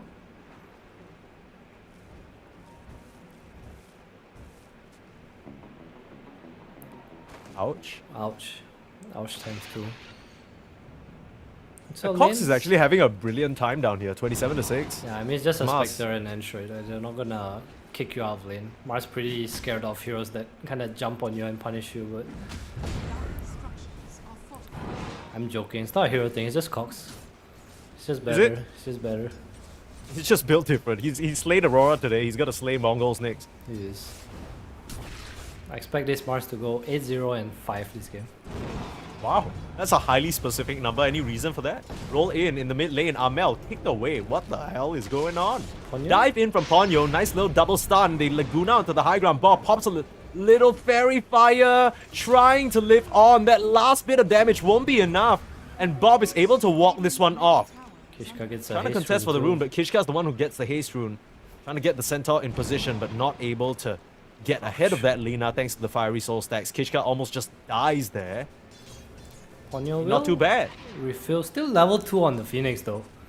I don't know if Yeah, this what- style of play is gonna favor them or not. So TB gets a lot of levels from this, right? Because he's alone up here, but I don't know if you want your Phoenix to be so low level. Oh, Armel.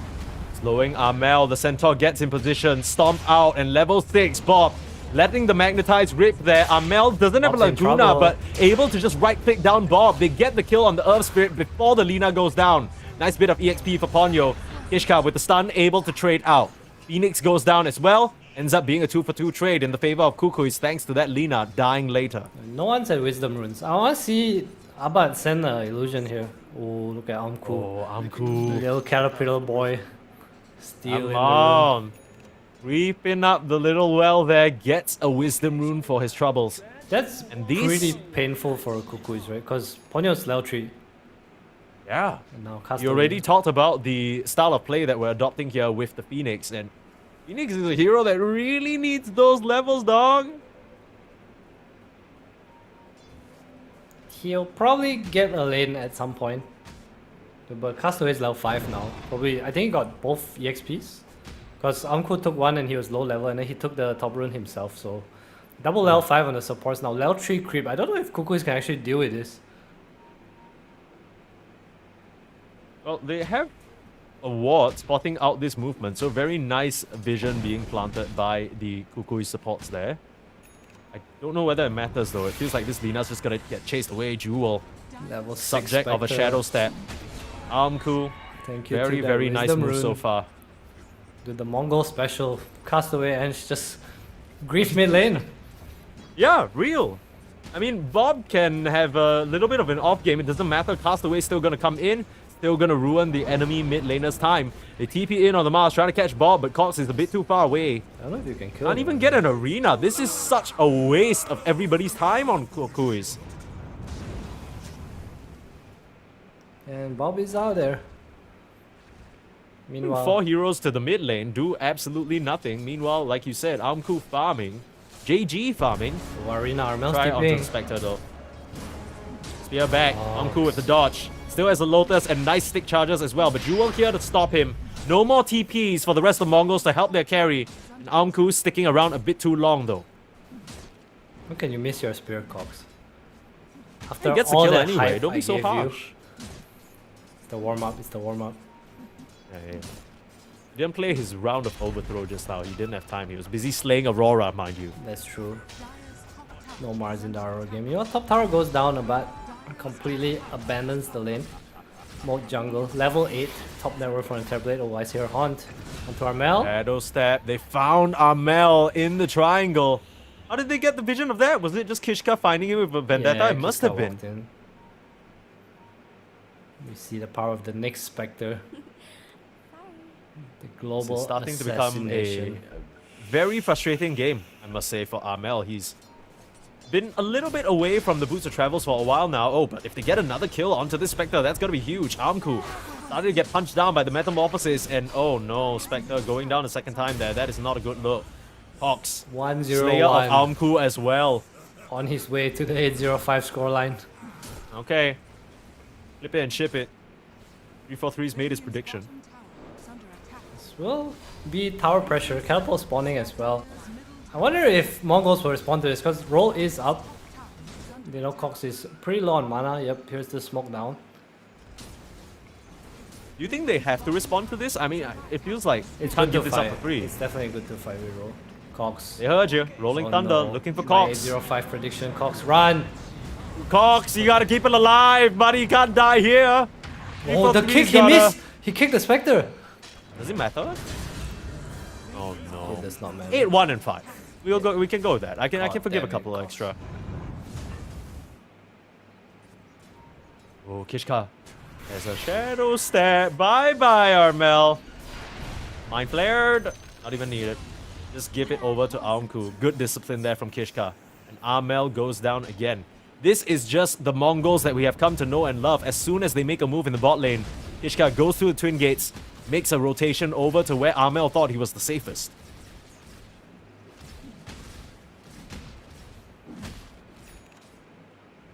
Armel does not have a game after a laning phase.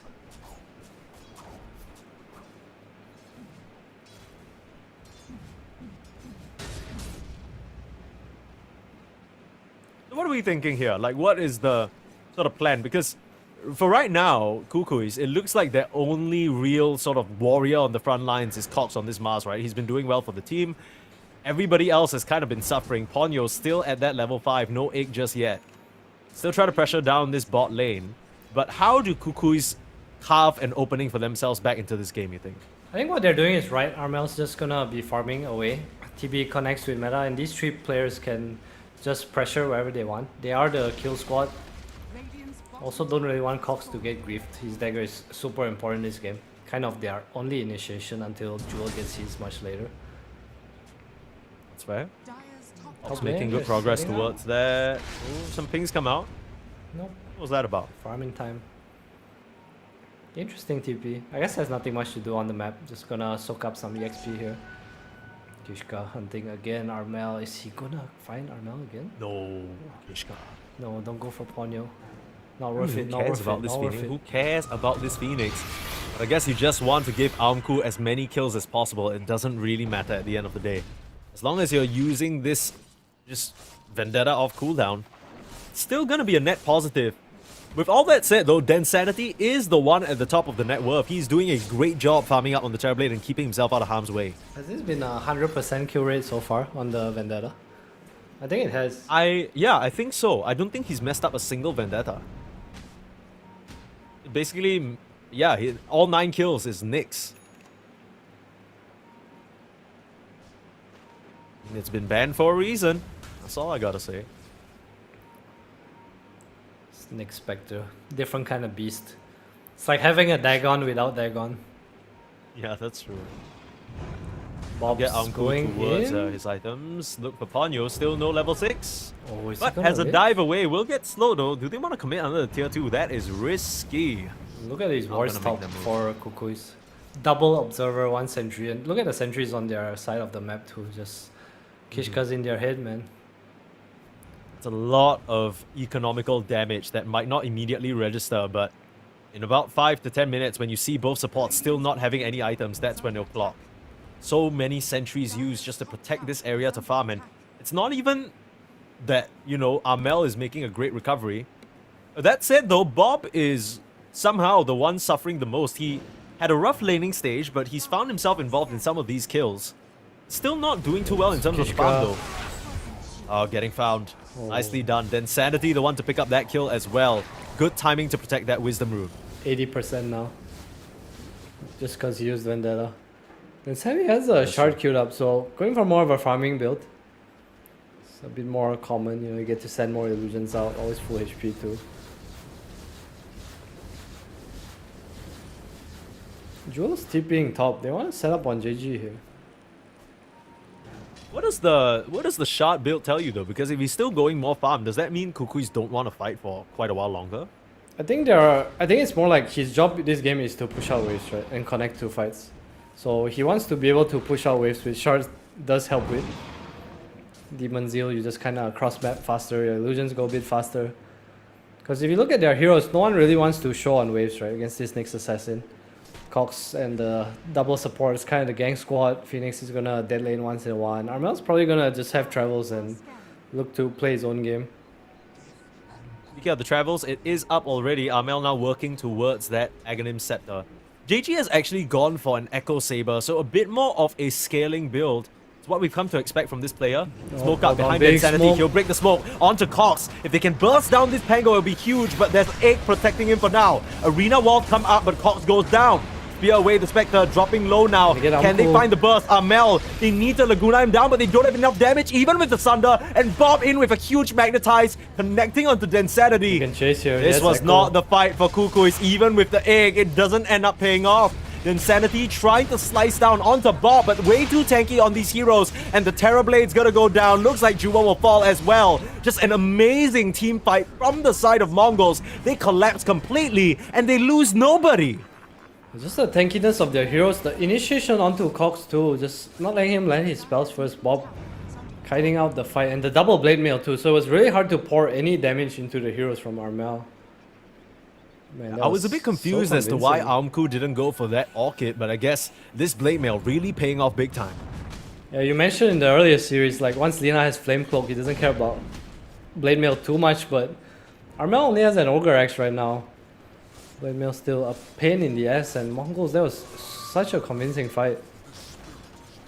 I mean, what went wrong there for them? Was it just that Cox was caught out on the front line? I mean, who else is supposed to front line? I think they're just a little too tanky right now. Not enough damage, maybe. Ooh, kicking the corpse of the dead bird. That is cruel. Get the heals in from Castaway too. Carapace coming out. Bob and JG just very tanky at the moment. Didn't mention the Glimmer Cape on the Enchantress as well.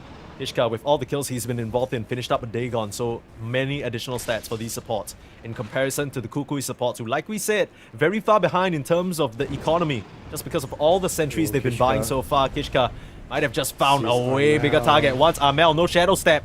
You see him with the sentry, blocked despite Carapace, but misses on the stun. Kishka doesn't find his mark there. Bob doesn't want to chase in any deeper, knows that there's a tier 1 there. Kukuis, they will get out with their lives this time round. They get a Cox TP down here. Kick Armel out a little bit, but look at Cox. He's gonna gate top. I wonder if they'll... Can they find anyone up here? They have a very nice lane ward, but the way GG and Castaway are playing are more away from the gate and towards the right side. Yeah. Drops an They're Ops actually ward going too. even deeper. Now, Castaway will show himself, but this is awkward now because JG is in the line of fire. Might just get caught out if he's not careful. Rolling Thunder Oh, nice manages roll. to get it off. Are you serious? JG should be able to get out. Doesn't even need to TP out. Just rolls all the way back to safety. It's a Lotus for his troubles. 2k HP. Pretty tanky, almost at the eggs actually, 1.5k away. A lot of scaling Really? coming out from all these heroes. Yeah, I like this build coming out from Pango a lot actually. I heard a... What was that Shadow Step? Just trying to dive Armel in there? Whoa, okay. It's fine. Radiant are scanning. But again, This this guy reaching through the tier 2, my goodness. Lina not looking too good this game. Kishka's net worth 1k behind. Armel, I'm not sure if you can have the game you want even if this X does come out. Kishka? Gonna find Ponyo here. Nope. Gonna try and skirt around the sentries. Skirt, skirt. I mean, he's gonna run into some vision. The supports will see him now. Let's him out. That's Kishka showing Can on the they wall. initiate though? Yeah, I mean, they don't really have a blink. Kishka, surely you know they see you now. A little bit awkward. Immediately pings out the vision, then Sanity gets himself a bit of a freebie there. Tower is under attack. Small wins. More map for Armel to play, but Bob is setting up. Armel reads it. Back to Ancient. So game plan for Kukuis right now is farm, play away from Armel. Try to let him get to his eggs. Needs to recover. 75% at 20 minutes. That's quite high. Do you think Kukuis need to wait for this Mars BKB before they can actually try and fight, or do you think they should try and find some pickoffs now? They just need it feels like vision to Mongols. Okay. Well, they're playing in the area where they have the most vision. They're sending these Terrorblade Illusions to push the top lane towards littering the area as well. No one's there. I mean, look at where Mongols are on the map. Just Look at completely where split up. Kishka is. Oh, Kishka. Oh my god, is he gonna find Armel? There's a sentry kidding? here, Ah, but there's a sentry. oh my god, Armel did die. Okay, well, that was a nicely timed LSA, but it doesn't matter. Armel just being hunted down. He had a lot to say in that previous series into Aurora, of course, that being his former team, but maybe suffering a bit from the Bob effect. Had some additional buffs because he was going against his former team, but now, against Mongols, I don't recall Armel ever being part of this lineup, so it's not looking too hot. Bob's doing pretty well. He has the BKB now, overtaking Armel in net worth for quite a while actually. So we said like he was low on net worth, nothing really happening, but that one fight really just helped his game push forward, and BKB now complete, and Radiance, they're just hitting a really strong timing on Mongols. Yeah. Radiant's top tower is under attack. You know, this whole lineup from Mongols is designed to sort of play around this Nyx Assassin and Armku with the solo pickoff, right? Do you have any sort of read as to why they've gone for this Blade Mail Radiance build instead of something like an Orchid, a bit more right-clicky? I think he just doesn't need the Orchid to kill anyone, right? Dire's bottom tower I guess so. Damage, scaling, while lane cast away. Oh, I've seen this before. Can they even kill Found him? a support. Ishka's there as well. Doesn't want to run into this mess though. He's dead. The rest of Mongols are trying to join this fight. They go on to Jewels. It was used to preserve Ponyo a bit earlier. They will lose the second support, and now Armku is in a lot of trouble. Where's the rest of the team? Bob trying to salvage with a roll. Double rolls coming in, bailing out Armku. Still will get speared down though. But JG, if the Aghanims complete, all things considered, it's a pretty decent fight for Kukuis if they can get out on this last hero, able to TP out on the Mars. That was closer than I thought it would be. Armku goes in a little too fast, doesn't come back out, ends up getting arena, but his team was coming in. Bob on cleanup duty. Oh, is he gonna get Armel? No real follow-up. Flame Cloak available now, so the Blade Mail isn't going to be that much of a factor. He takes the rune. Are you serious? Mel just slides out of trouble. Gets an 80 for his efforts, so high burst potential now. Eggs online, 80 rune in the bottle. No meta and no outs for the Mars Phoenix though, so probably gonna chill a little while. But glimmers of hope here and there. Kukuis, talk to me about this build-up. Densanity is going for a BKB. So he's gone Dragonlance, trying to max out his stats. And now the BKB, is this some sort of timing that Kukuis want to hit and fight? I think it's just too hard for him to hit anyone with the roll, with the blade mails, with the carapace. That lane calls. In some trouble. Hasn't finished his BKB yet. 100 gold off from it, and Ponyo can't save him. Nice kick. Looking at the Phoenix as well, but they're not too sure about that 8 cooldown, so they won't commit any further for it.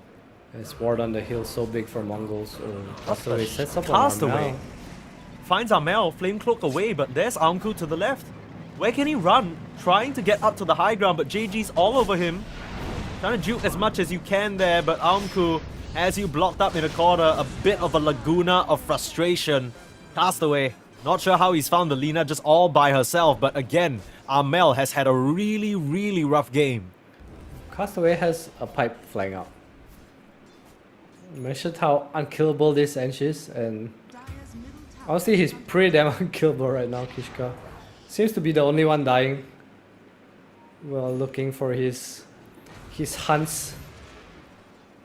I don't even think these are necessarily bad deaths, right? He's just creating so much space, Yeah, and every it's time fine. he's dying, he's like in some butt crack corner of the map that Kukuis don't even want to play in anyway. Yeah, all good. Kind of baiting in TPs. Obviously, you don't want to die too much, but I think he has had enough impact already. Yeah. Right, back to the BKB. I think without BKB, it feels like Pango Roll and Blade Mails are just too much. There's like 2 Blade Mails, Pango Roll, Carapace. They can't really hit anyone down, right? So kind of forced into this build. I think the biggest sort of question mark for me this game is the build that JG has gone for. He's had basically a very free game on this offlane Pango. I feel like most of the time when you see the offlane Pango, you're just kind of inclined to think that maybe he's going to go a bit more for the auras, maybe play for the setup of the team. He's gone full scale. Look at what he has queued up. He's looking at the Skadi now, just only changing it to a special, which I think makes a lot more sense. I think you just want the HP, right? And Rolling Thunder scaling. I know Diffuser is nice, but this is not really a game where you get to swashbuckle around. Mongols are holding the ward here. It's going to be smoke on smoke action. Double BKB for Kukuis. Oh, the smoke. Cox has a blink dagger. It's going to break. In the middle of the lane, Bob going to roll in first. Connection onto Cox, as we saw before. But Cox going to pop that BKB now.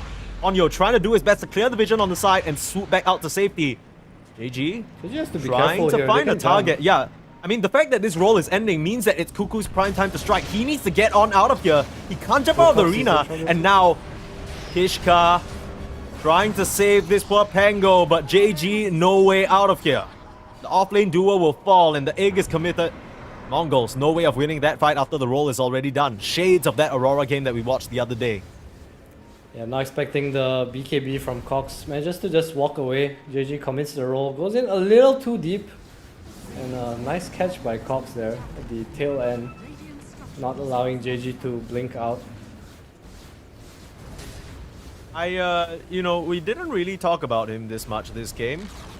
But I believe Mongols might be having a bit of a Densanity problem. He is top of the net worth, top of the CS.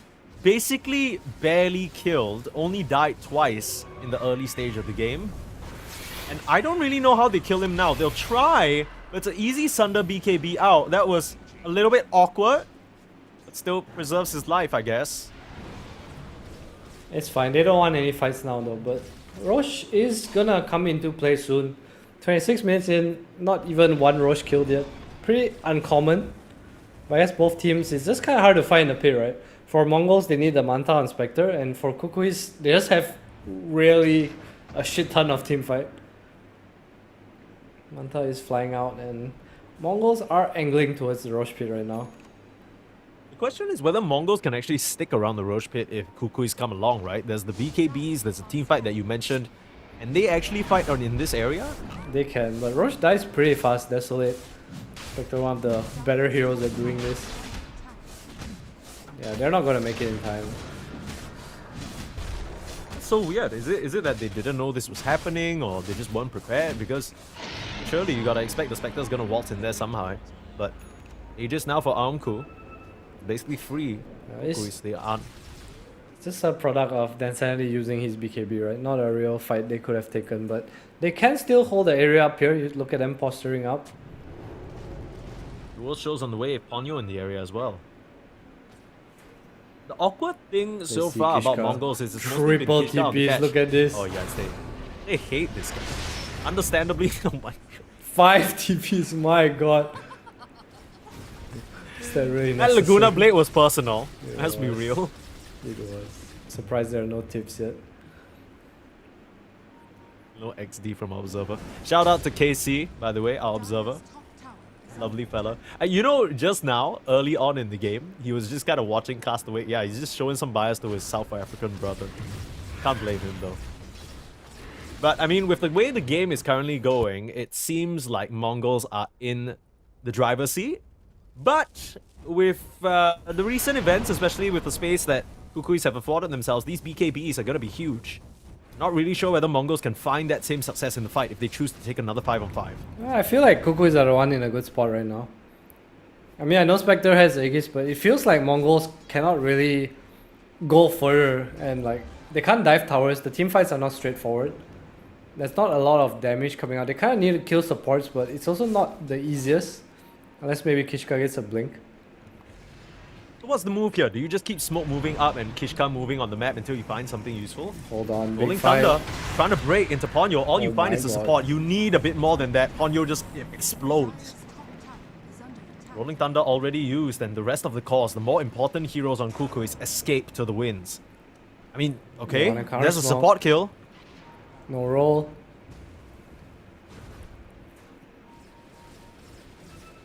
Gem on Cox as well, so they know for sure that these moves Kishka. are not going to be spotted. Kishka, what in the shit is he doing here? Gonna get hexed up. The rest of the team trying to collapse in. JG on the sidelines, no roll, but can he do the damage? Bob forced to pop the BKB.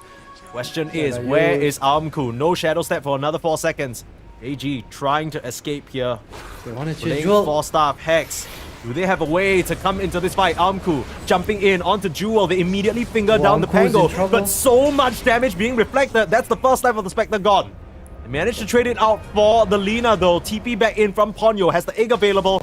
Cox with the nice blink away though. Bob's Juking chasing. away from Bob. And the Sunder is there. Densanity. I don't know if He you has can to fight watch this himself. Densanity. Yeah, this Terrorblade still has a Manta available, but what else do you have? Ponyo might just have to commit the egg on the low ground, but not enough chase without their Nyx and their Pango. They'll give up on it for now. I think overall, that was not too bad of a fight for Mongols, considering the fact that they didn't even have roll. And they lose Armel, but I think it kind of works out, right? Like a lot of BKB is used. And again, Densanity does not drop down. Mongols lose Aegis too. So we saw how much damage Dispersion does. Might want to consider a Silver Edge on Abad here later on. So his gem on Cox has been super value. Few D wards, just able to find Kishka, stop him from coming in. Might want to consider a blink on the next right now. Yeah. Looking towards that Aeon Disc as the immediate response. I mean, he's just been eating so many spells, I can understand his thought process.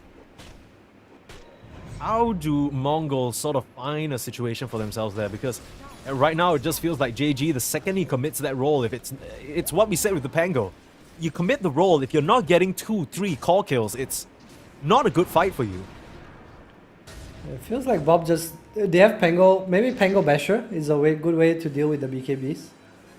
He is pretty close to it. Bob has his Shivas complete. They have good scaling on their heroes, it's just the BKBs are really annoying against what they currently have, but maybe Basher will fix that. Ench is going full aura unkillable mode. Oh, Smoke up from Kukuis. Kishka is going to die again. They actually shadow step in a little bit. That's just a little bit of debate. Onku just being annoying there, trying to threaten supports and make them shit their pants. I know I would. They want to go in here, Cox. Ooh. Try. Smelt wise him. to it. Castaway's running in here. I bet Mars is really smelly. That's all. I don't think that guy showers. I'll be real with you. Okay. Well, I'm cool. Nope. Just playing around. It's kind of hard to commit into the line because he can just turn around and mana drain away most of those illusions that you're trying to scare him with. He has the 4 stuff too, so... Yeah. I don't know if this eggs is what you need on Mongols. I feel like the Spectre has 2 skill. He is going for Nullifier next. I feel like it's really important that whoever he goes on dies. I think this egg says like, oh, Bob and JG will carry the team fight. I just need to give vision and kind of look for my chance. Yeah, I mean, what kind of is the ideal team fight here for the Mongols? Like, what's the picture that they need to paint for themselves here? Roll in. I have to hold that thought because Amku, under threat of Cox, but do you really want to go? Okay, so you roll in. I guess in an ideal world, you kill the Lina and you control the TB. And then the supports get mogged by Spectre or something like that. Yeah, Mars and Lina are the 2 biggest kills, I think. It's hard to full the 0 TB, I think, with the Pipe and Arena. You care much about the supports, or is Egg something you just ignore right now? I think you can kill one hero and get out in time before Egg pops. They have a lot of damage on their heroes. Well, what about Kukuis? As we're probably about to see this team fight. How do Kukuis want to play this team fight? I think as long as Kukui start on one hero, the hero dies. Okay. Even it's all about the initiation then. Yeah, Who's going to get the connection on who? It does feel that way. Like, look at JG, it's probably the highest priority, especially with this Basher being done. If they can get him. He has the roll up though, so they need to be a bit careful. A bit of a weird movement coming out from both teams. They are just cutting across here on Kukuis all the way to the north. The Roach isn't going to come up for another 1.5 minutes, so maybe just expecting a straggler to be farming up here, try to de-push the wave. They situated themselves up here in the top lane. Meanwhile, Mongols being very, very careful in their opponent triangle of all places. Now all through the twin gates, go down to the bot side. I think the smoke was nice because they get to put TB illusions top and then they use the gate, right? So 2 side lanes, TB illusions just constantly going in. And now they get to choose which side they want to play on for Rosh. Because Rosh is spawning in 1 minute, obviously the teams don't know that, but they can just go back top anytime for this dire Roshan. And this wave is pretty hard for Mongols to deal with as long as our players on Kukuis don't show. Yeah. Nice bit of map play there coming out from Kukuis. The question is, how do Mongols choose to respond? Tier 2 tower under threat, then Sanity popping their Metamorphosis, which is a pretty big commitment. So, it's just about whether Mongols want to fight. But surely after you see the meta, you're not desperate to run into this TB. They'll try and trade out for the tier 2 tower instead. Are they going to force high ground here? It's kind of scary. I mean, they've set up the vision. They have the illusions. Insanity actually walking over to the mid lane with a Shadow Blade. He's gonna deal with the wave. Meanwhile, no one really stays bot. Wisdom Moon coming out, Tormentor, and I think Silver Edge and Roshan. These are like the 2 items that they're waiting for right now.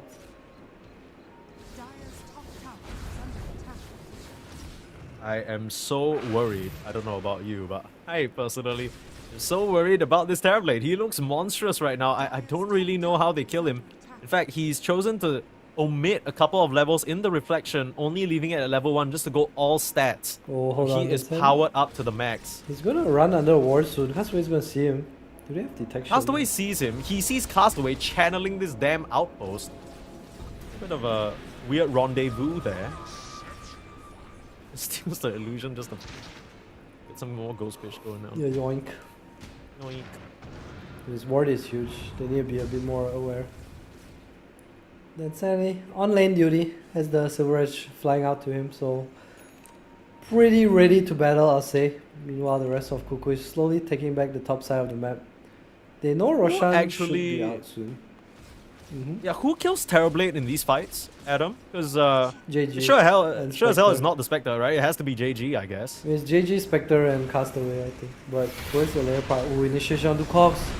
They get the connection on the Mars, but he can't get out of here. The BKB, Ponyo. he's surviving for now. Insanity on the front line slices up the Nyx and pops the BKB to start dueling into Armku. But they've already lost 2 members. Jewel looking Nyx on the chopping block here. A nice roll forward. That initiation was just a bit too clean coming out from Mongols. They make that Mars disappear, and now Armel on the high ground has to just retreat there. Man, Cox, you cannot show like that. That's not the hero you want to get gone on. That's your team fight. He got off a pretty nice arena at the end, but Ponyo went down as well before getting out the egg. Trying to pipe and Sunray, just trying to save his boy. Mongols, they are praying for Roche to be up, but it does favor Cuckoo's a little here. 30 seconds, matching the Mars respawn timer. It's going to be up here in this top lane as well, which means it's a very easy outpost for the Dire to TP to and set up around. However, if vision is already around this area for Mongols, it will be a lot easier for them to take a fight. Last thing you want to do is walk into a Rolling Thunder. You have Terrorblade Illusions to scout it out.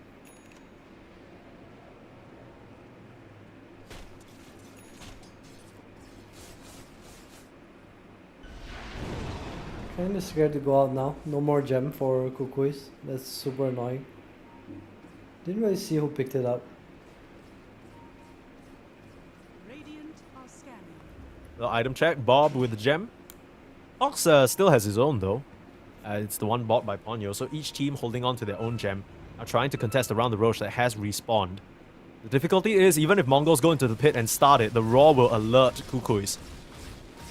This could be the fight here. Cox, he can't be the one on the front line revealing. Rolling Thunder coming in already. Nyx connecting, but bumped onto the low ground. That's awkward. Then Sanity. They need to try and focus on this TB, but they've already lost Kishka. JG trying to do his best to control the heroes on the side of Kukuis. The arena comes up, but Onku on the tail of this Mars will just slice him down. Bob finding the supports. The buybacks. The Insanity desperately trying to hit onto anyone. Will find Bob finally. Can you stick around in this fight any longer? Armku covered by the Glimmer Cave of Castaway. Nicely done. They can't even afford to punch into this edge. They're trying to ignore as much as possible. Look at JG. Laguna reflected, but it doesn't matter. With the buybacks coming out from Kukuis, they will win the fight.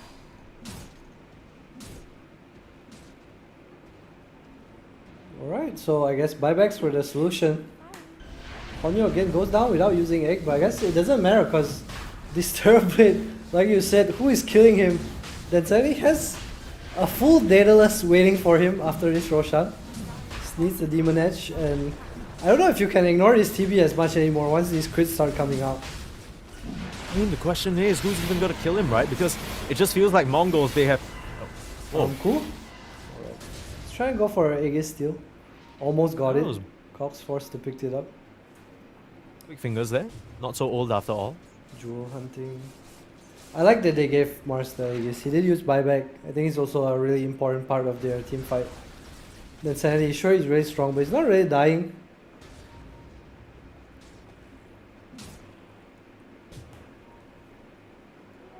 This Terrorblade hero has really looked convincing today. I still don't see the like Bob, Kishka, they're just ignoring Castaway. They're focusing down JG. Armku doesn't do enough damage to actually threaten these important heroes anymore. He has to spend so much just to kill Cox. They need the 25 for Spirit. I guess so, but these fights are getting so hard for Mongols.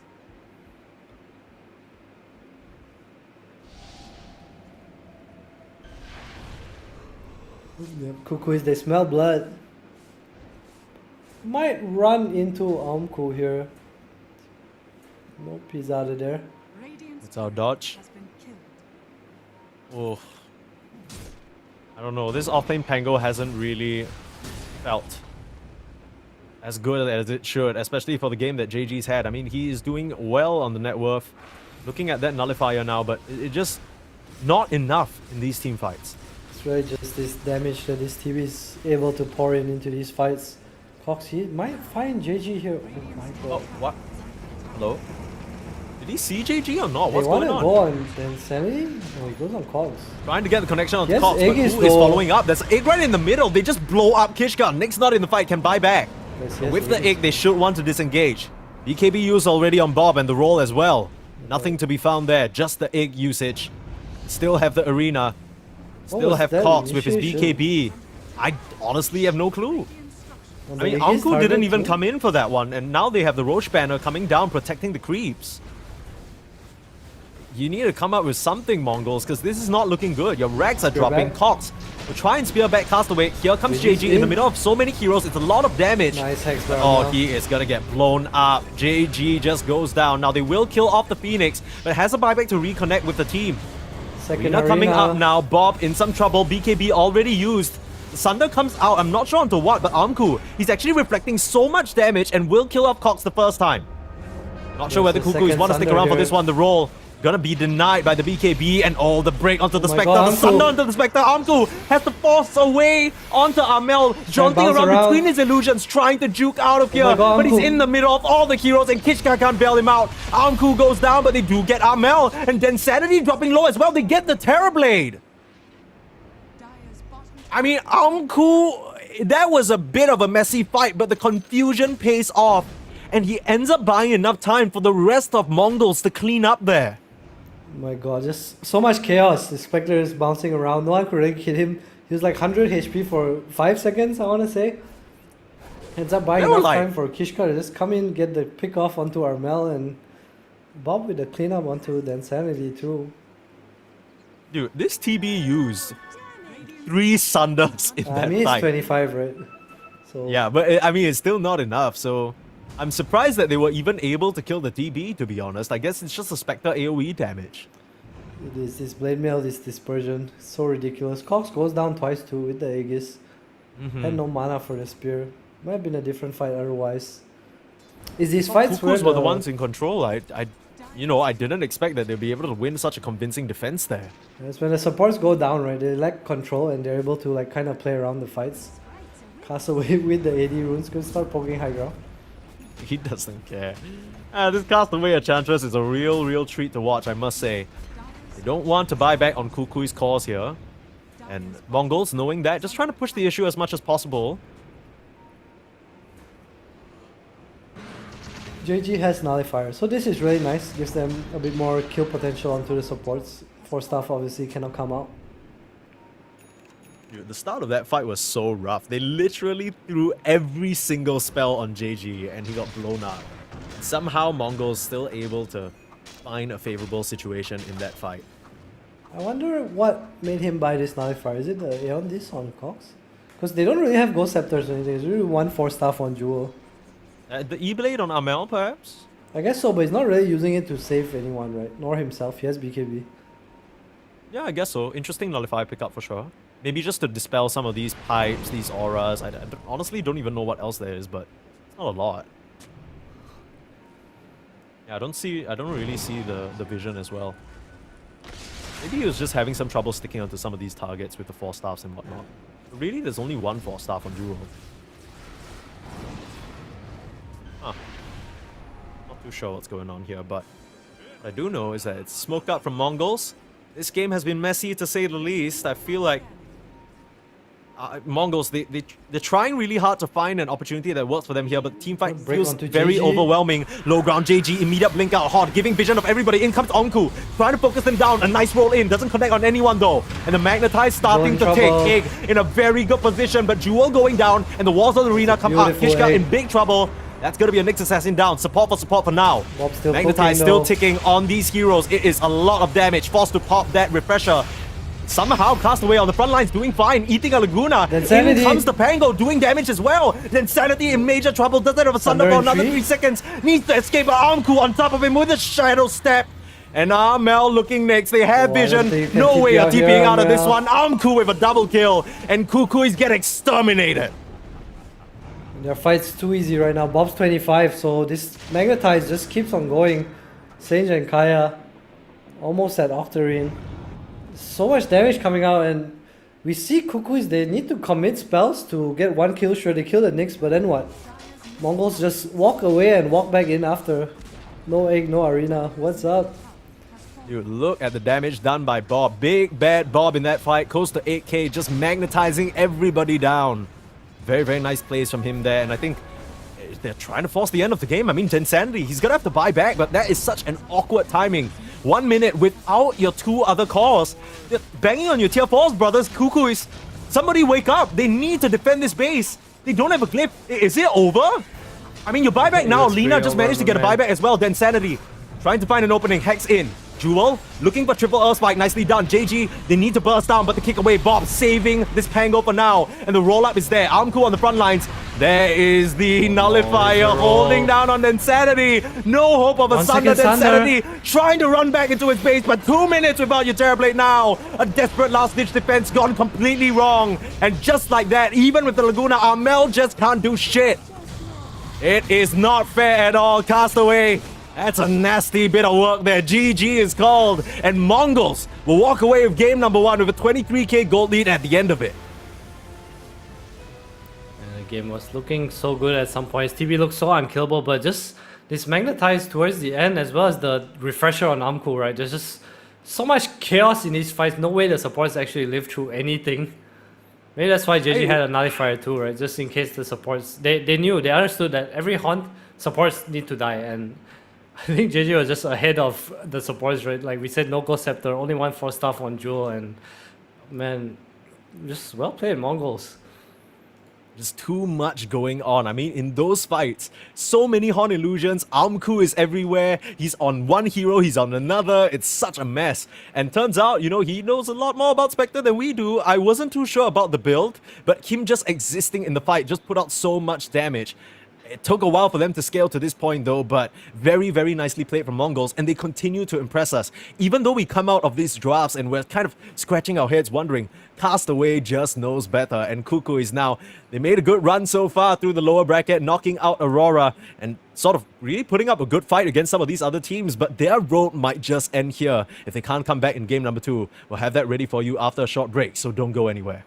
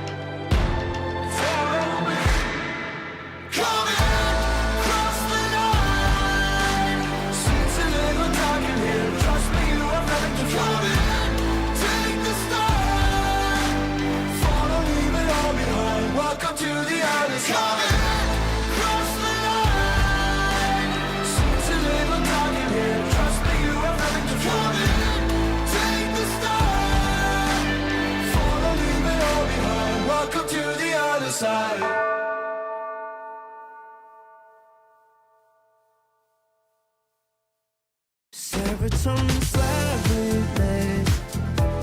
sequin in the light, ember in your energy.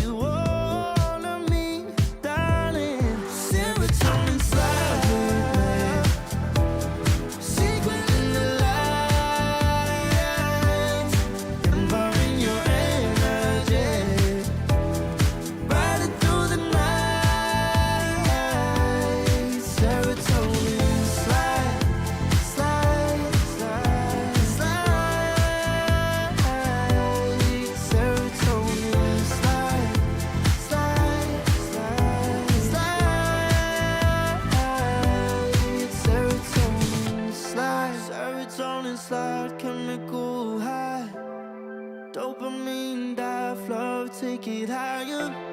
Serotonin slide, chemical high. Dopamine dive, love, take it higher. Serotonin slide, chemical high.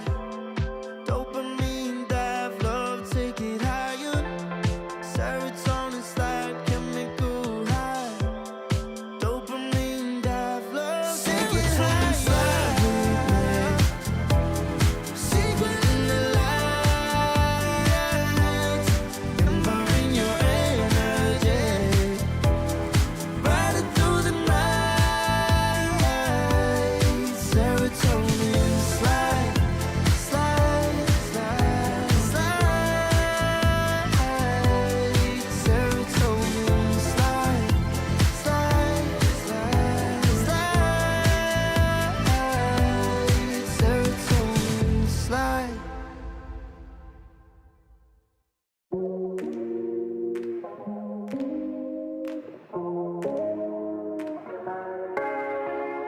No way, I'll regret the first time with you.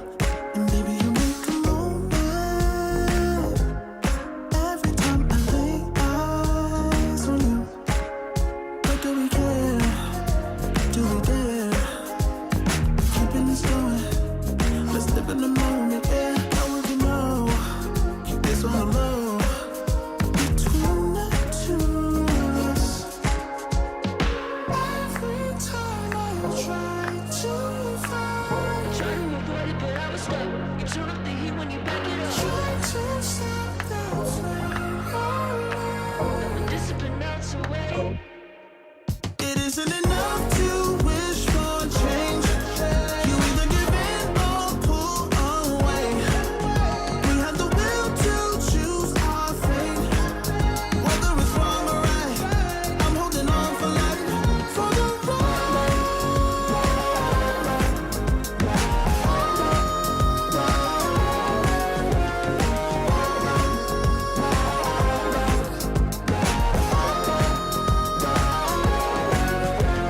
The day we woke up, lying in a pool of shame.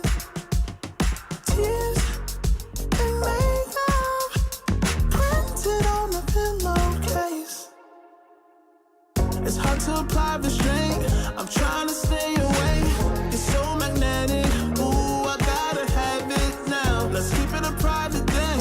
I'll give you a secret name. Let's build a life on a lie. Every time I try to find, Try to avoid it, but I was stuck. You turn up the heat when you back it up. try to stop the flame. Never discipline melts away. It isn't enough to wish for change. You either give in or pull away. We have the will to choose our fate. Whether it's wrong or right, I'm holding on for life. For the ride.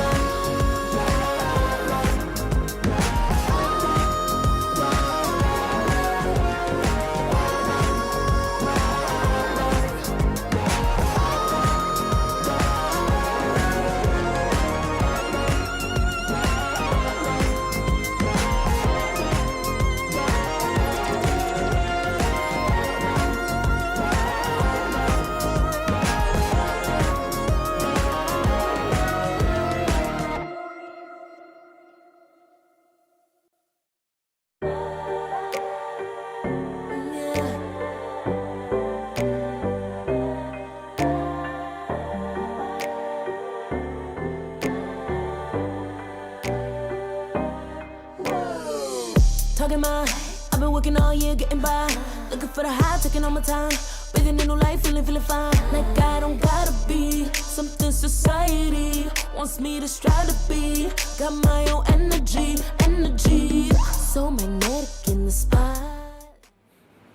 The beautiful thing about these close qualifiers is as we get closer and closer to finding out who is going to take that one slot for Southeast Asia, the matches only get better. Isn't that right, Adam? I mean, what a banger first match between the Mongols over here as well as Kukui's 2.0. Yeah, we're getting to the point where the series are pretty competitive. And you know what else excites me? Teams are getting eliminated, finally. Adam's a hater. He just wants everybody to go home, man. My villain I mean, arc. Aurora being eliminated this early was a bit of a heartbreaker for me. Maybe they skipped out on a bit too many close qualifiers, eh? Is that true? They played one Yeah. and they skipped one, right? That's about it. They skipped two. They skipped Fissure Playground and they skipped PGL Wallachia. They got directly invited to both. Oh, well, they're skipping this one too. Crazy. Adam, you're such a piece of shit, actually. You're so mean to Aurora. You got some beef with them, or you just like? I love Aurora. You love Aurora. I want them to win, but they lost. It's unfortunate, but in someone's misery, we all can find joy. That's true. That's the essence of being a Dota player, and I think in Amel's misery, a lot of the Mongols found joy. Specifically, Kishka had a standout game on that next. Don't expect that to still be in the pool for them, as we're gonna head into game number 2's draft very shortly. But talk to me a bit, Adam. What are the changes that Kukuis need to make? Ban Nyx. If Is you're that not all? playing like the strength heroes, I think they had an idea to deal with Nyx, and I think it was correct. But then Nyx Spectre came out, and I think things kind of changed because this Nyx timing was so accelerated. Like Vendetta was all he needed. Vendetta was his Dagon. He actually didn't even need Dagon because Amku was his Dagon. That's true. And I feel like it was a bit too much for them. They had a good game plan. I think fights were very difficult to start once BKBs came out, and once I think Amku just hits Horn first. It felt like it came down to whoever initiated first, but initiating with Horn is always like a cheat code, right? Yeah. I always, at least in this current meta, I think for me it was a bit hard to see the value of Haunt, but later on in the late game fights, man, having 20 Spectre illusions collapse upon the entirety of Kukuis, it's just so hard to deal with. You'd think with the Lina and maybe the Terrorblade and the Lion, they'd have some degree of illusion clear, but it just was such a mess.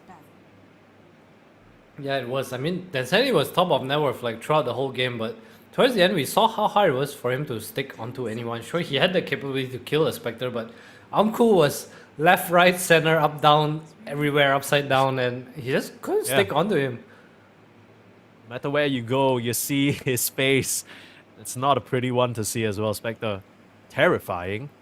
Kukuis, let's see how they choose to adjust. There's the next ban, like you mentioned, and showing respect to JG as well, taking out the Pangolier. So, I mean, it's kind of a dual ban, right? Because it's something that King Bob can probably play in the mid lane as well. Yeah, I wonder what's the reason for this ban, or if they have something in particular that they want to play that they're banning the Pango. Because I don't feel like the Pango was OP or anything, I felt like it just was there. It's just part of the game. Yeah, and he did his job, right? They banned the DK, which means a lot of high-value offlaners. Doom, Beastmaster, there we go. That's a JG quick grab there. I think this is his best hero. Yeah, you think so? Yeah, I think he's really good at Doom. One of the better Doom heroes. What have you seen from JG in particular that makes him stand out as a really strong Doom player, you think? I think JG as an offlaner has been kind of impressive recently. I think he's stabilized a lot. Like, you see in every game he keeps up net worth and he does have pretty high impact. I think that in a nutshell is what you want from a Doom player as well, right? Hero skills, you want stability, you want smart decisions, good item choices. I think that's a big one too. Yeah, I feel like, especially with JG recently, it's never been a situation where we look at his hero and we go, why did he get that item? It's either we say that, and then 2 minutes later he answers why, like with the Nullifier, or it's just a solid choice altogether, right? Yeah, so far so good. I think Mongols are pretty on the same page, or at least there seems to be conversation happening about what they want to happen in fights, or like how they want the game to be played. I think it's especially impressive given that, they've just included 2 new recruits. But I guess if you're talking about new recruits, every Kukui/Team Darling iteration is just a different set of players. So the fact that they've made it so far is even more impressive. A first pick Medusa, sort of thought to be the counter to the Doom, but showing your carry this early on, is that not scary at all? I think it's alright. Pango's already removed, so no diffusal Pango. Monkey King and Anti-Mage are the other 2 that come to mind. Other than that, what's like a super good anti-Medusa matchup? Elder Titan, maybe? Yeah, maybe. Elder Titan is Put you something to that sleep. Ponyo actually plays a lot. I don't know whether Castaway does. It's not really in his hero pool. I'm sure he can play hero. It's not hard to just spirit on top of Dusa and press stun, right? True. Can't be that complicated, but I think Mongols not the type of team to be too overly responsive with their picks. If anything, we'll probably just see Castaway play Ansh again. Yeah, true. As an engine to do, those impetus shots are just beating her ass up. Is that a real I don't think you care about each other at all. Yeah, I don't think you actually care. Like, Ench is literally just a creep to you. Mongols. They have really defined their sense of style coming into this close qualifiers, and it's honestly been very entertaining to watch. Kukuis as well, I mean, the Aurora Slayers, right? But so far in this series, they had some decent moments, but it's been a bit more of a quiet one from Amel, I must say. He did have a very rough game, right? Like, off to a very tough start. Got kicked back by Bob, and from there it just felt like he was on the back foot for pretty much the whole game.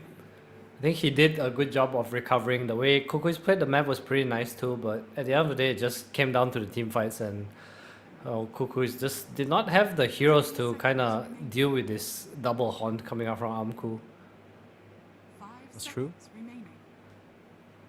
Interesting. I kind of feel Dawn like... ban. Yeah, huh. I guess they just value, or maybe they're just trying to close in on the Cox hero pool. One does not simply ban Cox. But Dawn's weird, right? Like, you don't heal Dusa, and Doom is like a counter to heal. Okay, so quick question. Dusa is known to be the counter to Doom, and because of that, you don't really Doom the Dusa. Is that correct? Or do you still Doom the Dusa? It depends what else is in there. I've definitely seen Dooms with mana burn creeps kind of go ham on Dusas. Okay, but so my perspective is that maybe this Dawnbreaker ban is... They're not planning to Doom the Dusa. Maybe later on in the draft, they're going to pick some other way of dealing with her, and they're going to reserve that Doom for someone else. But it's going to be difficult to get that Doom target off. Actually, no, that doesn't make sense either. I'm trying to rationalize it, but I don't... Maybe it's just a strong laner that they're afraid... I don't know. Yeah, I guess that's probably it, right? Out of everything. Just, Cox Dawnbreaker. So strong. Big. Cox with the hammer. Monkus. Yeah. Right, Mongols. What will they go for here? I like Willow against this Ogre Dusa lane. I think it's nice. Probably thinking about the Lion just for the mana drain. And... Oh, surprise! What? Oh, this is crazy stuff. We've never seen this before. What a niche pick. He's going on a snaking tour, actually. He is. He plays it well, though. Like, I don't see why he should stop. Yeah. Ban me. Do you feel like Ench is the type of hero that you can just pick every game? Ench is a personality. If you have an Ench personality, you can play Ench. Castaway having an Ench personality is hilarious. I'm sure Casey will have something to say about that. It's the Australians, man. Yeah, he's not Australian. He's South African, brother. That's true.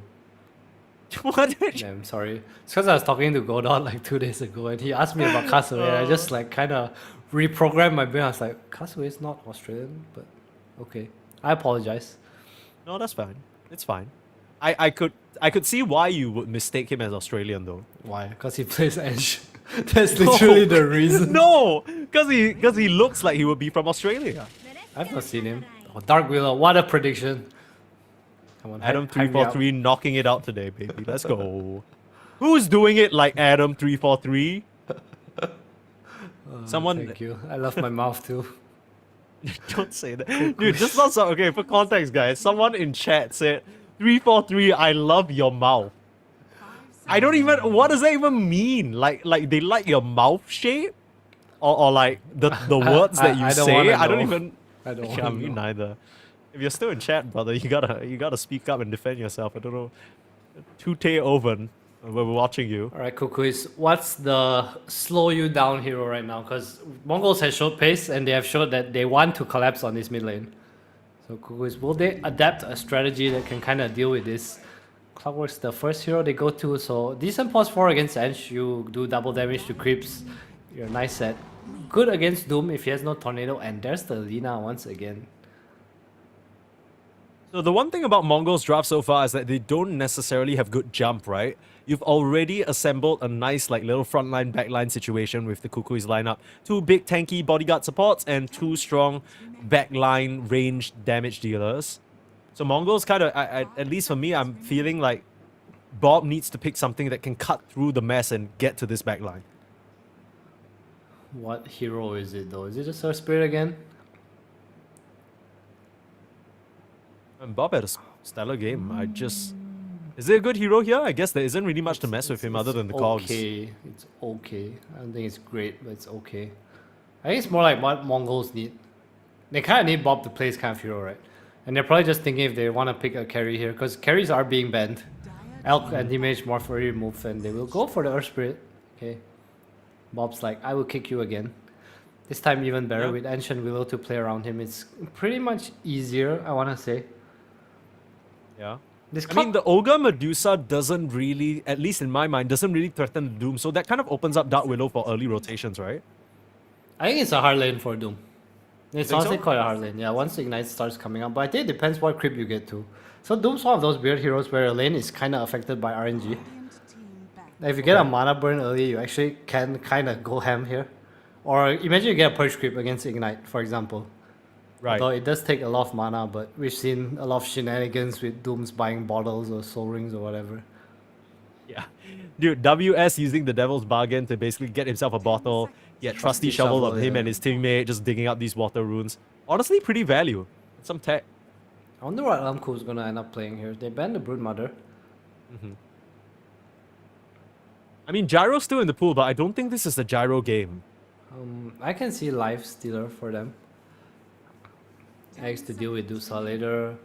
I mean, it's not like some super insane pick, but I feel like their draft needs this kind of hero that wants to stand and play there. Yeah. I think the Mongols recipe from last game was like, they wanted Armku to sort of be involved and they let JG basically stay on an island and farm.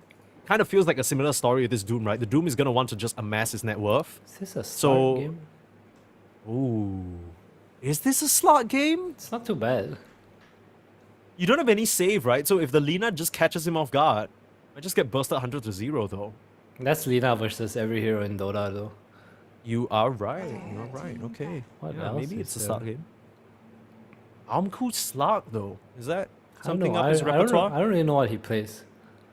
I only can think of Lifestealer, right? Based on what he has played so far. Just try and think like a diffusal hero that can kind of run around. I think 10 seconds remaining. Slug does. Would you get kinda fit that, right? Diffusal on this slot this game? I guess so, right? Into the Medusa, it's just so valuable. Yeah, either you get it later or you get it early. Dire team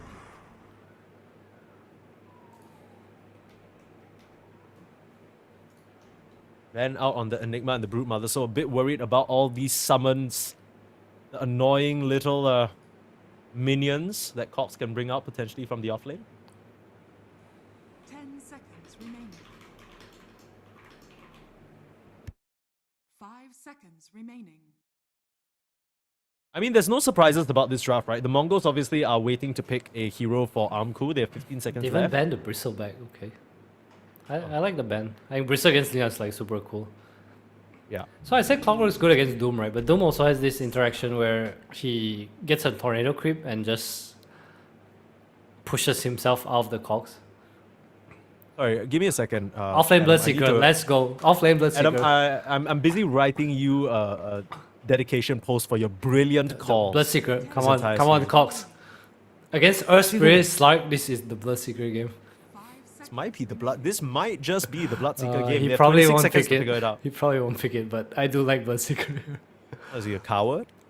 Yeah, he's small Cogs. Okay, so what is the pick then? Primal Other than Beast. Bloodseeker. Timbersaw, Primal Beast, more of a Cogs hero, I think. Yeah, but such an easy target X. for the Doom. Nice Doctor. Okay. Not what I had in mind, Ooh. but do I like their heroes? I don't really like their heroes.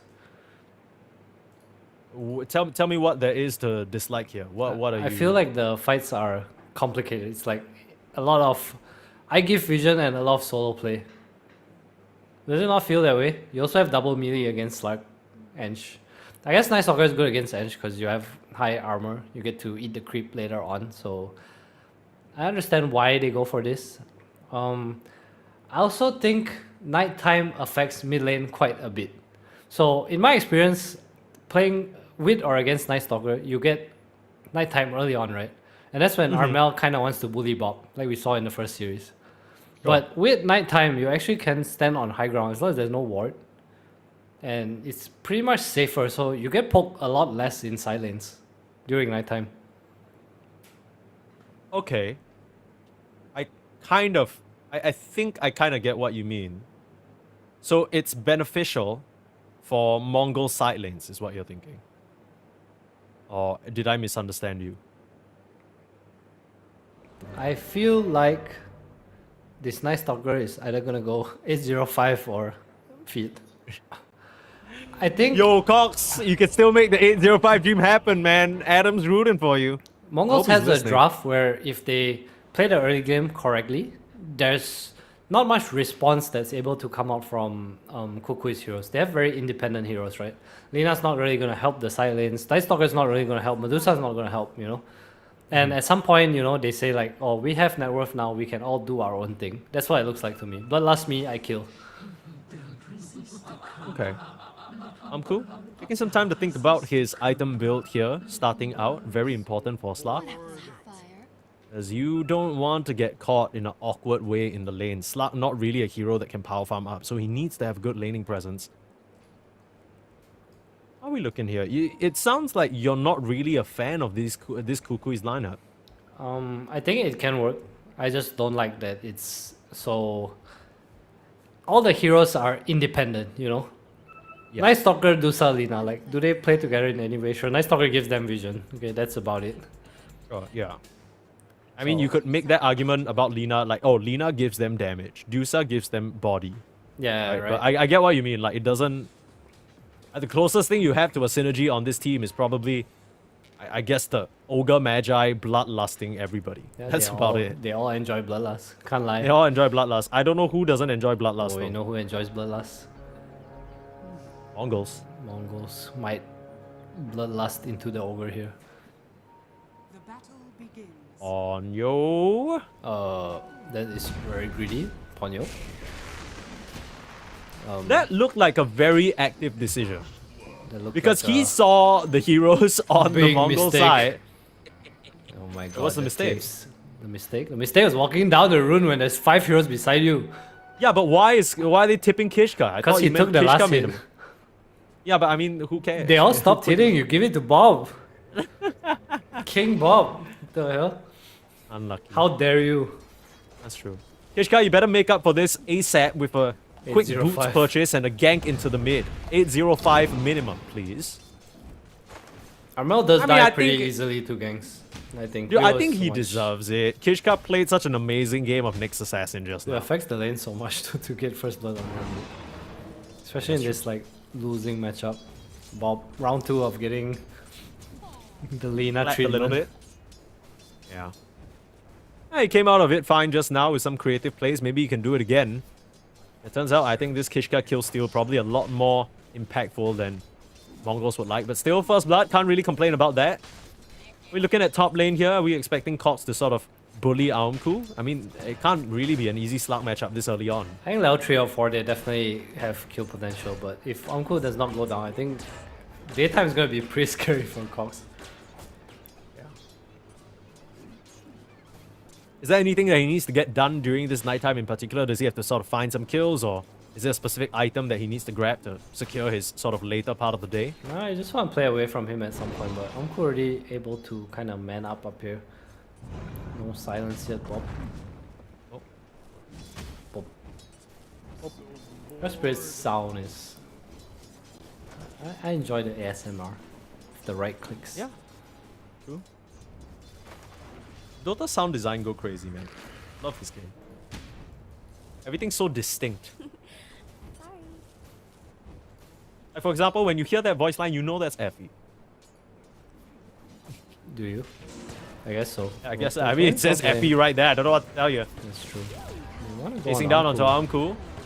Yes, I don't know whether he can man fight up here. He's gonna try and pounce away, but just gets clicked down. Nicely done by Jewel as well as Cox.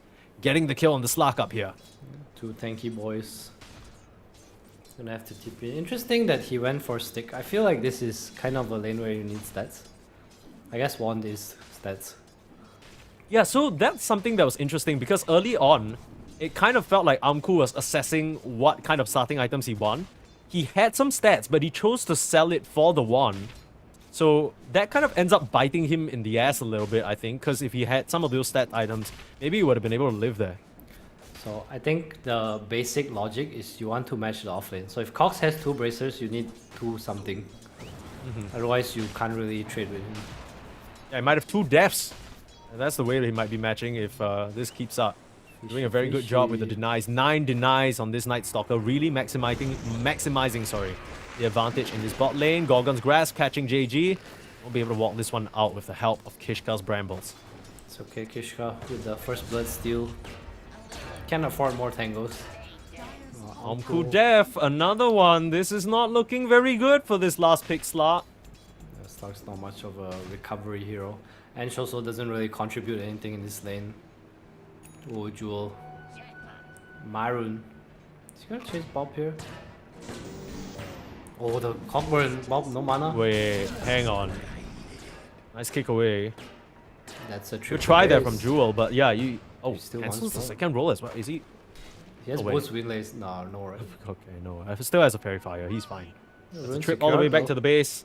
2 water runes for Armel. This is a much better start for him now. Radiant's courier. Early game looking real good for Kukuis right now. And real bad for Amku. Stark, not much of a recovery hero. Definitely can be. You kind of need to get your recovery through kills, eh? You want to be active the second nighttime, but Night Stalker kind of messes with your timing in a way too, right? Like, it's gonna be day. Like, Slark's a nighttime hero as well, right? You want to abuse night vision, you want to clear wards. That's kind of what makes this pick so interesting, right? It basically counteracts what the Slut wants to do. Because anytime you're powerful on the Slut, the Night Stalker is controlling the map as well. Another kill onto Castaway.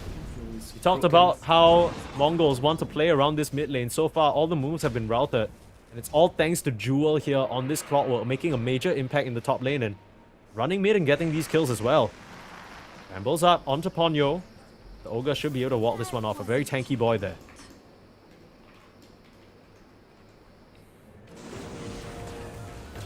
Nothing too big happening. See more goals on the top lane. Daystalker now. Yeah. Not much they can do to punish this though. Level's kinda low. Jewel also pretty strong, but Ponyo's coming in. here. Day gank. Unheard of. What is going on? He's just punching down the creep. Okay, no more heals for you, Cox. Being very scary up here on the Night Stalker. This is what I like to call the walking phase. Because he can't stalk anymore. It's daytime. Daywalker. Yeah. Night Stalker. He has to wait for the next stalking phase in order to continue exerting his dominance. He's going for armlet. Cox, so going for a bit of a, I wouldn't say greedy build, but it's gonna make him really tanky. Yeah. I saw Collapse go for this the other day. I think it was yesterday. In their opening game in these close qualifiers as well. Looked pretty solid overall. Oh man, Castaway. I mean, this is a very nice adjustment because they picked that Ench to basically be unkillable, but they've taken her down a bunch of times at this point. Yeah, I think if anything, they're really addressing this like mid pressure that Mongols like to give, right? And Armel's having a good time because of this. Being on the other end of the aggression right now. Structures are fortified. Glyph bottom for a Kelpel. Castaway coming down here too. Just pretty low on mana. Here comes the little pine cone. Yeah. Full Collapse here. Not much the Deucer can do to save the Clockwork. Trying to play on this catapult wave. They can't get the pressure in the mid lane. They'll try and bring the aggro bot instead. Using the pine cone as well as the catapult in tandem to take down this tower bright and early.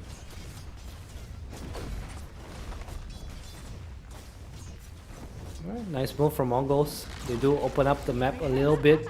Play away from Amku, who is gonna need to recover for quite a while. Let's see how does Bob get back into his game. Radiant are scared. CS-wise, no surprise that the Lina is on top here, but if you look at the net worth, it's the Night Stalker following very close by. Cox has just had an amazing game so far. It's really gonna come down to JG. I mean, I know he likes to play on an island, but is there any way for them to try and play through the Doom here on Mongols? I think they kind of have to, right? But it's also hard to run at their heroes because Clockwork, there's Ignite. So I think maybe just waiting for timing, try to be patient, a bit more reactive, see if Bob can find an opportunity, or they're just both the supports. 80 rune for Bob.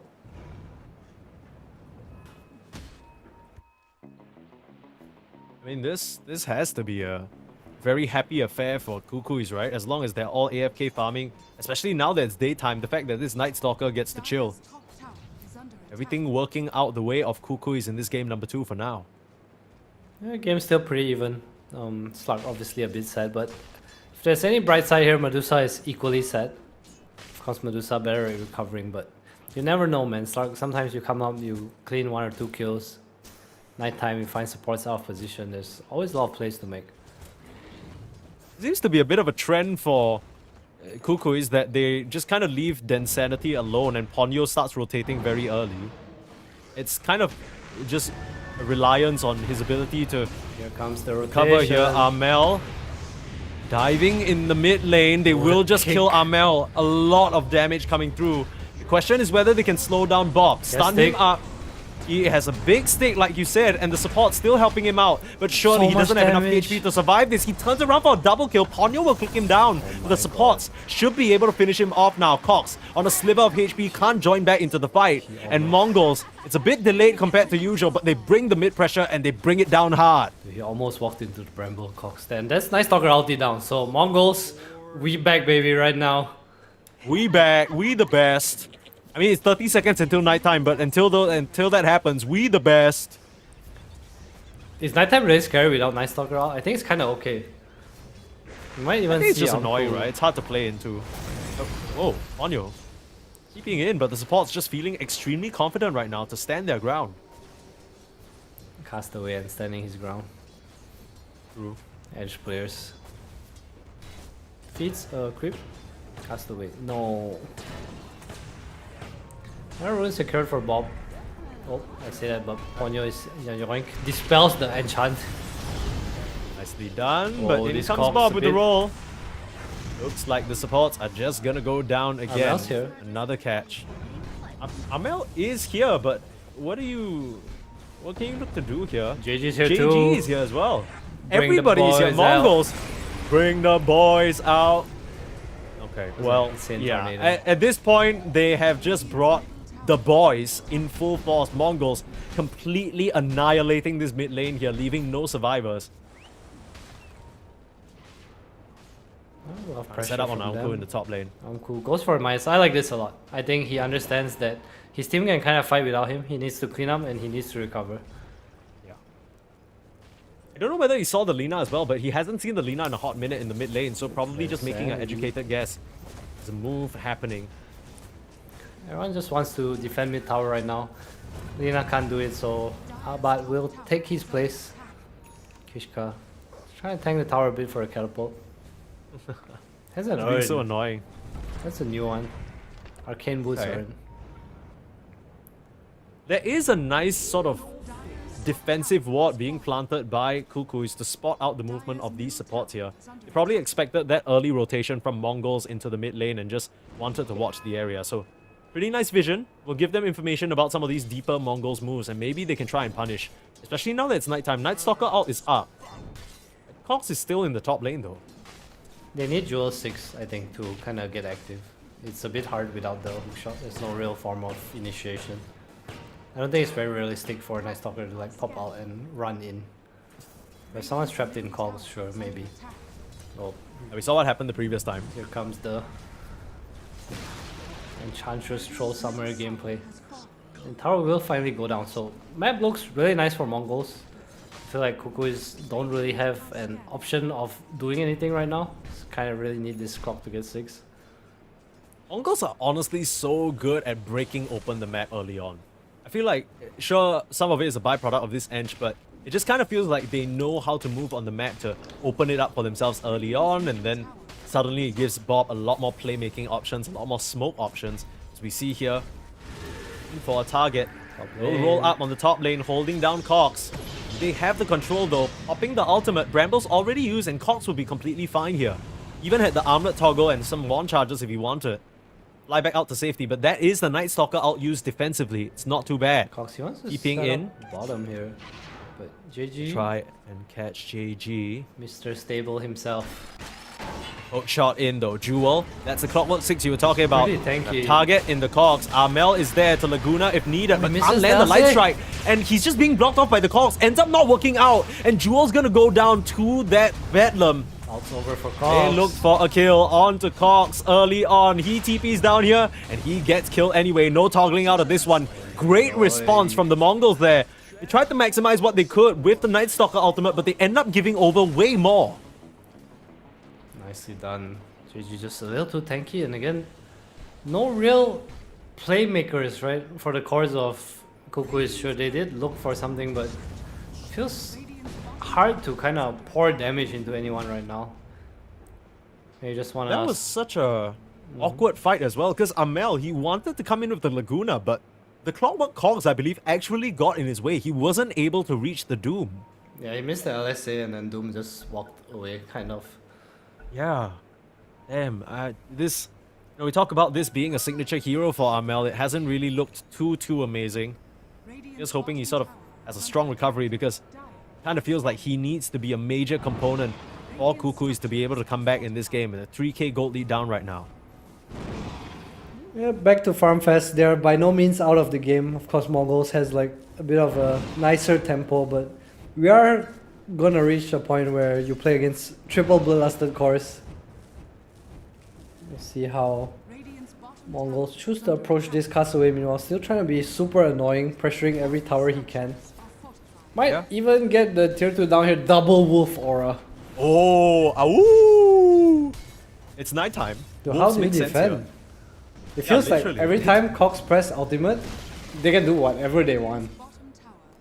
It feels like every time Castaway enchants a creep, a tower goes down. Like, what is going on? They're doing such a good job just maximizing their space on the map. He doesn't even have a level in Untouchable. He's just walking around, max wisps, max enchant. Ponyo getting caught here by the Brambles. Bob misses on the roll though, and Ponyo able to skirt his way out of trouble. Nicely done from the Ogre to juke there. But look. What about Oh, your I tower? heard a Medusa ultimate being used. Insanity, just a bit scared of that Doom. Mid lane tower going down now though. Castaway's having the time of his life. Yeah, this is the end game. TP man. top lane.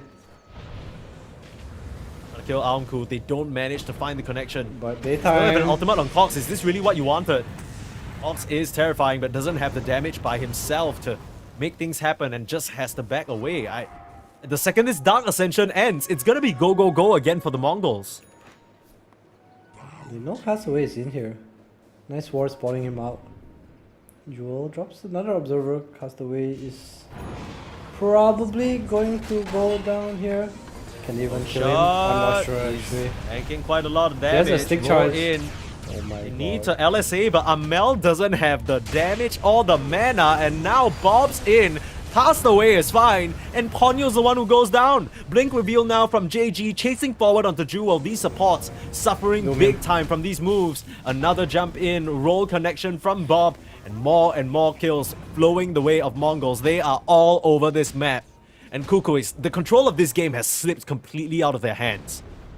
You mentioned Aumku. Aumku carries them one game, next game they carry Aumku. Yeah, that looks like seems the to be strat so dynamic. far. Solar Crest for Edge. Aumku has a... What did he buy? Mage Slayer? Mage Slayer, okay. I like that. So, harder for Lina burst you, don't care about magic damage too much. Nice farming item, has mana. Probably go for the eggs next, I wanna say. Maybe we see something else. Yeah, you were thinking about the diffusal into Medusa, right? But it doesn't really seem to be a problem so far. I guess it's just because the Insanity hasn't really interacted with the game so far. Manta looking towards that butterfly just to dodge away from the slot. I think it's the appropriate item build, but still a ways to go. Smoke coming out here. They want to sweep across. They know that Kukuis are just dodging. JG and Bob, the two-man army. Predicting the smoke again too. Aumku maybe? Very nice connection there.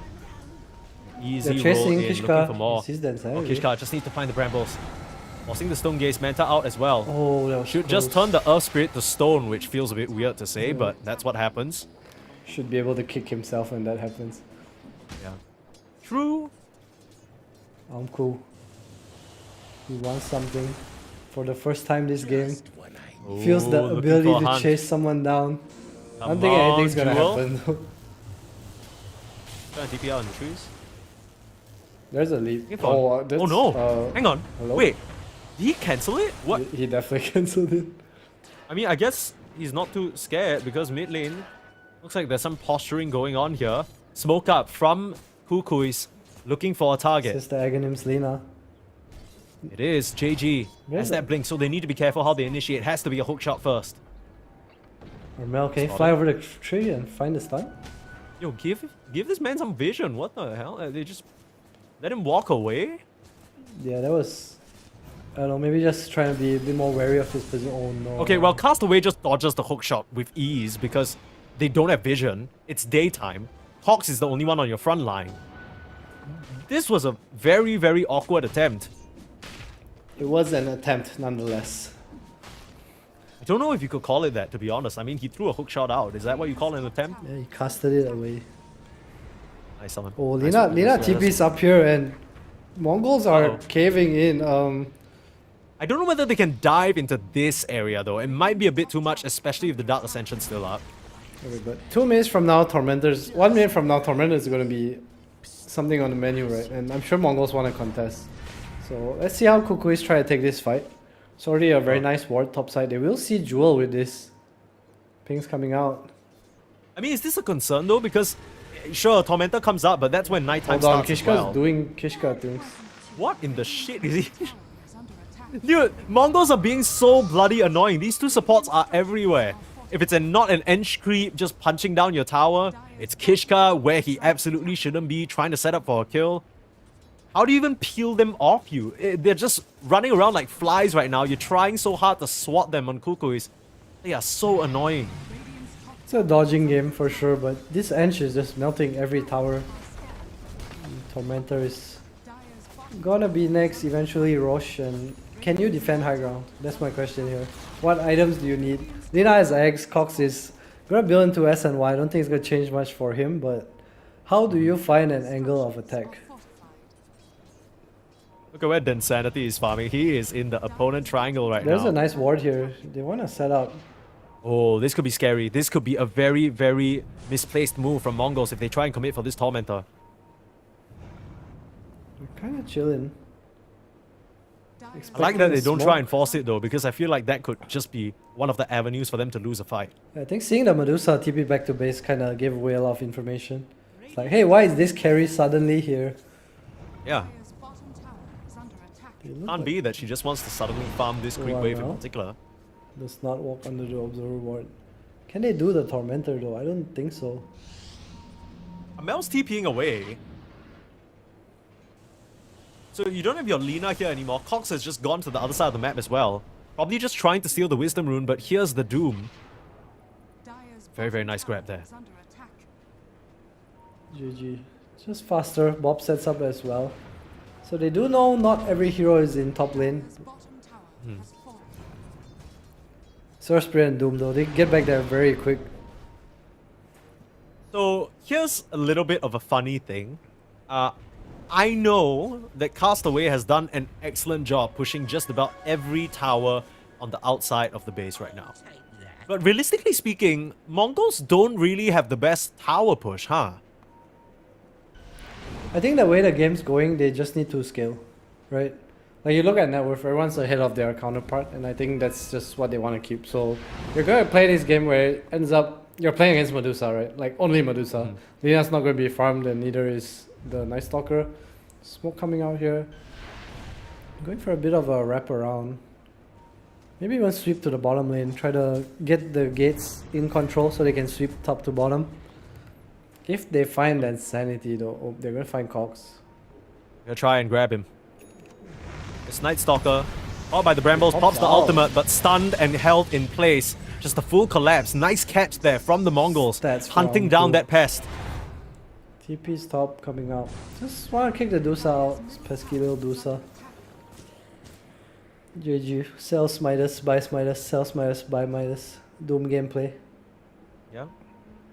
Val, please. Bob's behind them. Kishka's kinda baiting here. I don't know who's got who though. Kishka.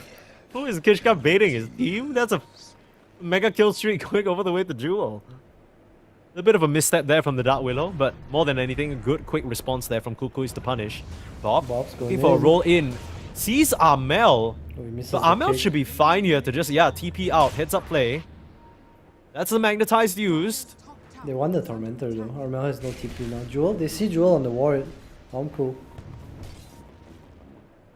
We've Stalking seen his this movie prey. before. Hunter in the night. The Slark, he watches the little robot. Doesn't know what's coming to him. He pounces, he leashes the Jewel. He hooks pounce. away. Oh, he cancelled his TP Jewel. again. Why does he keep doing that? I don't know. I mean, I guess he doesn't think he can get out. Wait, but he just but wants to yeah, buy then space you for don't the team. TP, right? What the hell? Yeah, I guess so. Hang on. He definitely would have made it out. Yeah. Bob rolled. Cool. Participation, baby. Why did Amku pop his ult? To walk faster. He's not gonna use it anyway, right? Yeah, I guess so. 30-second cooldown. Honestly, not the longest. I thought it was a bit longer than that. Minus cooldown was 40 seconds over. You gotta be efficient. Is under attack. That's the eggs now. Stark is back. Dire Back like he never left. Back like he never left. Radiant's middle tower. Little child, all grown up. Has fallen. Oh, top lane, Lina, Armel is gonna. Ooh! That was a close one. That was a close one to say the least. Amku dying there would have been huge, man. He's fine. I think the Insanity feels like this is one of those games where if Dusa dies once, the game kind of just crumbles. Because he's also the one pushing out all the waves, right, with his Manta Illusions. I think he's done a really good job. Tower is under attack. Huge impact with his 0-0-0 score so far. Yeah, he's doing great. 330 last hits, I'll have you know. This dude's farming up a storm. I mean, he's doing the right thing. I think this Skadi, like once he gets to Skadi Daedalus, the game is definitely very playable for them.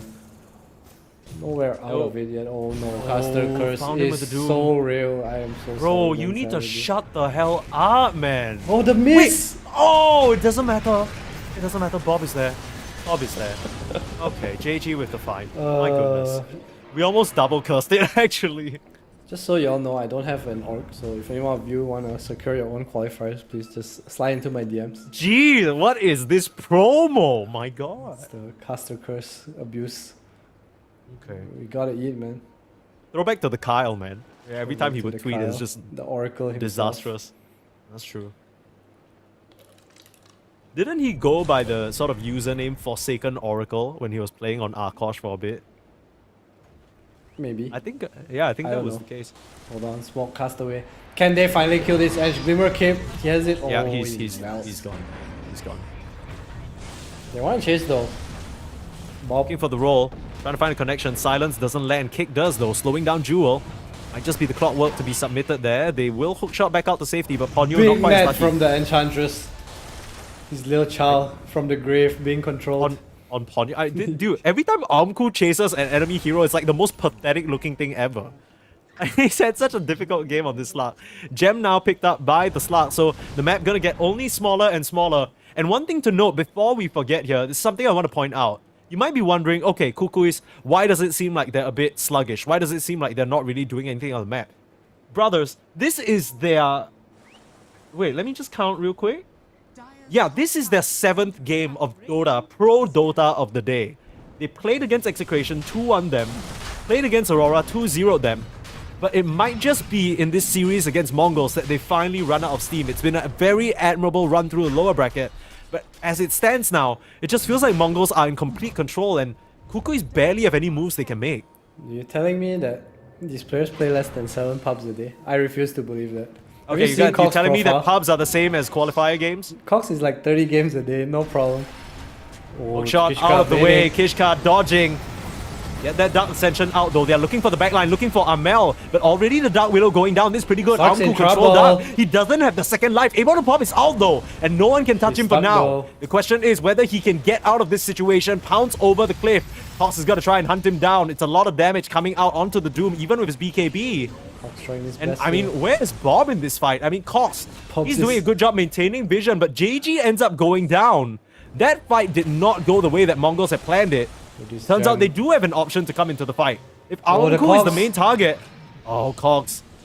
little bit of revenge there. Now daytime, no more chase to be had. Castaway might just have to be the target that they settle for. This is not a target, guys.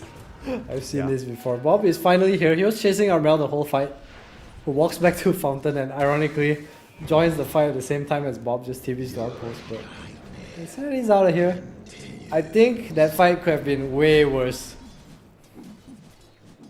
What even happened there? I mean, Kishka probably just a bit too far forward. He dies without basically casting any spells. Fights are just hard, right, during nighttime. I think it's also Stark's just not fight ready. That Insanity is very strong. Yeah, that's true, but now that all the spells are used, they can just head back into the Roche Pit and get what they were owed from the get-go. I mean, Amku, he narrowly survives that fight. That was on a knife's edge, it felt like. The fact that he was able to get his ult off. I mean, if he died there, that would have changed quite a lot. The gem dropped as well. But yeah, Depth Shroud, mix of that as well as the Shadow Dance, just so many tools for the slot to use. I feel like they need to find a way to start a fight on calls. I think it's kind of hard, but it also has to be done. I think in team fights like this, Night Stalker is way too annoying. It's also because he stops the slug regen, right? Like he's just gonna keep an eye on him. You can't really hide in fog to kind of heal up, which is what Slug wants to do. Kishka doing Kishka things. He's playing with Jewel. That was like the slowest Roche I've seen in a hot minute. Yeah, it's pretty slow. It took like 2 full minutes to get that done. Yeah, Doom's close to AC too, GG. Pretty farmed. Oh, Amel sees him, but quick blink out, GG. Was that intentional? I don't think so. That fight was honestly kind of difficult for JG, right? Because he was kind of in the middle of it. He was taking a lot of damage. Uh-oh, Amku. Pops that ultimate, TP's out. Amku. Oh, there is a Cogs, and Kishka dies. Now controlled up on the slug. Very awkward now. Has that second life, but the team needs to connect and try and help him out. If he can escape hook shot, he doesn't have any mana anymore. His team's coming. This is troublesome. Where's the rest of the team? They need to help him. Stone Gaze being used, that slug being controlled, and the gem dropped to the deck. A little bit of a misstep there from the slug, and now Mongols. They've let it slip. Nighttime a bit too hard to fight, and Castaway might go down as well. Being chased down, Amel with the Blink Dagger able to set up. And Kukuis, a big swing for them here. Mongols, this slug just not able to fight. Dude, look at the Insanities now. Daedalus now going for Silver Edge next. This Medusa is reaching the point of 1v5 with Bloodlust. Obviously he has teammates, but he is that strong. I feel like he clicks Slug 3 times and Slug has to pop out. That's certainly what it felt like in that fight. Kukuis didn't really feel like they had many options there, but just excellent usage of the Dark Ascension. That's really what it all comes down to when you're playing that Night Stalker. And honestly, Jewel, on this Clockwork, has performed so well. He's always in the right place, cogs out the slug, hookshots have been on point as well, setting up for the team. It's kind of a difficult game to make a lot happen because there's such a messy situation in every single fight, but Clockwork's finding a way. The watching Joel play, all I can say is that he's been wasting his time playing offense. I mean, it feels so nice. Like, it doesn't feel like he's new to the role or anything like that, right? It feels kind of smooth. Yeah, he's so comfortable, it almost seems like. That's exactly what he needs to do. Much better game for Amel on this Lina as well. Third core in terms of the net worth. The rest have sort of trailed off, but the Medusa still on top of everyone else. This is exactly what was the situation was for Densanity last game, but the Terrorblade just had a bit too much to do. But like you said, this game, it just feels like the Medusa can 1v5 this draft. Yeah, he's just that far ahead, and they don't really have damage against Medusa on the other heroes, right? I think that's like a big issue that they're kind of have to deal with right now. Tier 1 tower still being up is pretty insane. Kishka spots out a bunch of heroes on the sidelines. Cox trying to get some connection. Will only find Kishka with the hookshot in. Chasing now onto Castaway. There is a very nice nullifier. Laguna will take down both supports. Gob just has to roll back out to safety. Kick away up to the high ground. Nicely done from the Earth Spirit. Escaping the grasp of Densanity. Radiant are scanning. Game suddenly looking real impossible for Mongols right now. You can see every time Night Stalker press ult, all they can do is turn tail and run. Amku has the BKB queued up, but how much of this will really change? You know, there's still Butterfly he has to deal with. There's still this Lina E-Blade, there's these cogs that Clockwork has been like super annoying, pain in his ass for sure. I don't think they considered how difficult it would be to deal with this Dusa clockwork. There's just so much area control. You try and run in. There's Stone Gaze waiting for you. There's a Ogre Stun. There's just all these clockwork cogs in the way. LSAs as well. And you gotta keep in mind, Densanity basically first picked this Medusa into the Doom. It still has yet to be addressed throughout this entire draft. Maybe they thought Mongols on their side that they could play a bit too fast for the Medusa to keep up, but TikTok, we're at 33 minutes and 7k gold lead. So much of that gold is in the hands of this Snake Lady who's ready to put an end to this game soon. Next Roche, 4 minutes away. Probably going to be the dictating factor. I'm not even sure if Densanity needs Aegis to hit high ground at this point, but he's going to continue to scale. So if you look at his item, what he has queued up is Hex. He goes for a Silver Edge Hex. He just wants to play the map, be able to kind of pick off heroes. Realizing also that he doesn't have that much catch on his team, right? So itemizing well, I would say, just trying to play the game as to his best ability. This Densanity Medusa was the pick that broke the back of Aurora just now. Team doing very well to give him the space that he needs. Cool.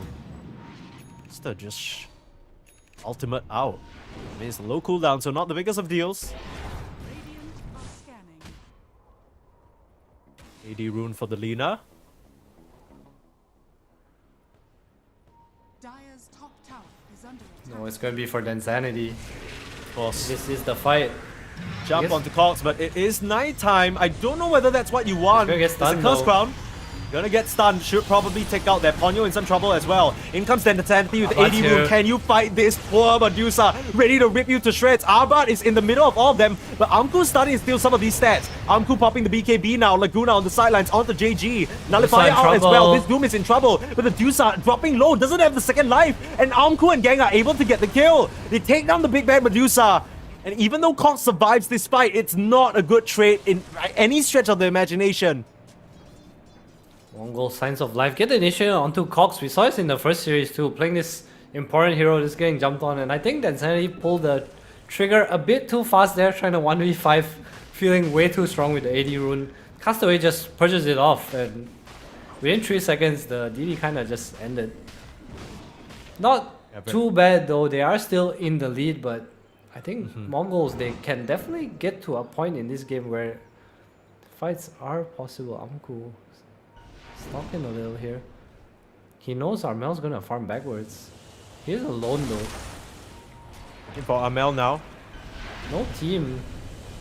Castaway just coming through. Um, Still holding him in place. They can't get No way of Armel. holding on to him though. It Cox. still is daytime. Cox in the tree line. Don't think they spotted him. Worth noting that the reason why Amku still has the gem is because just now in that prior fight, even though they took him down on the second life, I think they were too busy chasing to actually pick it up. So Amku was able to send his courier back in, grab that. That's why the map still looks so favorable for Mongols. They have full control of their side.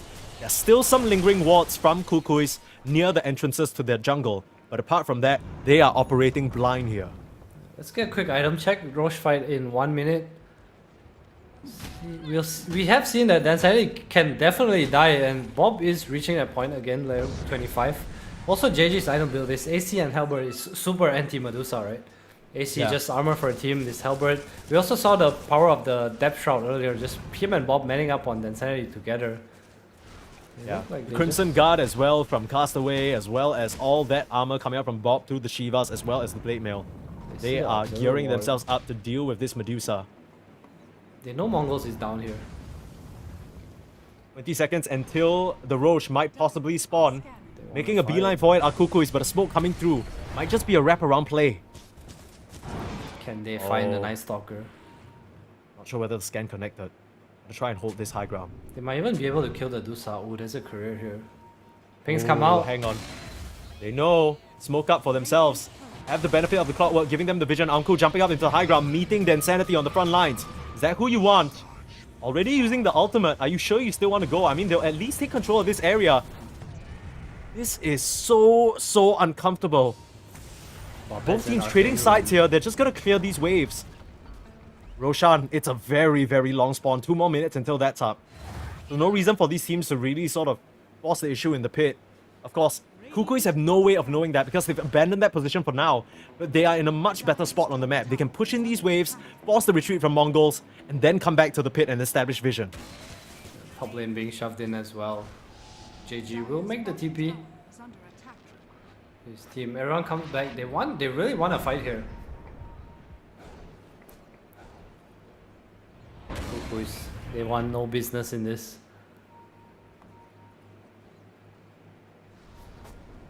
We'll head back to the Roche area.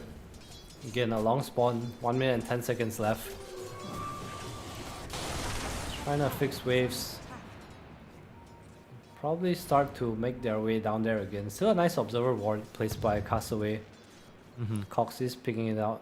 The way to D-ward. Oh, that's heavy TV's top. Huh. It just abandons the position. I mean...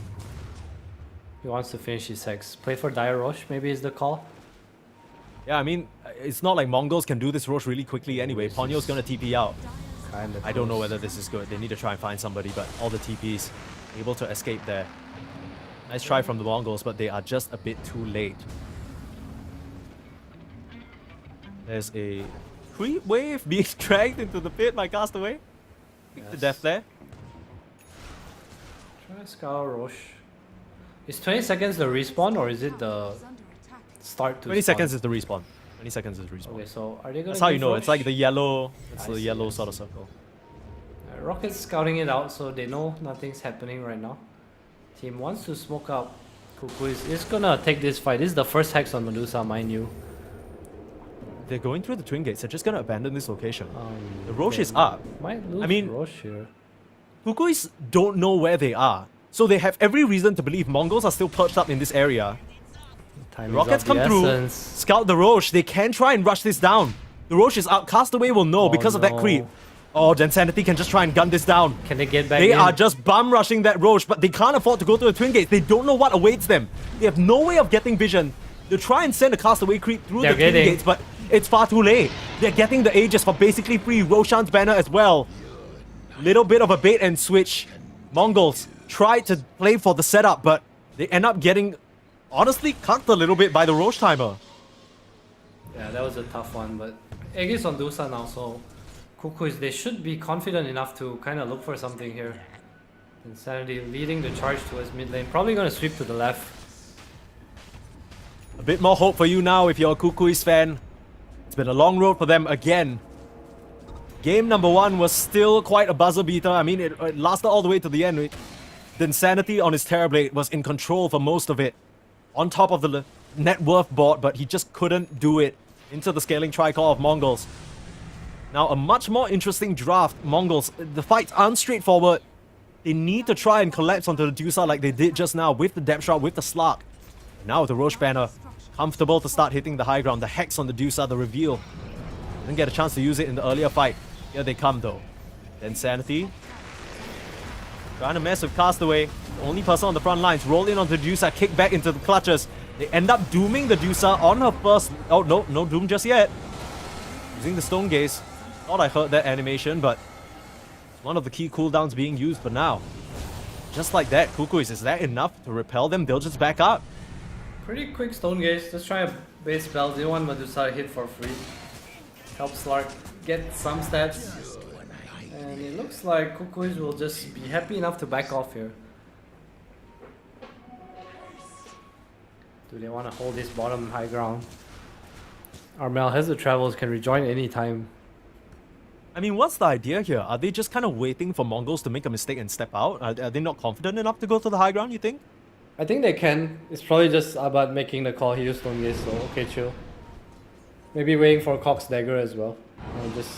Just arrived. Double Halberd. Okay, so that's their way of dealing with Medusa. I feel like the fights are not as straightforward as we think it is. AC, Crimson, 2 Halberds, Depth Shroud. I guess Medusa is strong, yes, but can she actually hit anyone? Yeah, that's the question. Speaking of interesting items here, and maybe something that's not a bit too straightforward, the Lina going for the Octarine, I feel like that's not a very common item that we see. Maybe just wanting more stats. Ability to fly around, spam stuns, help Medusa kind of control people. Lina's Talbot being setting annoying. up top. He sees Amku. Oh, Lina brings in. My god.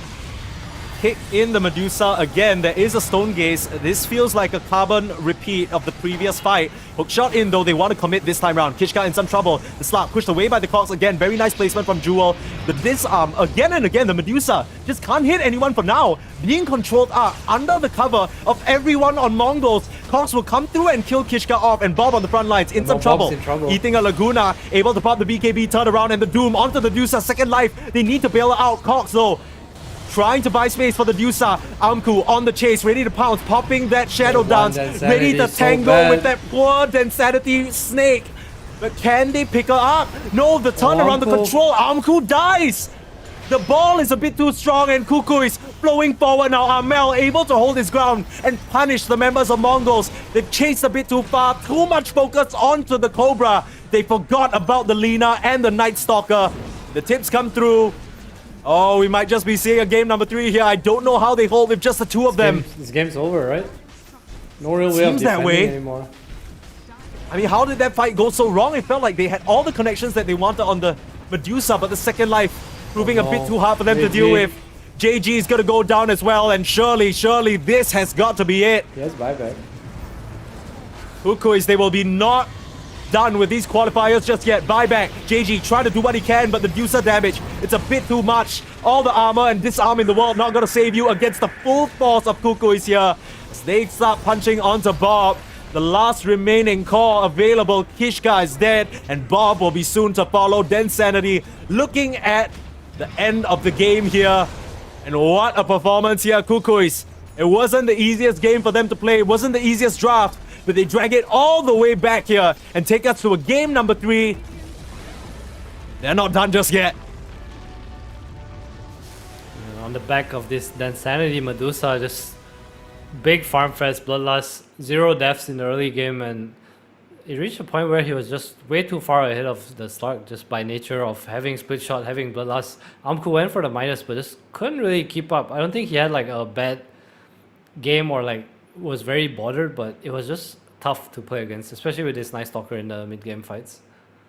Yeah, it really makes you wonder. Again, this was a Medusa that was first pick, but they just couldn't really address it. We maybe would have liked to see the Slug have a bit of a better lane and come out with a diffuser, but that never was the case. Always felt like Mongols were in recovery mode. A few too many small mistakes and team play moves just kind of getting outmaneuvered at the end there by Kukuis.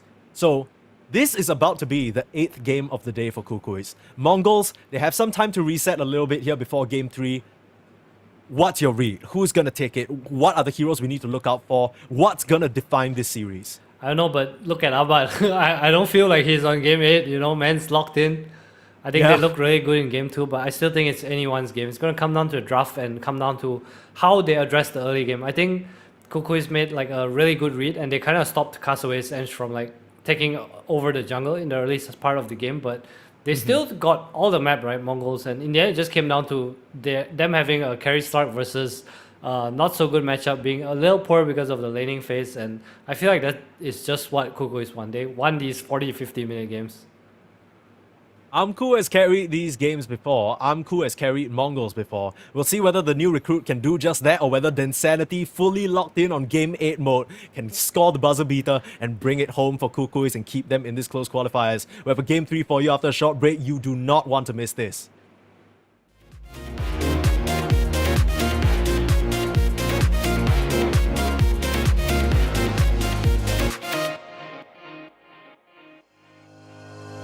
Think about it every night when I close my eyes. You're on my mind. I try to quit a million times, but it takes me high. A cure so divine. You give me everything. Don't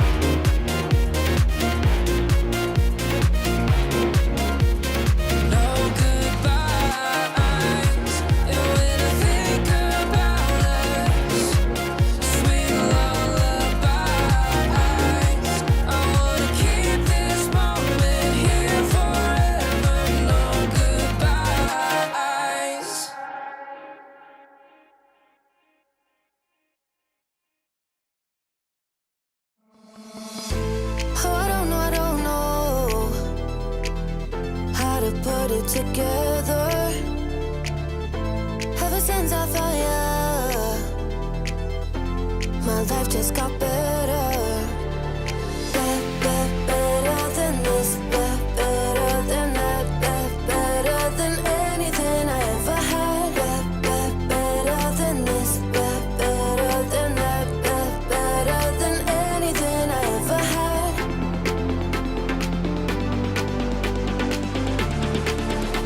Than anything I ever had.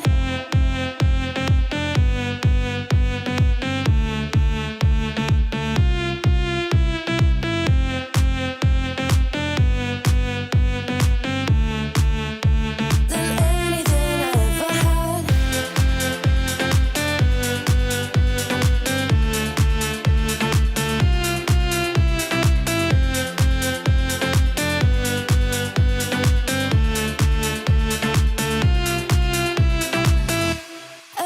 Every time I start to doubt if I'm good enough, looking straight in your blue eyes makes me feel better. Better than this, better than that, better than anything I ever had. Better than this, better than that, better than anything I ever had.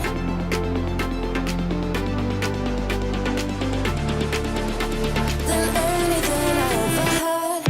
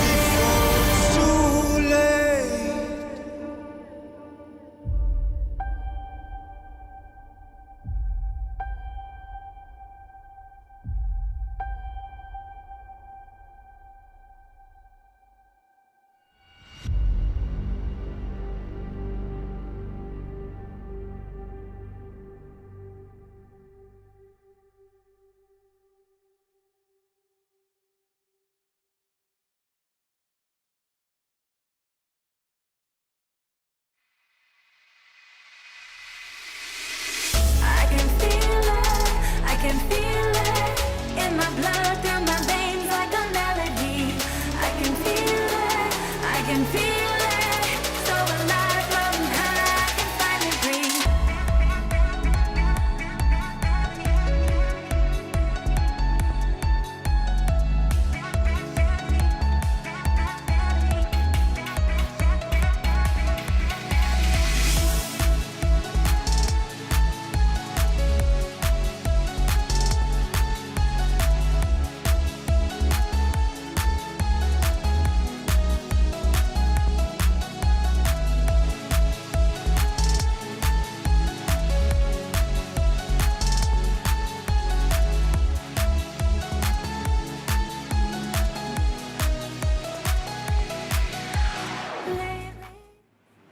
Whoever said the lower bracket was boring did not know what the hell they were talking about. We've had nothing but bangers today, Adam, and we're still trying to find out who's gonna move on. Now, of course, this is just a small part of the Southeast Asia Closed Qualifiers for Raleigh for ESL One coming up this April, and there's only one slot for Southeast Asia. Now, in the upper bracket finals, Talon, as many might have predicted, 2-0 Boom again. So Boom will be waiting for their opponents who are the winners of these match. It could be Kukuis, it could be Mongols. Both these teams are looking dead even. And Adam, I asked you for a bit of prediction. You didn't give me shit. You couldn't tell me who you thought was going to win. Right. I believe Kukuis will win. Oh my god. Am I right or am I wrong? I do not know. Yeah, I'm more it's of okay. a C draft kind of guy, you know? Okay, I'll hold your word to it. After the draft, we can check in with you again. And speaking of the draft, we have it already. Love, love, love Game 3 of a best of 3 because as you like to say, Adam, a whole meta develops by itself. Just for a recap, for those of you just joining us, maybe you're from the mainstream, maybe you're just checking in the insanity, but last game was all about Den sanity, going for that Medusa, out-carrying his opponents. And mind you, it was a Medusa first pick, but Mongols didn't really address it in the draft. If flashback to game number 1, Mongols, they also had a pretty interesting lineup with an off-lane JG Pangolier. But that time around, it was all Aumku on the Spectre, and it just feels like it's gonna come down to these two carries. Yeah, it's because of the 18 pick, right? They went for a Spirit because I think Kukuis, they kind of threw a curveball. They picked Lina there on 17, and you had to choose between picking a hero to address Lina or picking Medusa, picking a hero to address Dusa. And it felt like either way, it was kind of a trap. And Yeah. no, Mongols kind of...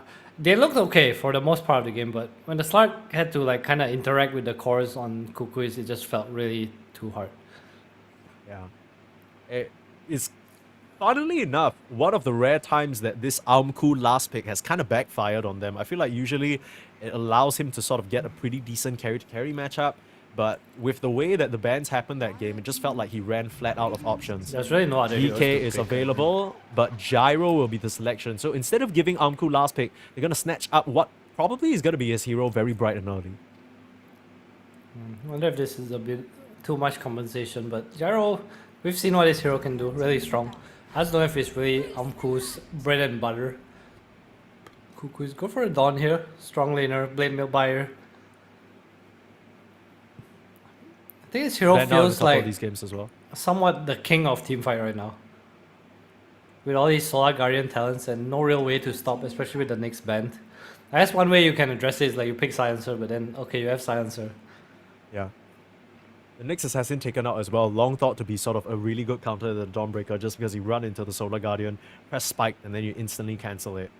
Not going to be a factor here in this game. Mongols, I mean, they have the option of picking a very strong laner. The Ench is still in the pool. Not sure if they want to still run it. I don't think the Ench was really the problem in that game though. I think he was a problem in the lane. Because both their heroes were really bad against Night Stalker. Yeah, that's fair. I think that's about it. I think his mid game was superb, but also they couldn't really pick any carry there that would have made the lane easier, right? At least I don't that's think true. so. They had last pick on Kukuis for the offlane, so I think if you want something more neutral, like this game, they have gone for the gyrocopter, you know, a bit more, we can't really lose the lane kind of mentality. What does the Ench do into the Dawnbreaker though? Because I kind of feel like, you know, you pair up the Dawnbreaker with a strong pulse fall that has a stun. Ench can't actually stand up against that. You just full combo her once you hit level 3. You are right, Dawn is one of the better heroes at killing Ench. But at the same time, you still get poked, so you do need the combo. And then Prospect being shown to... Yeah, Jewel. These are the two Jewel heroes that he really sort of looked amazing on so far. You talk about Jewel being a player that is transitioning from that off lane to the position 4. You know, it's looking seamless. He doesn't really look too bothered, and it's a funny affair that Kuku is they're still kind of fishing this off lane role around between Cox and Jewel. Dire team pick. I think it's kind of fixed right now. Kuku is yoing the Enchantress. Mm-hmm. Castaway. Probably gonna end up playing Pugna here. As we see. I'm not gonna lie, Yes. I don't really chalk up Honyo to be much of an Ench player. 10 He's seconds okay at it. I wouldn't say he's like he's not He's not a Castaway. standout, Ench. right? Yeah, he's not Castaway. Ench. remaining. Why do you think they picked the Ench here? Are they really that scared of Mongols picking it up? Just a yoink. Okay. I think the Edge was really annoying, to be fair. Even though he had a lane, he had a pretty sad lane, and then he died like 2 or 3 times, right? And then he still ended up taking like all their towers. So I guess think it's just a hero that Mongols know how to play very intimately, so they can sort of move around the map, make very great moves while they're at it. Dire team pick. Give a bit of time to figure out what they want here. Bat Rider selection. Could be a Kishka hero, could be a Castaway hero. I would think probably Kishka, right? And then you go for some Ogre or what else is there here? Pugna, it's a Castaway hero. Seconds remaining. I like Pugna, and it's nice against the Dawn and Edge. I tell you, just double down on team fight, get some Phoenix. That's true. Are there any more creep killers? CM. Gyro CM, let's go. Lich is not too bad. I like Leech. I haven't really seen this hero in a hot minute. Has indeed been a hot minute. Mongols taking some time. Captain trying to figure out what he wants to play here. Radiant Leech is like Pick good, the both good and bad, right? Okay, go Hoodwink, so Castaway will be the bad rider. That's a Kishka hero if I've ever seen one. Wonder what the intention is behind this Hoodwing. Just a solid hero? Can Ench trade killer. with Ench perhaps? Edge killer, I guess so. break. Not a one of the weaker post fours right now, I think, but still strong. Just not really 5 seconds remaining. bad rider Muerta tier. Yeah, but no one's liking this Muerta anymore. It's just completely It's faded just out. I haven't SCA. really... Then. It's just Yeah, SCA. nobody picking it. I'm looking across all of these games that have happened in I South think it's because of the Asia. pace of the games feel much faster, and Muerta feels more like a mid-game hero, lane and mid-game. Kukuis did try picking it up in one of their previous games I saw. Up against Boom Esports in the first round. What's- Execration tried running it as well. It just hasn't really worked out for any of these teams trying it. Was Jewel hero, pause 4, Dispel, Shaman. I feel like Shaman's one of those heroes you have to play. Like you can't just randomly pick Shaman. They want a strong lane. Dark Widow, I guess, is a nice one.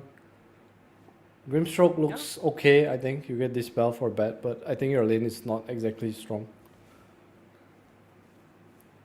So DK is still in the pool. I know you have a break for him, and I know the gyro can provide a lot of mixed damage in. Radiant team But it's still a pretty strong carry hero, right? It'll go for the Tusk instead. So it's a nice combination of the Dawnbreaker and go for the Queen of Pain. So they're gonna leave the Insanity with the last pick here.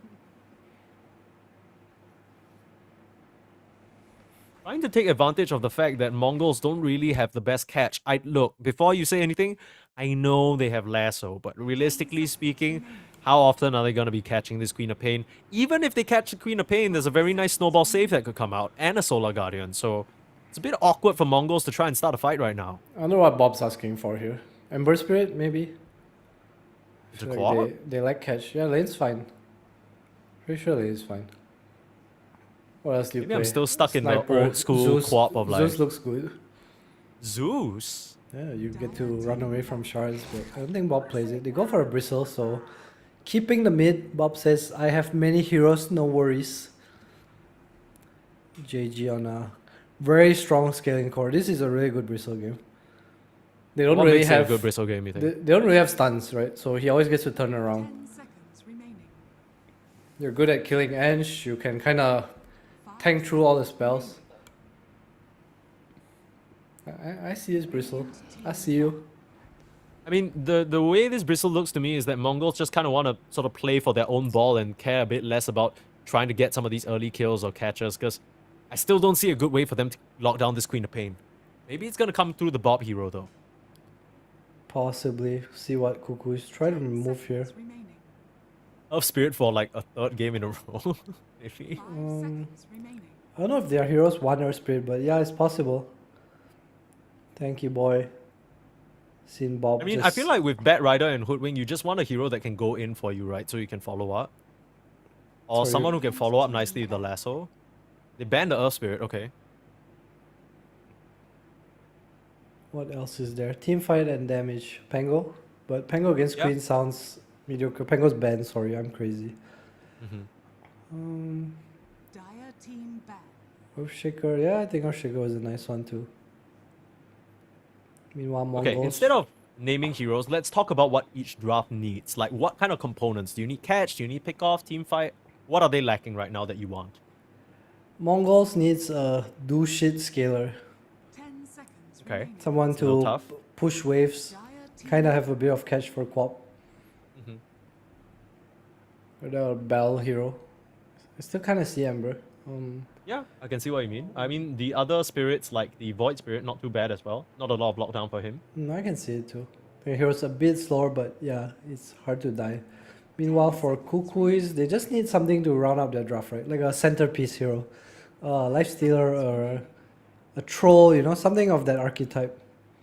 Okay. Takes just a stand Aegis, pushes waves, hits towers. Good Solar Crest user. Yeah. Something like that. Okay.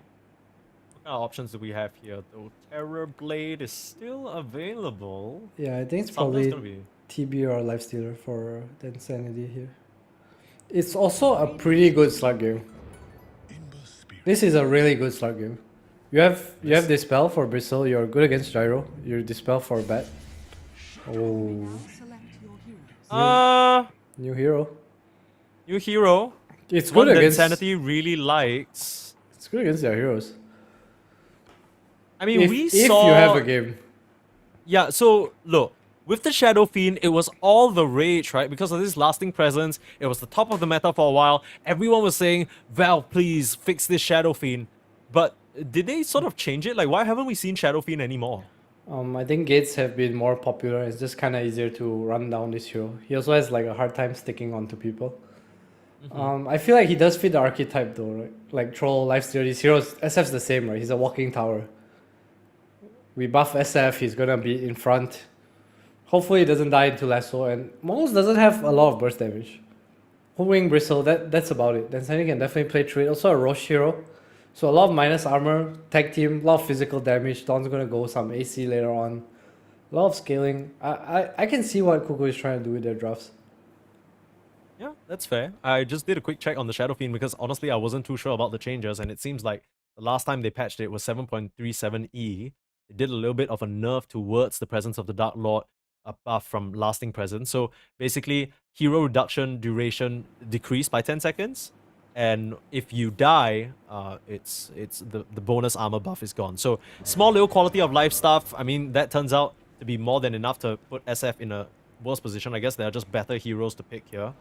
Worth noting as well as we get into this game number 3 that I believe I saw the Eng go for the Spellbound facet. Wait, really? I saw him have Wisp.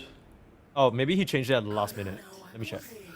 Oh yeah, Overprotective Wisp. I'm tripping out. You tripping. I'm tripping. Right. Anything interesting to speak of in terms of facets doesn't seem like it. Might get the Other translator than, mic. my translator's a little busy, I'm gonna be honest with you. I unlucky. don't really want to bother them at the moment. I think this is so something related to being a streamer, right? Maybe just you guys are really gonna lose to a streamer, maybe? Is that what it says? Sige, that one I know that means sure. Like sure. Damn, you are learning. Yeah, come on. I need to. Okay, the one thing I want to talk about, and you need to run me through this, Adam.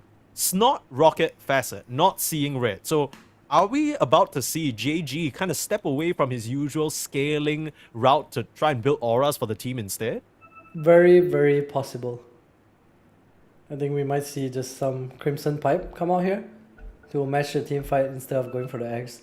I also saw Dahak go his build. He went like face pipe into eggs. I think that's kind of cool because it's less greedy, right? Like you secure a team and then you transition into this scaling hero. I think that's kind of nice as well. I mean, the magic damage, there's quite a decent amount coming out from the Queen of Pain, but a lot of the damage coming out from Kukuis is going to be physical. I wonder whether he's going to adapt that build to something else, like maybe even the Vanguard? I don't even know. Yeah, we'll see. I think the lane's pretty strong. Holding has Blightstone, physical damage here. Oh, no Blightstone, okay. But really strong at killing Ench, right? Minus armor. Gu stacks level 1. We'll probably see Gu level 1 too. To kind of chase people down, Blood Grenade. But no Blightstone on Kishka, unfortunately. Chooses to go for the stick instead. Okay. So, at the start, before we got into this game, before we got into the draft, you said you couldn't really predict a winner, but you think Kukuis are going to take it. Now that you see the draft, do you still think that's the case, or are you favoring what Mongols have a bit more? I like Kukui's draft. I think it's simpler and easy to play. Okay.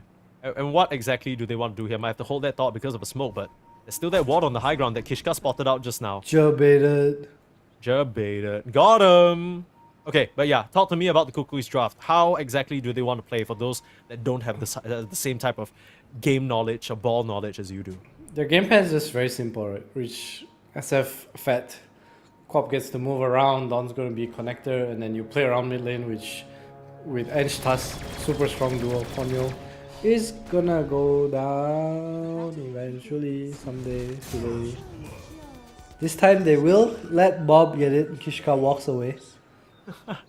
Did you see? Kishka was the first one to walk away, but as a result, they end up losing 3 bounty runes for it. Not sure whether that's worth it. I guess the first blood on Bob is going to go a long way. I've changed my mind. Mongols wins. Wait, what? You just flipped on first blood? Yeah. You're like those fellas who double down as soon as they get a kill before the horn goes. I changed my mind. Why is that? Why'd you change your mind? This Quap versus Ember is... I think it's pretty volatile. I think it can go both ways. I think it is a good Quap game. I know Armel's a really good Quap player too. Okay. I really want But to we change. still... I'll think about it. We still don't think... Okay, you're still thinking about it. We'll give you some time to think as we get off to the laning stage here. Maybe while you think, you can at least tell me which lanes you want to look at a bit more. Top lane, right? Dawn Tusk, level 2, Giga strong. Obviously there's Flame Break to kind of interrupt up here. One of the better heroes against Tuskar. If you're wondering why any hero that gets out of shard is considered good against Tuskar. I think that's like just the basic logic of the hero. Sure. Duel. Very well equipped to try and deal with Castaway here. As a early win lace, Castaway of course has that. It feels like this lane movement speed is going to be the name of the game. It's who can get out of dodge of whose initiations. Does he have Arsonist on Castaway? Yes, he does. Okay, he does have interesting. Arsonist. Stinging I mean, I Stalk think we might saw be a some bit of these better. other players get it. Most notably, Miposhka always runs this Arsonist. It's just about whether you can sort of adapt to that playstyle. And I guess, you know, you talk about the Ench trying to run around, take the towers. Level 2, this is the timing though in the top lane. He's able to dodge out of the way of that Ice Shards though. Nice Flame Break from Castaway. I think most 5 Bat Riders take Arsonist and most 4s take Stoked. I'm not particularly sure why though.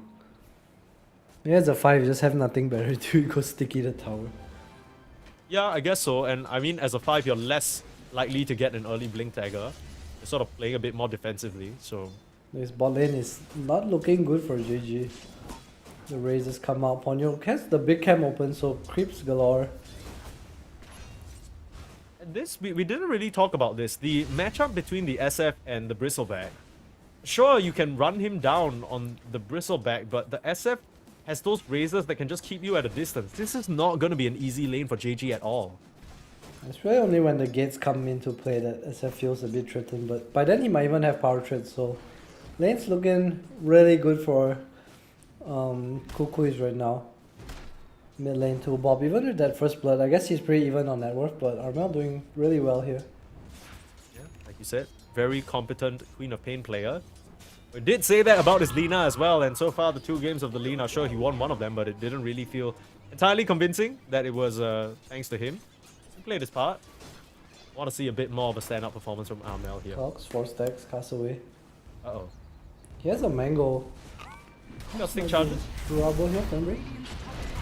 Flame Break doesn't interrupt. Castaway probably gonna go down here. Meanwhile, Kishka Lotus taking a from the tumble in the brother bot lane. Omku. Oh, Amku. Body blocks. Saves Castaway. Bodies for his captain. Very nicely done from the gyrocopter. Is he trying to chase for more here? Looking for Jewel, but a nice snowball forward. I mean, the 1-1-1 build is a very common skill progression for this task, so a bit confused as to why they do that. Jewel almost posturing for a second ice shot. Meanwhile, in the bot lane, there was a bit of a trade out. As we see, JG going down. Ends up being the SF to fall as well. Yeah, nice kill onto the Insanity. Didn't think like anything like that will happen in this bot lane, but SF does go down somehow. Off the way.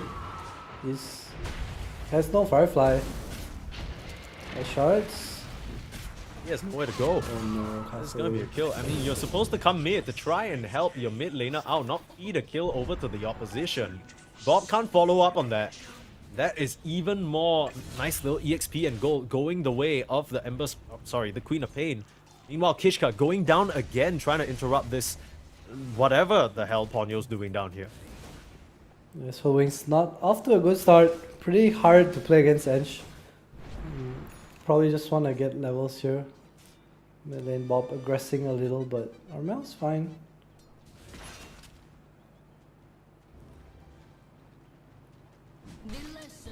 GG. This feels like the type of game that JG needs to sort of recover the stacks and stuff. But Tusk and Ench are really good heroes at invading the triangle area and just They can always invading invade, in general. because they have Solar Guardian as well. Exactly. And the Queen of Pain is already off to such a good start that... Say that. Good Amel. grenade. Ooh, Bob. Blood Rough. grenade action. Rough. We'll be fine. Zeus out now. That's the one.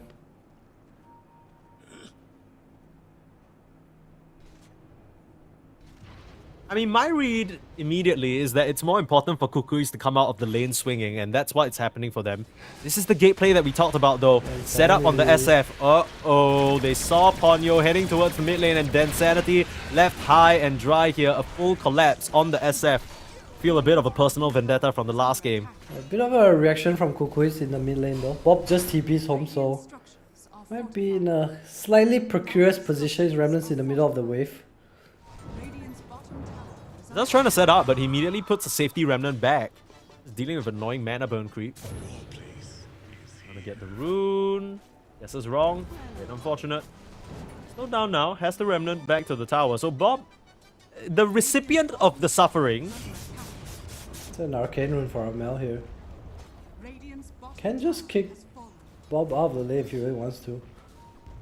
They want to take advantage of this catapult and they'll glyph the wave. Nice dodge on the Scream of Pain though.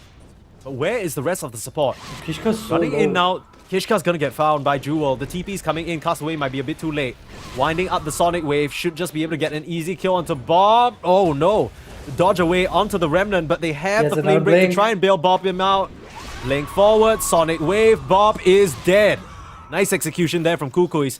Took a bit longer than they would have wanted, but still. Getting to use the Sonic Wave. Getting a kill on the opposing mid laner. And all of that being with an Arcane Rune is just the cherry on top. Nicely done. A lot of control traded. Then Sanity does go down. But a bit of battle for the Wisdom in here.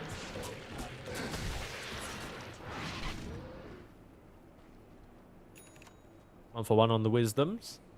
Good trade. And good TP out as well from Jewel there. Then Sanity the winner of this laning stage so far.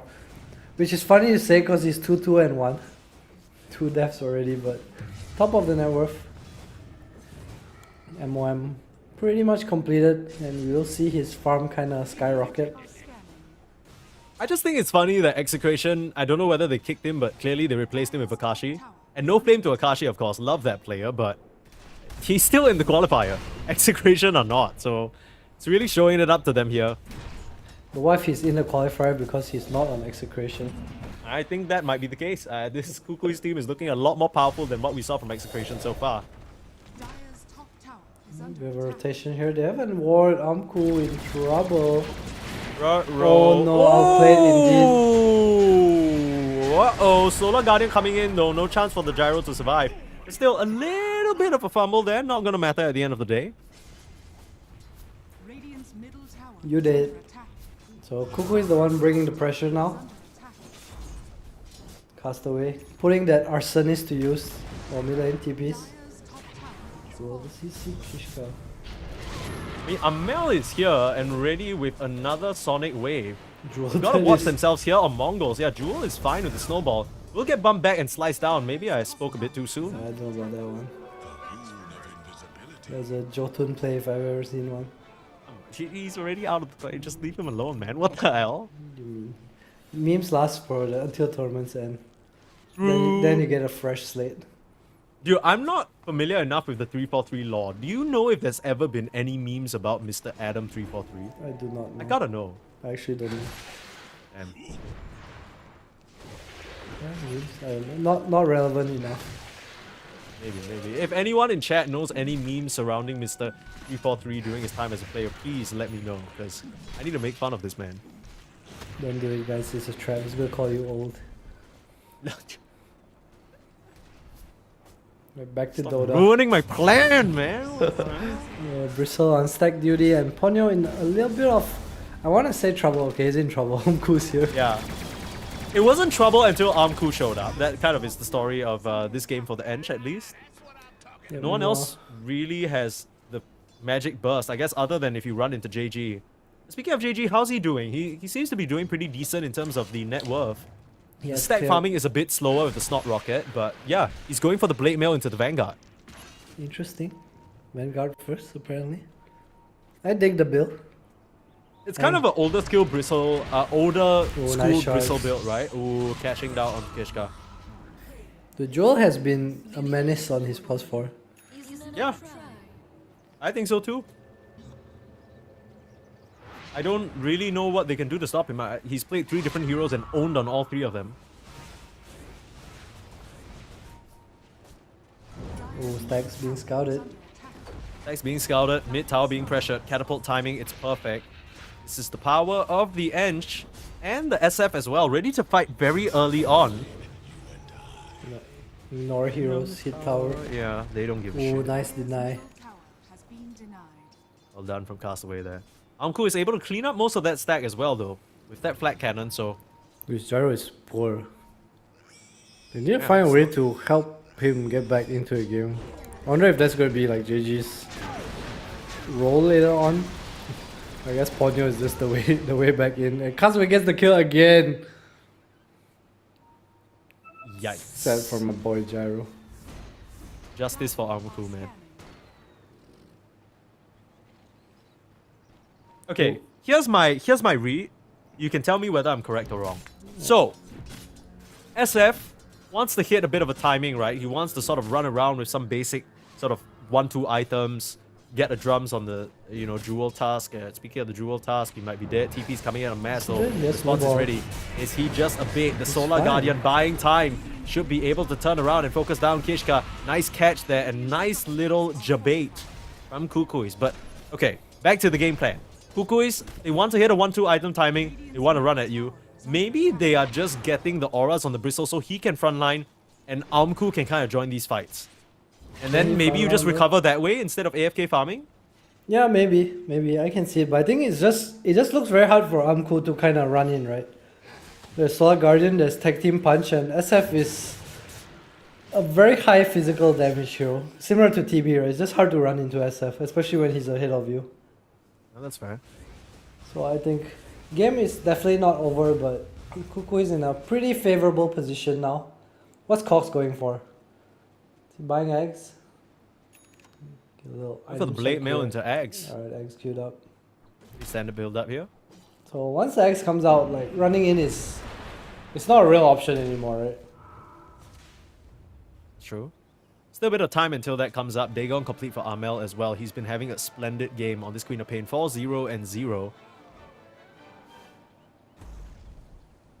I want to break to you some bad news. I don't think there's a chance for Cox to hit that 8-0-5 scoreline you had predicted for him. That's Really what has you one think, bad. but the journey does not end today. Oh, you're right. Okay. Kukui sweep is what we are hearing from 343 here. He likes the draft more, he likes the team more. Let's see whether they can actually make it happen and make his dreams come true here. Oh, you can't make me choose between my boys. Yoink. Alright, so Mongols back to their both castaways gonna get that. Yeah, more like back to just feeding more and more kills to Armel here. Nice little shots, catching out JG. This is a very tanky boy with the Vanguard. All you have is physical damage, but with Insanity coming in, reducing the armor, he just gets melted. Bob wants to fight though, coming in, getting enchanted. The Flame Guard is gone. Armku joining the fray as well. They are looking for Jewel, but they can't even get the kill. And now Armku's in trouble. Under the tower, the hammer swinging Cox is going to find that kill. Double for Densanity, and they are looking for more. Kishka blocked away from the only route of escape, and the last auto attack will be able to dodge out. Jewel ends up dying to Bob there. One more little blink. Armel is not going to commit for it. Mercy from Lord Armel. Mercy from Lord Armel. Chief Armel. Dyer's top tower is under attack. He's got a promotion. Hasn't he always been Chief Armel? He has. Right. He has to win this game to deserve the promotion, I feel like. The last two games, like I said, the Lina wasn't entirely convincing, but this game, the Queen of Pain, it's looking nice. Dude, that Uncle just dropped the damage and Cox pressed Blade Mail. That's literally how he died. And SF just kind of yoinked. We also saw how fast Bristle died. Minus armor, tag team, Dawnbreaker on top. They just have everything they need to like kind of address every issue right now. Yeah, true. All they need is Jewel apparently. So, quick check, even with the items, he has a pocketed chainmail right now, but the Bristleback only has 10 armor with the additions. With the SF Aura, 7 of that armor gets minus, so he only has 3 armor on the Bristle, so not as tanky as you would like. Lasso coming out, they're trying to focus on Ponyo. Guys, what have we learned about trying to kill an Ench? It's just not gonna work. Kishka gets Sonic Wave down, cast away as the tank is Lucky Stars, and he makes it over those shards.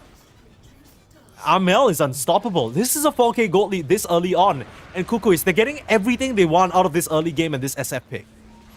Look at his item build. No cares in the world, SMY is for losers, Daedalus, here I come. Feeling how strong he is, he actually cannot die. I actually love this so much. He has drums, he has Solar Crest, he has Solar Guardian on top. So I am damaged. You wanna come near me, I will kill you in 3 hits. Big Daddy Densanity showing up for business today.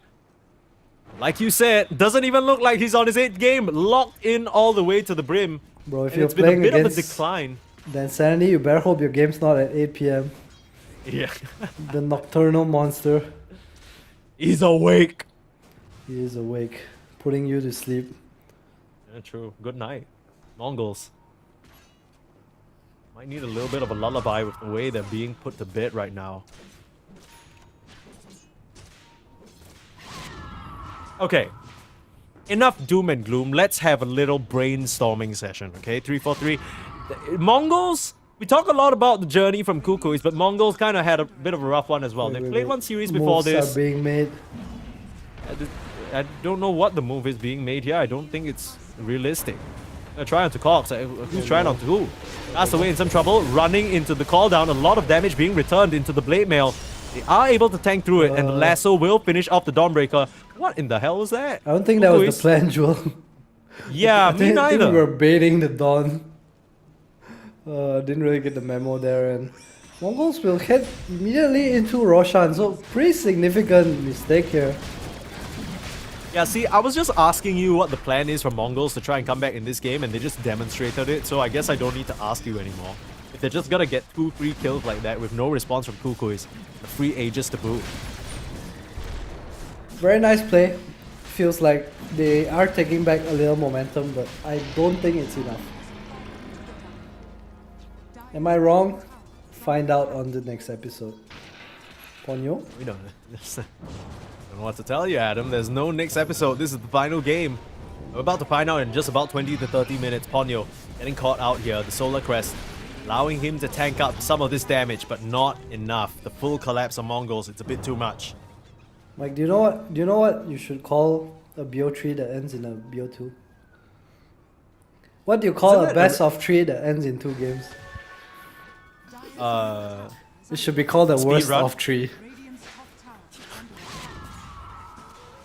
Alright, pack this up, folks. Adam needs some sleep.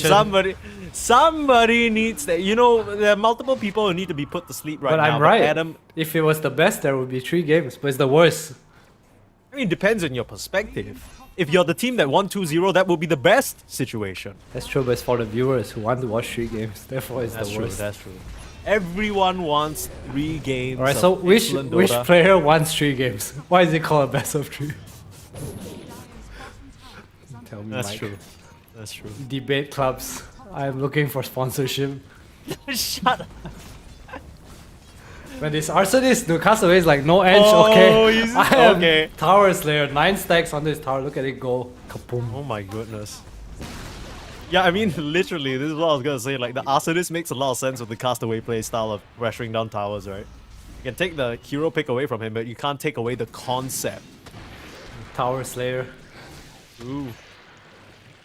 Kukuis, they had a pretty solid early game advantage, but seems like ever since that fumble from Jewel and Cox in the top lane, they've been playing a little bit more reserved. Maybe waiting for their next few items before starting to engage again. Maybe just waiting out this Aegis. Oh my god, I'm eyes on this SF for me. It's either he dies or he kills everyone. That's what his item build is right now. Yeah? He's basically saying to the rest of the team, y'all got me, right? Like, I'm just gonna right click, y'all figure out the rest. Jewel has the drums. Can you get a punch onto anyone? I think JG dies really quick too. JG has the second life though. Armel on the back line. Nice Sonic Wave. Bob is gonna jump wave. into it. Not really sure whether that's what you want, but JG slowing up everyone. Solar Guardian coming down will crash onto the Insanity's dying. gyrocopter. But they're not really getting any connections. The Insanity able to pop the ultimate and chase JG away. Still has the second life, but they haven't been able to kill anyone. Bob can chase The this Insanity is way 5 too goon. low, and with the slight, they will just cut him down. That Daedalus is proving to be the wrong item choice, and Big Daddy Densanity is getting packed up big time. Oh my god, Blade Mail baby. These snot rockets coming out from JG, it's kinda wacky. SF did nothing in cast recommend, he had 5 stacks on him, just couldn't move. Oh my lord. Mongols, the swing is real, Tormentor spawning, JG's on his way. Oh yikes. I'm cool as mean, well. The Bristleback doesn't really do as good of a job as the Tormentor without... I guess Snot Rocket is fine. I guess it's okay. It's okay. It's alright. You got Amku to help you. You're still a Tormentor. Castaway gets it. Worst Dude, he's charge. got everything this game. All the kills. Looking at Cox right now. Nice TP out. Ooh, that was a close one. Indeed, indeed. Wisdom Rune. Also picked up by Castaway. Everything for Castaway. Castaway the king. El Capitan. El Capitano. No, Bob is I mean, this entire game is only at this point. Just because of that top fight. The top fight, they lose Cox, they lose Jewel. We were complimenting Jewel this entire series. He fumbles one time, they get Roche, they get a great fight, and now this Daedalus looks like a meme. Everybody's gonna be looking at this SF saying, man, why do you build Daedalus, man? We gotta use the BKB. Alright, he'll we farm. need... He will. He will die first, probably. He will die first. GG's They come with JG, Sonic Wave, heard that somewhere. Solar Guardian coming in as well. Maybe he won't die. Maybe he'll be fine. Mel gets a kill onto Castaway, El Capitan getting the death as well on top of everything he's gotten this game. And Bob being hammered down, Cox. That's the Aghanim's reveal. Now, keep in mind JG still has that second life, but it's only lasting for 40 more seconds. I don't think they can wait it out though. Amel has cleaned up on the back line, found Kishka, both supports are out, and without their supports, they don't have enough control. They need to retreat from this engagement. Dude, the SF really did nothing the whole fight except walk around. I don't think he actually hit anyone. Can you get a fight recap, please, Observer? Bro, this is literally... Nothing. I mean, nobody did it. Okay, to be fair, this fight recap only covers the kill onto Castaway. Alright, fair. So it's not accurate. Fair. I'm pretty sure he did hit anyone. Maybe he touched Bristle like once. Yeah. Yeah, that's about it. BKB being queued up next. SF definitely not out of the game, just the progression of his items a little funky right now. This kind of looks like my Smurf games. No, I don't Smurf. My friends' games. Yeah, There we go. don't... Hey, what What do you mean? just I say? don't Smurf. What do you just say? Repeat that? Check my computer, man. I'll send it to you. I'll stream Check for in, you. check in PC. I think I got time for Dota. Okay, relax. Out here If you're casting Dota, I don't know what to tell making you. me do VOD reviews 24/7. I miss sleeping, Mike. Hey, you need to do that shit as a coach anyway, acting like this is new to you. is different. As a coach, I watch Dota and I don't need to hear my own voice. Wah, I need to work hard. Oh, Wah. for you. Oh, Adam 343. Oh. Can you just carry me? Man, I miss Epi. God damn! We're getting real spicy late into the night top here, lane. folks. Top lane, Bobby spots out Jewel. Not sure who finds who, but Jewel is running. Can he get out? He is. Wait, they have no waving chains goodbye. or something? Did he already Huge use it? chains. Pay attention. Pay Okay. attention. Oh my goodness, jeez, I was too busy recovering from that personal attack, brother. Every attack is not personal, just targeted. Armel has the Shiva. It's gonna break smoke in Virun, fortunately. I mean, they still haven't been able to kill Armel. It's been quite a standout performance for him on this Queen of Pain, 9-0 and 2. Kind of what you want from a Queen of Pain, right? Just cleaning up the back lines, being so annoying to pin down. My kind of score is just a normal game for Armel. What do you know? True. I guess the previous Armel's two games setting were up. abnormal They for have Armel. Solar Guardian. Surely not onto Armku. Amku really loves this pike gyro. It's the Amku special. Yeah, what do you think is the sort of... Is it just the repositioning in the fight? I guess you like it into the task. Alright, you want to know the real professional psychoanalysis behind this?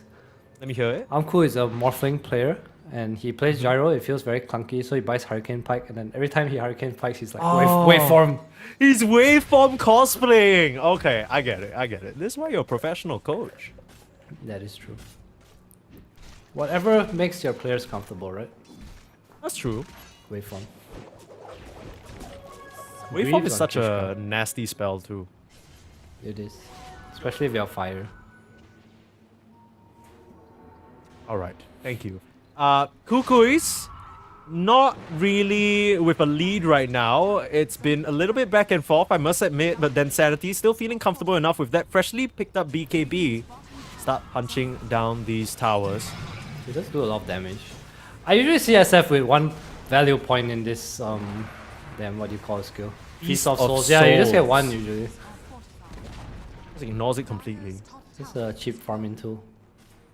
And then Sanity really likes his all stats build. He's gotten this on the TV as well. I think this is normal. I think having 4 in race is actually not normal. I think stats and aura is like usually the go-to. And Sanity chonking away. I am ready to end this game. He's tired. He wants to go to sleep, man. He's like, I want to farm, but I got fucking Dawnbreaker on my team. He's just farming all the time. I have to do so much work. Yeah, all the side lanes farms are just being eaten up by cops. That Sanity. He really wants a battle here. No dagger on the Tuskar yet, unfortunately, so no real initiation other than just running in. And we've seen how that has worked out. AKA not too great. I mean, he made the active option to go for the drums, right? Which is sort of that whole aura timing we were talking about, but... Yeah, apart from that, they don't actually have a really good way to start a fight. It's just Jewel on the initiation. Looking a bit like an IAP draft right now. It's okay, they'll get there. They have a ball. All you need is Aegis and run back to the top tower. But Mongols, they know of the plan. Aegis I shall contest. Wing, says the gyrocopter. Amku ready to waveform in. Insanity, No not Ponyo. spotted again. It's just the Enchantress for now. Will the rest of Kukuis reveal themselves? Armel onto the back line, Then bursting Sanity's in down a Kishka. pretty precarious position. Getting lassoed right now, but can they do enough damage into the BKB? He can just They can wind just up kite the it, right? Requiem. Yeah, he's gonna send them flying. Amku now being chased away and the TP out. They have the shackle, they King find Bob! him! Nicely done from King Bob! I mean, it cost them both their supports, but that was about as good as you could ask for. And now, the Roche is up in 15 seconds. I don't think this timing is gonna work out for Kukuis. They should just keep vision in this area and get that Roshan for themselves. I mean, they're walking away from the pit now, but surely you stick around. I didn't really pay attention, but there's no Solar Guardian and Queen was kind of out of the fight pretty early, right? It felt like it was just SF left alone. Not too sure why. Ponyo went down, then Zenny kind of manned up. Nice lasso onto the SF, they kite the BKB and he just falls for free. Maybe they feel like he couldn't fight after BKB anyway, so they want to save him. I'm not gonna criticize Armel. Oh. He's fine. Oh, Atos? He's not fine. Bushwhack, Solar Guardian though. With the Aghanims, it's looking fine for now. He should be able to blink out. He's still trying to bait them in. Last second blink out. Homing missile on his tail though, they see him. Snowball. Kishka looking for an angle. Do you have another bushwhack? Snowball pulling him in. Can he escape though? The blink back to the right. He'll be fine. Jewel looking to be the target, but meanwhile Anku very low, dropping down to Ponyo, but able to turn around and do the damage. Impetus not going to be enough. Now Ponyo's being chased down as well. A bit of a loss there from Armel being caught initially. The Queen of Pain survives, but nobody else does. Ooh, Pain. Dawn out. Cox goes down. Nice play by Amku.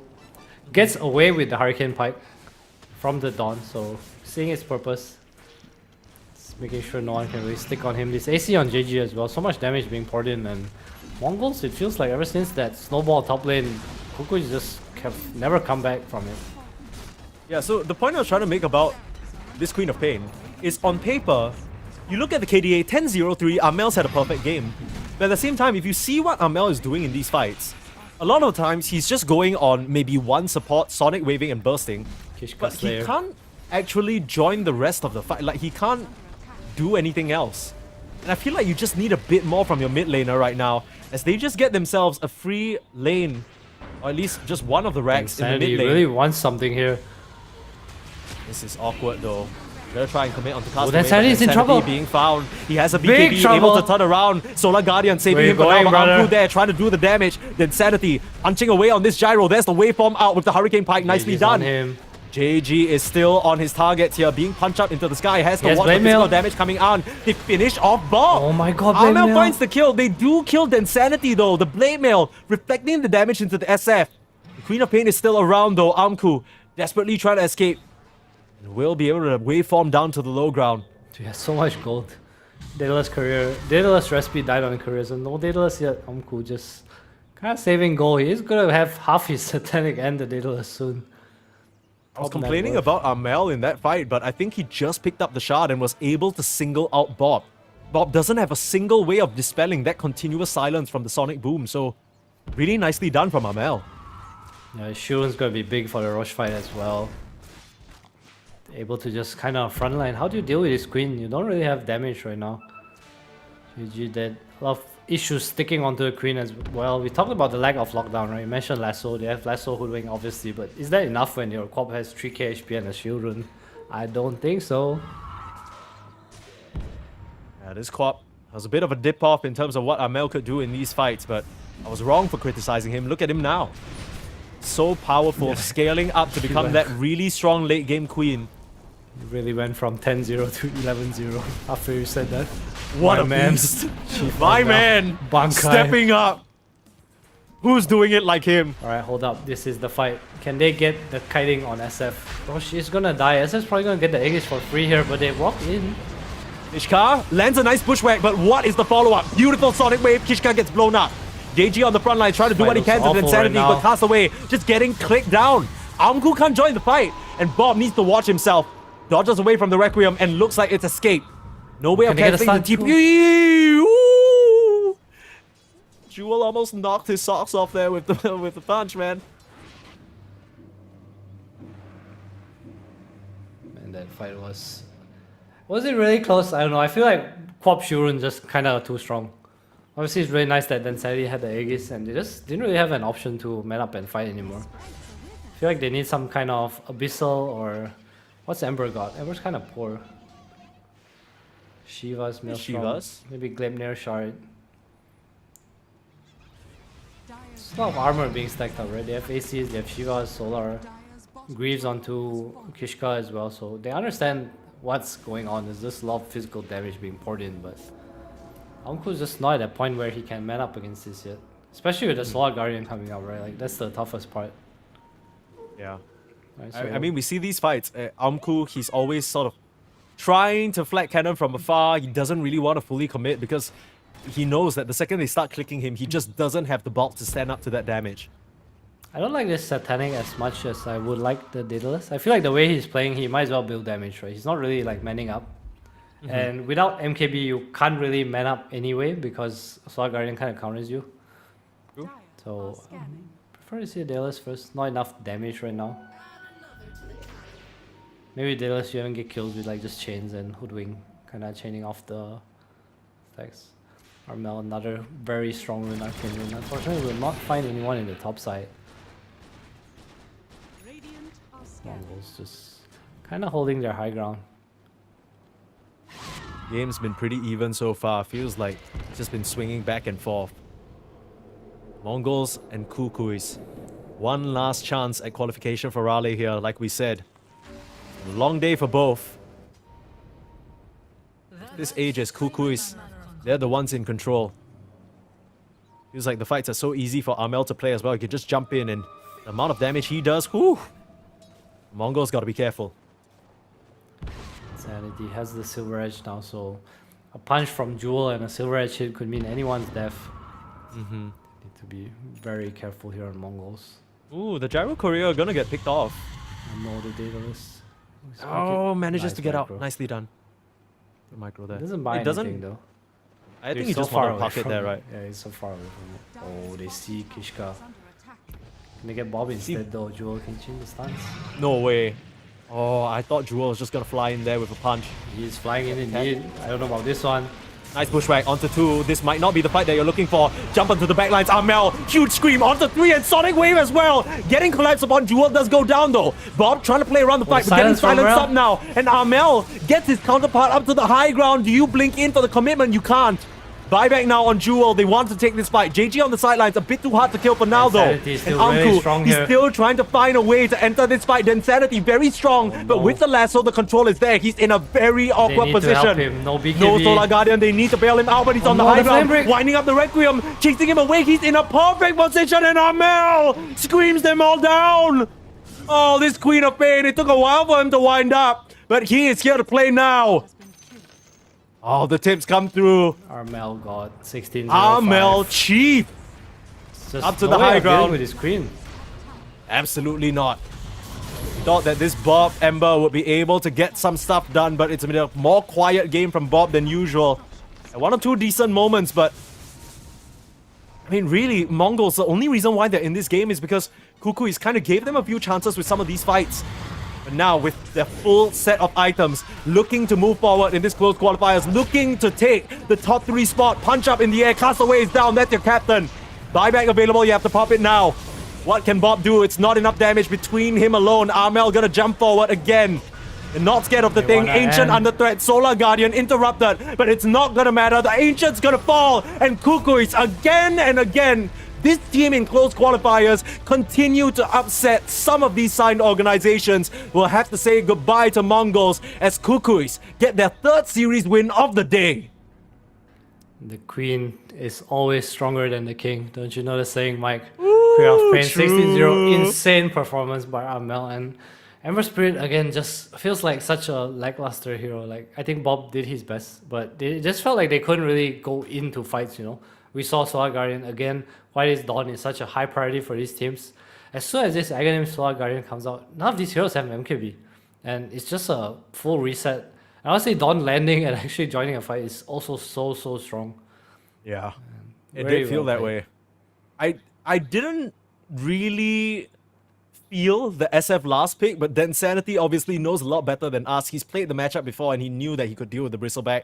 Even though some of these fights felt a bit awkward for him, he definitely showed up on the SF, had an amazing game, and a little bit of shakiness, but Kukuis, they still make it all the way there. We are going into our last day, Adam, of the Southeast Asia close qualifiers here for Raleigh, and we have our top 3 teams. Of course, like we said at the start of the show, or at least at the start of this series, Boom Esports versus Talent Esports. That was a series in the upper bracket. Talent, naturally, 2-0 Boom. I think that is the expected.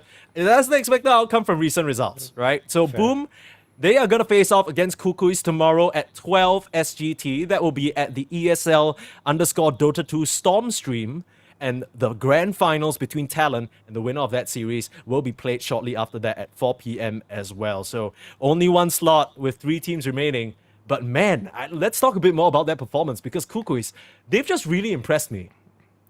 Just had a co-op issue, right? Same as game 2, they had a Lina issue. No real addressing Mongols playstyle, a lot of like taking map. But what happens when this queen reached critical mass? Not only that, he has Shurun. I think then suddenly he played really well too. I think the Daedalus build would have worked if they didn't like mess up top. Like I can kind of see what he was envisioning, but a bit of mistakes here and there. But Kukuis, they clean it up, right? The fights just look so simple for them. Yeah, absolutely. And that was a very exciting series. I'm very happy that we got to cast that. But for us, it's gonna be a wrap, at least for Southeast Asia. Myself and Adam, we're gonna be back to cover China tomorrow on a different stream, so keep your eyes out for that. But of course, it'll be none other than lovely MLP and John X Fire taking you through Southeast Asia's finals tomorrow. Adam, any closing words for people watching or any reflections on the series that you want to say before we go? If a best of 3 ends in 2 games, it should be called the worst of 3. All right, we need to stop letting him talk. Wrap it up, folks. Thank you so much for watching. It's not the end of all the Dota just yet, though. A lot of other qualifiers kicking off right now. I believe Eastern Europe has just begun, and South America will be happening very shortly. So be sure to just type ESL_Dota 2. I'm sure you'll find everything you're looking for. If you're watching on YouTube, it should be on the very same channel. But for Permasneeze and Adam, it's ta-ta for now. We'll see you tomorrow for more China qualifier action. Do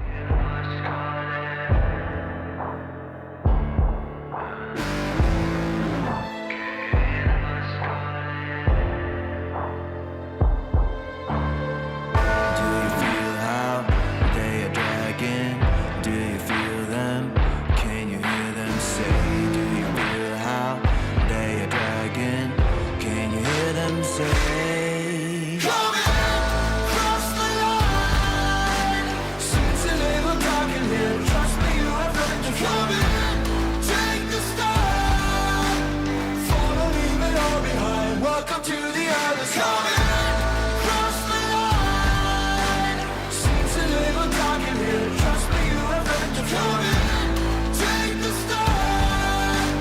Follow, leave it all behind. Welcome to the other side.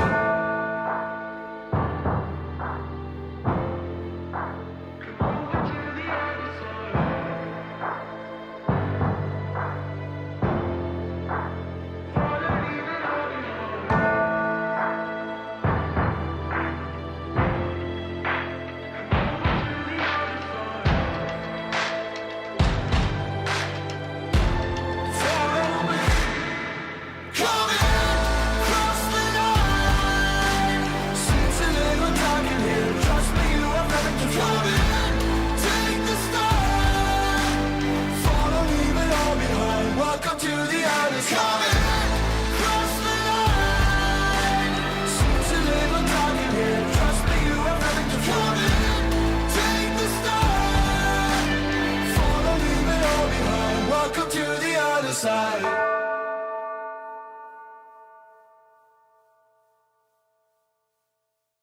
Serotonin slide,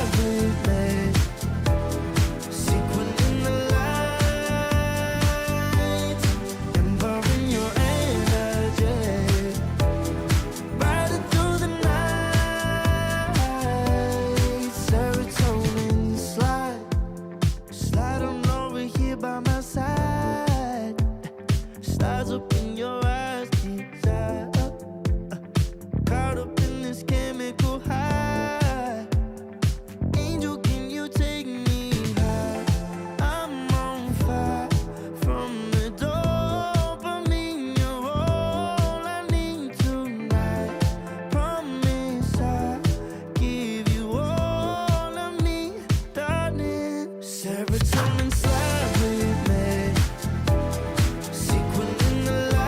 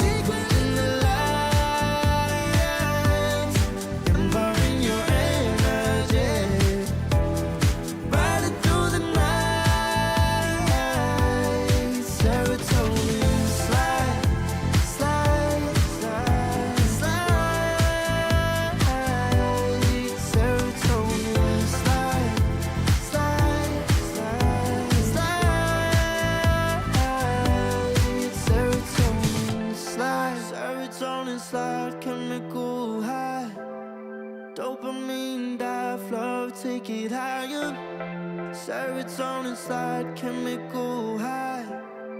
Dopamine dive, love, take it higher. Serotonin slide, chemical high. Dopamine dive, love, take it higher. Serotonin slide, chemical high. Dopamine dive, love, take it higher. Secret in the lights, empowering your energy. Brighter through the night. Serotonin slide, slide, slide, slide. Serotonin slide, slide, slide, slide. Serotonin slide.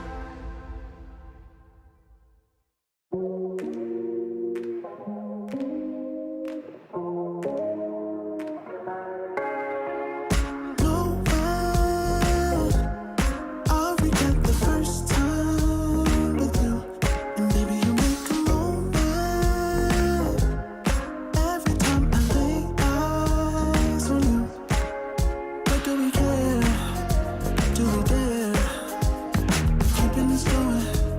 Let's live in the moment, yeah. Now we can know it's on the low between the two of us. Every time I try to find Trying to avoid it, but I was stuck. You turn up